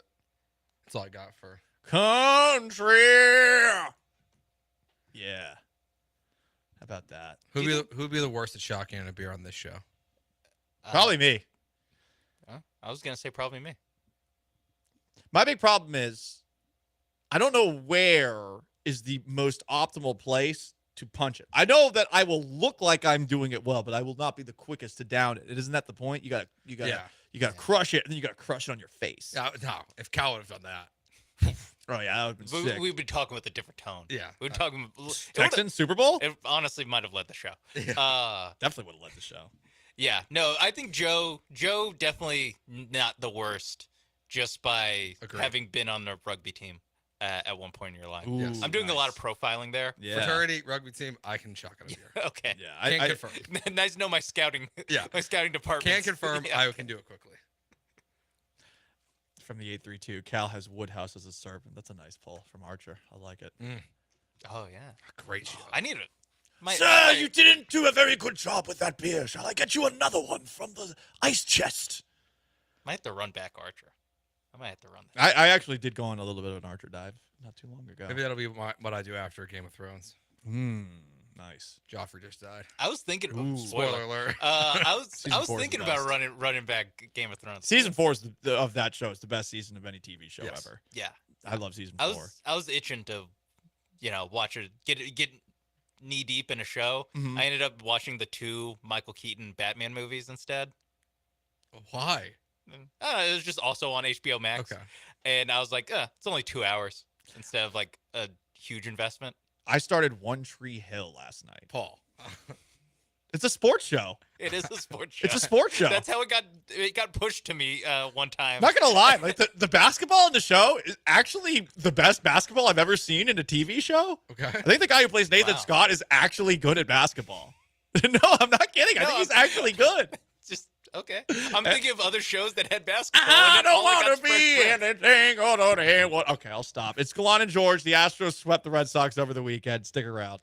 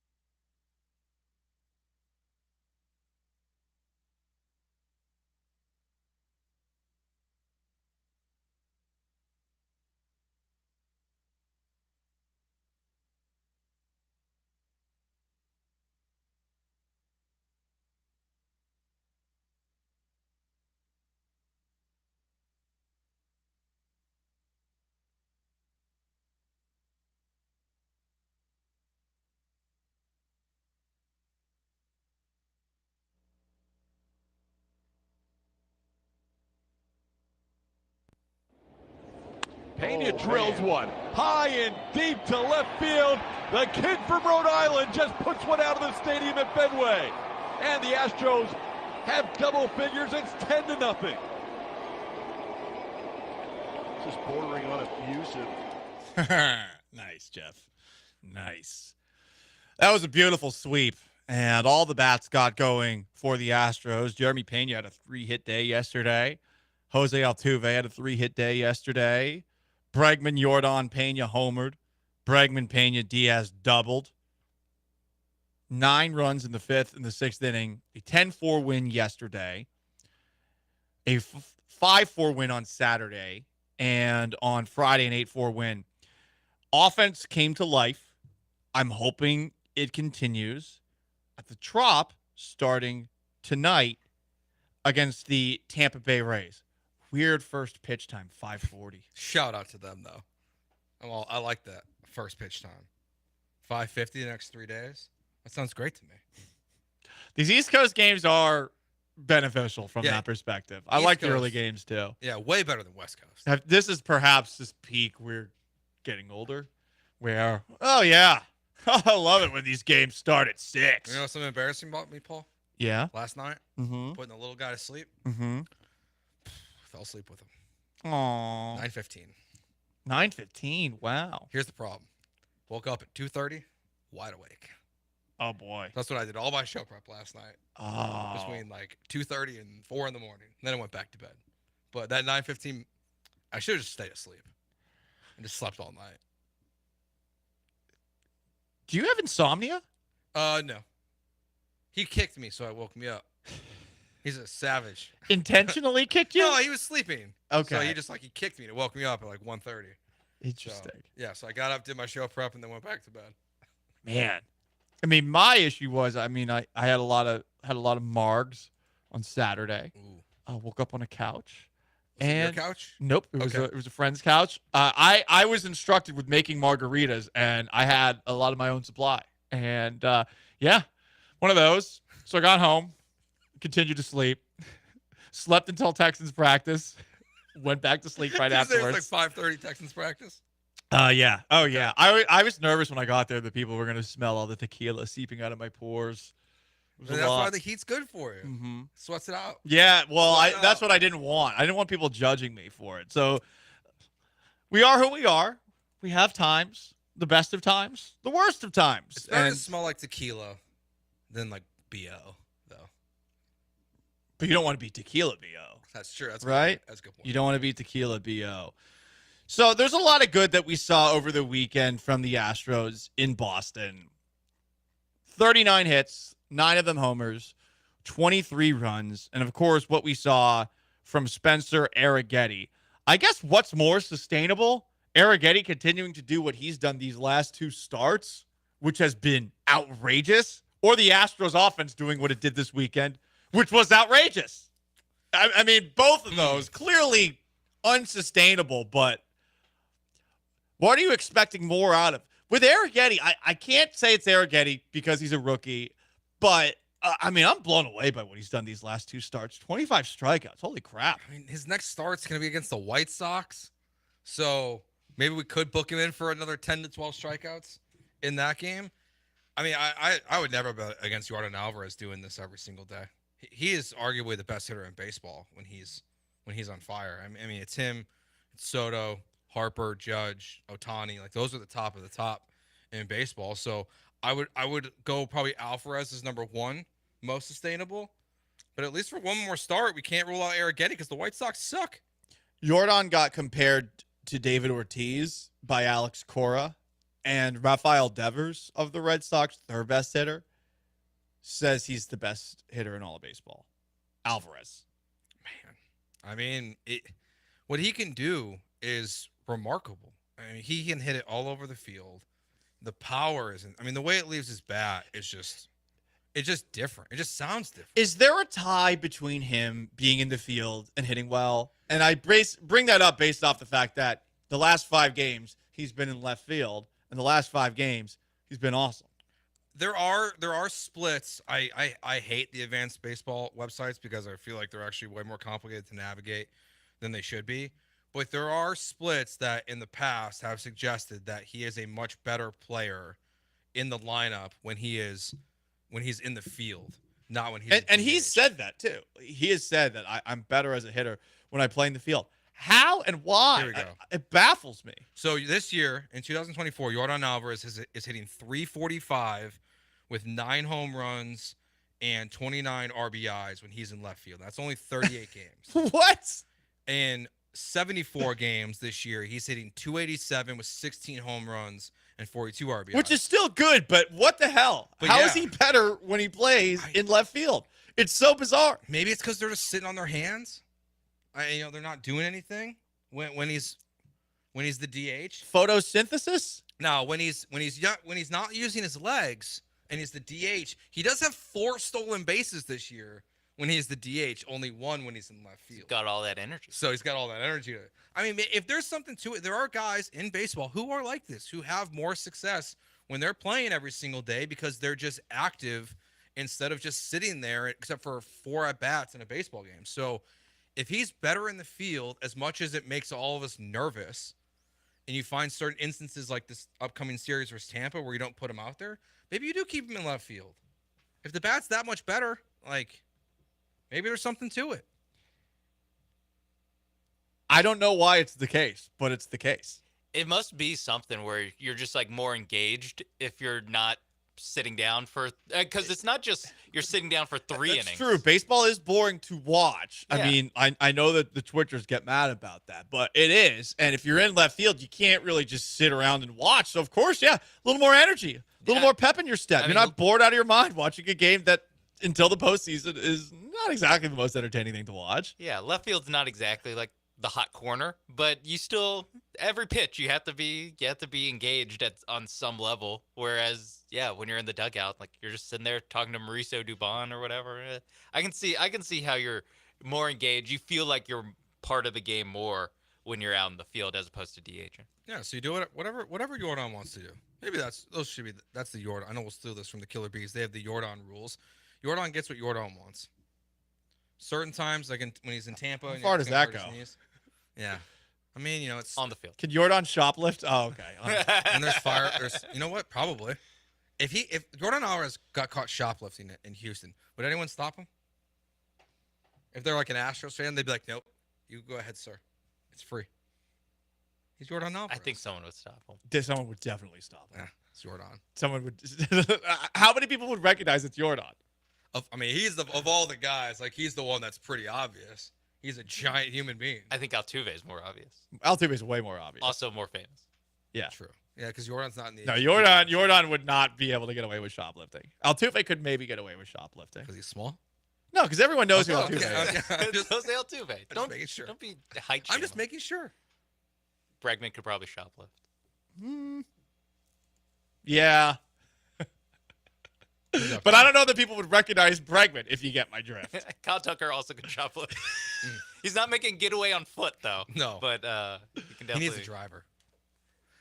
Walmart's not checking his receipt when he walks out. Yeah. I hate that part about. Walmart is just an absolutely god awful place. But the last time I went, I got one thing. It was an envelope, so I could ship something, and they're like, "And we need to check your receipt." I was like, "Are you effing kidding me? This cost 99 cents." It's infuriating. They don't even check it though. That's the no, worst they don't. part. They just draw a line on glance it. And move the highlighter like a little line down the middle of it. And You're just literally wasting my time. If they actually did it and went through the bags to make sure everything was accounted for, be more annoying. But at least they're actually checking it. Now they just stop you and just go, "Yep." That's it. Stupid. Do you think you could shoplift? Me? From Walmart? Yeah. No, I would overthink it. Yep. You'd be able to tell that I did something bad. Because I'd be looking all over the place. Yeah. Eyes darting everywhere. Either this guy thinks he's Jason Bourne or he's shoplifting. Yeah, I'm too in my own head. So I can't do that. But Yordan Alvarez was basically shoplifting at the plate. Yeah. In Boston over the weekend. How about that? That was good. Thank you. Landed the plane. A+. 713-780-3776 to call. To text. You can join us on our Twitch. I found out that there's no Outback Steakhouse in the Trop anymore. They got rid of it in 2017. So now they can get rid of the Blow Trop? it up. Okay. Blow up the Trop. I mean, do you know what replaced it? Yeah, something called like Bloody Marys. Yeah, doesn't sound great. I mean, Bloody Marys are a hangover cure. They are not something you should build a restaurant around. Agreed. You know, that's a brunch. It's a brunch thing to do. You go spicy? Oh yeah, most spicy. But it is the best hangover killer that there is. But It is. yeah, Tropicana Field killing Outback Steakhouse. I feel like the Astros should deliver a little Sodom and Gomorrah style burnination to Tropicana Field starting tonight. How dare they get rid of the Trop? How dare the Trop get rid of Outback Steakhouse 7 years ago? Is that why Kyle Tucker's going to like protest? I hope That so. would be Take a knee when the national anthem's up because of them getting rid of the Outback Steakhouse. And then yeah, Chandler and Brian McTaggart have to ask him after the Why'd game. you take a knee? Because they got rid of the Outback Steakhouse. I was listening to Gallant George today. They said they got rid of the Outback Steakhouse 7 years ago. Oh, unbelievable. Anyway, guys, Gallant and George, ESPN 97.5 and 92.5. You want to jump in, you know how to do it on Twitter at Gallant Says, at Sean A. Mapes, Behind the Glass, at Joe George Radio. You can also get after us on our YouTube at ESPN Houston or on Twitch, twitch.tv/ESPN 97.5. Up next, let's talk about some controversial comments that a certain Boston Red Sox made that have turned him into the most scorned person in the world of sports. Stick around.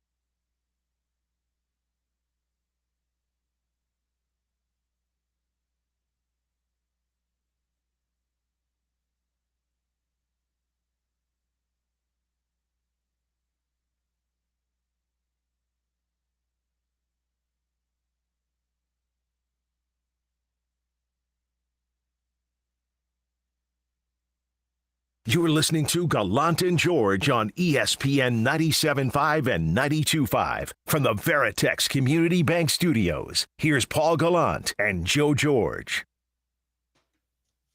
We had a little controversy over the weekend in the Astros-Red Sox series, and it had nothing to do with what the Houston Astros did. So shout out to the Astros for not finding themselves embroiled in another scandal.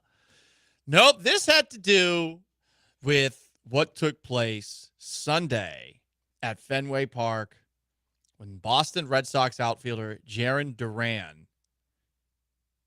in the 6th inning, between pitches with the count 1-2 and Duran struggling with 2 strikeouts, a fan behind home plate yelled, "Tennis racket! Tennis racket! You need a tennis racket!" Just like that, I hope. Duran looked at the fan and could be heard on the game telecast saying, "Shut up, you bleeping F word." Bleep, which is, for those who don't know, the other F-bomb, a homophobic slur. After the game, Duran apologized because this was picked up on the New England Sports Network broadcast of the Red Sox. Quote, "During tonight's game, I used a truly horrific word when responding to a fan. I feel awful knowing how many people I offended and disappointed. I apologize to the entire Red Sox organization, but more importantly, to the entire LGBTQ community. Our young fans are supposed to be able to look up to me as a role model, but tonight I fell far short of that responsibility. I will use this opportunity to educate myself and my teammates to grow as a person." The Red Sox, for their part, said, quote, that they addressed this incident with Duran immediately following the game. "We echoed Jarren's apology to our fans, especially to the LGBTQ community. We strive to be an organization that welcomes all fans to Fenway Park, and we will continue to educate our employees, players, coaches, and staff on the importance of inclusivity." First of all, the taunt that got you that upset, Jared? You need a tennis racket? I know you're having a bad couple days here, man, but like that upset over that? Like he wasn't even insulting your family. Like that's all it takes. Soft boy. I've heard worse Soft than that. boy. I've heard worse than that. I mean, I get death threats, whatever. I mean, especially in Boston. Yeah. This is the same place that got accused of using racial slurs against Adam Jones. There's a bunch of incidents. Like, it's soft boy, Jarren. And also ironic that before the game, Jarren was awarded or recognized as the team's recipient of the Heart and Hustle Award. Before the game. So there was a nice little ceremony before the game, and then he was getting canceled after the game. Well, listen, as long as you get the award, that's all that matters. They can't take the Heart and Hustle Award away from him. That would be really funny if they took the award away from him the next day. I mean, at least it wasn't like it's Hard and Hustle. It's he runs out ground balls and stuff. It wasn't what a nice guy, what a great guy. No one has a bad thing to say about him. Award for Jarren Duran. It was more he's hustle, he's heart. Yeah, it's not like he got recognized as like the Walter Payton Man of the Year. And then did this after. So that's fair, but it's just ironic. I mean, I don't know this whole situation. Like he shouldn't have said it. People are gonna make in my opinion, a way bigger deal out of us than they need to. That's where I'm at. Like he apologized. It's what he should have done. I will say I hate written apologies. I do feel like if you say something like this, the media is still there. Your own camera crews are still there. It's a little video. Statements don't seem authentic. Yeah, I'm with you there. Because I also don't know he wrote it. Yeah, or just like have him shoot him. I mean, he has a phone. Like he can record him. So I do think I agree with you on that. Where the written apologies are just like, sure, thanks. Yeah, it just means nothing to me. So it's a word that if you use these days and you're not around people that you're comfortable with, you're very likely to get in trouble. So I guess that means it's a word you shouldn't say. But it also is a word that has changed in meaning so many times. There's a South Park episode about this. And I don't feel like that word was pointed at the LGBTQ community, which is how it is being, I guess, portrayed, because it's that word. And that word is an interesting one because of how many times over history it's changed. You can say that in England because that's just a cigarette. But here, it is different. And the way that we respond to it, if I were gay and I heard that, I could understand how somebody would feel really pissed off about that. I feel like that was just a gut reaction response that he had for that specific person because he was mad at them. And because that word has so many different meanings, it doesn't always imply that you are gay, if that makes any sense. Yeah, no, I don't think it's obviously not what he intended. I mean, like, there's games, like, I don't feel bad about, I don't even know what to call it now, but it was smear the blank. Yeah. Growing up, like, we played it all the time. Like, it's like Jaron Durant's 27 years old. I'm 31. Like, it was part of our vernacular growing up. Should it have been? Probably not, I Definitely guess. shouldn't have been, but we didn't know any better then. And, like, it just no was one knew said. any better. It was said casually back then. And in a fit of rage or while pissed off, muttering that under your breath versus saying it to the point where it gets picked up on a microphone versus saying it in your head. Like, what is the difference between all three of those? Like, did Durant pick up a microphone and was he, like, telling the entire community that they're horrible people? No, he wasn't. And the way that these stories get responded to, as you said a little bit ago, I feel like it's always overdone. I'm not saying what Durant did was right here or anything like that, and I am not speaking as somebody in the community, but it does feel like for that community, there is weirdly a little bit more of online protection than there are for other ones and for worse things that happen. This was a bad moment for Durant, no doubt about it.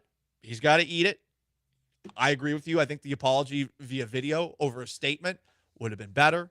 But to me, I'm not looking at the apology as much as I feel like the story is being discussed. And we're bringing it up, of course, because I feel like the coverage and the negative backlash to it has been as if Durant did something truly horrible, when in reality, I think he did something that a lot of us probably are unwilling to admit that we use a little bit too much as a word.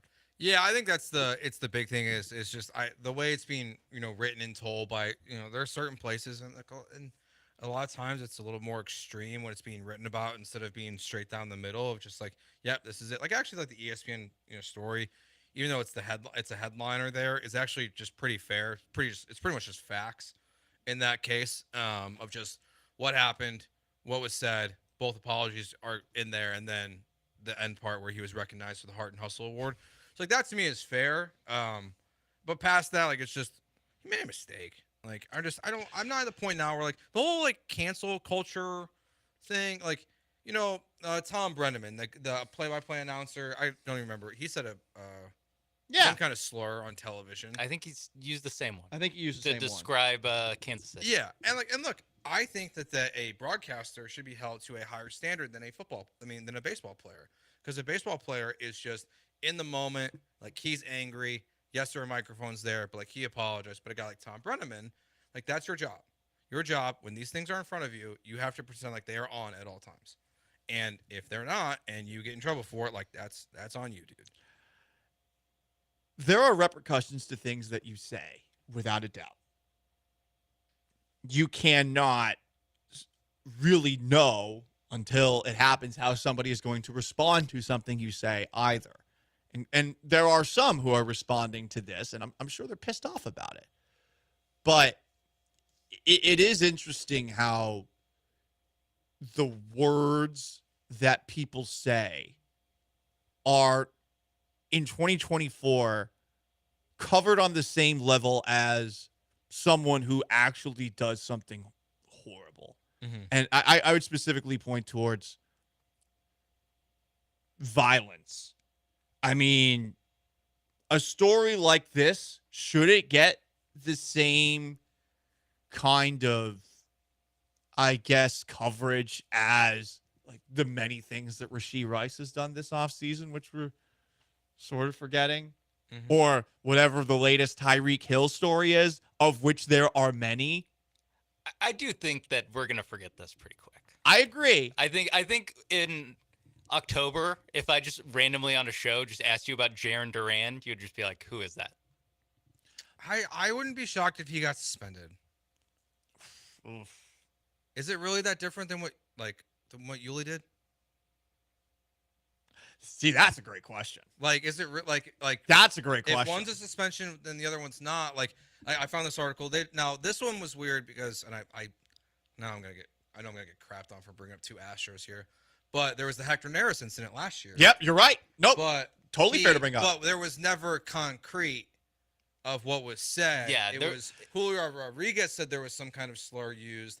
And I believe Hector Neris was never suspended for that. And there's a different side on that side of things, too, where culturally it is totally different saying that if you're Hispanic versus if you are an American. It was also not in a microphone. Yeah, exactly.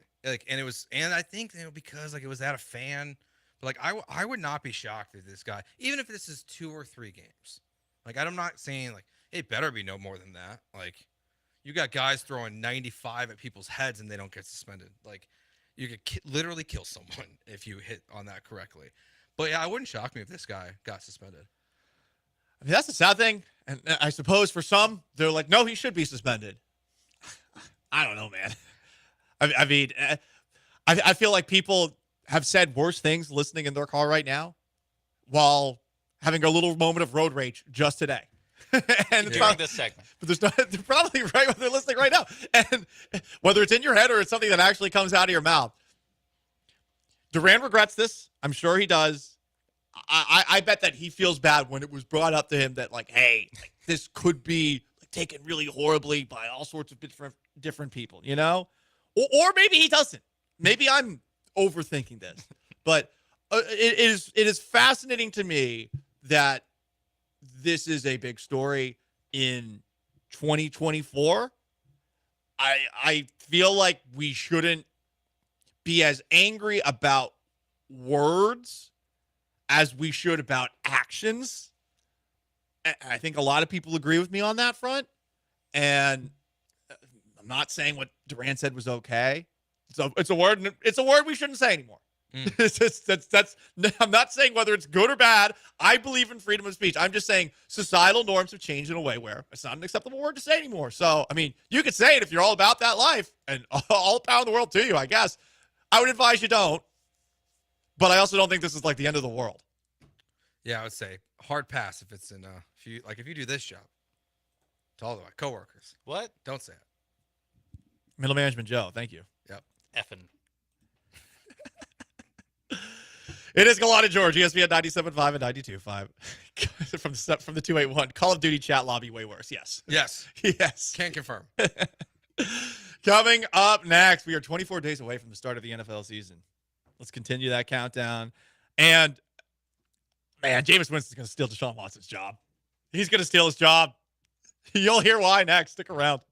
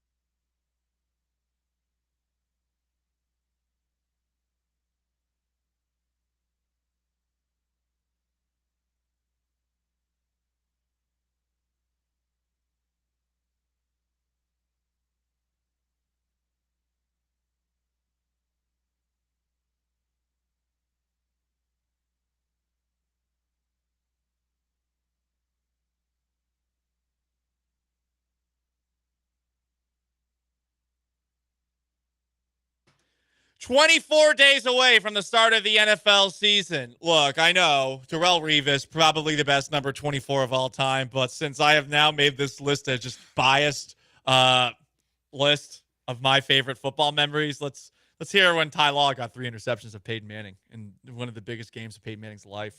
4th and 13.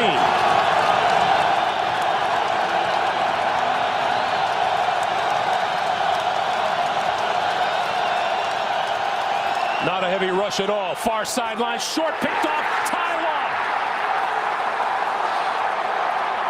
Coming back over the middle to the 25, to the 30-yard line.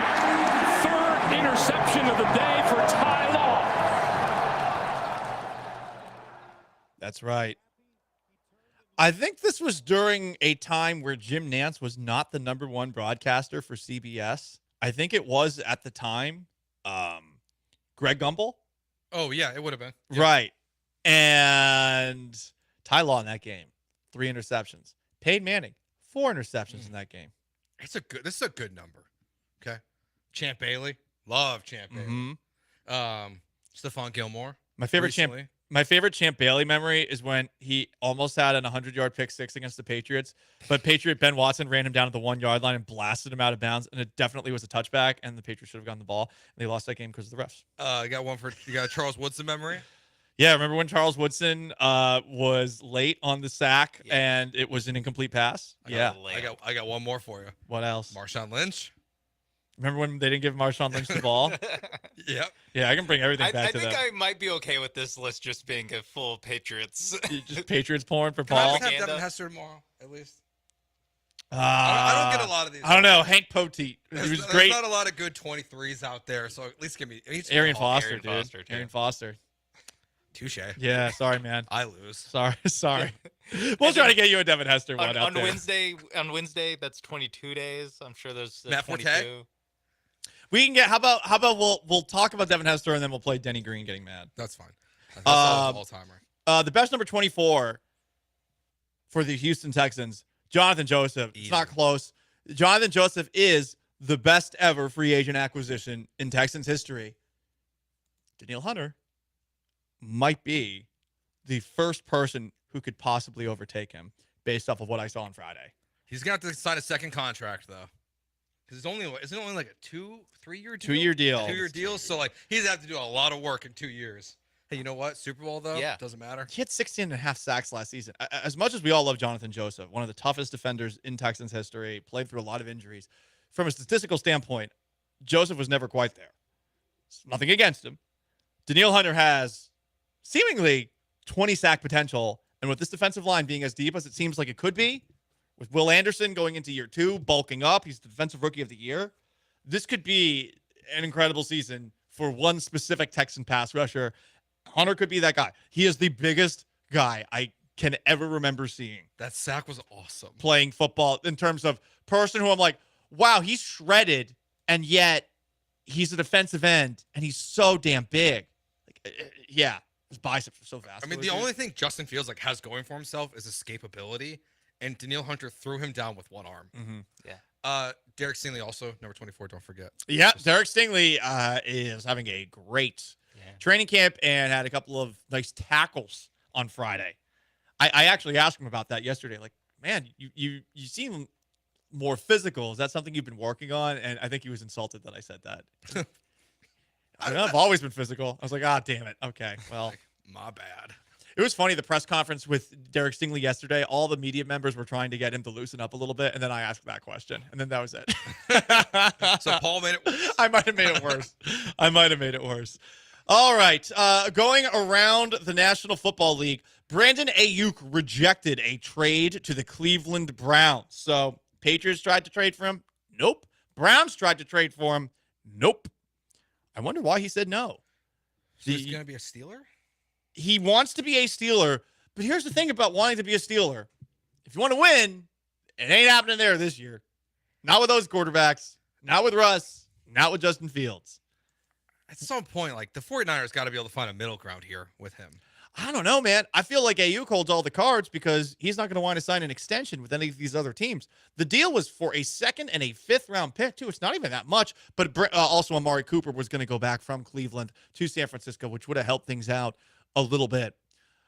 Will be very interesting to see where he actually ends up. Sounds like Pittsburgh is really the only place he could end up. And then we heard Mike Tomlin last week being very coy when asked about adding to the wide receiver room.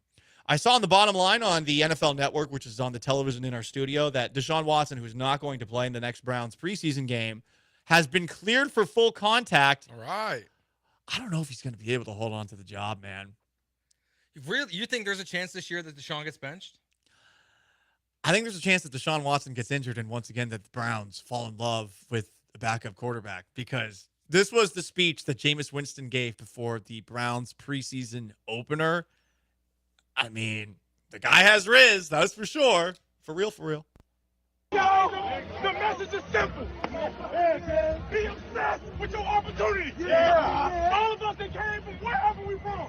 Yeah, we got right now. Yeah. Be obsessed with your opportunity. I got one thing for y'all, man. I just want y'all to help me out because I know we're a team, all right?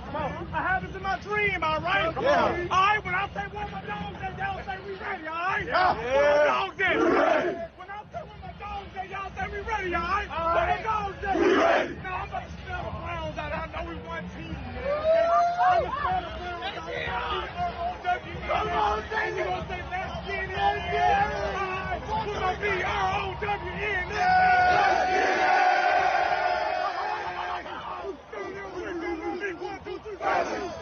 It's for a preseason game. Oh, you know what?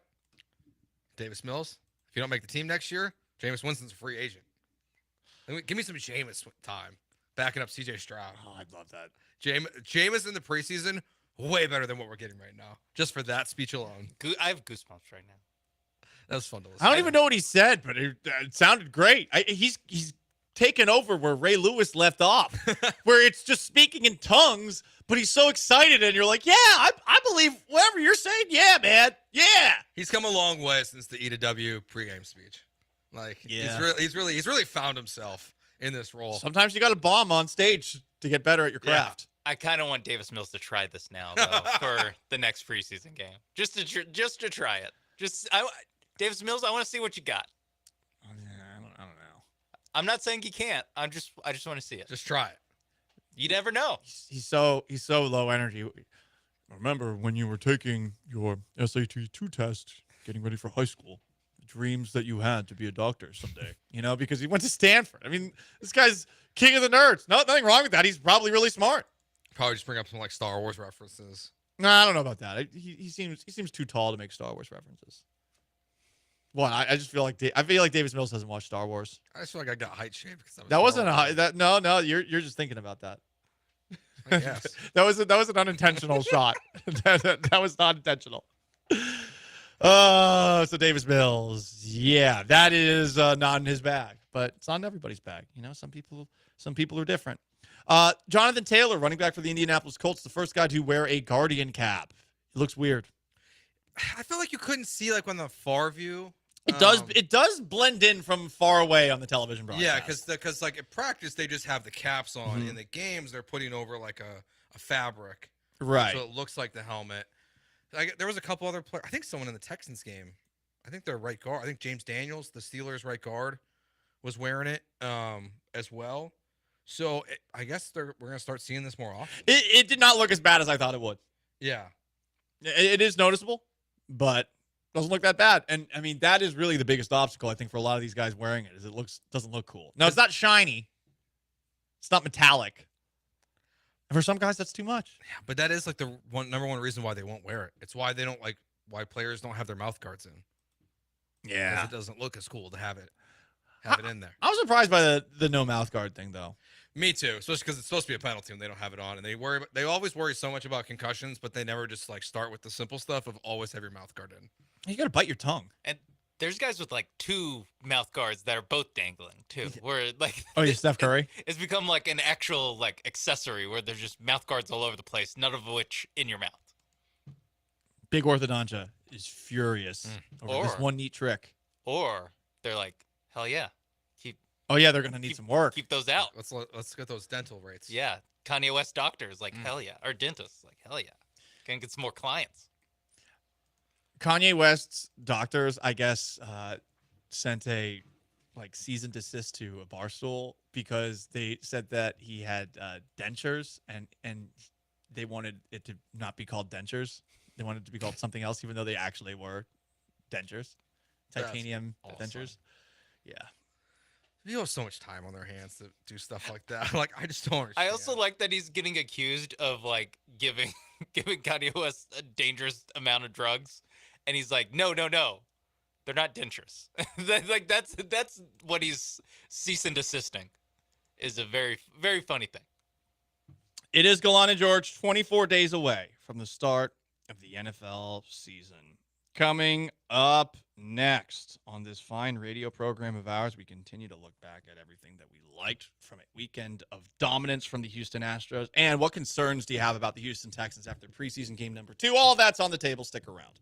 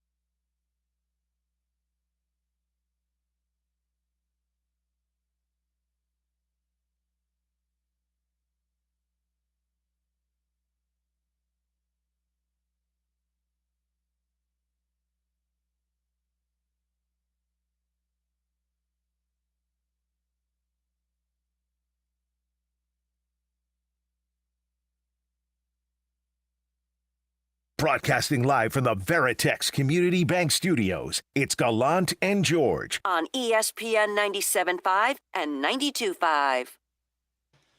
Interesting story in the NFL that just popped up in front of us. So the New York Jets are always a clown car of fun. This offseason, they brought in pass rusher Hassan Reddick from the Philadelphia Eagles via a trade. Well, Reddick, without having played a single snap for the Jets, because, of course, the regular season is still 24 days away, has requested a trade from the New York Jets today. Yeah, this is a weird one. Like, this is, the Texans kind of got bit by this when they traded for Laramie, where they were just, because they didn't have a deal in place ahead of time, they just had to give Laramie whatever he wanted. I mean, that's why with Brandon Ayuk, with that situation, they're actively negotiating with these teams before the trade happens. Hassan Reddick, the Jets didn't do that. They said, hey, we'll figure it out when he gets here. Well, they can't figure it out. I mean, they traded for him on March 29th, and he's demanded to be on a different team. Like, respect. You're all. This is so Gen Z. Although Hassan Reddick is, I think, closer to my age. But yeah, I guess. Yeah, he's got to be a millennial. I think he's 29. Man, like, I don't know what you do here. Like, if you're the Jets, like, you gave up. Like, you hope to get your draft capital back in this deal. The only thing that can solve this is if you let Hassan Reddick's agent negotiate a deal with other teams and then hope that one of those teams comes in with an offer that's actually going to be good. But, I mean, he has taken the Jets' leverage completely away. It has been, once again, a messy offseason for the Jets. The Rodgers stuff, the squabbles that they seem to be having, Rodgers and his receivers in camp. Now this. I mean, they are one of those teams that you look at as a fringe AFC contender because they have Aaron Rodgers, but you're really betting on what Aaron Rodgers was 2 seasons ago, where he did win the MVP, but last year, of course, just 4 snaps, and you don't know he's going to be the same guy after an Achilles injury and an offseason where he hasn't really seemingly put in that much work. And then on top of that, on defense, your big acquisition, he wants out. Yeah, like, you had a good defense already. This was just supposed to add to it. There's always something. I mean, we even had the story about what was the offensive coordinator story? Remember they tried to hire a new OC to take away play calling from Nathaniel Hackett, but not remove his offensive coordinator title job because he was friends with Aaron Rodgers. Like, that happened this offseason. Hackett is still there. Like, they're just they're. I love them. They will always be this. Yeah. Sometimes you need your, I hate to say it like this, owners to go away for things to get better. I know you're feeling that way with the owners of your favorite franchise, Joe, right? Which one? A lot of them. Well, I would probably specifically point to the Bears more than the other ones, where sometimes you're just stuck with a terrible ownership group and literally nothing is going to change unless, and it sucks because you don't want that to happen, but in another way, you're kind of like, well, bargaining with yourself over whether or not you want to say something that would be considered uncouth at dinner parties. Yeah, I mean, all they can do at this point is just, they have to hope that Aaron Rodgers can just somehow overcome all this nonsense that they're going through, whether it's this trade, the Nathaniel Hackett stuff. I mean, even the offseason acquisitions they made, like, Mike Williams is great on paper, but we all know what he was with the Chargers. He was never healthy. The Jets are probably one of, like, the more volatile teams we could have this year in the NFL. Like, I don't think it should shock anyone if they win the AFC East and they're one of the best teams in the AFC because of the talent they have on offense and defense and who their quarterback is. I don't think it would also shock me if they won 4 games and Aaron Rodgers was terrible. Like, they could be all over the place. Yeah. And now this is another complication. I will say, definitely makes me feel a little bit better about that Texans-Jets game on Halloween. Thursday night action. We'll see what happens. I forgot they were playing on Halloween. Yeah. Thursday night football. Will Al Michaels seem like he wants to off himself because he's bored? Yes, he will. Man. Hopefully it just goes better than last year's Jets-Texans game. That's all. Well, that was the worst, yeah. Yeah. That was the worst. That and the Carolina game. They struggle in the weather. Sophomores? They're not good in the elements. I mean, there was a bad practice last week in the elements. I don't know. Not good. Not good. Astros aren't struggling in the elements starting tomorrow, starting this afternoon because they're playing in the comfy confines of Tropicana Field. Even in the elements on Friday night. That's right. It's no problem. In the wake of a maelstrom, as some were calling it on Friday. A what? A maelstrom. Never heard that? No. It's raining males. Maelstrom.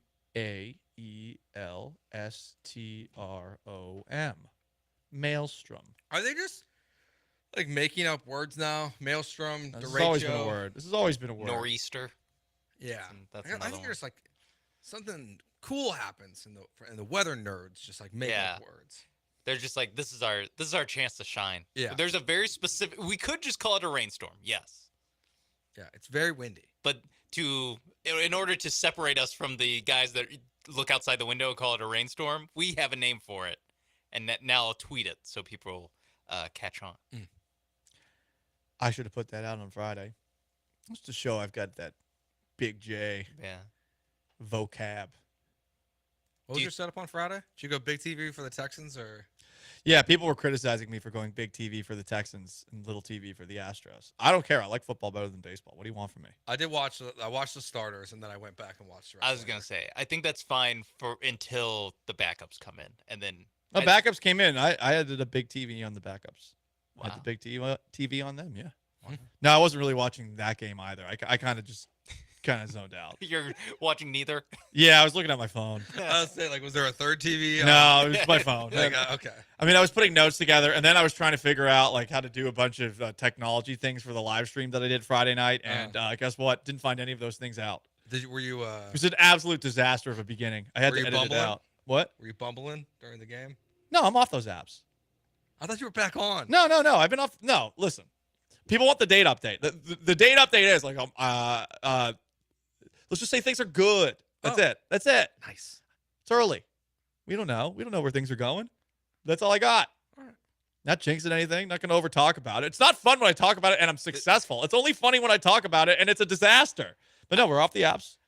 I know that the whole it's not funny to talk about when it's going well. I do also think that part of this is a little bit of Todd Callis not mentioning a no-hitter on the broadcast, where it's like I don't want to say that things are going well. You just have to say it like how Todd would say it, like TK will say, this is the first batter allowed on base from a walk.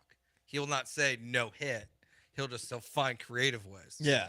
I faced the minimum so far. Yeah. She saw John Mayer and the Grateful Dead in the Sphere Saturday night, and I was very, very jealous of that. John Mayer apparently has a busted finger and was shredding. And for those who don't know, I don't know much about the Grateful Dead. I'm not very musically inclined, as you can tell from me just doing a drive-by on Luke Combs, who's probably really good. I honestly separate categories. I couldn't tell you a thing about it, but they're a jam band, so they just riff, like they just straight riff. And John Mayer, man of the people, who was helping load equipment. He was helping like the staff, I guess, for the concert, like move equipment, like busted his hand, his left index finger, while moving something. And he's out there Saturday night shredding up a storm while injured. And I mean, these songs, like Grateful Dead songs, they're like 10 minutes plus, 20, 30 even sometimes. Crazy. Man of the people. Football tough. John Mayer. John Mayer is football tough. I respect the hell out of John Mayer. He was like, should I cut it off or like Ronnie Lott? And then the assistants were like, no, it's not that serious. You don't have to do that. Yeah, apparently it's going to be fine. But it's so crazy to me that somebody who made that is which I think is an abomination on my ears. Yes. John Mayer has that in his bag, but apparently he's like one of the greatest guitarists ever. Sometimes you're a sellout, sometimes you're not. Got to pay the bills, Paul. Yeah. The body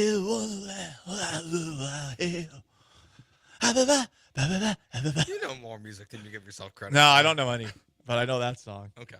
It's a great Chappelle Show skit where they bring around John Mayer, just play guitar music in the background and making white people dance. It's great. why people like a good riff. Gallant George, ESPN 97.5, 92.5, 713-780-3776 to call to text. You can join on Twitch at ESPN 975 on YouTube too, at ESPN Houston. Astros 5 dubs in a row. They're going to make it 6 tonight. Stick around.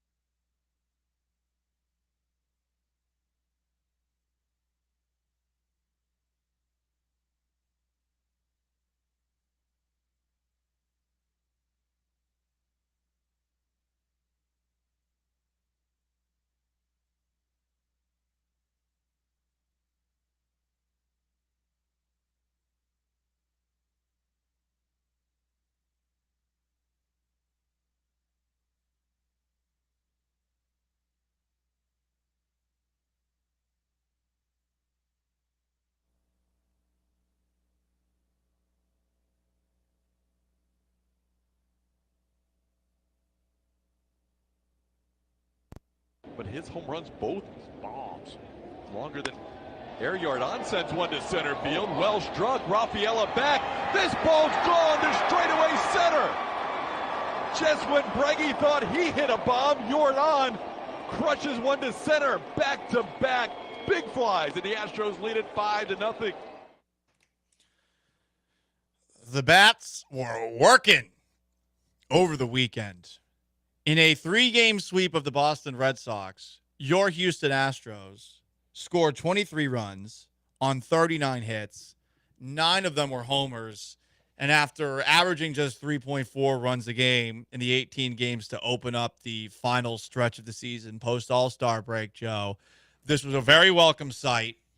Fenway Park helps. Red Sox pitching helps. But we've all seen Yordan Alvarez, Jose Altuve, and Alex Bregman do awesome things in the majors. They've all did them at the same time this weekend. Yeah, I mean, Alex Bregman, career-long home run, 418 feet, and then from that highlight, Jordan hit that. I think they said 428. 418 is his career long? Yeah. Huh. I would have thought he would have gone a lot further than that. Interesting. Yeah, the train track gets in the way sometimes. Okay. So you can't, tell quite how far it went? I think so. That's always confusing. Baseball meant to be played indoors. I'm cool with it. Like when it's indoors, it's like I love the projected 480 feet. Yeah, you could just lie and say, that was actually going to break the atmosphere. I think it was 418. Maybe I got the number wrong in my head, but it was his longest career home run. 618 feet. Wow. But Alex was incredible this weekend. Like I think back to the Dana Brown quote. And I heard John Lance talking about that this morning too, where Dana Brown said this offense goes where Alex Bregman takes it.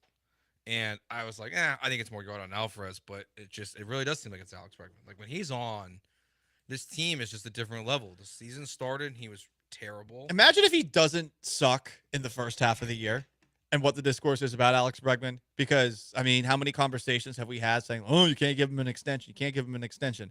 But then he does exactly what he's done every single year of his career, which is start off slow. This year, a little slower than others, and now here he is. There'd be no the $30 million thing would be no question. If he could just play good baseball, play above average baseball to start the season, with the bat in his hand, I don't think anyone would question him being a $25+ million a year player. I mean, it's funny watching social media during this series, and now all the pay Alex Bregman stuff is starting to get louder and louder and louder. But honestly, like watching these games this weekend and in this season, I really have just been like, I don't know how you replace him. Not that Will Wagner was the answer or Joey Loperfido, but like what do you, Bryce Matthews? Like, is that your answer at third base?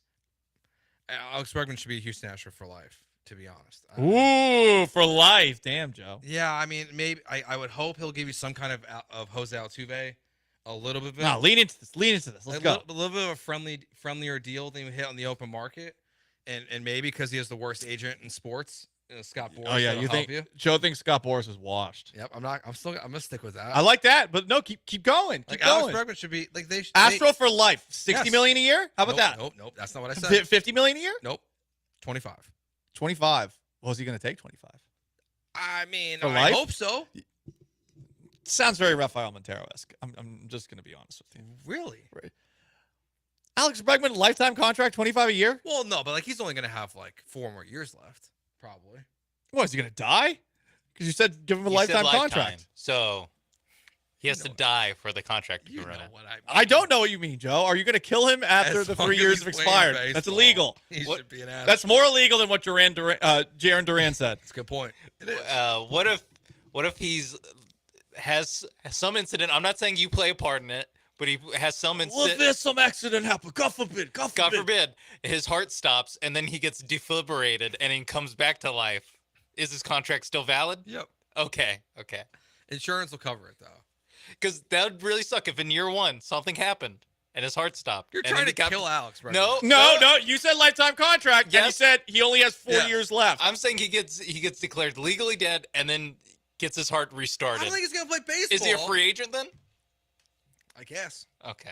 Yeah. I don't like this. How does that work with death row? Like if you die in prison, they've closed that loophole in the last couple of years. Okay. Yeah. But then they bring you back, like your life sentence it still keeps going. Because they used to when they would hang people, sometimes it wouldn't work out. Sometimes it would just really hurt your neck and you would be alive.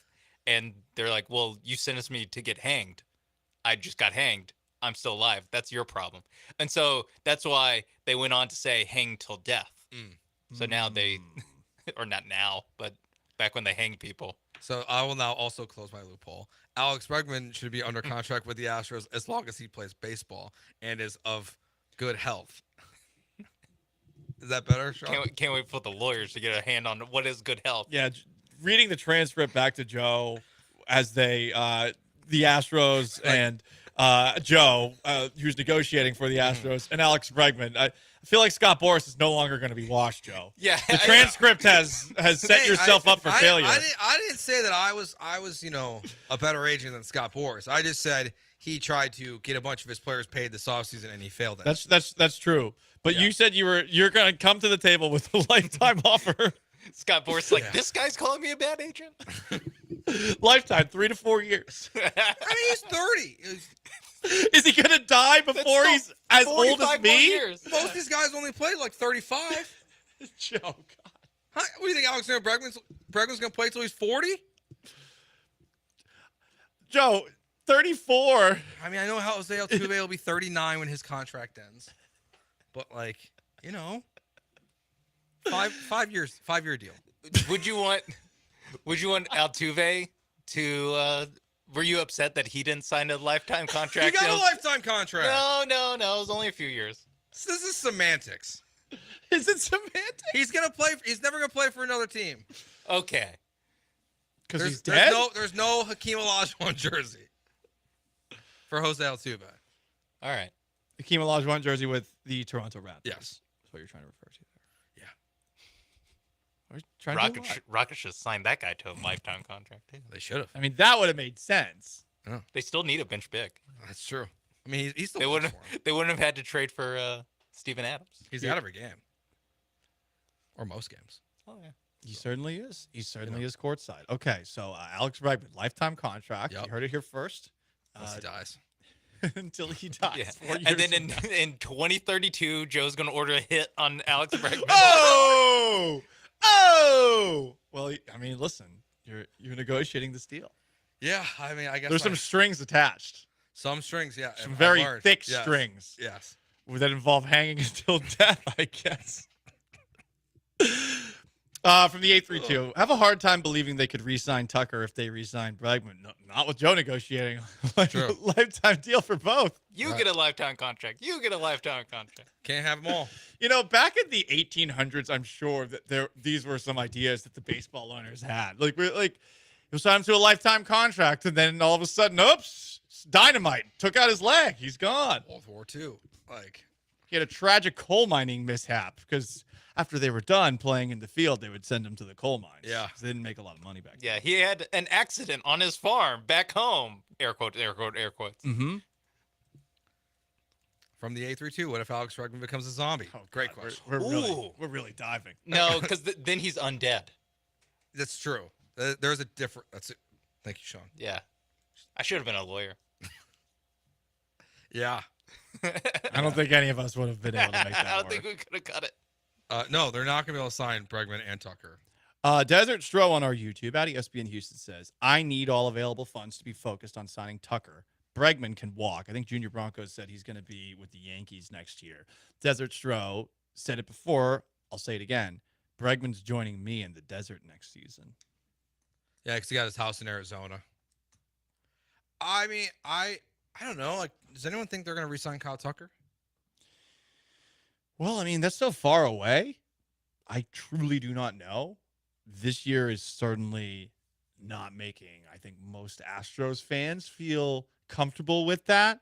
He's had playoff issues, and this injury is dragging to a point where I do wonder if it's more than the deep bone bruise to microfracture that it has been described to us as.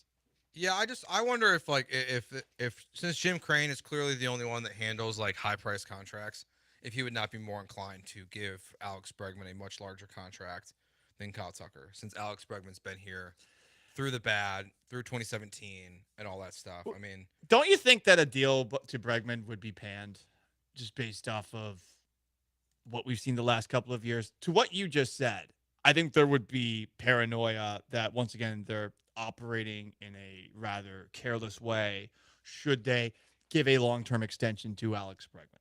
yeah, Bregman's contract would probably be just like a major roller coaster. I think for the most part, people would be all good for it. Like, would be all for it. But then, a month into the season, everyone would be down on it. And then it'd be back up. You'd be good from it from the perspective of, hey, the Astros are spending money and extending somebody for a change. But honestly, I feel like for both those guys, what the Astros traditionally do is they don't give guys the deals that they're looking for.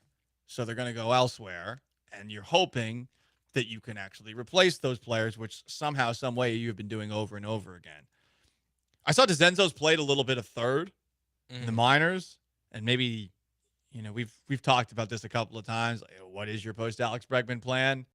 I don't know if that's DeZenzo, who's a big dude and clearly can play first, but seems like it's a possibility. I'm not expecting a Bregman extension. I would like, Junior Bronco has on here. They won't re-sign either. I mean, my guess is, I would guess that that's accurate. I mean, look at the salaries. It's going to be tough still, even with some of these contracts off the books. Like, I think Abreu and Montero still count against the luxury tax threshold next year. Probably. That's almost what, 30 million gone? Yeah. I mean, and frankly, I just don't know how you keep replacing these guys. I do feel like they're very different though than the past. Like, it's not Garrett Cole we knew was leaving. George Springer we knew was leaving. That relationship had soured from the beginning with the way they treated him in the minors. Like, there was never even like a real formal contract offer to Springer. And when you look at what happened with Carlos Correa in free agency, I think the Astros, obviously, they knew all that stuff about his ankle. I mean, he got offers from the Mets and the Giants, and then both medical teams turned it down before he had to go back to the Twins. So that's why I do view this a little bit different. The relationship and the health of Tucker and Bregman is better than those guys. So I wouldn't totally rule it out, but they probably also have to do what Altuve and Jordan did and take more team-friendly deals than what the open market says, if they're either of them are going to be back. Okay. I don't know if that's going to happen, though. I mean, the odds tell you they're not. It's not. But, I mean, it's just what are the Astros willing and not willing to do when Justin Verlander is no longer on this team because that contract won't be here. In theory, Alex Bregman's contract would be gone when Kyle Tucker is up. So, like, you could have a bunch of room to spend. It's just what does Jim Crane want to do? We have some breaking news that's very interesting about a conversation we had earlier in the hour. We'll discuss it next. I am shocked by a punishment that has just been handed out. It's Gallant and George. Stick around.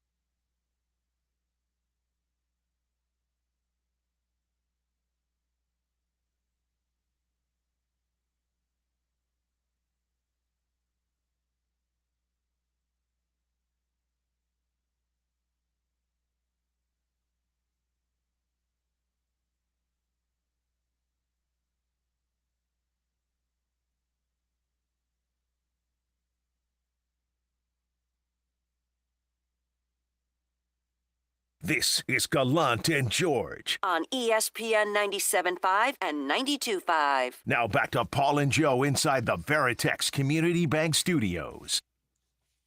This was the biggest controversy and I guess biggest headline to come out of the Astros' fifth straight win of the season and a sweep over the Red Sox where they got a lot of runs and a lot of hits, 23 runs, 39 hits. The Boston Red Sox in Major League Baseball have suspended outfielder Jarren Duran for 2 games after he uttered an anti-gay slur at a fan during the team's loss Sunday to the Houston Astros. In the 6th inning of Boston's game Sunday at Fenway Park, Durant turned around in the middle of an at-bat and said to a heckler, "Shut up, you bleeping bleep." First word, F-bomb number 1. Second bleep, F-bomb number 2. He had an apology via statement Sunday night.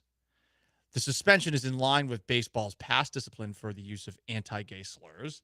In 2017, the league suspended Oakland A's outfielder Matt Joyce 2 games for directing an anti-gay slur at a fan. That same season, then Toronto outfielder Kevin Pillar was banned 2 games after uttering a similar slur at Atlanta reliever Jason Mote, who he believed had struck him out on a quick pitch.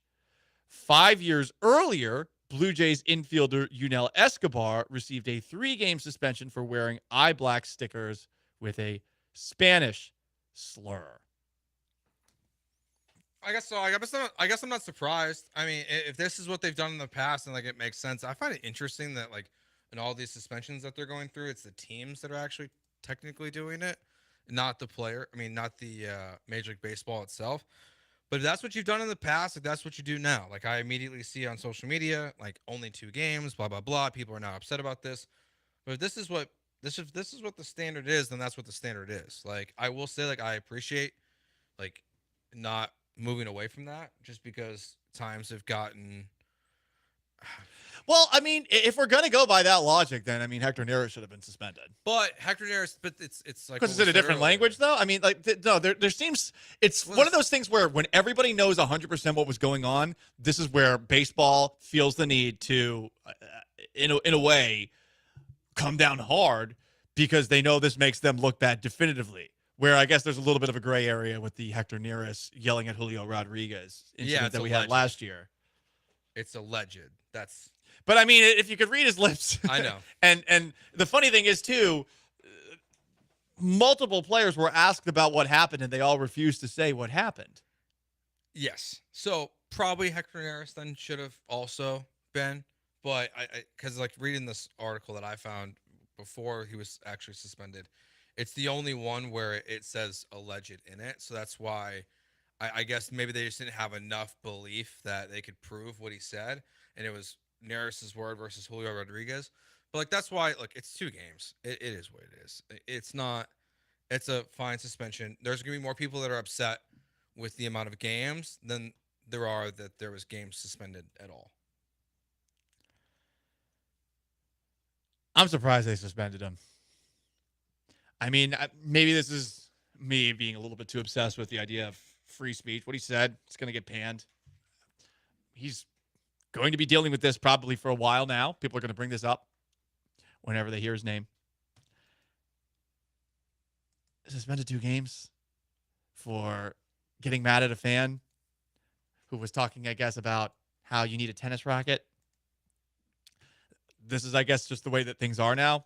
I'm not really defending Jarren Duran here, but I'm surprised that this is a 2-game suspension worthy offense. Yeah, I mean, because even like when you go back to the one from 2013 with Yunel Escobar, he wore on his eye black. He wrote it. So like that was like talked about that a little bit like ago. that's like very like when you like that's very intentional, obviously.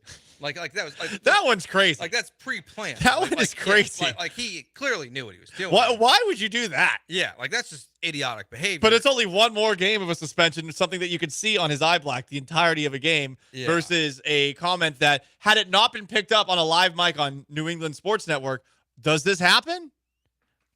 Probably not, honestly. I don't know. I mean, the other incident where this happened was when A's outfielder Matt Joyce got suspended for directing an anti-gay slur at a fan. If it's not picked up, he's probably not suspended. Because like we just don't know about it. Like, unless like it's what, it's gonna go viral on Twitter, but then everyone's gonna say, "Well, prove it." But so, I mean, I'm not surprised he got suspended for 2 games. Like this is what they've done in the past for similar situations, like you said, the Kevin Pillar one where he yelled something at an opposing pitcher. And honestly, like at the end of the day, like it is only 2 games, 2 out of 162. So my guess is there's gonna be more people who are upset that it's only 2 games. I'm kind of like, you know what? It is what it is. if he doesn't say this aloud at all, but thinks it, there's no punishment. But if he says something that a lot of us, maybe another word we'd use, are yelling at the top of our lungs in our car while road raging, I feel like it was just a bad moment that was not supposed to disparage an entire community. And I hate that word. For sure. The community. I mean, if they thought it was malicious, they would have given him way more games. I guess. I mean, they gave him 2. They think that they clearly don't want this to ever happen again. And I guess that they think that this is going to make players watch their language when they're out there. But okay, so there's 2 things that can't be said, I guess. And no one wants to hear the N-word. And I think a lot of people do get uncomfortable when they hear the other F-bomb these days. But I would say with that other F-bomb, I feel like it's a word that's still used. It's just not publicly used now. And these are the only 2 words that you can't say. What's the next one? My guess is they have like their own like list that we're not aware of. It's like a C-bomb. If you said it to a female fan, probably. Yeah, I bet. Yeah. But it's strange. This is a word that's changed so many times. There's even a South Park episode about it. And I thought that Trey Parker and Matt Stone did such a great job with that episode explaining how the word has changed and how that word generally has nothing to do with the LGBTQ community. Now, some people do get called it, and it is meant to be malicious towards that community. But for the most part, when that word is used, it is, in my opinion, not being used to imply that gay people are despicable and horrible. Yeah, no, that's how I look at it. I understand how others might not. Words are subject to everybody's interpretation. I mean, he literally just like, it's in the middle of an at-bat, like we've gone over this, and he just turns back and he screams at the guy. So like, it's not malicious in that way. But this is what a major organization is going to do. Like they're going to, whether they even, honestly, Paul, like even if they mean it or not, the suspension, like it's just kind of, this is what happens. Like maybe it shouldn't be that way, but if you yell something like this at a fan and it's caught up on a mic, you're going to go super, super viral. And it's going to, even though it's just a very loud social media majority, which is, we all know is very different than the real world, the people that all live online exclusively at this point, like you're going to get eviscerated if you do nothing. I mean, you're going to get eviscerated if it's 2 games. Hell, they could have suspended him for 20 games. And people would say, only 20 games? Like, well, I think the that social one, media crowd, it's hard to win with. So it's like, I agree. It feels like it's a performative punishment. Yes, 100%. To pander. 2 games is a stupid suspension. I feel like the statement, the apology, personally, I think it's enough. Now, again, if you run a corporation or you run a business, you all have your own ways of doing things. I think this is different than the Tom Brenneman one where he's calling the live mic. You should know better. Mm-hmm. But where this was, I think, a brief fit of rage where this person said his thoughts aloud that he should have kept to himself.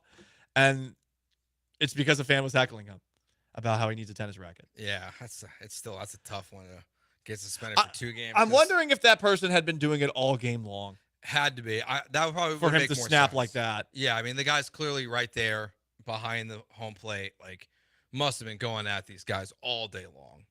So, I'm curious how that fan feels about this. I know that growing up, if you got called that by another man, especially one that you don't know, like maybe if it's a friend, okay, if it's a friend, you might even laugh along with it. But if it's somebody you don't know and somebody called you that, like those were fighting terms. And that used to be a word that, like, I think for all of us, like if you're young and, you know, perhaps a little more impulsive, you're probably going to strongly react to it. I know now for me, I'll just be honest, I'm used to getting that word thrown at me. So I don't really care as much, a little desensitized to it. Yeah. But I know that not everybody is like that. And I am curious about how that specific fan feels. That comment was directed towards that specific fan and not towards all gay people or all LGBTQ people. It probably just depends on what their goal was. Like, if your goal was to get him to react to you, because there are a lot of fans who do that. Like, they don't really care what's said to them. Like their goal is to just go to games and just heckle and heckle and heckle. Whether they're, I mean, like this guy seems like a Red Sox fan because like I don't know why you'd be. It does seem like it was a Red Sox fan, right? He's mad at him playing poorly. So like that's why you have those seats. Like you have the right to heckle. I think the players should have a right to snap back. Like, and I think Duran does. I actually agree with that. I think the fans should be, the players should be allowed to clap back, but there's a box as far as what they can say, and you know, if a fan at a game says this, the fan I guess would get banned from the stadium for life. But good luck enforcing that. Yeah, they could try that. I know they're doing the whole like cameras thing now. Where like there's gonna be like photos of us, and they're gonna be able to scan us when we walk through the stadium. True, but let's. I mean, okay, you could maybe eject the person after a couple of innings, but let's be honest. Like the average ticket person is not going to be looking like at a database of faces. No, it's more for like this. Actually, it's gonna be more for like media to like make sure we don't go into unapproved sections of the stadium. Oh wait, really? Supposedly, not every NFL team's gonna have it, but like that's my fault. From one of the Texans Titans games that I was walking around like aimlessly because I wanted to die a little bit inside. Because it was no AC? No. I'm talking Texans Titans game in like 2022. Oh yeah. Remember, I was at that. And I was like, oh my god, this is so bad. I need like it was Malik Willis versus Davis Mills. It was just an absolute abomination. I forgot about that one. Yeah.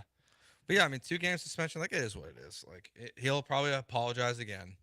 My guess is because this is coming from the Red Sox. 100%. He will definitely apologize again. Now he's going to have to do an apology via video when he comes back because somebody's going to ask him about that. Like, did you learn your lesson, you naughty, naughty boy? And he, I assume, is going to try to deliver a heartfelt apology that's better than the statement that he gave. Mm-hmm. I guess no appeal because the Red Sox suspended him. So I guess it's just like signed, sealed, delivered, done. Yeah, it's the Red Sox and Major League Baseball. Yeah. They're not appealing this. Yeah, so it's all right.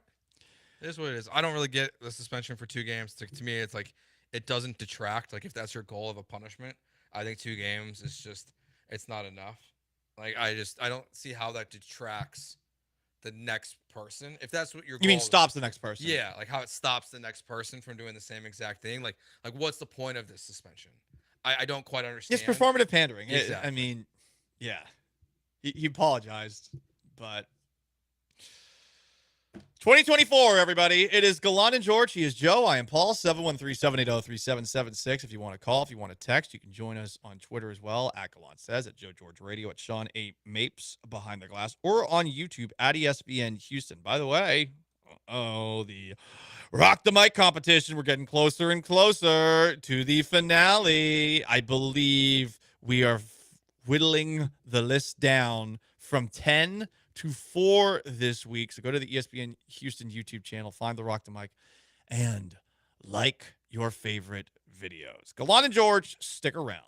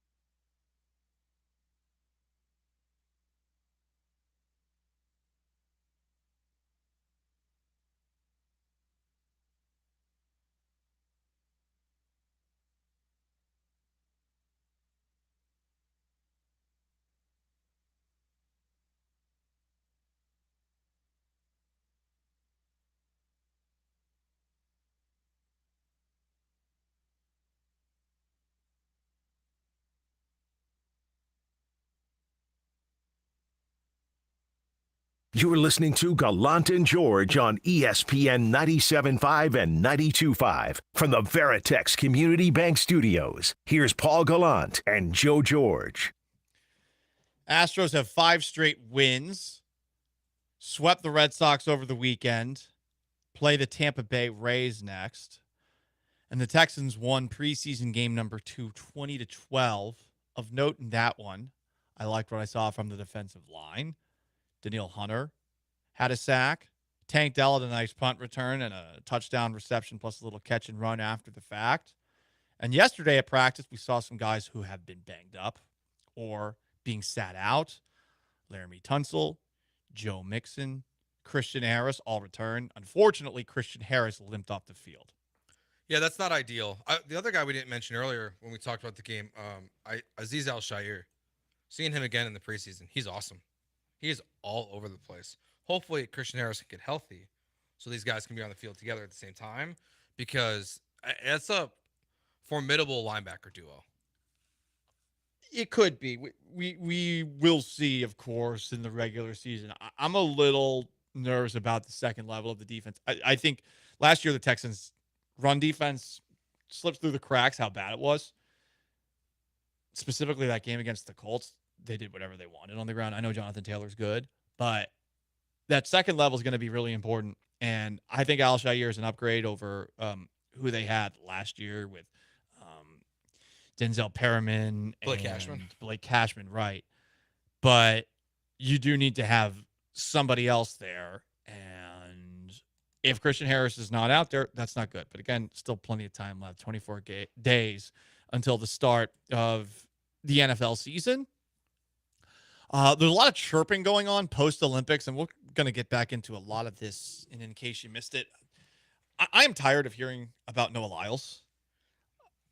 I saw a headline today, courtesy of Noah Lyles, the American sprinter who shocked the world by winning in the 100-meter dash, but coming in third place in the 200-meter dash, which is his best event, and then being wheeled out in a wheelchair with a mask on because I guess he had COVID-19.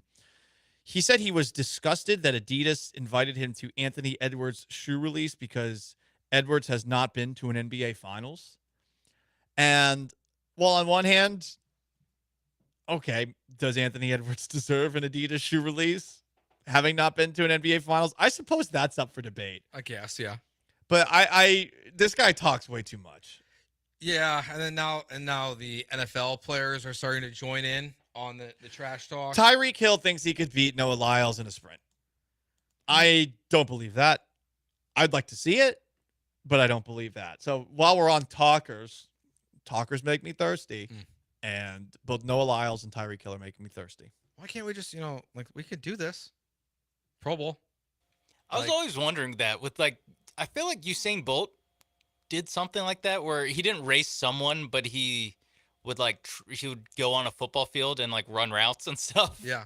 And Noah Lyles, dude. I guess it's not impossible to think that Noah Lyles just doesn't like all the more popular sports than the one he's good at. I think there's probably jealousy at play here. Jealousy. Head jealousy. Could they win in breakdancing? Any of these players? Because that was weird. You didn't like it? It was a little strange. I know, it's very white of you, Joe. There was actually some good stuff, but I can't get over this Australia? Yeah, the good ones were good, and they should be pissed at Raygun from Australia. Yeah. The fact that she went super mega viral, and so everyone that thinks of breakdancing now thinks of her instead of the actual good guys that are doing headstands. That's the sport now. I feel bad. That whole sport, she ruined it. Well, it's not going to be at the LA one. Well, they're going to do more country specific Olympics. So we'll have flag football. We'll have baseball. Baseball will be back. Which does that mean we're going to have no baseball to talk about for a month because they're going to pause the season? So it's going to be a month-long All-Star break. Can't wait. No, they won't do that. They just won't let them play. Yeah, NHL doesn't pause their season anymore. So well, they don't play. They didn't play in the last ones. Oh, really? Actually, maybe they. I thought they stopped sending NHL players to the Olympics. Yeah, they did. Yeah. Yeah. But I think they might stop baseball in 2028. If the NHL has pull to be like, we're not playing no Olympics, then I think Major League Baseball also has the same amount of pull. Oh, speaking of baseball, Kyle Tucker doing all sorts of work in the outfield right now at Tropicana Field. Let's go. It's not just a family trip. Some short sprints, side-to-side movements, and is now fielding fungos in the outfield. Okay. All right. Is he running the bases, though? Brian McTaggart has not said that just yet. And he's doing it on field turf, which Jordan Alvarez, you can't put him in the outfield because field turf, it's dangerous for someone who gets hurt a lot. It is slippery, field turf. So maybe that's why Kyle Tucker's there. Like, let's sort of put him on the harder surface. I don't like that. I don't know. Yeah, it does seem like if you're gonna put, you can't put Jordan in the field, but this guy you that can can try run. to rehab Kyle Tucker with his microfracture and or contusion. But it sounds good, I think. Hey, side to side. Every single Kyle Tucker update is, it sounds good, I think. Meanwhile, he's been out since June 6th with a bone bruise. Yeah, it's like slowly. It's like 2 months of optimism. Yeah. That an injury that we thought would take maybe a weekend. Chandler Rome continued. He's doing some jogging and taking fly balls. Whoa! Because didn't he take grounders in the outfield? Now he's taking fly balls. He's graduated. He's doing some crow hop throws. I mean, These are all like- of this this is our sounds great. First, like a real update we've seen. Yeah, when he said all sorts of work, I thought he was gonna like pick up a rake or something, or help straighten the foul line out. He or helped put the something. bats in the cubbies in the dugout. Got the pine tar ready. He was pointing to a part in center field, saying that's where the Outback Steakhouse used to be. R.I.P. Man, I'm so bummed out finding out that the Outback Steakhouse is gone. It's so funny that you were like so passionate about it that you Google it. It's gone. Yeah, but I should have probably done Hey, a it's little been gone for research 7 before. years. This has not been a research-friendly show. Let's just be honest. But hey, listen, sometimes you just take things for granted, and I took it for granted that the Trop, one of the greatest ballparks in all the land, because it has an Outback Steakhouse in it, was going to keep that Outback Steakhouse. Guess what? They even got rid of the beef and mushrooms dish back in 2015 before getting rid of the Outback Steakhouse in 2017. I get both of these. Every update is like just more and more sad about like a ballpark I loved to go to as a child. When Dallas Keuchel was an ace, is when all these updates are too. Yeah. So when's the last time you've gone to an Outback Steakhouse then? Because now that I feel like that's Was also it inside or outside the Trop? That's a good question. I kind of want to go now. Is there an Outback Steakhouse in Houston? Yeah, I think there is. I honestly, I don't know. I never, like, Outback Steakhouse, there was one in Massachusetts in the town that I grew up in.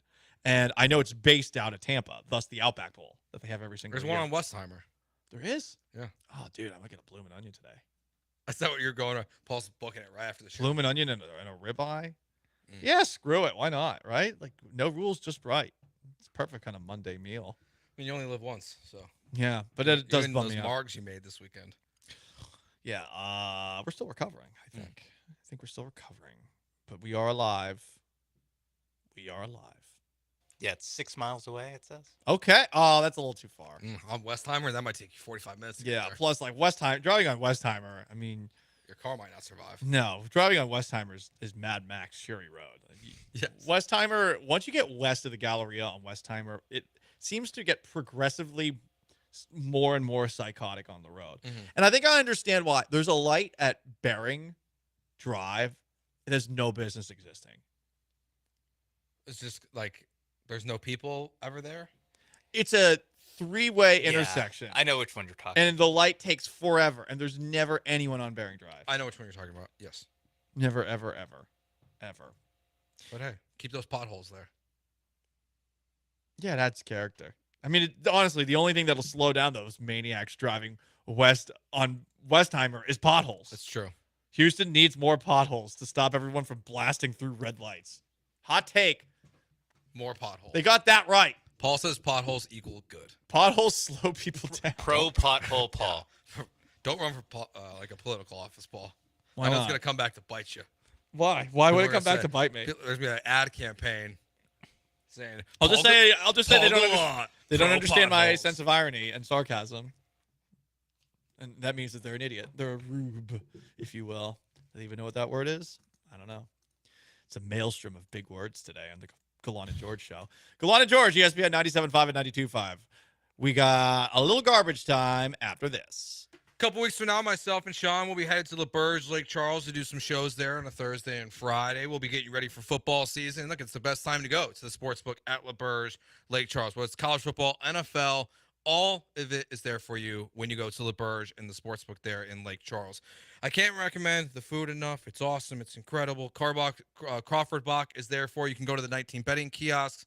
You can go right up to the counter. You can use the ESPN Bet app. So however you want to bet, it's easy to do. As soon as you cross into Louisiana, you can use the ESPN Bet app. They have the 24-foot video wall, and don't forget, you can always reserve one of those upfront seats for just $25 an hour. That gets you one free drink as well when you reserve it. So if you're ready just to plop down, watch all 12 games going on a Sunday, you can do that when you go there. When you want to leave Texas and go and bet on your Texas teams, make sure you do it at LaBerge, Lake Charles.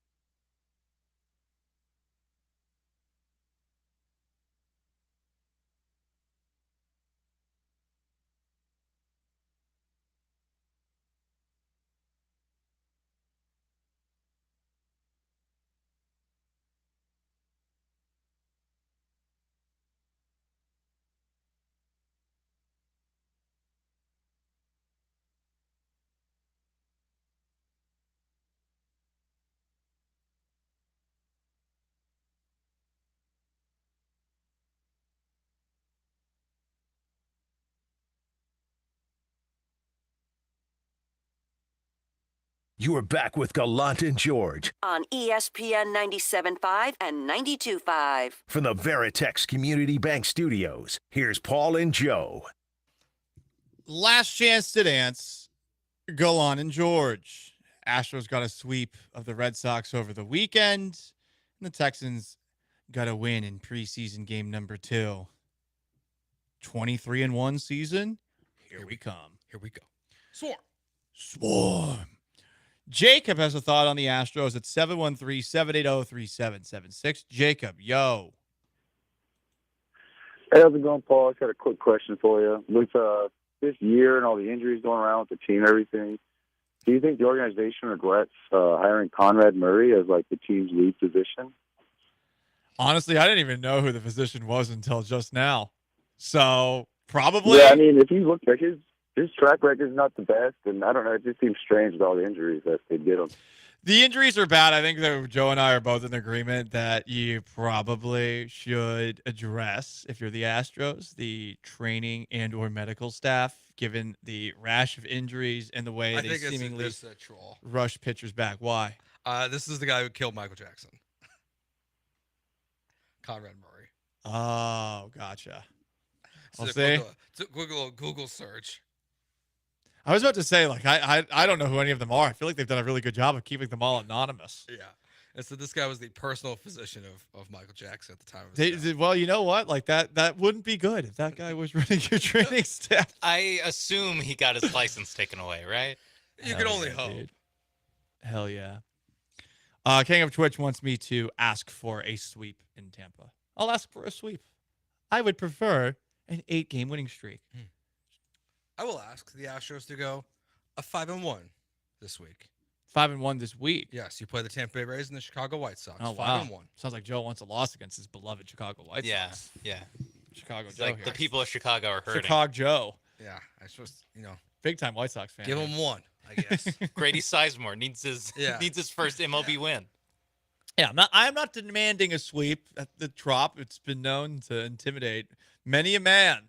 A ballpark that used to have an Outback Steakhouse. I thought you were gonna say it used to be known as having an Outback Steakhouse. The catwalks, man. They'll give you vertigo. Look up there. Whoa! Oh my God! Where's the ball? Ah! You get hit in the face. It's all right. Last year when Jeremy Brandon was there, he caught a foul ball. Over under how many minutes in today's show does he remind everyone of that? Because he says he has the best hands in Houston sports radio. Does he mention it in the first segment? He said he has the best hands in Houston sports radio. Yes. He actually put out a very funny video of why. Yeah? Yeah.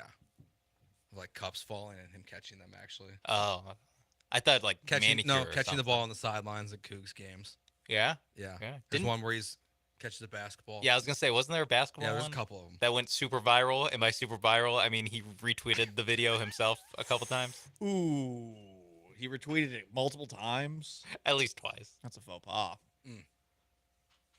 Sounds a little thirsty for attention. All right, guys, a little garbage time before we get the bleep out of here.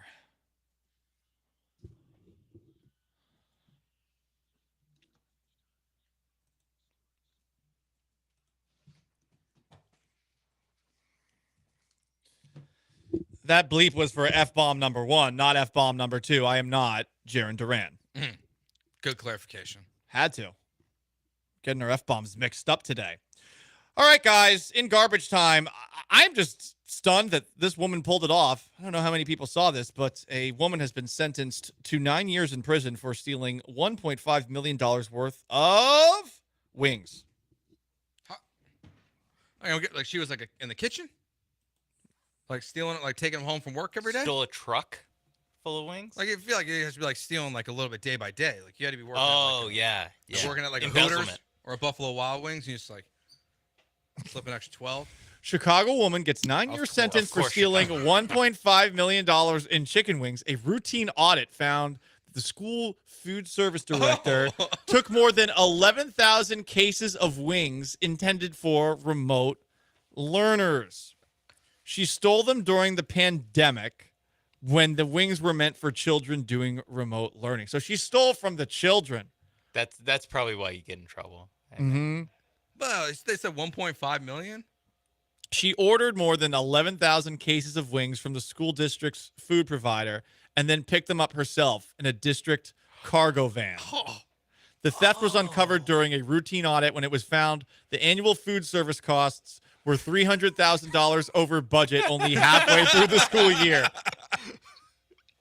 I like the effort, but like, what are you doing with that? Like, what you should have done is let's say those kids are getting 6 pieces.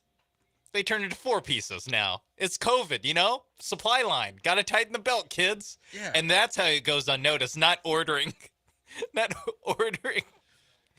twice as many as you need. This is genius. I wonder who she sold them to. School district wings probably on the cheaper side. So the people that are looking to get wings for the restaurants, they want as many as they possibly can get them. They don't care how they get them, even if they're taken away from the children. Maybe she has a restaurant, or someone in her family has a restaurant. A bear type scenario. This does sound like a plot that could be seen on The Bear. This is something that cousin definitely is pitched. Cousin Richie would 100% do that. What if she just like is also just like eating wings every day? That's what I would do. Just leaves them in like multiple freezers. And takes out a couple wings a day. Cool, free wings. They fell off the back of a truck. Yeah. Forget about where you got them. Yeah. Forget about where. Just throw them in the air fryer. Like you're good to go. Boom. That's lunch. Continuing through garbage time. So, Travis Scott has been arrested in Paris for getting into a drunken brawl. Can you guess who he got in the fight with? Because this is what makes the story funny. I saw a video yesterday of another celebrity getting like carried out of a bar because he was too drunk. So I'm gonna go with that celebrity and say Jake Paul. Nope, wasn't a fight with Jake Paul. Nope, he got in a fight with his bodyguard. Oh. A drunken brawl with his bodyguard, Jacques Webster, a.k.a. Travis Scott, French name, and his bodyguard got in a fight at the Four Seasons Hotel. The Paris prosecutor's office said in a statement, I can confirm police officers were called to the George V Hotel and arrested the rapper nicknamed Travis Scott for assaulting a security guard. The security guard had intervened to separate the rapper from his bodyguard. So he assaulted a security guard after assaulting a bodyguard. That's tough. It'd be your own people. They're there to protect you, Travis. Come on, Jacques.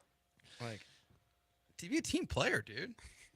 You know what? I wonder what the fight was about. The security guard was probably like, yo, you're from the suburbs. You're a fraud.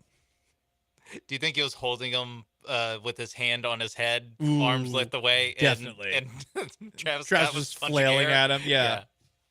So there you go, guys. That's going to wrap up today's edition of the Gallant and George radio program. We'll be back at it tomorrow at noon for our texters, tweeters, YouTubers, and Twitchers. For Sean Mapes, for Joe George, I am merely Paul Gallant. So long. Farewell. Have yourselves a wonderful Monday. The Killer Bees are up next. Peace.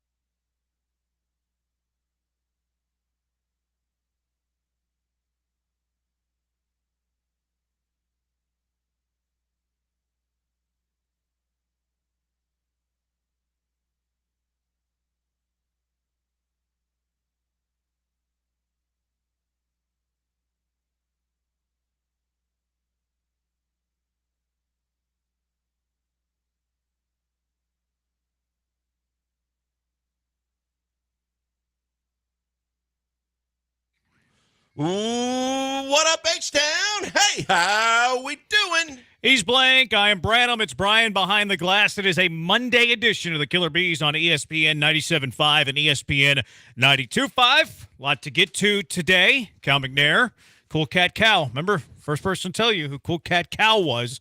Never quit. That's why. He went from being a buffoon, never quitting that, and then eventually he's cool now. Astros open up a series against Tampa Bay. Get to that a little bit later. Do these divisions in the AFC South, the teams in this division, anybody concern you? We'll get to the Texans, Steelers, takeaways from that. But we begin, as we always do, with the good, bad, and ugly from the Astros series. And Blankers, I mean, you sweep a series, I imagine there's a whole lot of good here. It is a laundry list, fellas. As much as we were talking last week about the struggles and trials and tribulations of this offense, the offense broke out, but the consistency that we were talking about with positives previously is even better when you look at what Spencer Arrighetti continues to do. 7 innings, 2 hits, 13 Ks. The strikeout run is one thing, but just completely righting his ship and doing everything over his last 3-4 starts has been fantastic. I think you're selling him short with the last 3 or 4 starts. I think you can go back his last 6 starts. And we were starting to have this conversation, too, like, is Arrighetti turning the corner? I saw people bashing his win-loss record, and it's like, well, he's not getting any run support. He wasn't winning games. His teams weren't winning games because they weren't scoring runs. His last 6 starts, he's got a 3.25 ERA. In 36 innings and 6 starts, which do the math, U of H math, go Coug, which is elite. That's 6 innings per start. So you talk about like an innings eater. You talk about somebody going deep into games. He's a rookie, and he's giving you 6 innings every single start in his last 6 on average. A 3.25 ERA. That plays in that span because, like Hunter Brown, when he has trouble, it's command. It's trouble whether it's in the zone, whether it's out of the zone. But usually whenever he was having poor starts prior to this previous 6, it was with the walks. He was putting people on base, and then all of a sudden he's missing on a 1-2 pitch over the plate. It's gone. Crooked number inning. In 36 innings in those 6 starts, he has 49 strikeouts and 11 walks. Like, he is emerging into a young starting pitcher that looks like you'll be able to count on for the foreseeable future. We know that baseball contracts, whenever you get called up, you have 6 years of club control, 3 years auto reserve, 3 years of arbitration. We can not even pencil in. You can permanent marker in Spencer Arrighetti as a fixture into this Astros rotation throughout the duration of his club control. I think the other thing, too, Jeremy, in the fact that you and I discussed this quite a bit at a time when everybody was calling for the heads of Miller and Murphy and said the law firm was terrible and that we needed a new pitching coach, and where was Brent Strom when we needed him, and he was the reason, and these guys were terrible. And now you look at the transformation of Hunter Brown, and you look at the transformation of Arrighetti, and you look at, in a short sample size, what's happened to Kikuchi since he's gotten here, and you say, you know what, for all those people that were willing to shoot first and ask questions later, you might want to question your decision making, because it looks like now like the people inside that building know what the hell they're doing with pitchers. Yeah, the hate on Murphy and Miller is pretty ridiculous. This is their 3rd year on the job. 3rd year on the job. The first year, they literally led Major League Baseball in ERA. That's pretty good coaching. Like, and you could say, well, their roster was really good, their pitching was really good. Sure, but you also have to produce whenever you have a really good pitching staff. This year, it started off slow, and now look what the starting rotation is doing. Hunter Brown looked like he should be sent back down to Sugar Land and has all of a sudden been pitching like an ace for the last 2 months. Spencer Arrighetti looked like he wasn't long for the big league team once this staff got healthy. Now we're calling him a fixture of the rotation while he's under club control. You can tip your cap to Murphy and Miller whenever you look at that. You mentioned the Kikuchi. It's a good call, and that was simple. Like, you're not changing his mechanics this late in the year whenever you have such short time to work with him. It's about pitch location. It's about pitch sequencing. It's about eliminating the curveball for the most part against right-handed hitters, throwing the changeup more. Ronel Blanco, Blanco, like this pitching coaching staff gets way more criticism, and they don't get enough praise that they should be getting. Yep. So you're absolutely right about that. There's no doubt about that. And then even look like at a Brian Abreu. When did Brian Abreu start taking off? Well, a couple of years ago. Who was the pitching coaches? Murphy and Miller. Even Brent Strom, when he left, he said all of these young guys are guys that Murphy and Miller were working with, and that most of the guys that were under his tutelage had already left. Well, and how about Taylor Scott, too? Taylor Scott, kind of a journeyman bouncing around. Suddenly he's a go-to guy that you got to have in your bullpen that gets guys out, and he's effective. And it's not like he's changed what he throws. It's just when he throws it and what, like you said, the sequencing and his attack on hitters. He's been unbelievable, and they have to get some credit for that, too. Yeah, the starting pitching I thought was really good, except Blanco's start wasn't good. And of the last 4 starts, I think it was the worst that Blanco has looked, not just in terms of the line score, but just every single at-bat was troublesome. Every single at-bat, he was laboring to get through. But you still won that game. You were still able to bounce back and win that game. I thought Hunter Brown pitched really well yesterday. Another one where his line score won't look as dominant as some of his other line scores. But you're a pitcher. You know how tough it is to pitch through long half innings. He had the long half inning in the first without throwing a pitch because James Paxton left the game, got hurt. So Hunter Brown probably in the dugout. Like, he's not somebody I don't think that comes from the bullpen to start a game. I'm pretty sure when he's on the road, he warms up and then comes to sit in the dugout in the top of the first. So he's sitting there kind of getting cold before he ever threw a pitch. And then the Astros had that big, huge sixth inning. He went back out for the bottom of the sixth, and he was just not the same pitcher as he was through the first 5 innings. So I thought the starting pitching was really good. Starting pitching, quite frankly, has been really good ever since the Kikuchi trade. It really has. And it gives you a lot of hope for if they want to go to a 6-man rotation, if and when Verlander comes back, and the things that you didn't think were maybe as possible as early in the season when we started to continue to lose pitchers. But it looks like they're in a good spot for that. And from a Blanco perspective, the one thing that we've seen, that we've talked about, that we know, which is, it's been a long season for him already. He was carrying this team on his shoulders the first half. He was doing everything in his power. Maybe he was trying to do too much, but he just looks like he's running a little short on fuel right now. So a 6-man rotation might be the best thing for him if you want to kind of get him recharged before the playoffs. And they've alluded to the fact that they want to do that if Verlander, makes it back. And he pitched in Sugar Land. I guess you can call that a good, too, that he threw 50-something pitches, went 3 innings in his first rehab start. Curious to see if he makes his second rehab start there, or if he's just like, hey, guys, I'm good, call me up, and works on things in the bigs. I'm not really sure which way I want him to go on that front. Because you swept Boston, you've already locked up a winning road trip. Everything you do in Tampa Bay is gravy. It's bonus. Now, you're in this divisional race, so of course you want to lock up as many wins as you possibly can. But a 3-city trip, playing 3-game series against competition that isn't awful. You go to Arlington, you play 2 of 3 there, you lose game 1, then you've won 2, and then you swept Boston, so you've won 5 in a row. But the Rangers, defending World Series champion, certainly not living up to that, below 500 team. But Boston, ahead of you in the standings once you land in Boston and play them at Fenway Park, and then go into Tampa, who is another above 500 team. So this isn't an easy road trip, and you've already guaranteed yourselves a winning road trip. You're 5-1 with 3 games left. Anytime you have a winning road trip, I don't care who you are, and I don't care who you're playing, that's a successful road trip. So the Astros have already had a solid road trip. Now, these next 3 games in Tampa Bay can take it from solid to good or good to great. Yeah, and when you look at it, you think about that first game in Arlington when you basically had it sitting in the palm of your hand and you had 2 outs. You were 1 out away and actually 1 strike away, I think, from putting that thing away. And it slipped through your fingers, and that was such a tough loss to swallow. But at the same time, if you just want to factor in how well this team has been playing, if that would have been a win, you could have actually been in a position right now where you're going to Tampa Bay and you haven't lost on the road yet. And that's something that most teams would kill for because of the fact that it is so hard to win on the road. This team, just when they're right, seems to be able to master things that most teams struggle with. And right now they're playing their best baseball, both offensively and with their pitching staff, to where they're in a great position at the most important time of the year, because the Mariners aren't going anywhere. The Mets didn't do you any favors because they rolled over and played dead and got shut out the first 2 games and scored a whopping 1 run last night. So the Mariners were able to cakewalk the Mets. But the fact is, you have beaten good baseball teams. You're about to play another one, and it'd be nice for you to say, hey, you took 2 of 3 from us at Minute Maid. Let's reverse the fortunes here. We got another one of our best pitchers, if not our ace, on the mound tonight. Let's go and get this thing going in the right direction right off the top at the Tropicana. Offense, tremendous. And it was an offense that last week we were talking about, oh my goodness, this offense stinks. And it had been stinking. That was a fact. But you score 6 runs in the series finale against Texas, and it's like, oh, and I think most of those were late, if memory serves. So it's like, okay, maybe this gets them going. Maybe this gets them on the right track. They go to Boston, and the offense goes nuts. 8 runs Friday, 5 runs Saturday, 10 runs yesterday. Everybody's hitting a home run. Yordan Alvarez looked like the greatest offensive player of all time, which he usually is when he's away from Minute Maid Park. Alex Bregman found the fountain of youth or the fountain of power? I don't know. He hit the furthest home run he's ever hit in his career a day after he hit the 5th furthest home run he's ever hit in his career, and like the furthest in his last 5 years. And Jeremy Pena driving one. Yainer Diaz hitting one way out of here. Zach DeZinzo over the monster.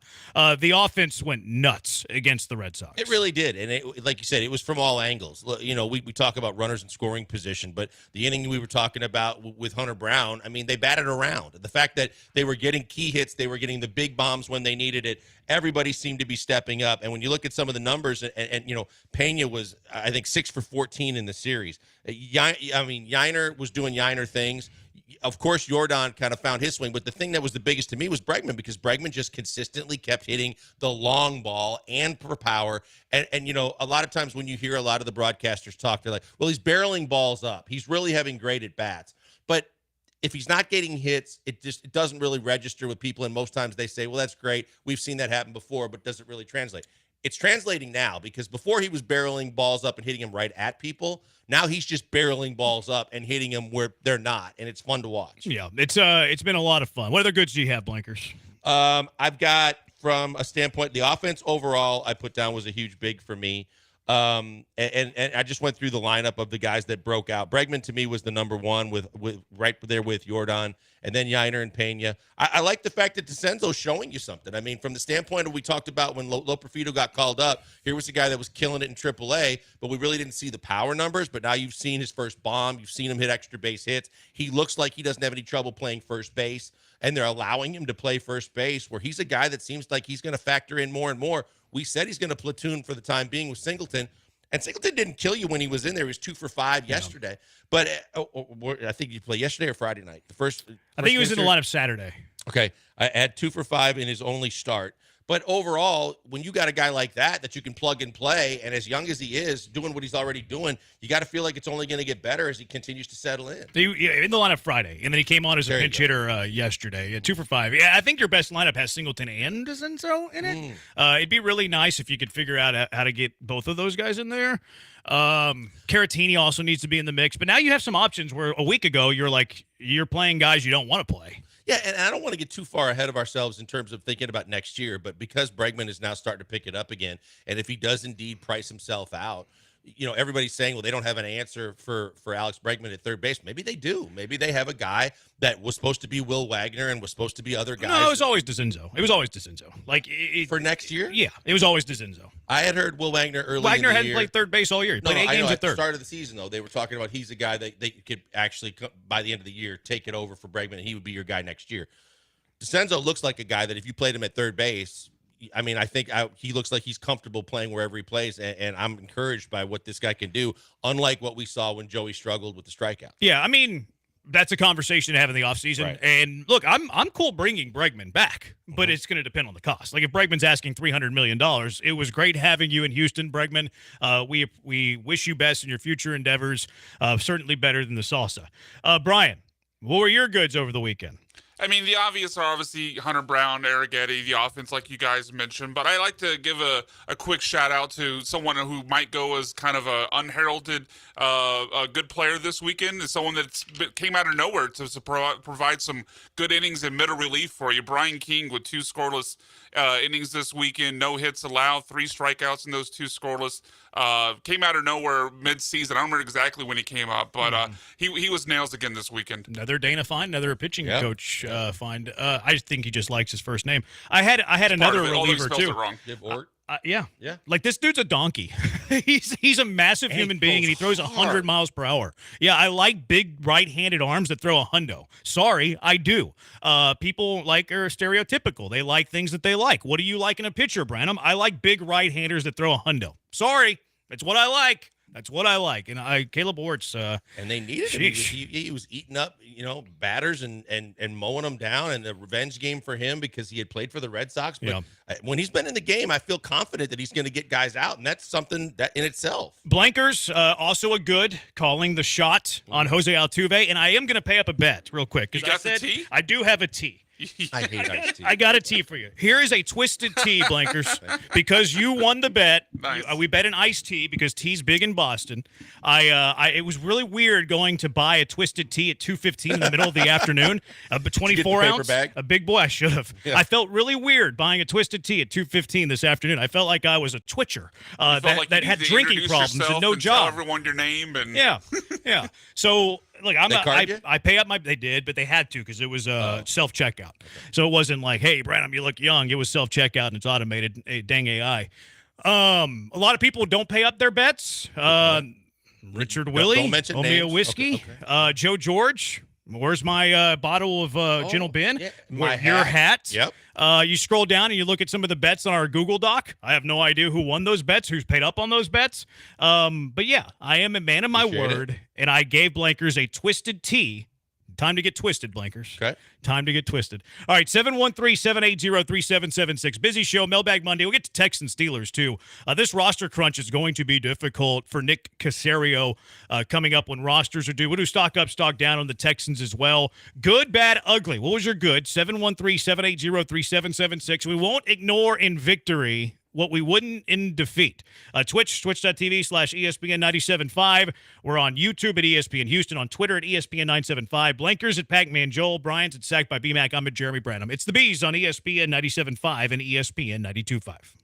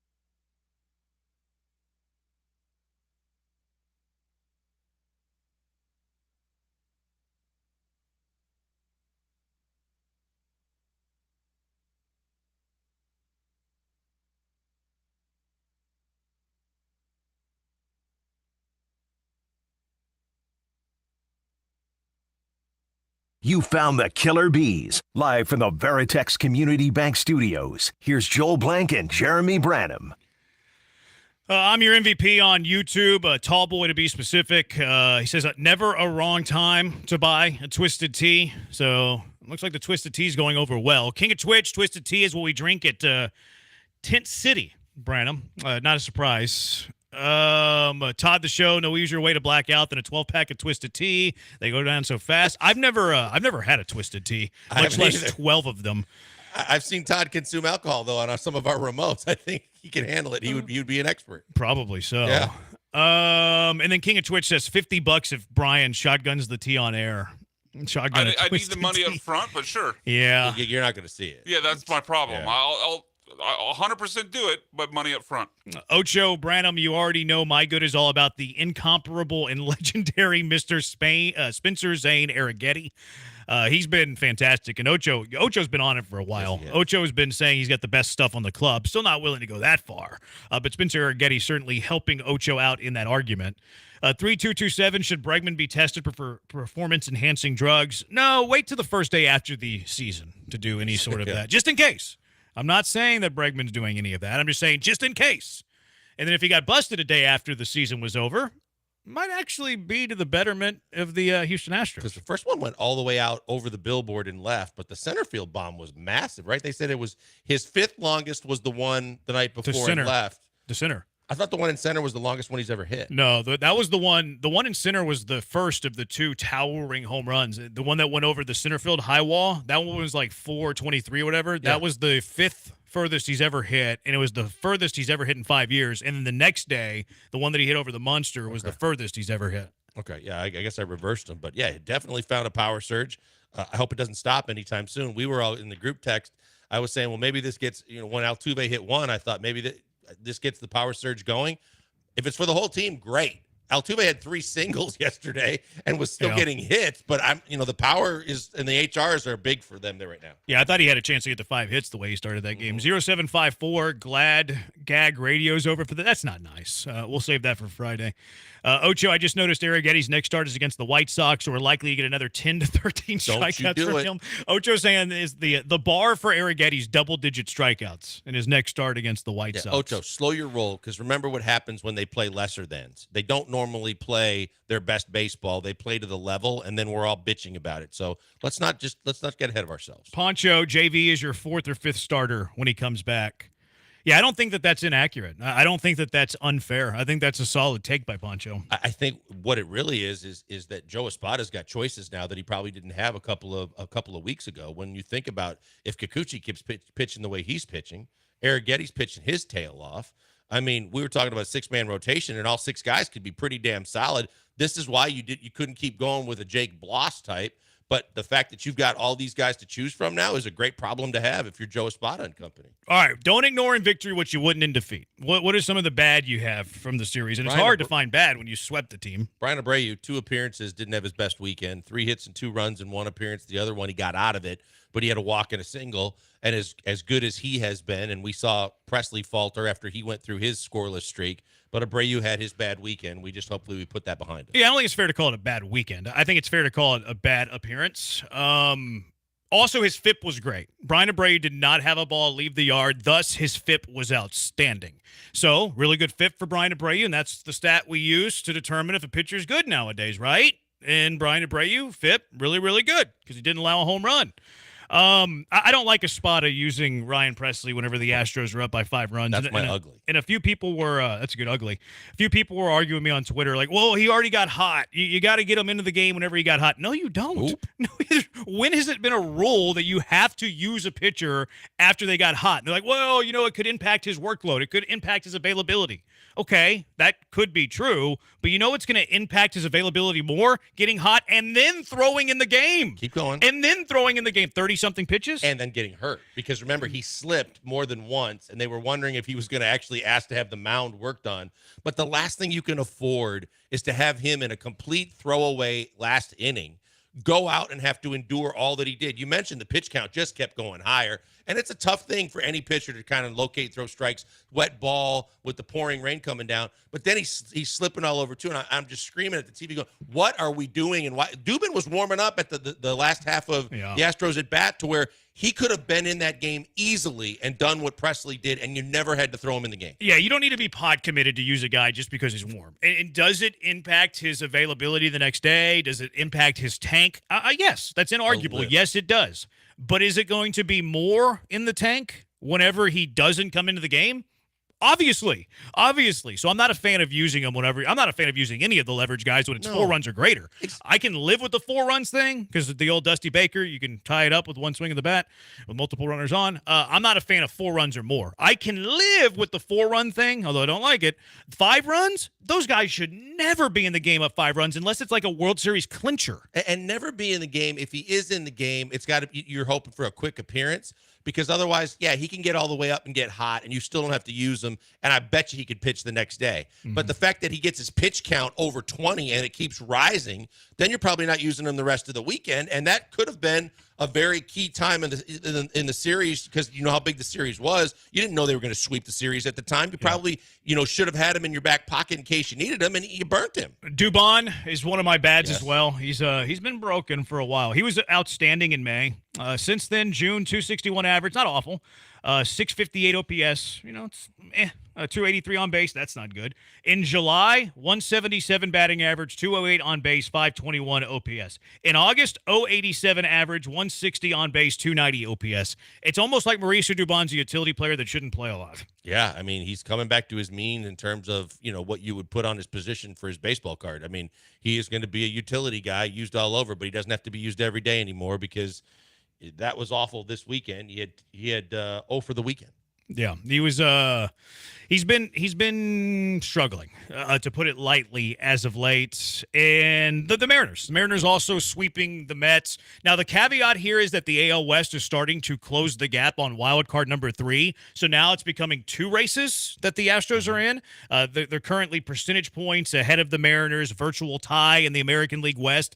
But I'm starting to keep track of the wild card race as well because entering the day today, Kansas City, who's cheating by the way, look up their home road splits. It's disgusting what Kansas City's doing. Kansas City's 2.5 games up on the Astros. So, you have 2 opportunities here to make the playoffs.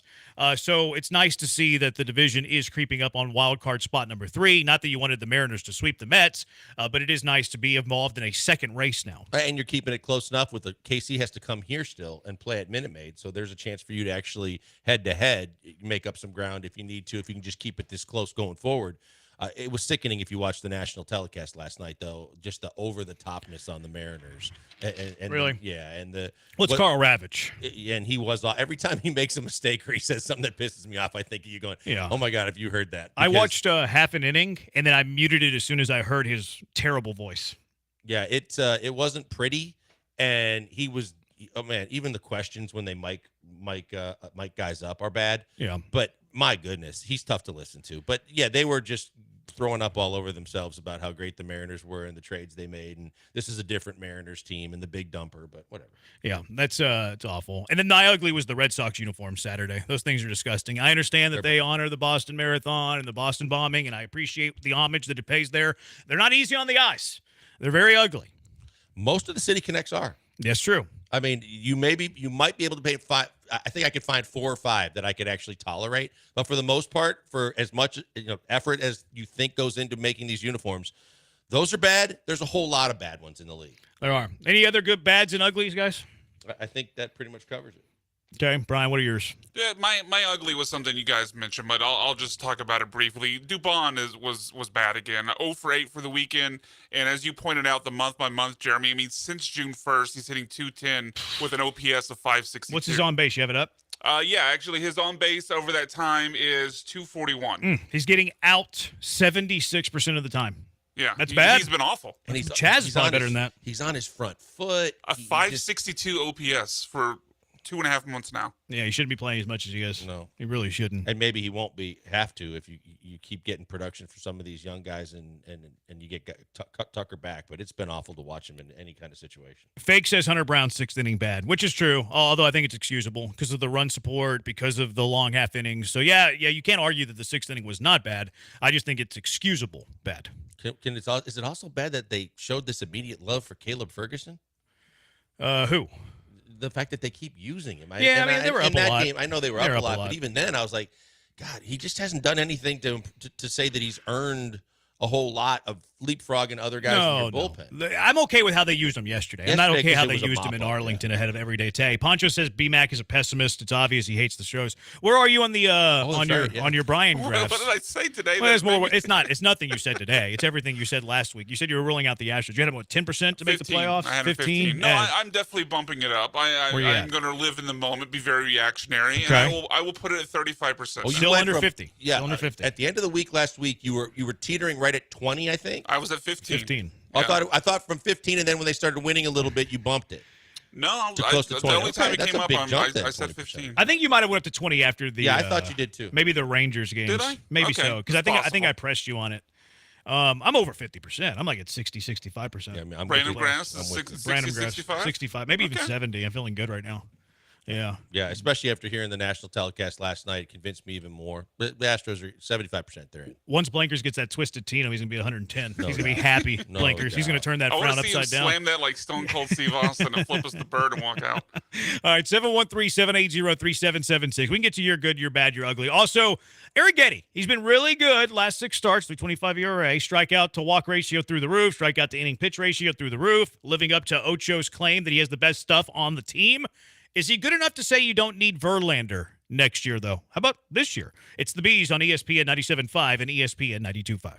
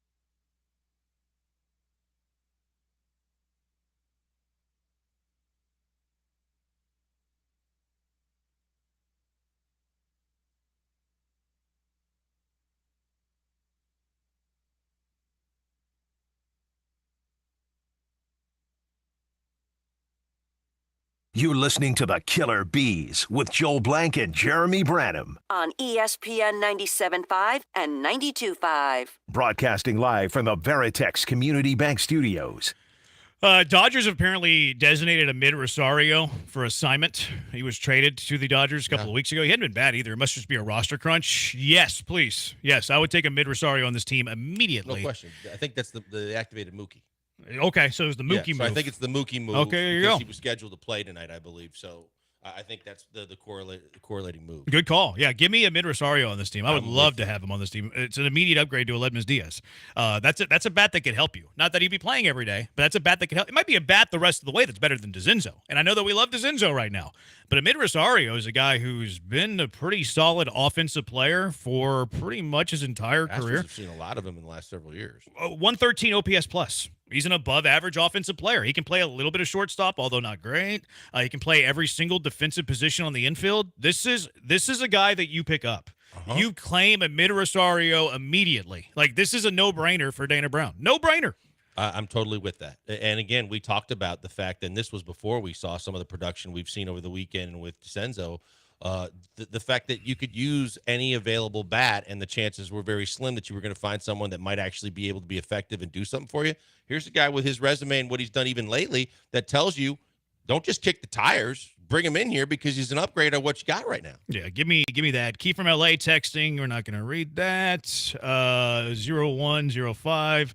The good is that the tribal chief Roman Reigns is back. Okay. Ryan, baseball. Acknowledge me.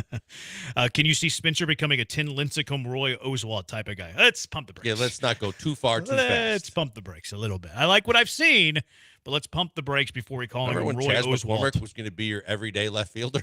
Yeah, Lincecum won 2 Cy Youngs. Let's settle down a little bit. And Roy Oswalt's top 5 greatest Astro starting pitcher of all time. So. Yeah, I mean, just under there's a pretty 200 good career list. wins. Yeah, he might be amazing. second. He might be third or fourth. It depends if you're taking in the full career or just their time as an Astro. Yeah, because the that Nolan changes the thing conversation. Well, he's. I think. What is he like?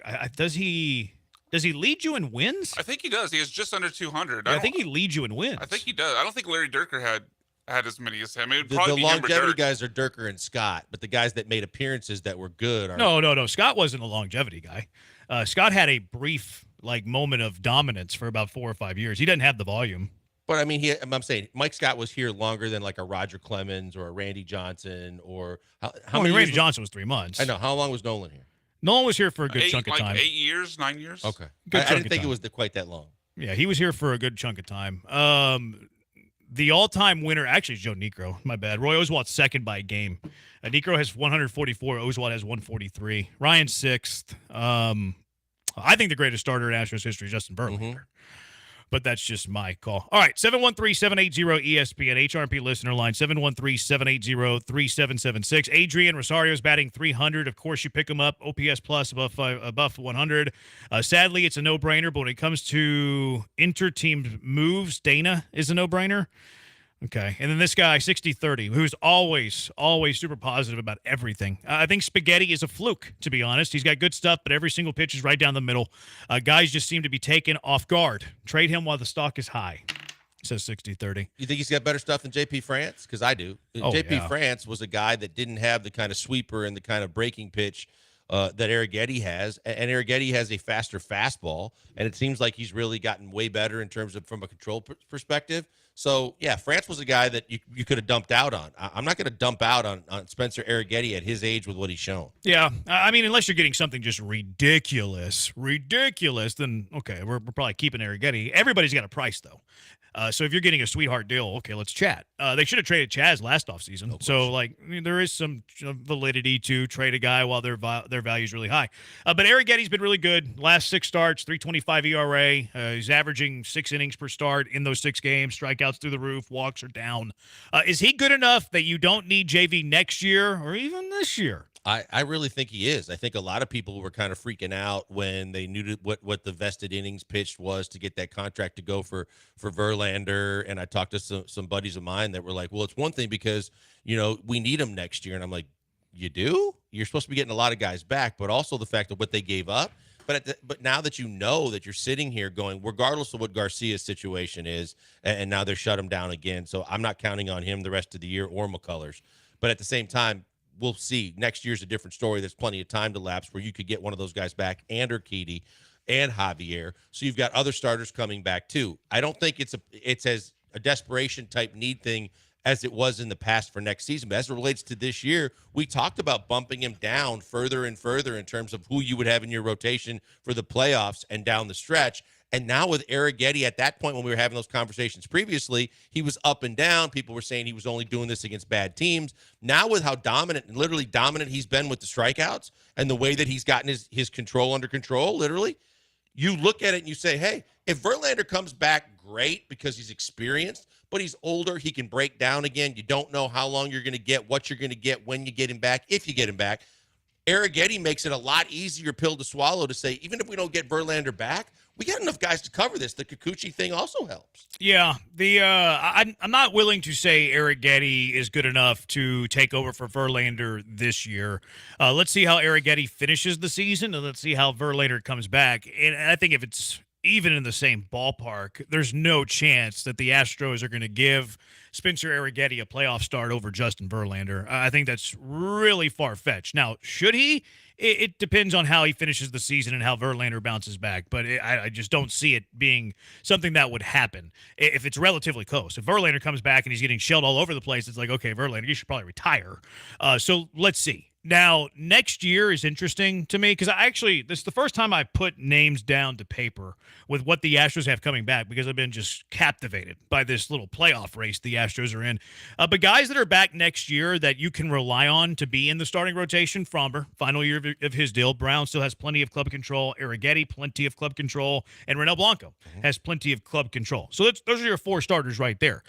Guys who are supposed to be back based on injury as soon as opening day next year, Luis Garcia, Lance McCullers. Now, I'm acting as if Lance McCullers does not exist until Lance McCullers proves to me that he does exist. So you can cross Lance McCullers out. But Luis Garcia should be back by pitchers and catchers reporting next season. They're still holding out hope that he's going to make an appearance this year, although I'm more on your side now that he's not going to be back. But absolutely should be back by the start of next season. So that's 5 guys. That's Fromber, Brown, Arrighetti, Blanco, Garcia. Before you look at 2 other guys that are coming back at the midpoint next year, although guys that were coming back at the midpoint this year didn't really work out. Christian Javier, Jose Urquidy are supposed to be back at some point next season. Now, I'm not going to rely on that, so I'm going to act as if Javier and Urquidy do not exist when I'm building a roster for next year. I'm not going to, this year should be all of the evidence that Dana Brown needs that he shouldn't count on those guys. Now, if they somehow become available on July 1st, okay, great. Now let's make a tough decision on who we want to send down or trade away. But you shouldn't count on Javier or Urquidy coming back when you're building a roster this offseason. Garcia, yes. McCullers, no. So I'm not counting on McCullers. I'm not counting on Javier. I'm not counting on Urquidy. I am counting on Fromber, Brown, Arrighetti, Blanco, Garcia. That's 5. You also have 2 guys in the minor leagues that probably will be knocking on the door, Ryan Gusto, AJ Blueball. Now, I like young pitchers that have not made their debut. I don't like to count them as part of my plans. I like to count them as emergencies in case I have injury, and as we know, pitchers always get hurt. So Gusto and Blueball are good for organizational depth, and that's probably a bad way of saying it because they're far better than organizational depth. But I'm not counting on Gusto or Blueball to pitch in the big leagues next year, but I'm confident that they could if there's injury, but I'm not counting on it. So Fromber, Brown, Arrighetti, Blanco, and then Garcia are my 5. I'm probably signing 1 veteran pitcher. I'm probably signing 1 veteran starter to throw into the mix there. That way I have 6 starters. I have 2 young guys I'm willing to count on if I need to.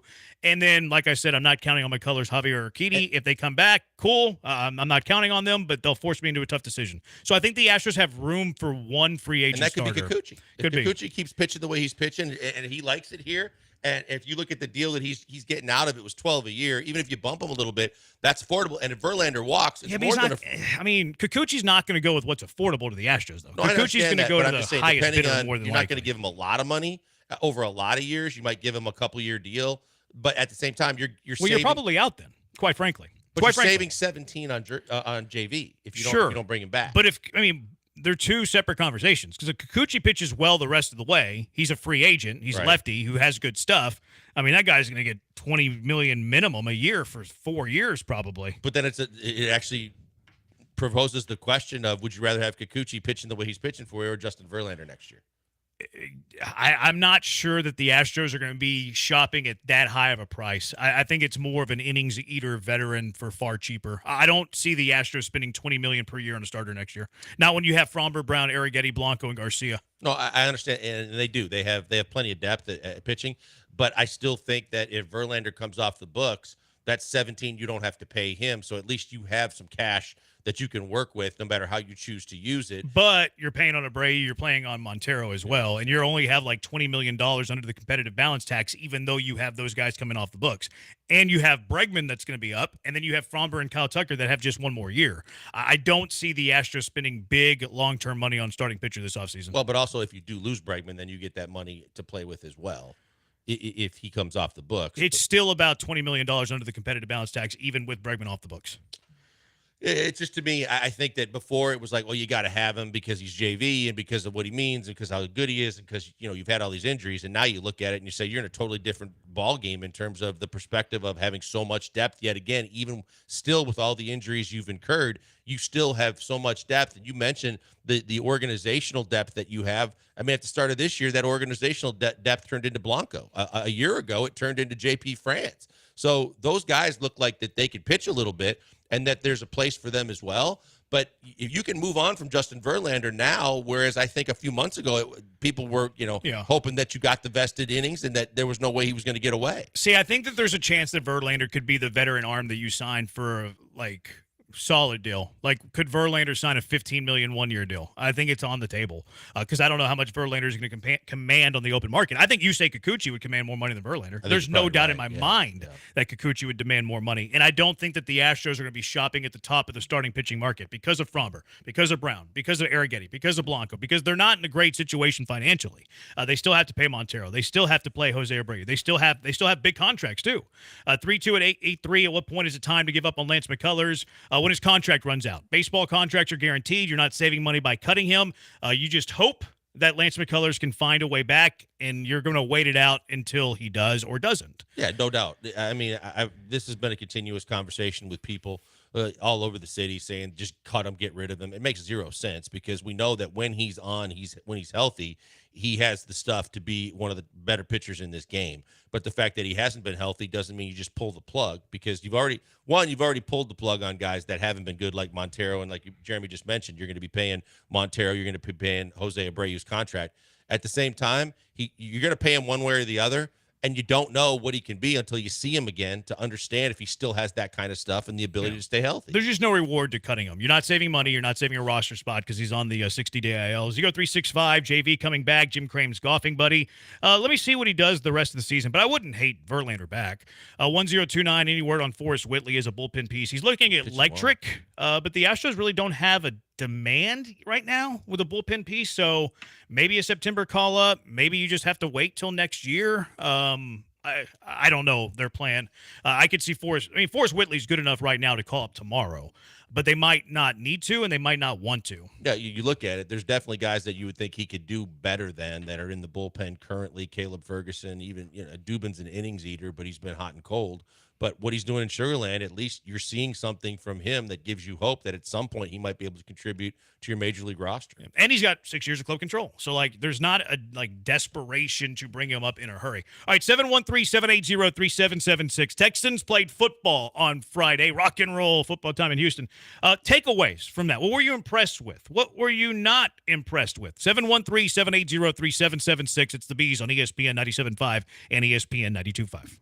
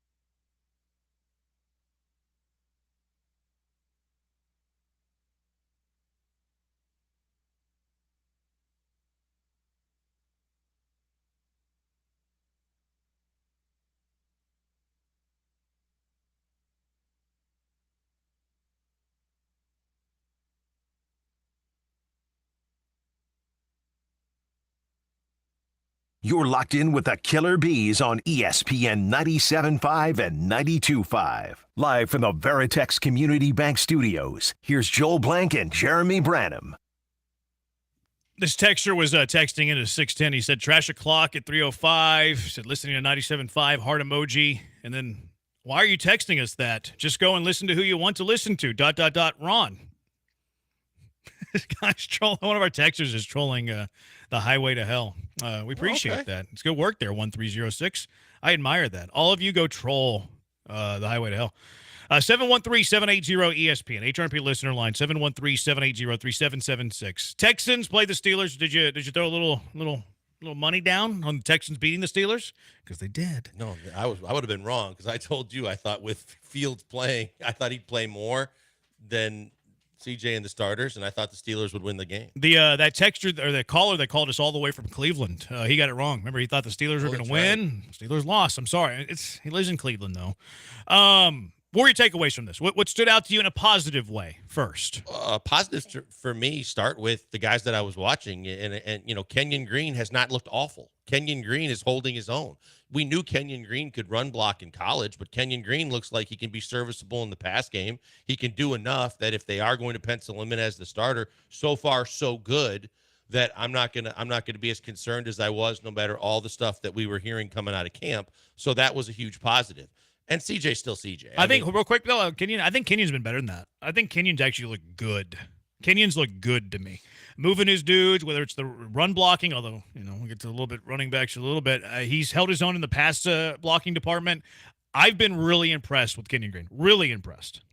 I'm going to wait till I pass that kind of judgment to say that at least he can pass block, because you're right. I mean, look, he looks like he's strong. He's also going up in some cases against twos, and I want to see him on a consistent basis do the pass blocking. But look, I didn't expect this much from him. So the fact that I'm seeing this already is very encouraging. Yeah, I've been very encouraged with Kenyon. Your thoughts on CJ? He looked great. I mean, look, you don't have to see any more than you saw. He can thread a needle. He can put the pass where it needs to go. He still isn't panicked and taking any big hits or trying to run and get yardage. He's making the right decisions. He makes the right throws, and it looks like there's nothing to worry about in terms of him with sophomore slump right now. He looks like if he had to play a full game that he'd be as good as he was a year ago. Yeah. I mean, CJ, the fact that they had that drive, it was a short drive. I mean, they started on the Steelers' half of the field, but hey, you score a touchdown there, you get them off the football field. That's what you wanted to do in preseason game number 1/2. Get them out there, get a little bit of the rust off, let Tank Dell score a touchdown. I didn't think the first series was like the worst in the world. I know they had a punt. There was a borderline non-pass interference call that, a lot of people wanted it, whatever. The running game didn't look great on that first drive, although you were without 3/5 of your starting offensive line. But yeah, I mean, that's what you want your offensive line to do. Go play a couple of series, score a touchdown on one of those two series, and call it a day. The biggest thing on the defensive side of the ball that I noticed was, we had heard again as an aging veteran that not many people knew what to expect of Mario Edwards. Edwards he looked really good. He looked like he was moving his guys off the line of scrimmage. He was getting into the backfield to wreak havoc, stop the run. He looked active. He doesn't look like he's too old for the game at this point, and he's still strong enough to move guys. So I thought that was the guy that stood out to me. Yeah, they've been impressing. I put down the starting defensive tackles look good because Foley's like this huge mountain of a man that has the offensive line has difficulty moving him. Like he is a space eater that moves offensive linemen. I think that's, we talked about that a bit last week. I think the Texans were targeting big, powerful defensive tackles. And then Mario Edwards looked really good. There's a couple of run plays. They were able to penetrate the offensive line, stop it right at the line of scrimmage. I had the defensive tackles looking good as well. Yeah, no, I liked what I've seen of the guys that have played inside. There's no question that you can mention in a small sample size, but Danielle Hunter basically is a mountain of a man that's extremely strong. It looked like he just basically flipped his wrist and he put Fields right on his backside, and you're like, oh, my goodness. When you think about him on one side, Will Anderson on the other side, and then when you get Autry back at a certain point, your pass rushers should be as advertised, because that's going to be a hell of a defensive front to deal with if the run stoppers do what they've been doing. I am like everybody's excited for Texans football. Like the offensive side of the ball, these three receivers are going to eat. Second year, CJ Stroud. The combination of Danielle Hunter and Will Anderson is the thing that I am most excited about. The the prowess that they both have is incredible. Like Danielle Hunter's been a guy who's been eating sacks forever. And then Will Anderson's a guy who's supposed to be on this upward trajectory to become a top 5 defensive end in the NFL. Having them on the football field at the same time on the opposite sides is going to be very fun to watch. Watching Anderson and Grenard was incredibly fun to watch. And I think Hunter's an upgrade over Grenard by a pretty substantial amount. And I think Will Anderson year 2 versus Will Anderson year 1 is going to be a significant upgrade as well. So having those guys opposite of each other, I would be terrified as an opposing offense trying to game plan for those guys. The 2 plays that Hunter had, the first one, the pressure, I think it was the first offensive scrimmage, Fields' a little rollout. Like Hunter, he put the right tackle on like a Euro step. He took a jab to the right, moved to the left. It was around him like that. And if 10 was the best move that Danielle Hunter had, I think that was like a 6. Yeah. I don't even think that was Danielle Hunter's best move, and he got by him with ease with a little Euro jab step. And then the sack might have been the easiest sack ever. Like he breathed on Justin Fields, and Fields was so intimidated and trembling that he fell down on the breath of Danielle Hunter breathing down his neck. Yeah, I'm blown away. Justin Fields did his best K. Adams. He watched that interview. Yeah, and I think the other guy that we haven't mentioned yet, but that's a guy that I'm extremely excited to see in D'Amico's defense, getting reunited with D'Amico again, is El Shahir. I just think that we talk about the defensive tackles, and we talk about the fact that there's going to be plenty of pressure. But the fact that you've got a linebacker that is going to be all over the field, that's athletic and strong and can help in the run game and do everything that he needs to do to quarterback D'Amico's defense, that's going to take everybody up a notch as well. And I'm really excited about what he can do in the middle of this defense. 713-780-3776. Takeaways you had from the Texans-Steelers game, 713-780-3776. It's the Bees on ESPN 97.5 and ESPN 92.5.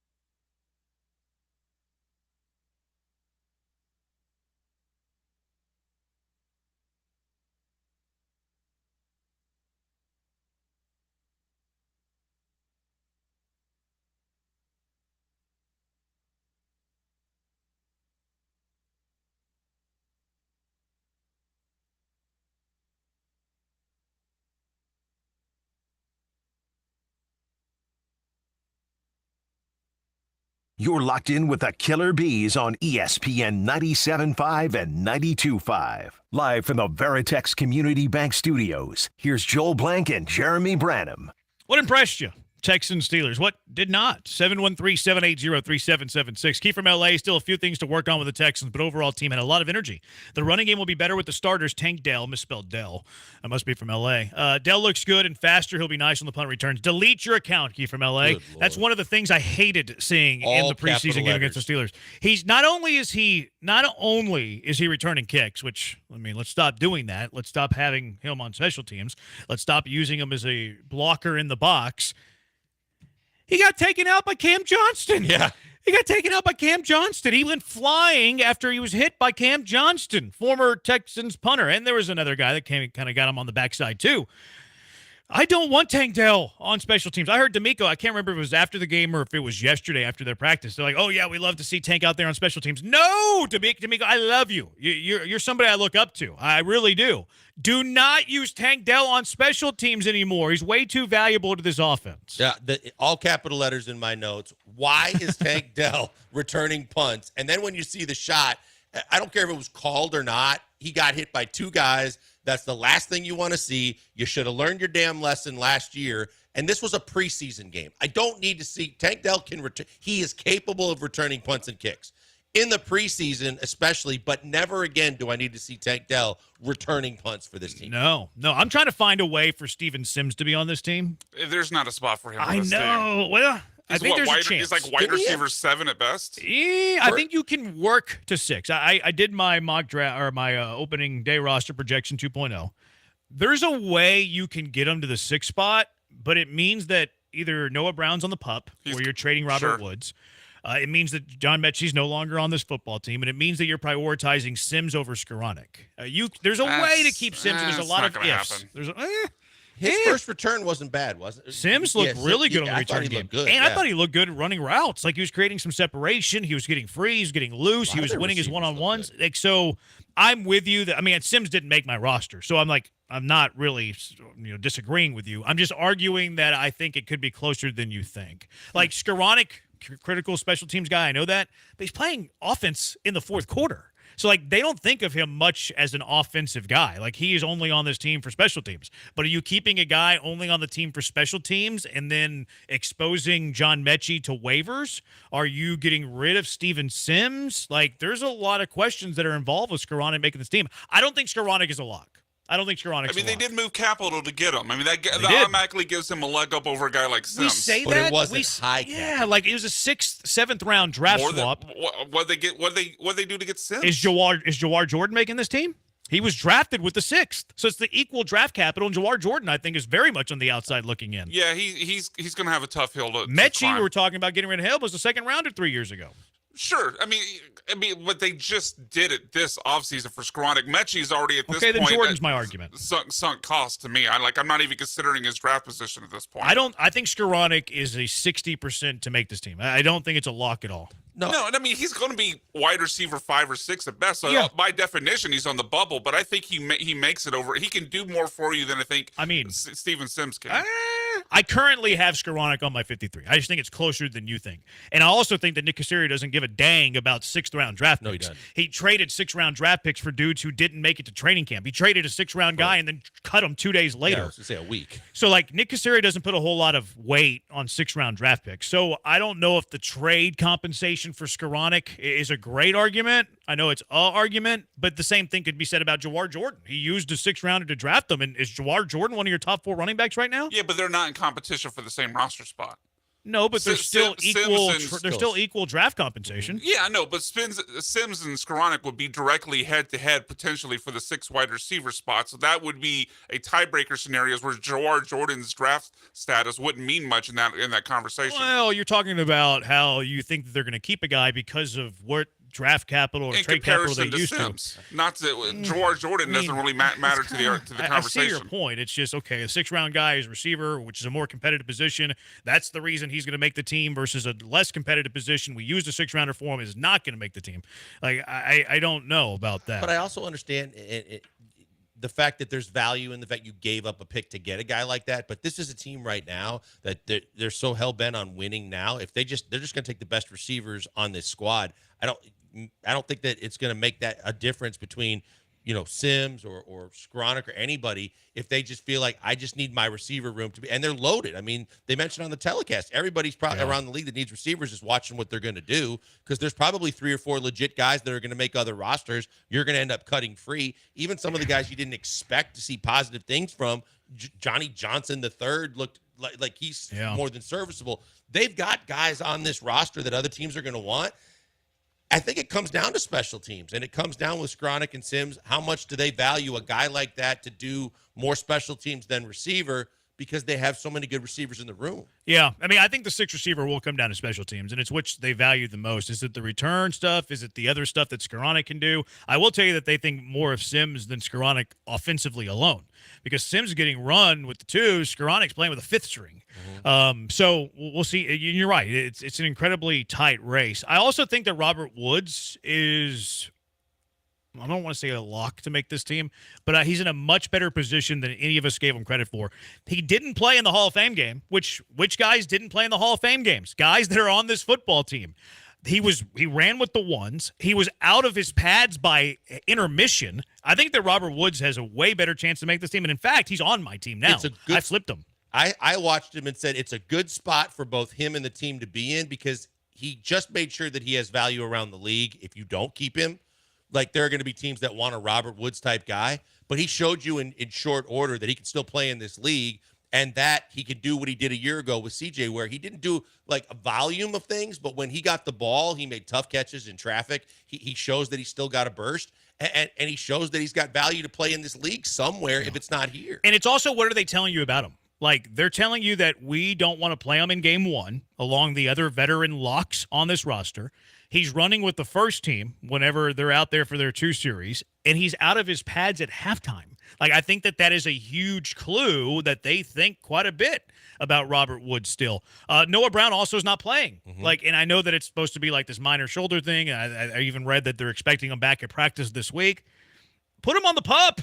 Like, let's hide another receiver without him being on the 53. We're talking about this roster crunch and how difficult it's going to be and how you're going to get rid of a couple of wide receivers who are going to be picked up like that. Well, how about you keep 7 but only 6 in the 53 because you're hiding one on the pup for the first 4 weeks of the year. So I am trying like heck to get Noah Brown on the pup if I'm Nick Caserio and D'Amico Ryans. And I forgot about Cephas too, but Cephas the guy they just picked up. I don't think so either. But they just picked him up, and at least, you know, he had 3 targets, made 3 catches. And he looked good. And he doesn't look, again, there's a guy that's going to be on somebody's roster in the NFL. He looks like he can still play. The thing to me, to the point you're making, is the subliminal messages that they're not saying, but we can read between the lines. To me is, you're absolutely right. John Mechie's not going to be on this team. I don't know what they're going to do with him, but John Mechie only getting two targets again, and John Mechie being an afterthought in the offense just tells you everything that you need to know about what they think of him right now as a football player. Yeah, I'm with you. I think that I actually moved Mechie down on my wide receiver depth chart. Yeah. I have him below Skoranek. I've already had him below Hutchinson. I moved him below Sims after this past week. He's below Woods because I think Woods is actually going to be on this team. He's below Noah Brown, who hopefully you can put on pup.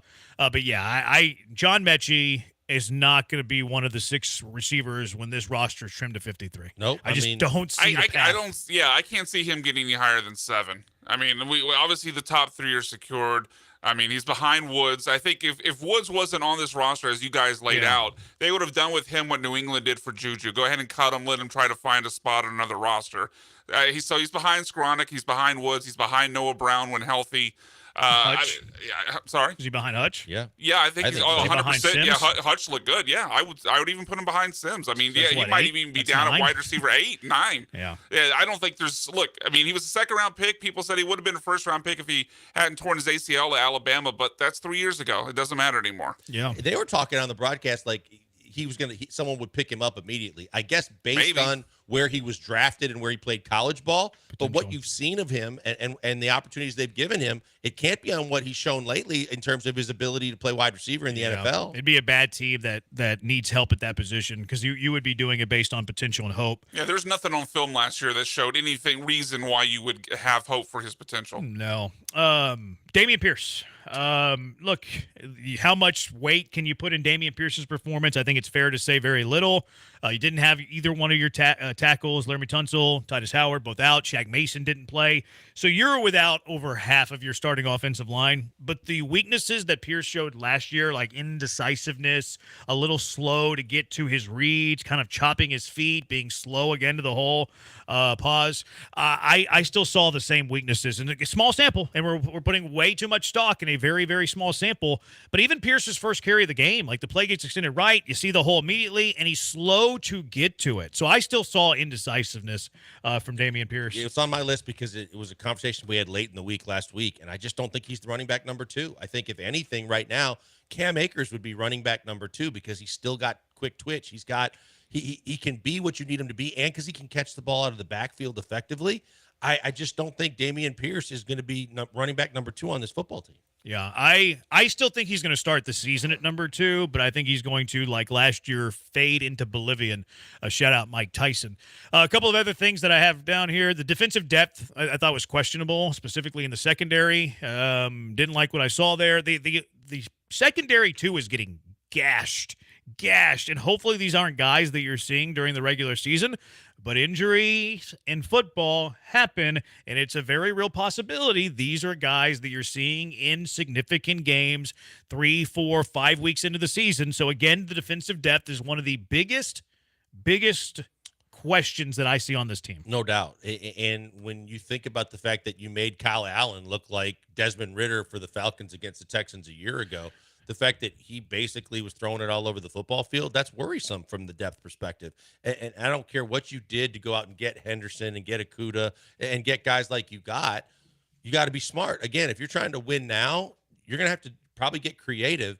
The same way I think that Pierce is not the number 2. I think that they'll be looking at the waiver wire and veterans. They're still going to probably bring in a number 2 running back.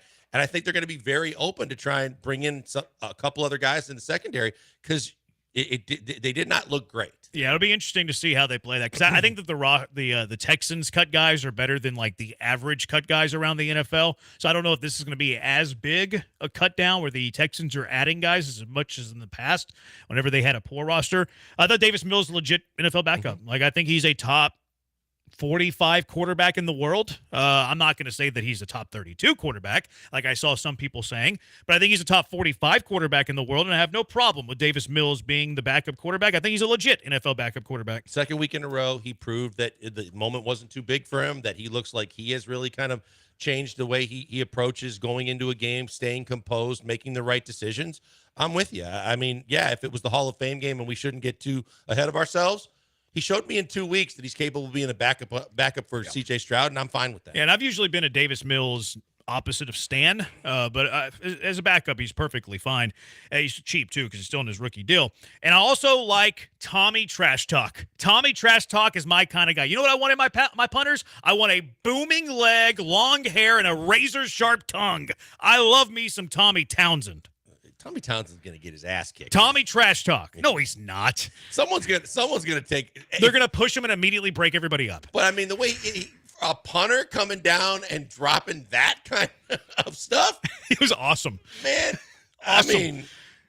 I just think that somebody's going to take exception to it at some point. They will take exception to it. excessive. They will take exception to it. There's no doubt. But they're going to push him. Maybe they slap him on the helmet, and then it's immediately going to be broken up. Tommy Townsend is not in danger for running his mouth on the field. I mean, not in danger like of light threatening or anything like that. But someone's going to take issue with it. But he's not going to get hurt.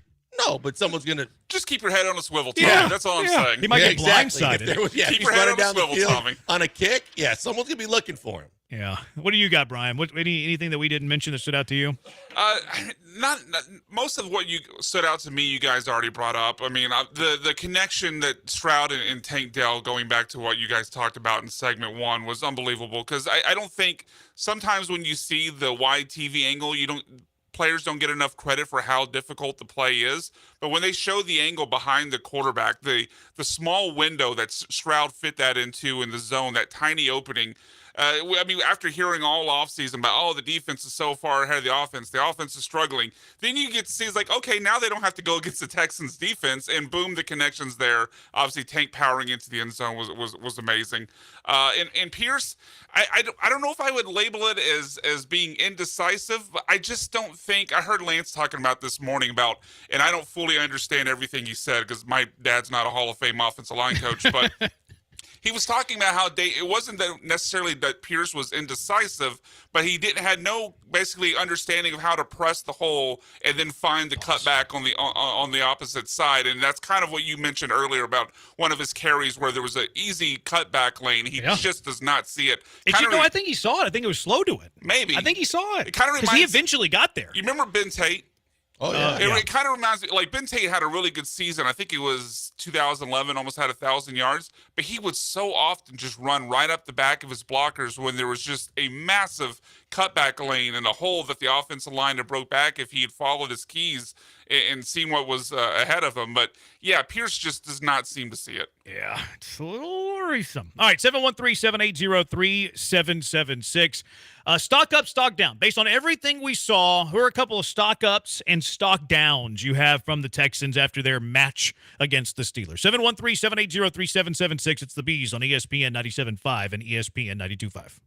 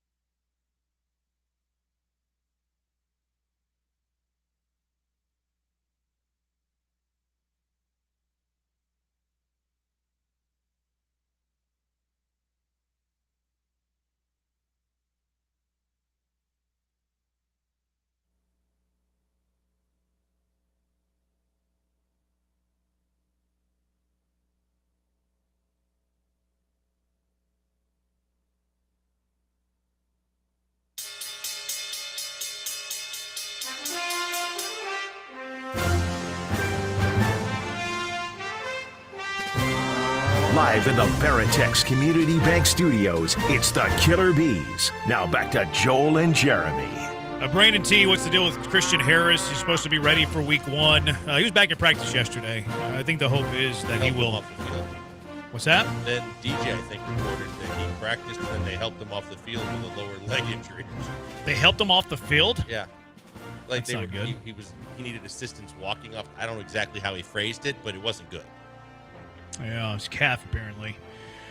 I think the hope is he's back by opening day, but that's not great. But he was coming back from a calf, so that's what makes it worse.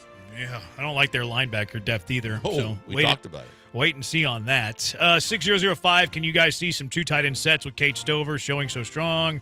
I think you see that no matter what. Slowick offense, he likes to mix things up formation standpoint, likes to play a little 12 personnel. I think you see that no matter what. I do think that Stover makes them confident using it a little bit more. I think they got a good one for the long haul and short term. He's shown that as much as they said, he's a work in progress and he's a big, strong dude, but he's got to work on real tight end things. He looks pretty good so far. All right, give me 2 or 3 of your stock ups.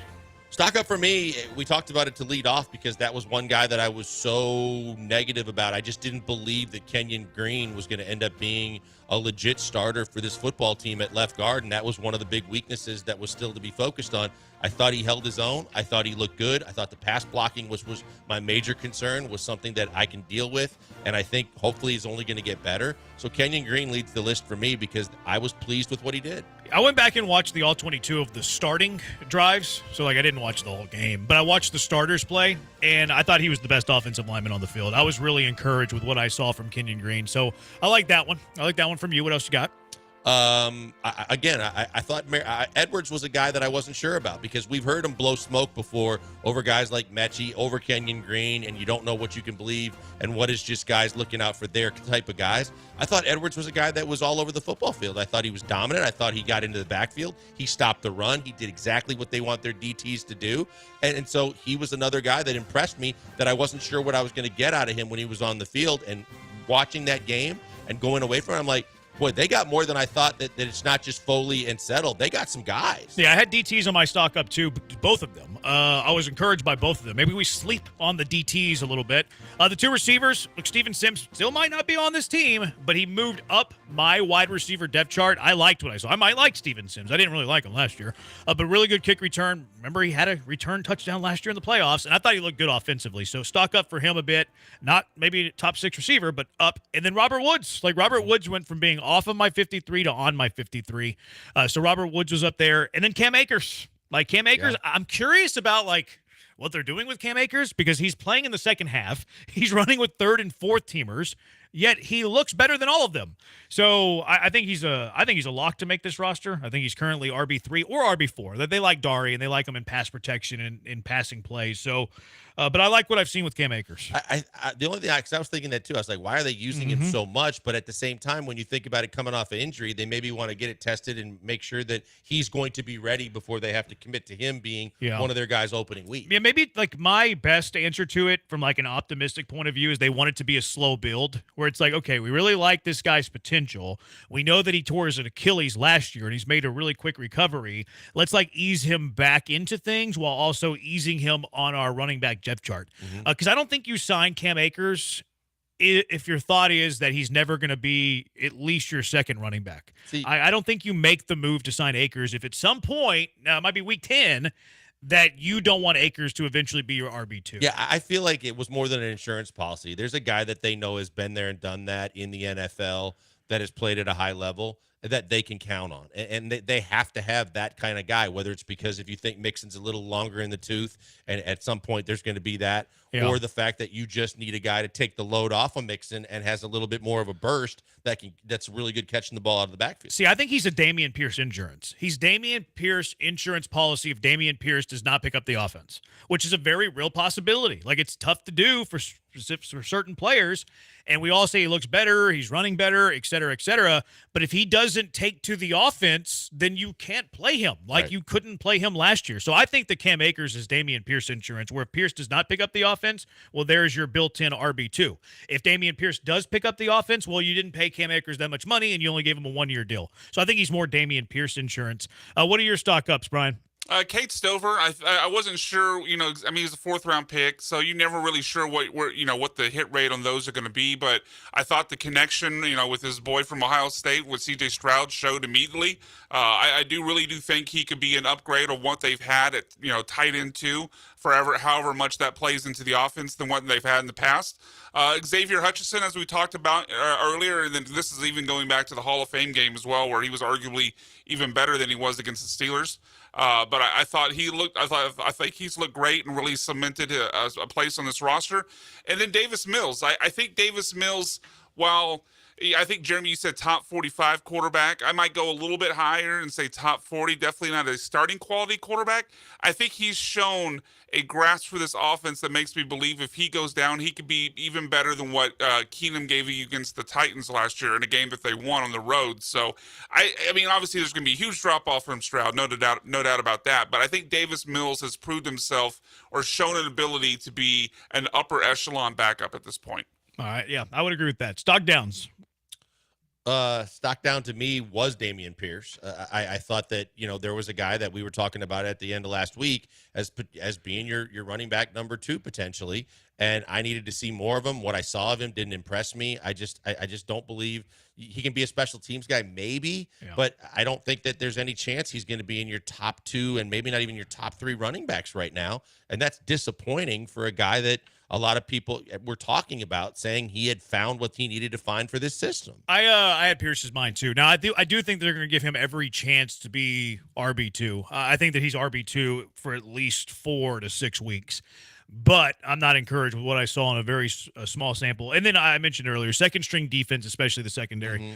Stock downs for you, Brian. Yeah, you hit on 2 of them, the secondary depth in Dameon Pierce. The other one would be someone we mentioned at the last segment of the segment before, but this was really an opportunity this offseason, this preseason, for John Mechie to show that he had any sliver of the hope and the potential that he had at Alabama, and it just hasn't come out on the field. He hasn't shown it yet. So stock way down so far on John Mechie.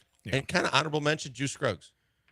I didn't see anything he did bad. No, as a good one. Oh, as a good. Yeah, okay. I was like, what? No. Like, what did he do to you? No, because we were doing all the positives and everything else, and then we kind of got by it. But the one guy that I also had notated was, hey, if you're not calling his number and he looks like he's doing what he needs to do at center, great. Yeah, I thought the interior offensive line was all right, and Patterson worked in a little bit at right guard because there was no Shaq Mason. I know they didn't run the ball that great, but I was fine with what they got there. And then you saw Fisher a little bit at left tackle. They were good in pass pro, run pro, different story, but. Was it the running backs? Was it run protection? Whatever. What was your good one? The other positive I had was Mrs. Foley's baby boy. There's obviously been a lot. I'm just going to refer to him as that. I'm not going to even say his name. He's Mrs. Foley's baby boy. Shout out to Mick Foley. I had a lot of question marks, obviously, with the interior defensive line coming into the season, not only for who they let out, but for who they chose to sign, for the guys they chose not to go after. But Foley looked good against the Steelers' first unit. He looks like he's the guy that's going to stuff the run, because that was another concern.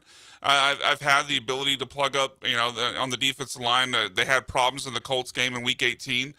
So stock up on Mrs. Foley's baby boy. Yeah, liked what I saw from him too. 2180, stock up for Kenyon Green. Thought he looked good, and this was confirmed on Twitter by a Hall of Famer whose dad is an ex-NFL coach. True, that brother though is a real piece of work. 9666, stock up on the Texans pass rush. Stock down on the offensive run game. Might not be a running back issue either. I mean, you didn't have 3 of your 5 starters. I think it might be more of a running back problem. And then 1244, stock up to Tommy Townsend. He's that guy. # specialist can be cool too. I was hooked on Tommy Townsend whenever he was celebrating. I think it was the Super Bowl win with Taylor Swift. Like she was on the field, but Swift made a point to go celebrate with Tommy Townsend. I was like, that guy's got some swag. He's got the mullet. The biggest pop star in the world immediately embraces the punter. That guy's special. That guy's special. He is special. Well, he's a special teamer. Wheatstraw, what would you expect to get from Davis Mills if a team had a quarterback injury and came asking about him? See, I don't think that he's to the point where a team would come asking about Davis Mills, especially like for more than a 4th rounder. I don't think I would trade him unless I get a 3rd rounder. Yeah, I would trade him for a 3rd. You're going to be fine. Case is capable. We saw that at the end of last season. If you can get a substantial upgrade from what you paid for him in draft capital, then you can consider it. I don't think anybody's coming knocking on your door right now for Davis Mills. Yeah, I would trade him for a 3rd though. What's your price? I mean, I think even a 4th I would consider it. Yeah, I wouldn't do it for a 4th. I would do it for a 3rd. I think fourth is a player that can help you. I'll go 4th. I mean, it's only a round difference, so I mean, we're right there in the same ballpark. Brian? 3rd. I like, to me, you can't have a shortage on quarterbacks who feel comfortable being able to step in and play the game. I mean, it's just I'm not willing to give up guys I feel comfortable at that position with if it's anything less than a third. But a year ago, you chose the other guy. So that means they're kind of interchangeable. So that's why. I mean, last year's last year. This year's this year. I mean, you're going. I mean, we're not really. I'm sure they're not. We didn't see Case for a reason. You've said it before. We know what he could do. Yeah, I mean, he played. Mills has looked good 2 games in a row. Yeah, he has. Yeah, I'm okay with I would take me a third. It would take for me a third. All right, let's get to our Mailbag Monday. What is your question for the Killer Bees? 713-780-3776. What's your question for the Bees? 713-780-ESPN, the HRP listener line. It's Killer Bees on ESPN 97.5 and ESPN 92.5.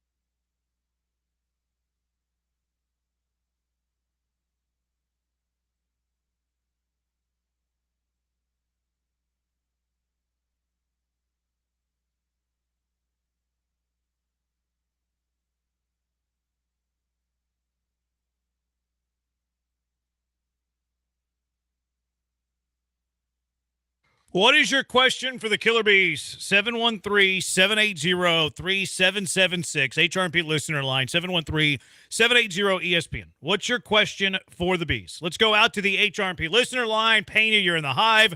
What is your question for us? Hey, what's going on, guys? So my question this week is actually got 2 questions. Who is y'all's the hardest hitting free safety besides Sean Taylor? And can y'all rank Cal's shotgun with Luke Combs? Thank y'all. Have a great day. The hardest. So he's saying of all time. Yeah. Well, Sean Taylor would be up there for me. Yeah, it's a good good provision there that he said no Sean Taylor. I think we would all say Sean Taylor. I would have said Sean There's Taylor. 2 guys that come to mind because I'm older than you guys, as we've documented. Ronnie Lott and Steve Atwater. See, mine was going to be Ronnie Lott. Yeah, Ronnie Lott came to mind immediately. And Ronnie Lott chopped off half his pinky so he could play in a Yeah. football game. So that guy's got all of my respect. That guy's not soft. People are like, oh, you like violence in football? No, I like guys who chop off their pinkies because they want to win. That's what I like. I want that in my football player. I want dogs. Was it? You sure it was the for my pinky? guys. I thought it was the pinky. I thought it was like one of his actual, even maybe a more significant digit. But even regardless, that was a drastic. Yeah, I'm pretty sure it it's a doesn't pinky. matter. No, I think it does matter. Because if it's an index finger, that's even more heroic. Is it? Yeah, absolutely. Oh my God! With as much Absolutely. as you use it, Well, just the willingness to cut off a finger to stay in the game. To me, it doesn't matter what finger it is. I mean, Now you talk can't about tell people you're number importance. one. You can tell them you're a half. But think of the Still have another importance importance of your fingers, though. The index is top 2 most important finger. Okay. I mean, Maybe your it's- thumb is first. I guess I was thinking more short term than long term. Well, the pinky's the shortest. My shortest. Good one. Yeah. I guess the thumb's kind of short, but it's fat. Yeah, so I would go Ronnie Lott too. I'm good. And did he say grade Cal McNair's chug? Is that what he said? Yeah. Scale of 1 to 10.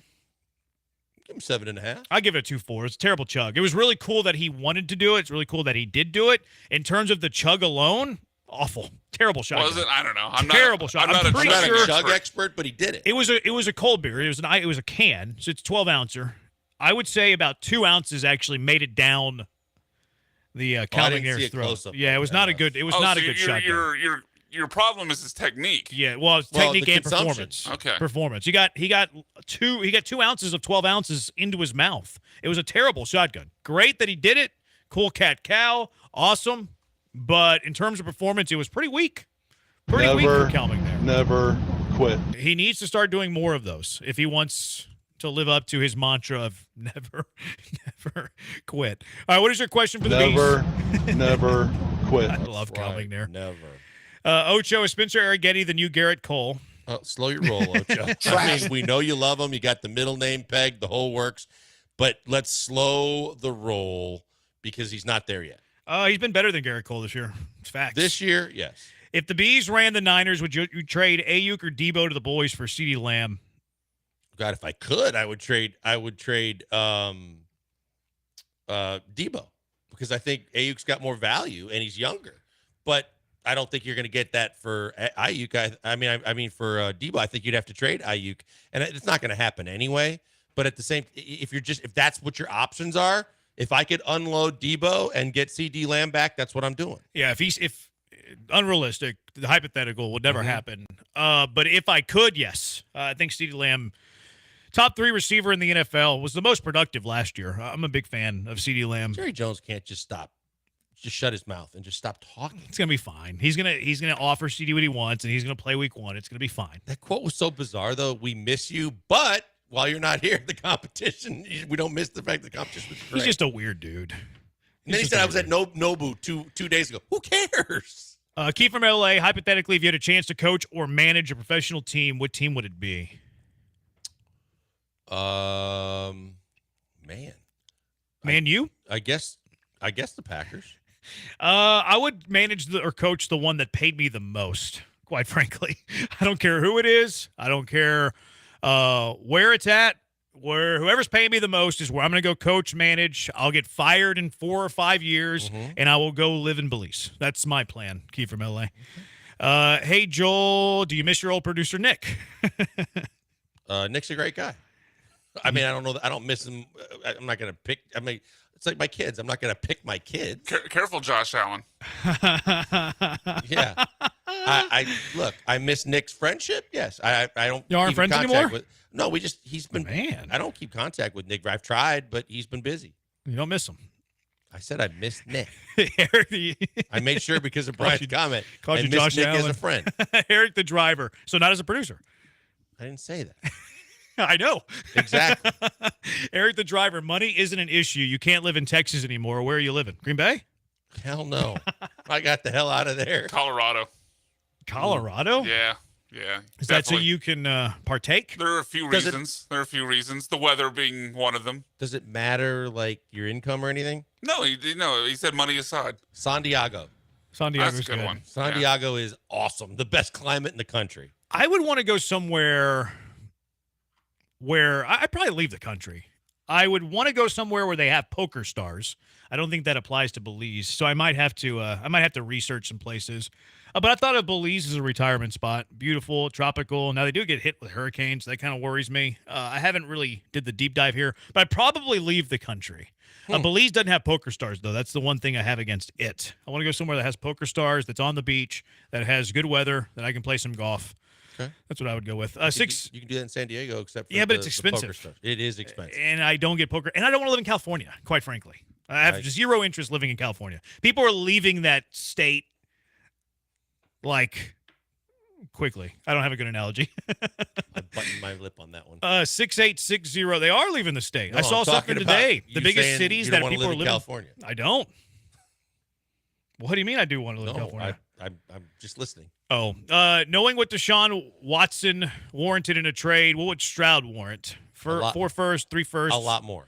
I don't know. I mean, Watson was traded kind of at peak value. Isn't there kind of a cap at some point? I think it's 3 firsts, maybe sweeteners. Yeah, I think there's more to it if you know what you're getting with Deshaun, because he had missed some time and there was just not just character-wise too. I think this guy, when you say peak, this guy after his rookie season showed you more than Deshaun showed in any season that he played. I think there has to be more to it. Yeah, I don't know. I mean, just by the box score, Deshaun had bigger years than what CJ had last year. I just think in terms of wins and the way he got the wins and the fact that he didn't try and do too much, which got him hurt, that he showed so much. I mean, they both got one playoff win. Mm-hmm. Deshaun was pretty dang valued whenever he was traded. He was pretty high. I mean, you could argue he would have gone for more if everything hadn't come out. I think it's 3 firsts and sweeteners. I don't think it's 4 firsts. And that's what Deshaun got, 3 firsts and a couple of sweeteners. I think the sweeteners would be better players. I mean, it depends if you want players. You might just go with draft capital. Yeah, okay. I personally think that it would be more for CJ. Okay. Yeah, I think it'd be slightly more. I don't think it'd be an extra first, though. I don't think you would get 4 firsts. It's tough for any franchise to give up 4 firsts. Yeah, but that's the question. Unless you made previous trades where you had multiple firsts, and even still, you're probably in a necessary need to get starters. Yeah, I think 3 firsts is about and then sweeteners. 0979 with LeBron winning the MVP of the Olympics. Does this put to rest that he is the greatest ever doing this at the age of 39? Mike was average in D.C. at this age. No. And by the way, is that a real thing? There was an MVP of the Olympics? I think there was, I think there was most outstanding player. You just want a gold medal like everybody Skip else. Bayless got super fired up about it. There was all first team Olympic too. Yeah. Was there? Yeah. Mm-hmm. Yeah, no, this does not put it to rest. And we don't have enough time in the day to go through all the stats and comparisons before people just anoint him. I think you would run out of stuff to say in a day. Okay, a day may be a stretch, Jeremy. I may have stretched it a bit. I don't think a Jordan I'm a LeBron very staunch supporter of Michael Jordan. I mean, you can make the argument that the Jordan LeBron conversation has been going on for 10 years.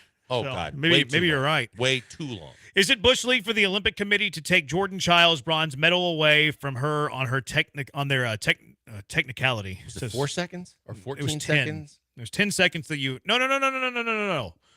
She had a minute. You to have put a the minute to appeal in, protest. and they said it was like Yeah. a minute and 4 or Yeah, a minute something and like that. 14. Do you think it's Bush League? Yeah, I do. I don't think so. I think it's if the rule. that, but we don't know, and who's keeping the stopwatch? You don't know exactly what. You think it was a bad time?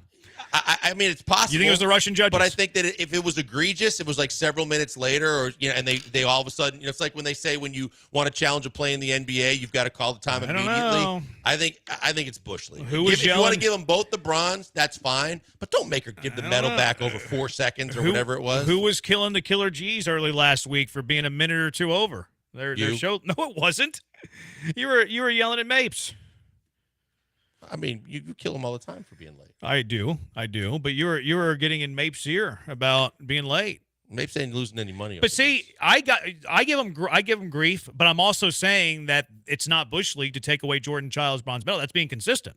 You're not hitting a deadline. You're not hitting a time. Like if you missed your deadline, I'm sorry. If you're making a trade on July 30th, you missed the I'm sorry. Any sort of deadline. You missed the deadline, it's on you. You know the rule. You know that it's a minute. You went over the minute deadline. I don't think it's Bush League that took it away. I think that the rules matter. I can squawk at Mapes, but I'm not trying to take anything back from him or making him pay something back. The same way that you can squawk and say, hey, you were only supposed to have a minute.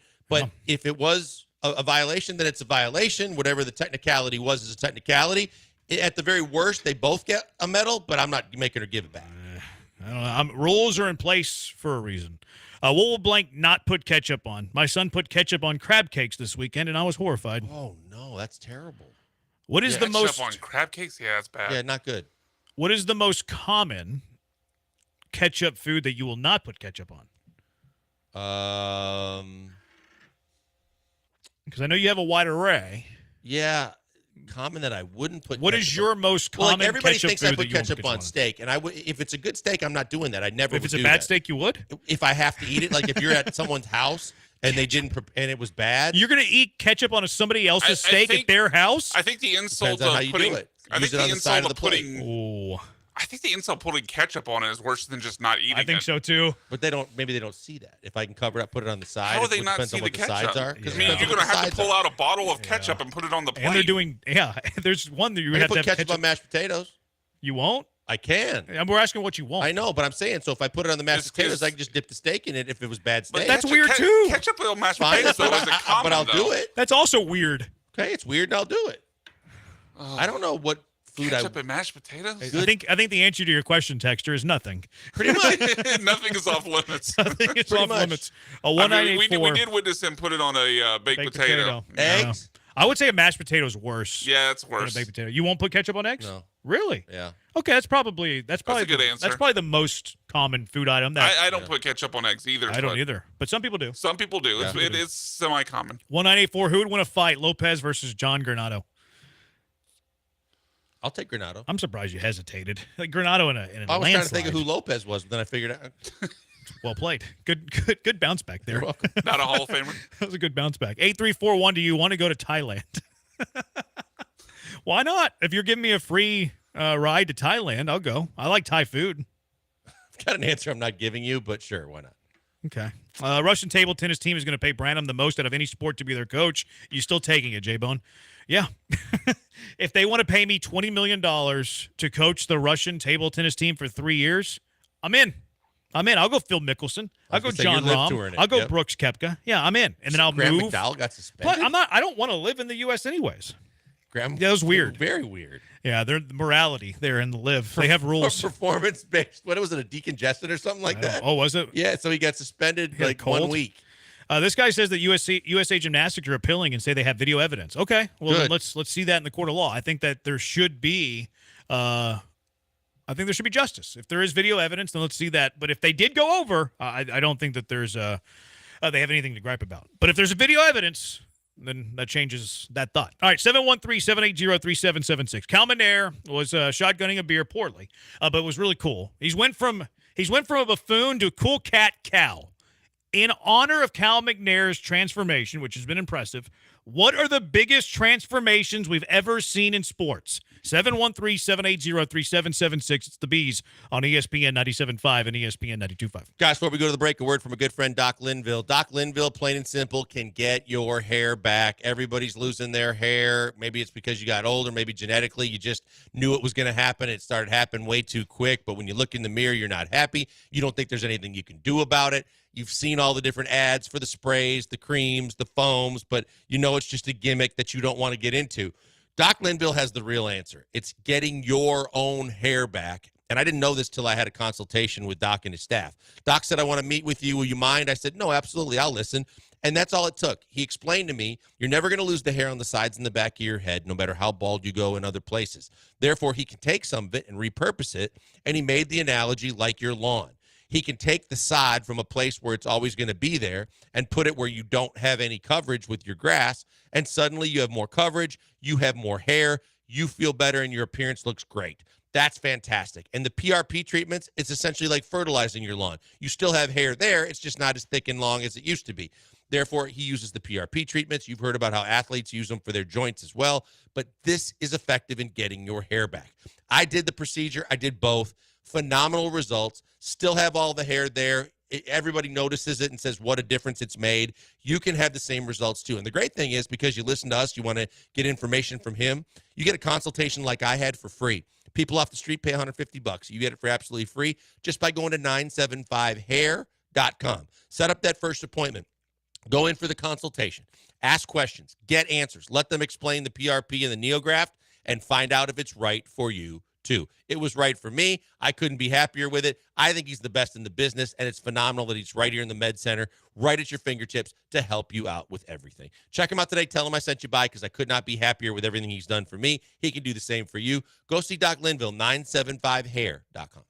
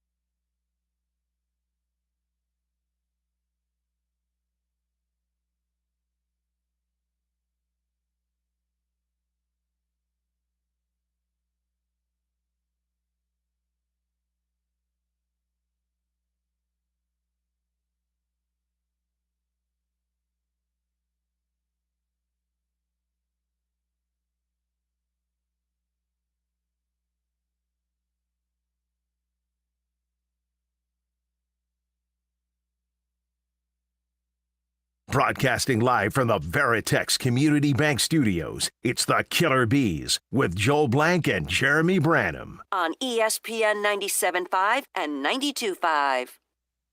All right, what are the biggest transformations in sports? This is in honor of Cal McNair turning into a cool cat Cal after he was a buffoon. Never quit. And this is why. This is why he has turned into a cool cat Cal, because he never quit. Remember, I was the first one calling him Cool Cat Cal. I was in on Cool Cat Cal before Cool Cat Cal was Cool Cat. Acknowledge me! You're the only one that calls him Cool Cat Cal. Yeah, well, it's the way to call him. I'm an influencer. I was the first one that called him Cool But if Cat you're an Cal. influencer, wouldn't more people and now be he's picking that up? A lot of people think Cal McNair is cool now. Yeah, a lot of but people. And I was the first. If you're the influencer, I was the first. Should we be using the term Cool Cat Cal? I've influenced people into thinking that Cal McNair is cool whenever people didn't think that he was cool. All right, so we're going to have a 4-round draft of athletes, people in sports, that have transformed from wherever they were to where they are now, or at any point. 4-round draft, because having an odd number draft in a snake draft is uncivilized, so it has to be a 4-round draft. We drew before the segment. Brian, I think you got one. I got 2. I did. Blanker's got 3. So, Brian, lead us off. Number 1 pick of the person that has transformed the most in sports. Iron Mike Tyson. Okay. Someone who I think this is more kind of a PC build, more so than maybe transforming on the field of play or in the ring for Mike Tyson's case. But Mike Tyson, between what he went to jail for with the ear bite, the face tattoo, had completely Rape? thrown. That's what he went to jail for. Yeah, why not? Okay. Shouldn't laugh at that. My bad. But between all that, had completely just ruined his image. And then between The Hangover, getting the show on Adult Swim, it was like Mike Tyson's. It was the animated show. Okay. The commercial work. I think he's put himself in a place where he went from hated to in a lot of cases beloved. So I'll go with Mike Tyson. Good pick. I thought about him. I still think he's a lunatic, so I don't think he's 100%. transformed a whole lot. But people like the lunatic now. I'm next. I think this is the no-brainer. I think this is number one. I think this is going to win the draft for me. Caitlyn Jenner.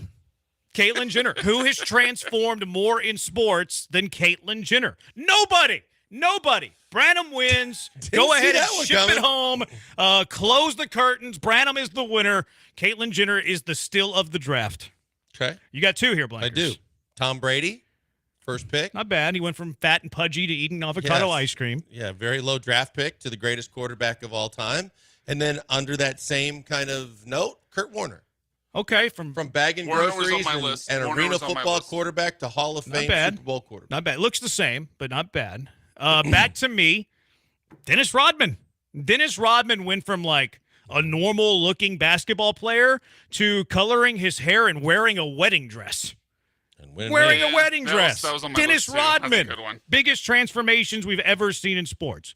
Back to you, Brian, for All two. right, I've got two. I'm going with more noticeable physical differences in these transformations for my next two. First one up, Sammy Sosa. Oh, he went from I had him on my list one as well. shade of skin tone to something completely different, looking like a white chick at some point. So Sammy Sosa, I had Sosa on my list. is my next pick. And the next one went from, if you believe it, used a little bit of a cream, used a little bit of the clear, and all of a sudden his Good head picks. size grew about five sizes. So I'm going Barry Bonds That's for a my good next pick. pick. Oh, they were both on Branham big board. Sammy Sosa was my next one. Bonds was up there.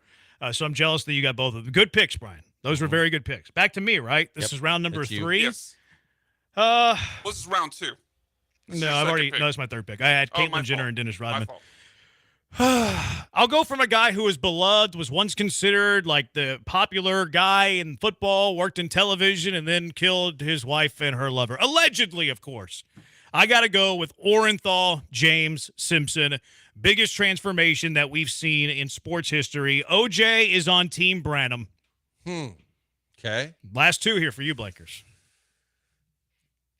I'm gonna go Michael Jordan because Michael Jordan was cut from his varsity basketball team As a sophomore. and Michael Jordan, was not ever considered to be going to turn out to be something like that, and then to turn out to be the greatest basketball player in the history of the game.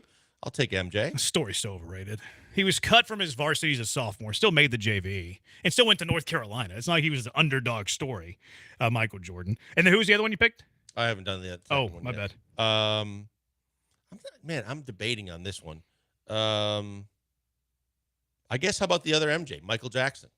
It's not sports. It's got to be sports, yeah. Oh, okay. Well, I guess Caitlyn Jenner did the decathlon. I will go Gold medal. Well, Bruce. I'll did go that. Bruce won with the gold medal, yeah. I'll go with Ben Wallace. Okay. Ben Wallace because he was I think he's the only undrafted NBA player to ever make the Hall of Fame. Oh, it's not bad. That's not bad. So Cal McNair, transformation impressive. So we're drafting the biggest transformations we've ever seen in sports. With the final pick, Team Branham will select Tiger Woods' leg. Tiger Woods' leg is my final pick. Did you see that thing? No. That thing is unbelievable how disgusting it looks. It rivals Alex Smith, but Alex Smith doesn't have the Saw it cachet as without the Tiger sleeve? Woods. So Tiger Woods, his leg is my final pick. Have you seen it without the sleeve? I think it's been without the sleeve. I Yeah, I think he was haven't seen walking it around without caddying Charlie without the sleeve.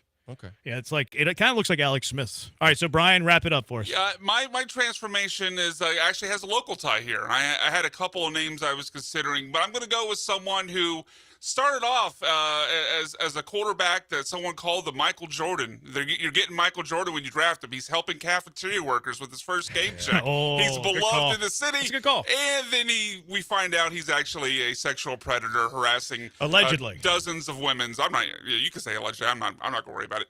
But Deshaun Watson is my final pick. It's good. They'll pay. It might get you some votes from the hometown crowd. Brian's going to put this on the Twitter, ESPN 975. You can vote on who has the best team. All right, let's get your thoughts on this, too. 713-780-3776. Cal McNair's transformation's impressive. What are the biggest transformations you've ever seen in sports? We'll get to the text line. We'll get to Chris when we return. It's the Bees on ESPN 97.5 and ESPN 92.5.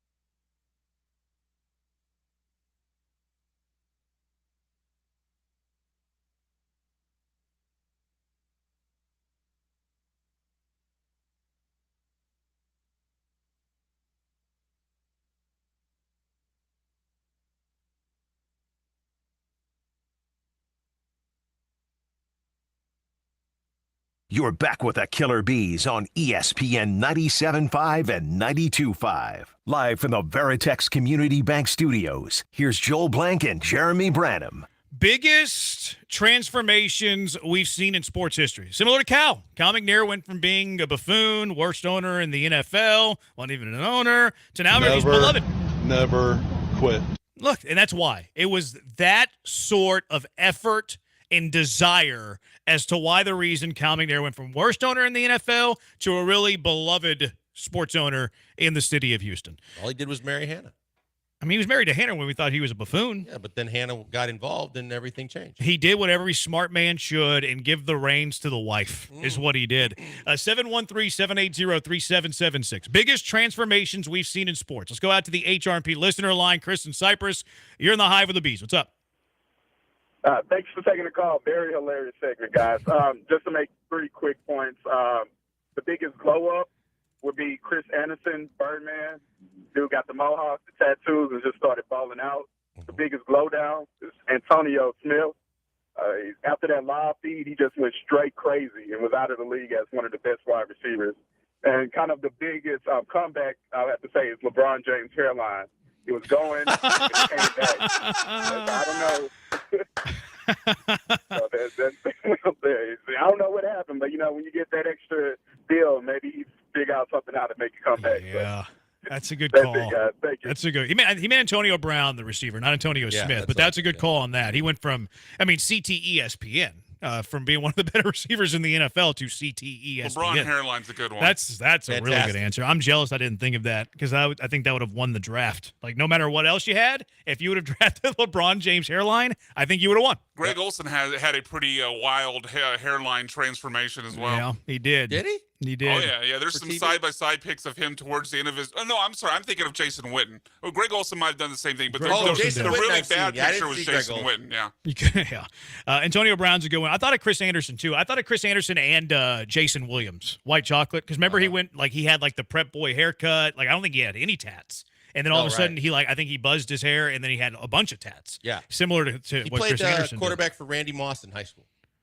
Jay Williams? Yep. Jason Williams? He was Randy Moss's high school quarterback, and they both played basketball together. I did not know that. Yep. I think they both went to Marshall, too. I don't think – no, Jason Williams went to Florida, I thought. He started there, I think. I don't know. Okay. All right. 1-2-6-4, Hakeem Olajuwon went from not being able to dunk to being one of the best centers ever.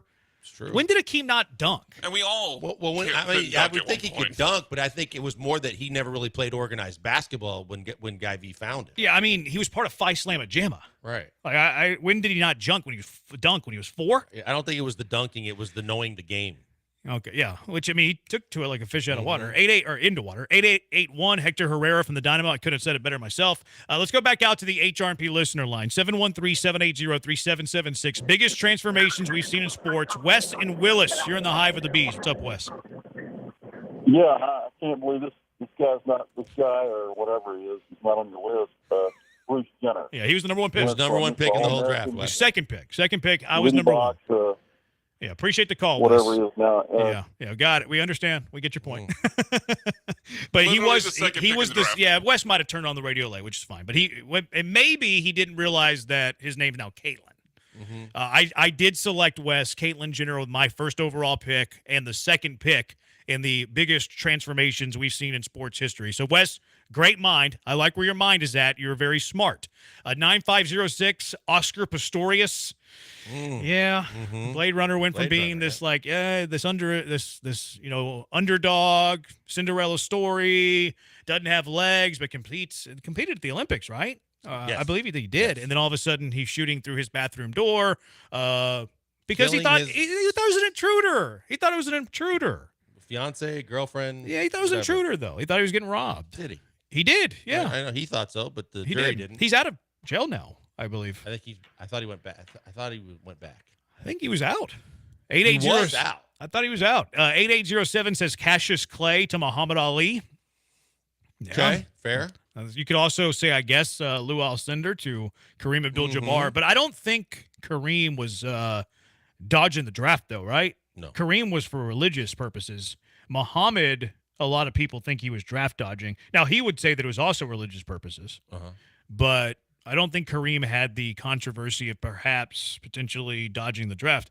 3691, Steph Curry from injury starting his career to changing the game of basketball. It's really good. It's a good call. Yeah. His poor ankles. Yeah, that was the one where the trainer on his team definitely said they couldn't wear a certain style of Nike shoe anymore because of how the damage it had done to Steph's ankles. Got him some ankle braces, got rid of Monte Ellis, and he turned into one of the GOATs. 713-780-3776. Let's go back out to the HRP listener line. Lamont, you're in the Hive with the Bees. What's up, Lamont? Two of them. He went from beloved in Houston to a total scumbag, and that's Deshaun Watson. And the biggest one, to me, the dude was getting booed at the draft, and J.J. Watt turned into a freaking superhero or something, especially with the whole, what was the storm that we had, the hurricane? Yep. That was Harvey. What was the hurricane? It was Harvey. Was it Harvey or Allison? Harvey. Yeah, that was the Harvey. No, he wasn't here with Harvey, Allison. mean that dude was, after Harvey, he was a rock star. That's all I have, fellas. Yeah. I mean, he was big before Harvey, but that did kind of cement him into Houston lore. And he was also a first-rounder, so, like, they didn't like the pick. They booed him, but, I mean, he was who he was, you know? The two big first-round picks that got booed on draft day that turned out was they took Robert Ory over Harold Miner, and then J.J. Watt. They both got booed on draft day, and they turned out to be pretty darn good. Yeah. And what was the first one? He said Deshaun. He said Deshaun, which Brian did take Deshaun in the draft. 713-780-3776. Biggest transformations we've seen in sports. An homage to Cal McNair going from a buffoon to a cool cat. Let's go back out to the HRP listener line. D, you're in the Hive with the Bees. What's up, D? Hey, what's up, man? I got two for you. LeBron going from villain to hero, from Miami Heat to the Cavs. And then the other one will be James Harden from six-man to MVP. Okay. Harden's kind of had two transformations, right? Six-man to MVP, and then kind of went from, like, superstar to not. Yep. Yeah, I was going to say the same thing. Which James Harden, the one that did what he said, or the one that kind of fell off the planet? Yeah, I had LeBron on my draft board whenever he went to Miami. When he went to the whole decision at the Boys and Girls Club and went from being a protagonist to an antagonist. He went from being a face to a heel like that. Harden was on my list. He was an honorable mention. And both the physical transformation, you see him in college, and he's got the beard wasn't there, and then obviously going from hero to heel here in Houston. You could also go fat suit. Yeah, true. Yeah. You could also go fat Got suit. Kevin McHale fired for it. Yeah, 713-780-3776. Back out to the HRP listener line. Hayden, you're in the Hive. What's up, Hayden? Hey, man, what's going on? What's up, man? I think my biggest change in sports has to be, one, being Aaron Hernandez, and two, possibly Eli Manning going from the Chargers to the Giants. Okay. That's Eli's an interesting one. Thank you for the call, Hayden. Still the same football player. Just a different team. Yeah, he kind of demanded the trade, the whole thing. Yeah, that one's odd. The first one I thought was good. It was good. Yeah, definitely was the local ones that I was thinking of, if you just want to put the local touch to it, were Robert Ory, Arian Foster, Jeremy Lin. Yeah, Aaron Foster injury. I always thought Lynn was overrated. But he was overrated, and then they got him, and then when he came in the league, no one wanted him.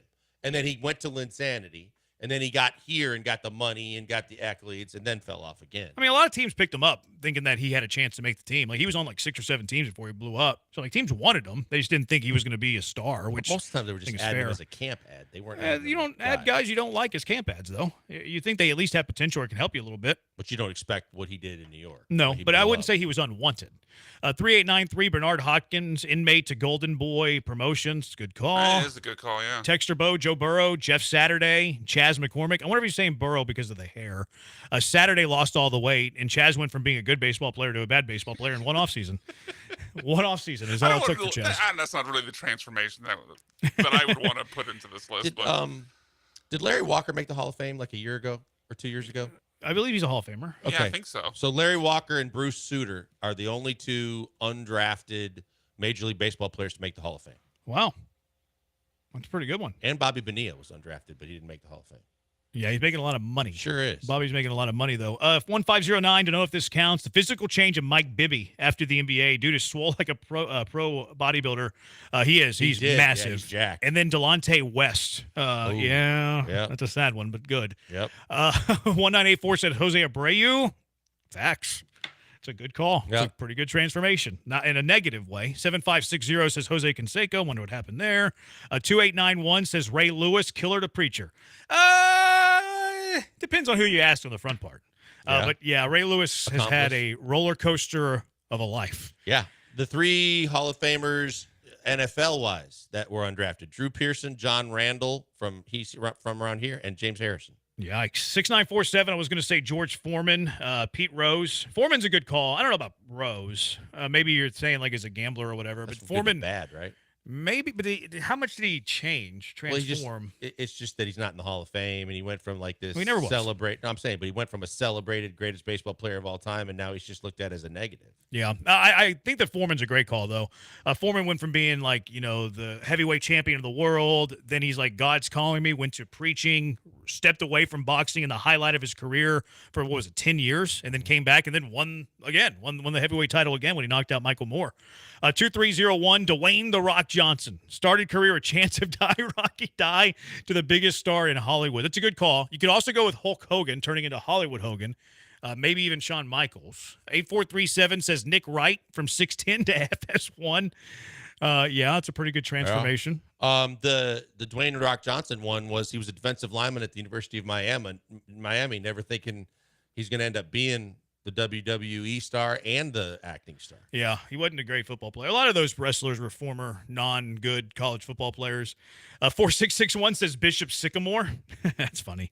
Did you watch the documentary on Sycamore? No. It's pretty good. It's just how much of a fake it was and fraud it was.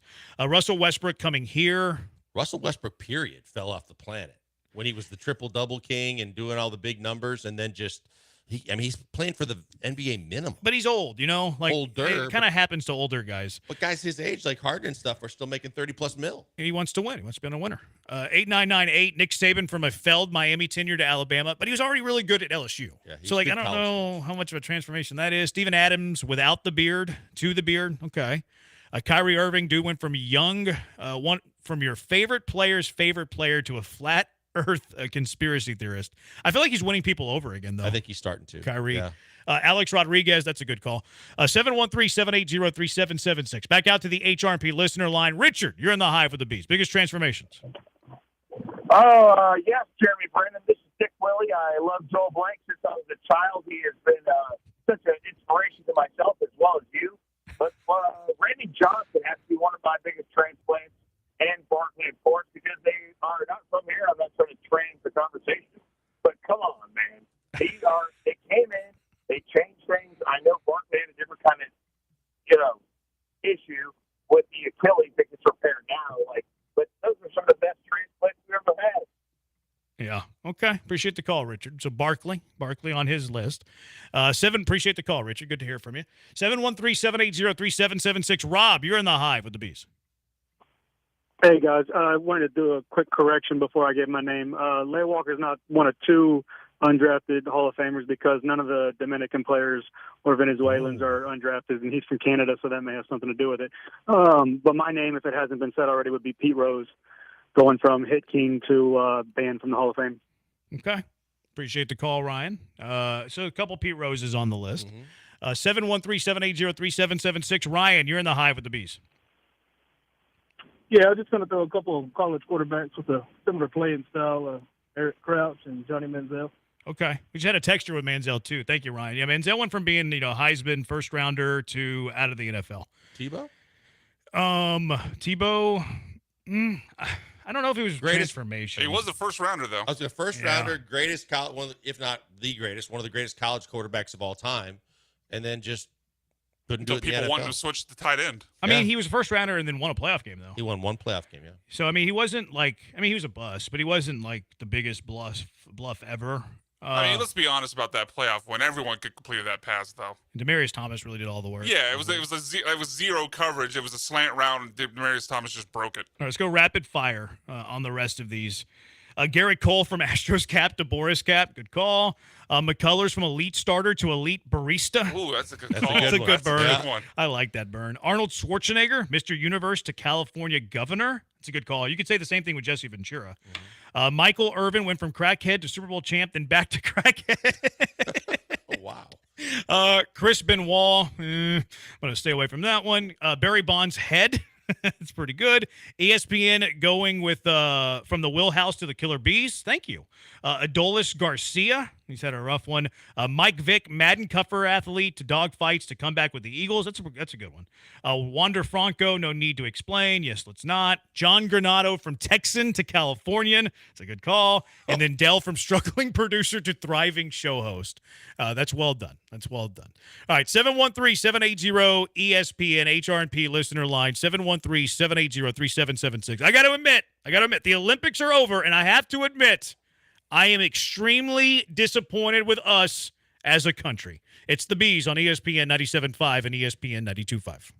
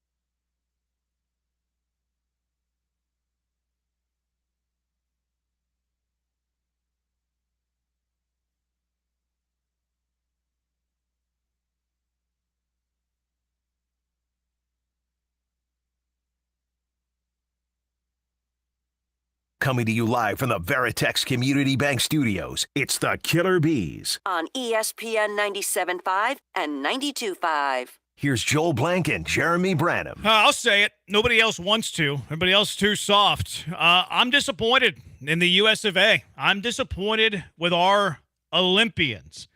They didn't win the gold medal count. And I said this from the start. If they do not, I'm going to be disappointed. And I am disappointed. I'm not mad at them. I'm disappointed in them. And they had great stories. Look, Simone Biles, Olympic hero. We love her. Katie Ledecky, great. Now, I think 65% of the gold medals for the USA came from the women. So perhaps my ire and angst is directed at the USA men. But the U.S. did not win the gold medal count. They tied with China 40 golds apiece. This is the first time since 2008 that the USA did not have the most gold medals at the Summer Olympics, which 2008, where was it? It was in Beijing. It was on their home soil. I'm not even mad at the USA losing to China in 2008 whenever it was on their home soil. Prior to 2008 was 1992. They lost to the unified team, which was the Soviet Union. So this is the second time that the U.S. since 1992 has not won the most golds at the Summer Olympics, and the one other time was whenever it was in Beijing. I can't fault the U.S. for that. This is a disappointment as a country. I am not happy. I am displeased. Not saying that everything was bad, but the fact that the USA didn't win the gold medal count, I'm going to say it. It's a disappointment. Whenever you have the best team in a certain sport and you don't win it at the highest of levels, you would be disappointed. If you're a Chiefs fan and the Chiefs don't win the Super Bowl, will you be disappointed? Assuming health, yes, you'd be disappointed. So I'm disappointed in our Olympians for not taking home the gold medal championship. They didn't lose it. No, but they didn't win it. They tied. I understand. I said that. So with that being said, I would have been disappointed if they had lost. This is the first time that they have not won it since 2008. It's only the second time since 92. You're good with ties? The rest of the world's catching up. It's not good. Okay. It's not good. And if it was Winter Olympics, I wouldn't care. Everybody else away in total medals. I don't care about second and third places. I care about wins and championships and gold medals. Okay. You don't celebrate third place. Okay, I think if you were celebrating third in where you finished in the medal count, that would be a different story. But the fact that you won as many golds as anybody else and you blew the rest of the field away in total medals won, I'm pretty good with the Olympics. I've heard people saying that I guess there were two different Olympic heroes. Phelps came out and said, to your point, especially the men, but the men swimming and swimming in general, the fact that they were blown away in the pool should have never happened. Mm-hmm. And Carl Lewis said in track, it doesn't matter if you have the greatest sprinters in the world if you don't have the coaching to do it right, and they screwed up. 75, if you don't win, you're last. Exactly. Like we're celebrating the fact that they tied with China in gold medals. You kidding me? You haven't lost since 2008, and now because you tied, we're going to celebrate that? No. Heads should roll. Let's get some new coaches. Berhalter does poorly in international soccer. Heads must roll. Carl Lewis calling out the track staff for the U.S. because they didn't perform well. Good. Heads should roll. In the Summer Olympics, we should never not have the most gold medals. That's a fact. Like home soil, okay, 2008, Beijing, China, right there with us. They're on their home turf. I get that. But you haven't, outside of losing an Olympic that wasn't in somebody else's turf since 1992. And we're okay all of a sudden after 3 decades finishing in second, or at least not outright winning this thing? No. 2028, we better be out for some revenge, especially on our home soil. We better win the gold medal count by 10. And I wouldn't care about the Winter Olympics. I don't care about the Winter Olympics because a majority of our best athletes come from warm weather states. California, Texas, Florida. So if some country beats us in the Winter Olympics, do not care. But we should never finish in a tie for the most gold medals. I'm disappointed. And I'm wearing my USA hat today because I'm loyal. And I do this from my heart. I do this out of love for my country. I'm not happy. I'm not happy that we tied China. I loved it. I loved every bit of it. You like being tied. I understand. I love winning the most medals of any country by a large margin. I love the fact that they didn't lose the gold medal count, and I love the fact that there was great stories and great athletes. 5798, Branham, name me one more country that won more gold medals than the U.S. Just stop already. Can't name one that has more because a country tied. It was China. You're good with China having as many golds as America? Come on now. 713-780-3776. Third means you're third best in the world. You celebrate that. Branham crapping on a silver and bronze medal in the world, not even the top show at his own station. That's because we have Hall of Famers on our station. We can't be the top show when we have Hall of Famers on our station. 8341, the population of China is over 1 billion. The population of the U.S. is just over 300 million. Okay, they have great athletes in China, I guess. Just terrific athletes in China that you're willing to say, well, they got more numbers than us. We should overcome that. We're America. Yeah. I mean, I'm still going back to the station thing. Do we know that for a fact? Because we're not in the Hall of Fame. No, not in the We're not in the Hall of Fame. But our ratings, in our other slot too, we won that. Okay. One thing I did like about the ending of the Olympics, although I'm dissatisfied that we tied China in the gold. We're seeing a bunch of patriotic people tied for first.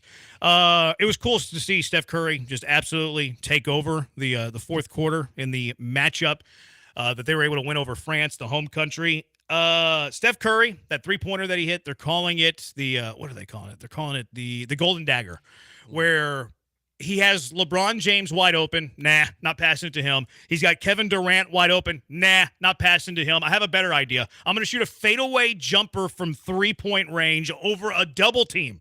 And it was the best option. That was awesome to see Steph Curry. Simone Biles was my Olympic moment, but Steph Curry kind of had the icing on top of a tied for first place gold medal Olympic. But where do you think the Golden Dagger should live in basketball history? Of like all time? Yeah. I think that, well, I mean, the first things that come to mind are Jordan shot against the Jazz, the Brian Russell shot that won the series. I would put that up there as one of the biggest daggers in basketball history.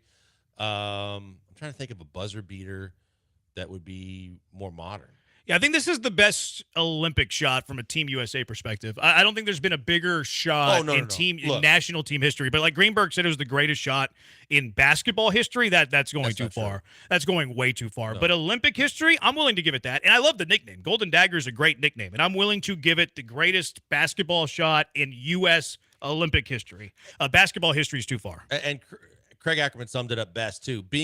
As Rockets fans, being on the short end of that stick for so long, watching Steph Curry do it to you, the fact that he was with you this time and you could actually celebrate and cheer it, and the fact that he flat out took over with those final 4 threes in 2 minutes and 15 seconds. He was insane. It was unbelievable. And the game before that, quite honestly, when they had to scratch and claw and come back, he had 34, 36 points in an Olympic game when there's less time on the clock and harder chances to score. He was unreal. Yeah. Oftentimes, Steph Curry's the best offensive player on a team with LeBron and Kevin Durant. Shows you the greatness of Steph Curry. So that was cool. Do you know the new sport's coming to the next Olympics in L.A.? Hopefully the Americans are good at this so they can win the gold medal count again. First time they haven't won since 2008. And prior to that was 1992. But baseball, softball's coming back, which there's a lot of talk of trying to get the major leaguers there. I just don't see that happening. I can't see them pausing the season for 2-3 weeks to get the team together, practice, play the schedule, and then resume play. It's like the WNBA paused their schedule. I just can't see baseball doing that. No, I can't either. I never loved international. Whenever it was in the Olympics in the past, it was never my favorite. I like WBC, but Olympic baseball never really was my thing. I liked Olympic softball more than Olympic baseball, I think. I think essentially for me, the WBC is the Olympics of baseball. I don't know that I need to see the Olympics have baseball. Yeah, it's just a little different. Flag football is going to be an Olympic event in 2000. This is good for the Americans. I mean, China's not winning a gold in that. The Americans might. You don't know. This is good. You saw the Team USA in that whatever league that we saw when they got their doors blown off by Japan or China. Yeah, but that was not real players. Like tackle football. They weren't real though. They were like our F teamers. That's why flag football to me is like 3-on-3 basketball. I either play real football or don't have. You can't play real football in the Olympics though, because you're trying to squeeze in 6 games in 3 weeks. That's fair, but at the same time, flag football to me, I don't know that that's a recreational sport. I'm actually excited for it. I'm excited for flag football. I see a lot of ex-NFL guys say they're considering playing. Hey, we need gold medals. We cannot not finish number 1 in golds in our own country. This is why I'm a little scared. Lacrosse, I think lacrosse is good for the U.S. Okay, we should be good in lacrosse. Yeah, get some ACC fraternity brothers. I think we have a good chance in lacrosse. Yeah, there's a professional lacrosse league now too, but is it the ACC or is it like Johns Hopkins and ACC is usually pretty dominant lacrosse. Oh yeah, Virginia and Duke. Yeah, Duke. Okay. falsely accused. Yeah, I think Johns Hopkins too has always been really good. Cricket will be added to the Olympics. I don't see the U.S. being great in cricket. Nope. It'd be kind of fun though. They're just like, hey, here are all the best baseball players. Go learn cricket. They did have an upset. That would be pretty cool in the world cricket whatever tournament. The they had Americans this summer. Yeah, didn't they beat Pakistan? I have no idea. Yeah, I think someone texted it in one day. And then squash is being added to the Olympics. Okay. Is it racquetball? No. I don't know. What is squash? I was Squash about is like to ask the same racquetball thing. with a harder. I couldn't tell you what ball. the rules of squash are. That's probably not good for the Americans. Yeah, it's a racket sport and a type of vegetable. We knew that. Yeah, we better win the gold medal count in 2028 squash when it's in LA. How could there not be racquetball? I don't know. Take it up with the Olympic Committee. No, I'll pass. Take it up with the Olympic Committee. All right, next Olympic, 2028. It's in LA. If they do not win gold, will all of you join me in disappointment for the US of A? Well, they have to lose it. I mean, they were tied. Like, I mean, we're cool. Tied blame for Noah first. Lyles. If How he are doesn't you? have COVID, you win. How can you blame him for catching COVID? Because we don't know that he really did, and I think that the whole thing was a little fishy. Okay. All right. A lot of people are comfortable tying China for first place in gold. I don't understand it. Like, hey, cool, we tied. It's weird to me. So weird to me. Like, we don't want the US of A to be first. We don't want them to finish first. You get your last gold. Maybe. There was that high jumper where they had they had a jump off. They had a tie. Yeah, they had a jump off. Both had the gold or not, and they elected to jump it off. Yeah, a lot of people were blaming the American for suggesting it, but apparently it was a mutual decision. That was not only the Americans. And they also tied in 2020, and both took gold, so they wanted it to be kind of like the end of it. China's a powerhouse in badminton and table tennis. Well, let's get going at badminton and table tennis. Second place or tied for first isn't good enough. I want outright dominance. 8576. How about you go win a gold? 8576. If our high jumper had just shared the gold medal, we would have beaten China. Curry had 60 points last two games. All right, that's enough of that. All right, 713-780-3776. Astros open a series again in like 10 minutes against the Tampa Bay Rays. Is he a Tampa Bay Ray or is he Is he a member of the world famous Tampa Bay Aquarium? Okay. Is he a Ray or is he a member of the Tampa Bay Aquarium? Is he an animal? That's next. 713-780-3776. It's the Bees on ESPN 97.5 and ESPN 92.5.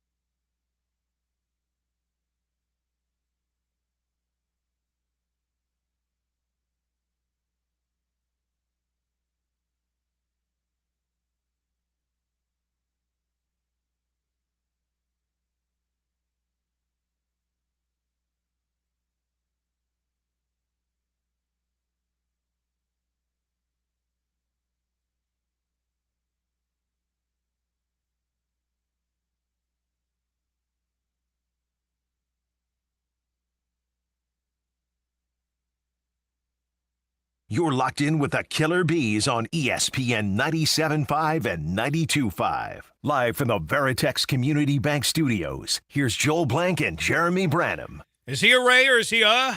Ray's expert at the Florida Aquarium. Okay, let's get started. Okay, number 1, Eric Hovland. Eric Hovland. I'll lead it off, Brian, since I'm talent. I'm I'm gonna go not a baseball player. Okay. I've never heard of that guy. Yeah, I think for some reason I think I have heard of this as being a baseball player. So I'm gonna say that's a real Tampa Bay Ray.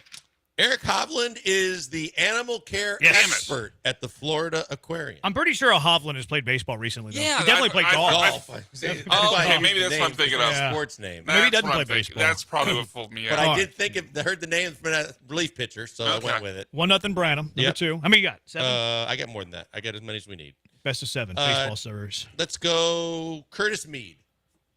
Baseball player. Sounds like a glue. Yeah, I'll go baseball player as well. Yes, infield outfielder for the Rays. Oh, I would have guessed relief pitcher. All right, number 3. Richard Lovelady. Lover Lady. Oh, okay. Love Lady or Lover Lady? Okay. Sounds like a 3A high school in Texas. I'll go baseball player. See, I'm going to go, what is it, a Ray expert? I'm going to go Ray expert at the aquarium. Richard Lover Lady is a pitcher. Yes. For the Rays. Damn it.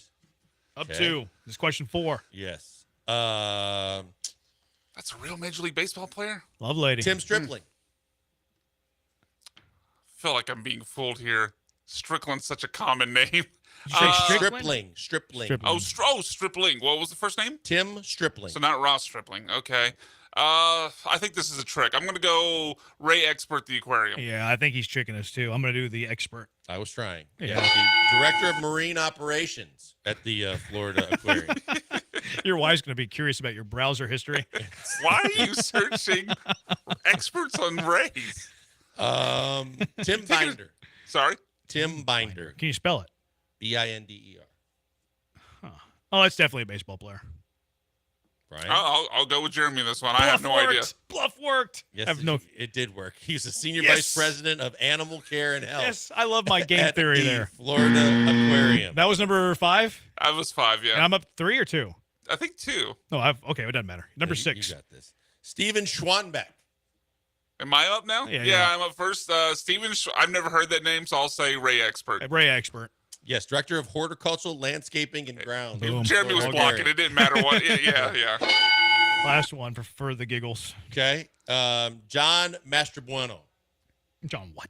John Mastrobuono. I'm sorry, what? Mastro, B-U-O-N-O. Isn't this what that Boston Red Sox catcher was doing?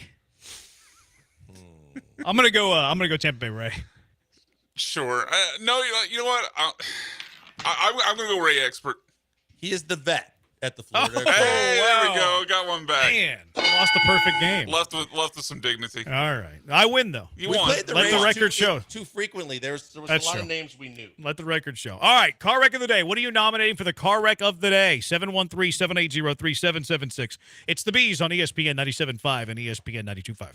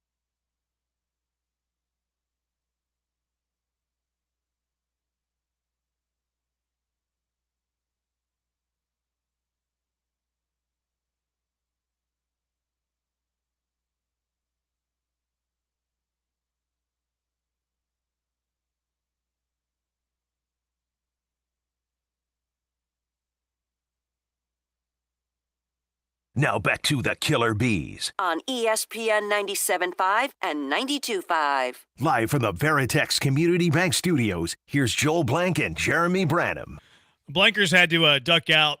He was mad at us either because we made chopped liver out of his Ray or aquarium guy, or he was Ray or a guy named Ray from the aquarium. Yeah, or he was upset that I was critical of the U.S. Olympic team for tying China. Yeah, he in first place golds. definitely didn't co-sign your sports outrage. I guess we have to treat these professional/amateur athletes like they're children. You can't criticize children. You can't criticize the U.S. Olympic team, even though they did not win the gold medal count. The Lakers a fan of the participation ribbon, it seems like. They should hand participation ribbons, all of them.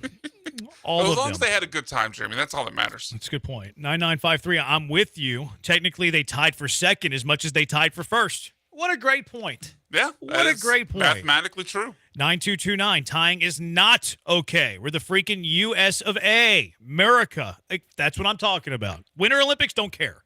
Like, people who come from cold states usually aren't very good athletes. But Summer Olympics should never not have the most amount of golds. 1970. Would you rather win the medal count total or gold medal total? Gold medal total. I want more first places than podiums. Podiums kind of mid. Give me the top of the podium, not podiums.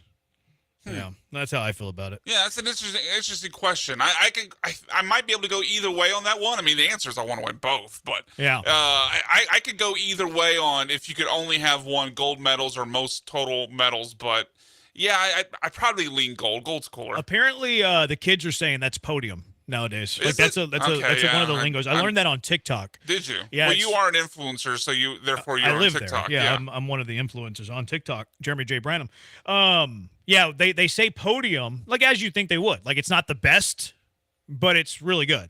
So how would that really help me out here? Is you're now the youth expert apparently? Yeah. How would podium relate to mid? Would that be well, better than mid? It's like above mid, but it's not the best. But it's still meaning that you obviously didn't do as well as you could. It'd be like your third favorite chicken tender. Okay. You know, like if you think Cane's is the best chicken tender, it's good, but it's you not really the like best. Popeyes, but it's not your favorite. Right. Okay. Popeyes is podium. I'm with you. Popeyes is podium. You know. Yeah. No, I'm with you now. Every other station in the city's podium. Yeah. Yeah. John Mechie's, he wouldn't even be podium. No, he's not even podium. He's like ninth, bro. Yeah. All right. This Farmer it's going to be music. a big ass podium. It'd be a big podium. You need a lot of podiums. What does Fromber do today? Fromber's on the mound against the Rays like right now.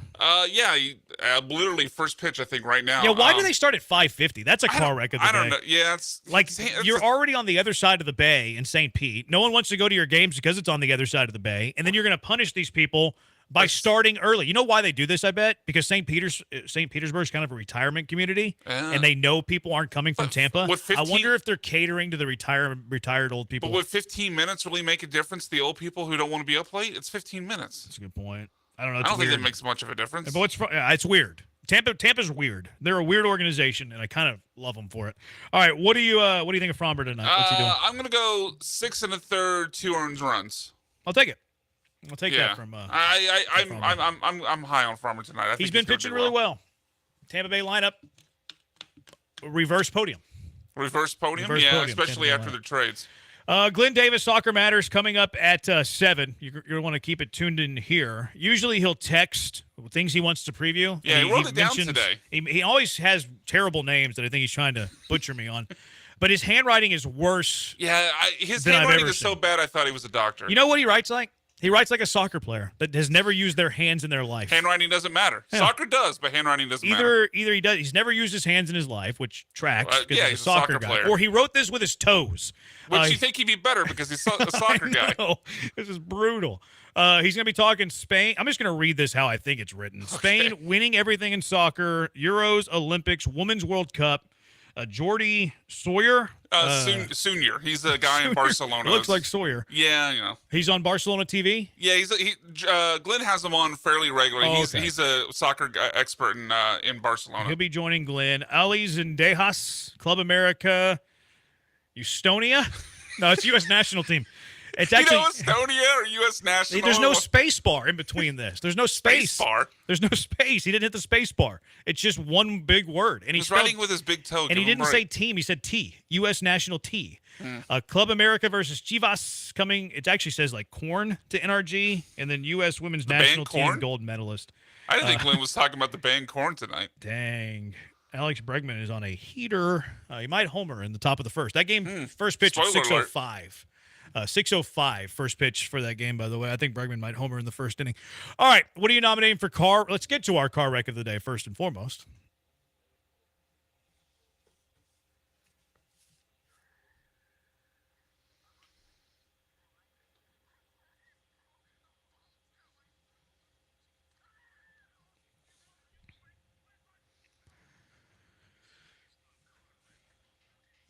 All right, Brian, why don't you lead us off? I'll nominate a literal car wreck. I heard about this just seeing it online. I'm not someone who actually watches NASCAR, but apparently this dude named Austin Dillon has been desperate for a win. I guess he hasn't done much winning since 2022, and so he just decided to send a couple of cars into the wall in rapid succession in the final. On purpose? Yeah. No, the quote is, "I hate to do that, but sometimes you just got to have it."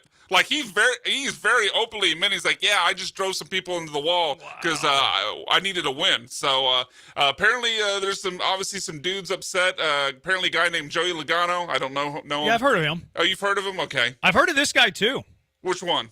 Austin Dillon. I think he's supposed to be like Dillon? a hot shot. I don't keep up with NASCAR, but I see things. Sure. I know a thing or two about a thing or two. I think he's supposed to be like a hot shot driver. Was he? I think so. Apparently he hasn't been doing much winning over the last couple years, and he got thirsty for a win and decided, well, I'm wrecking some dudes today. That's dangerous. It is, because this is not just pushing some people out of the way. Maybe you're running down the track, maybe you accidentally trip somebody. I mean, this is car racing. I mean, people have died on the track. Yeah, literally. That's worse than throwing at somebody's head. I would say so. That's brutal. Yeah. That's a good car wreck. Yeah, I mean, it's a literal car wreck. I want to nominate for the car wreck of the day these people bashing this Australian break dancer. I'm not nominating the Australian break dancer. What's her name? No clue. Raygun. And they're Raygun? I think that's her last name, I guess. Raygun. Break dancing's not going to be in the Olympics the next time one either. And done. But people are criticizing her. She's like dancing on her head. 99.9% of the people that are criticizing her could not do what she did. Could not do what she did. That kangaroo hop You can thing, dance on your head. No, I didn't say the head thing. The kangaroo hop thing I keep seeing in every video that's posted online for the last 4 days. Yeah. I think I could do the kangaroo hop. I don't care if she dances like blinkers. She's moving around on her head like that. None of you could do that. I don't know. The video I saw, I could do. I think we could all do. Yeah, I think we could all do. Like there was a little thing where she did spin over. Spin on her head. Yeah, briefly. Can you spin on your head? No, I cannot. She's At least doing not things intentionally. almost none of us not can do. intentionally. This golfer, Max Greiserman, not going to win, man. He had a quad and a 4-putt double on the back nine yesterday after he was a minus 3,000 live favorite to win. He collapsed. Minus 3,000. He was a dominating favorite. He had a quad and a 4-putt double bogey on his last 5 holes and lost the tournament. Also in that tournament, Matt Kuchar. He was the only golfer that elected. It got too dark. He said, I'm not going to finish. He was the only golfer in the tournament that made everybody come back, work the event to finish, I think, 3 more shots. Really? He hit his drive on 18, called it a day, said, it's too dark. I'm not going to do this. I'm going to come back tomorrow, and we're going to finish the hole. So they had 3 holes left? No, he was on 18. He hit his drive on 18. He was in the final pairing. He said, I'm done. I will hit my approach tomorrow. Were you watching this? How dark was it? It was pretty dark. Okay. It was pretty dark. But, I mean, it's Matt Kuchar, who screwed over that caddy once. You've never heard of Matt Kuchar? No. Max? No, Matt Kuchar.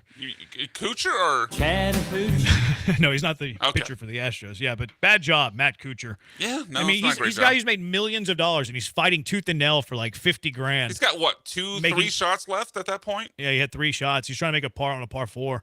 Yeah, terrible look by Matt Kuchar. Josh from Seabrook, Deshaun Watson, and Wander Franco for the worst transformation in sports. 2, all the no-name muckragging instigators online talking about how Steph Diggs is already causing trouble for the Texans. That was crazy. That video, I've seen so many people like, oh, he didn't get 1 pass in a preseason game. Look what he's already doing. He's spending 7 minutes yelling at C.J. Stroud. He could just be talking about what they're seeing on the field. Hey, if I see this coverage, I'm going to break this way. If you see this coverage, give me a signal. I mean, we don't know what he was saying. He was celebrating the touchdown, too. It's ridiculous. 5798, I have 2 nominations for car wrecks, LOL Mets and Jaron Duran. Yeah. During two-game Duran's- suspension, homophobic slur. Yeah, he deserved that. He apologized. I like the way that he owned it afterwards, at least. I Car wreck. didn't like the scripted. I don't know. I felt Fair. like the sometimes the letter's a little too scripted. I wish there's obviously cameras everywhere. Do it live. True. It's on Reddick, and then the Mets again. So what's winning? I'm gonna go with a little car wreck. Yeah, that's fine. Austin Dillon. Yeah, What's his Austin name? Dillon. Austin Dillon, causing wrecks, winning car wreck of the day. It's going to do it for us. Thanks to Brian for doing the hard work. He was Blank. I am Brandon. We'll talk to you tomorrow. Houston, Glenn Davis, Soccer Matters, coming up right now on ESPN 97.5 and ESPN 92.5.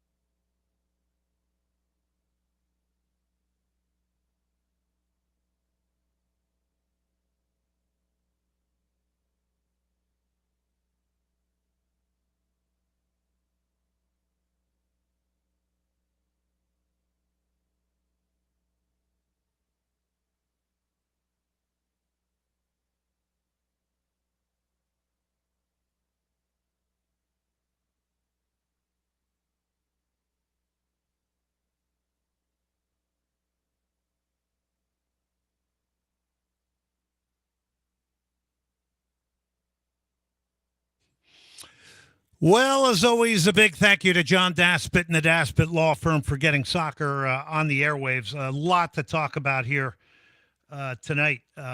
Big day out at Energy Stadium, that's for sure. We'll tell you about what went on out there today. 713-780-3776 is the number to call in. 713-780-3776 is the number to call in here tonight.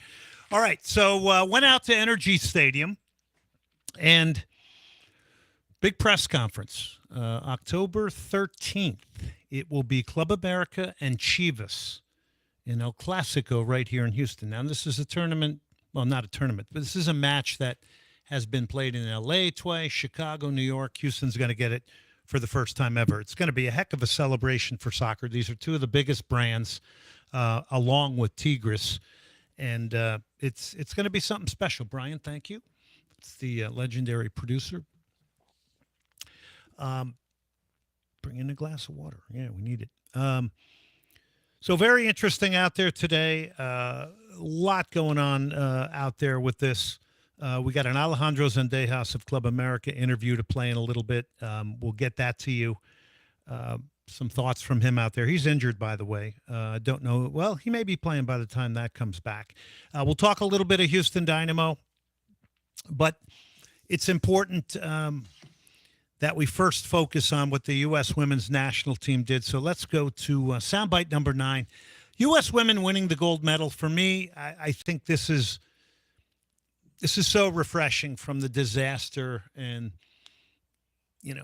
the way that the last World Cup was played, which Spain won, but the U.S. should have been eliminated really in group play in that World Cup. And it was not a unified group. There's no question. This was a unified group under the head coach, Emma Hayes. Here's how it was won. Albert. Probably offside, but the flag stays down for now, and it's Swanson. And the flag still stays down. Swanson celebrates. Brazil turn with arms upraised to say, how about a VAR check? But as of now, the U.S. lead. So that ended up being the game-winning goal, and it was Mallory Swanson. It's this, they're calling them the triple espresso now, I think, Trinity Rodman and Sophia Smith. I think they called them the Trident at one point. Everybody's having fun with that, but there was a lot of really good veteran leadership on this team. Alyssa Nair in goal. Let's go to Emma Hayes, who's talking about one of the great leaders of this team in the tournament who deserves a tremendous amount of credit, Lindsey Horan. As someone who came in, this leader beside me, you don't see all the work she does off of the pitch. You don't see all the conversations she has, whether it's help nurture a young player, or whether it's to settle nerves, or to remind people of their confidence, or to push back on the things that matter most. And she has put performance first. She has put winning first. And yes, we were at an Olympics, but not at any point did, on our days off, we do unnecessary things or do things that put the team's performance at jeopardy. She took hard decisions with the players. And I really admire that in her. I can see not only why she's the leader of this team, but she made my job so much easier because she was firm with everyone, but also very fair. And I'm delighted for Lindsey because she deserves that and doesn't always get the credit she deserves. And it's been an honor for me to work with her.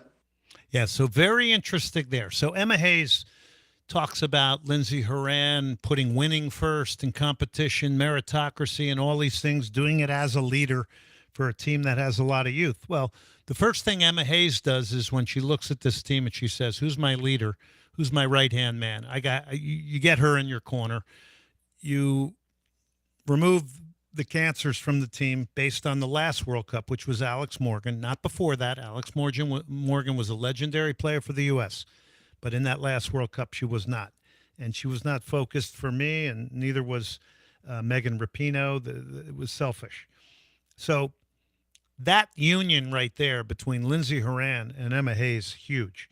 But I think what we love is the refreshing nature of Hayes. This is about soccer. It's about winning. She's like, I want to do it for the United States, the pride of the U.S. The players feel that. This is leadership. This is not feckless. This is real leadership. So I think the U.S. women's national team just won a boatload of fans back that were really kind of tired of a U.S. national team being used as a political platform. So I think it's great. I think it's great. And it's very uplifting. I'll be watching all the games. And I love the way they kind of did it. Okay, so I just want to finish up a couple things from out at the press conference. Chivas and Club America, again, it's October 13th. It's El Clasico. Jesus Sanchez was the player there for Chivas. Alejandro Zendejas, who I had a conversation with. We're going to play that in this first segment, but he's injured. I mentioned that. So I have a funny story here. Joel Blank thought it was pretty funny. Now, I follow the Texans, but I don't follow it, I don't know who the third string right guard is. You know what I mean? So after the press conference, I'm trying to leave Energy Stadium, and I'm walking around. And, you can get confused down there. I'm trying to get to this door that takes me right to the teal lot. Then I'm walking, and I see a blonde guy walking by, and I said, hey, how to get out? Where's the exit here that takes me, the press entrance that takes me out to the, he starts giving me directions. And So he seemed like a very nice guy, a very humble guy. And I just said, well, what's your name and what do you do here? Oh, I'm Bobby Slowak. I do, I'm the offensive coach of the Texans. So, it was pretty funny. Very nice guy. He said, I work for the offense of the Texans. He didn't even say, I don't even think he said I'm the offensive coordinator, which I believe he is. I find out he's 37 years old because I was like, I couldn't believe how old he is. And he's from Princeton, New Jersey, which, I'm from New Jersey. But anyway, Bobby, I know you're not listening to Soccer Matters tonight, but I will never forget who you are again. Anyway, thanks for the directions. All right, Chivas Club America, August 12th. The pre-sale is at www.clasicodemexico.com. And August 22 is when the tickets will fully go on sale to the general public. But there's a lot of celebration stuff around this. So it's pretty incredible. I mean, we will have had a bunch of the biggest Mexican brands coming through Houston. I mean, we got it with Tigres. What they did at Energy Stadium was unbelievable to me. And Tigres will be in action tomorrow night against New York City FC. So that's, I'll get you caught up a little bit here on everything that's Leagues Cup. Okay, so tonight you got Pumas in Seattle. You got tomorrow night Tigres, New York City FC, Club America, St. Louis, LAFC, San Jose, Colorado, Toluca. That one hurts. That should have been the Dynamo against Colorado. And we're going to get into that. Cincinnati, Philadelphia, Cruz Azul, Mazatlan, Columbus, and Miami. The attendance has been really iffy on this stuff. The two Dynamo games didn't draw. There was good energy from the two supporters groups. I will say that. And I will say, if you missed the Dynamo Toluca game, you missed the best game of the year for me. Sorry, best game of the year. I don't understand it. And maybe I do understand it. I'm not going to go down that rabbit hole. But, that's the kind of game I'm sitting here wishing. A lot of youth players in the city were there watching this game because this is part of player development, watching live soccer. And I wish they would have been there because both teams played well. The Dynamo played well, should have won that game. I think you have to be critical of the game management in the second half. I think you have to be critical that they were not capable in transition with very good transitional moments, not hitting Toluca for a third. Toluca did exactly what they did against Sporting Kansas City, just wanted to stay in the game the first 45 minutes, conserve their energy, and then make a push in the second half. And I thought the Dynamo dropped off too early. Easy for me to say on the outside. And they conceded with a minute left. They had three center backs on the field at that time. Toluca had basically three center forwards. And I just think they were allowed into the box too much. So it proposes the question. They were invited into the Dynamo's final third a lot. Now, I get it. You're going to have to defend in the final third. But when you think logically about 5 fresh substitutes, you have to think, you can push the game a little higher in a mid-block and just make it not so easy to get into the penalty area. But Wednesday night, we're going to go deeper on this topic. Couple of things real quick. Vinny Jr. considering a proposal. Saudi Arabia, don't believe it. It ain't going to happen. He ain't going. Olivier Giroud could debut for LAFC. Julian Alvarez to Atletico Madrid. $104 million City receives after buying him for 15. Mbappe could debut Real Madrid, Atalanta. All right, let's go to this interview now. We caught up out at Energy Stadium with Alejandro Zendejas. Sorry. All right, Alejandro, just first of all, talk to us about your injury and the progress and when we may see you back on the field. Yeah, man. So for those who don't know, I fractured my fibula. It wasn't a complete fracture, but I do have that hairline fracture that still requires me to obviously step out of the field for quite some time. I've been in a boot for a month now, so without any weight on it. So according to the recent studies we've done in MRIs, I have now a week left of still the boot without any weight on it, any pressure. And then hopefully the next MRI that I take, which will hopefully be in a week, I'll be able to start walking little by little. And yeah, man, hopefully I'll be ready by late August or early September, man. It's a lonely time when you're hurt, isn't it? Man. It's lonely, but it's all part of it. You get to do a lot of thinking, man, in terms of say after when you're done, when you're retired, man, you getting all these thoughts coming to your head about investments and everything, which is good, honestly. But yeah, man, it's lonely. Alejandro, just speak to me a little bit about playing for two giant clubs in Chivas and Club America. And by the way, for listeners, Alejandro played in Major League Soccer as well. But let's talk about these two giant clubs. And are there any differences between playing with the one or the other? Yeah, man, playing for those two teams, it's a crazy experience. Obviously, I do feel the difference, honestly. I feel like Club America does have more pressure, in my opinion, because we had a rough start a couple years ago, I'd say, when I first got to the team. And you could definitely feel like the whole environment being just so quiet, so cloudy and stuff. So I think from that part, I think Club America does have more pressure. But playing for both teams, man, it was a great experience. Like I said, and I've been telling everyone, I'm grateful for Chivas for giving me the opportunity. Thanks to them, I'm in Mexico now, and I've been having the opportunity to go from team to team. But yeah, man, it's two great teams, and can't wait to come down here and have a great, spectacular game for the people of Houston. We're looking forward to seeing you on the field. Yeah, real quick here on the U.S. national team, World Cup 2026 right around the corner. I'm sure that's in your mind. Yeah, it's going to go flying. We're already in 2024, 2 more years, a year and a half, and it's already going to be World Cup time. So I got to get healthy as soon as possible, try to get in my best form so I could have at least an opportunity. But, yeah, that all depends on me, obviously, man. So, yeah, just trying to get back healthy and get in form again to see if I can get there. Alejandro, I know you got to go to the airport. Best of luck. Thank you very much for your time. Appreciate it, man. So that was Alejandro Zendejas, hoping he gets healthy real quick. He flew in and out of town here. And as I mentioned, Club America is taking on St. Louis in St. Louis. And they will come here for El Clasico to take on Chivas on October 13th. All right, we got a lot to talk about coming up. Quick word here, Little Patagonia Empanadas and Cafe, the best in empanadas and cafe here in Houston, also at Q2 Stadium in Austin. Big thank you to Cactus Music. Okay, so this is Elvis Costello and the Attraction. So this goes out to Cactus Music.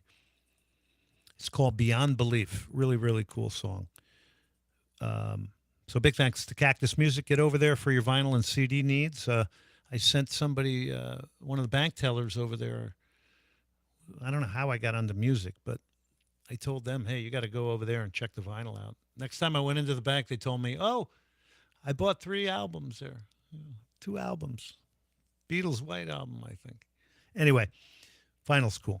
All right, thanks, Cactus Music. Jordi Sunye, TV3 in Barcelona, coming up, and we're going to talk everything Spain, why Spain is so good in football right now, winning the Euros, the Olympics, the Women's World Cup, and much more. Stick with us.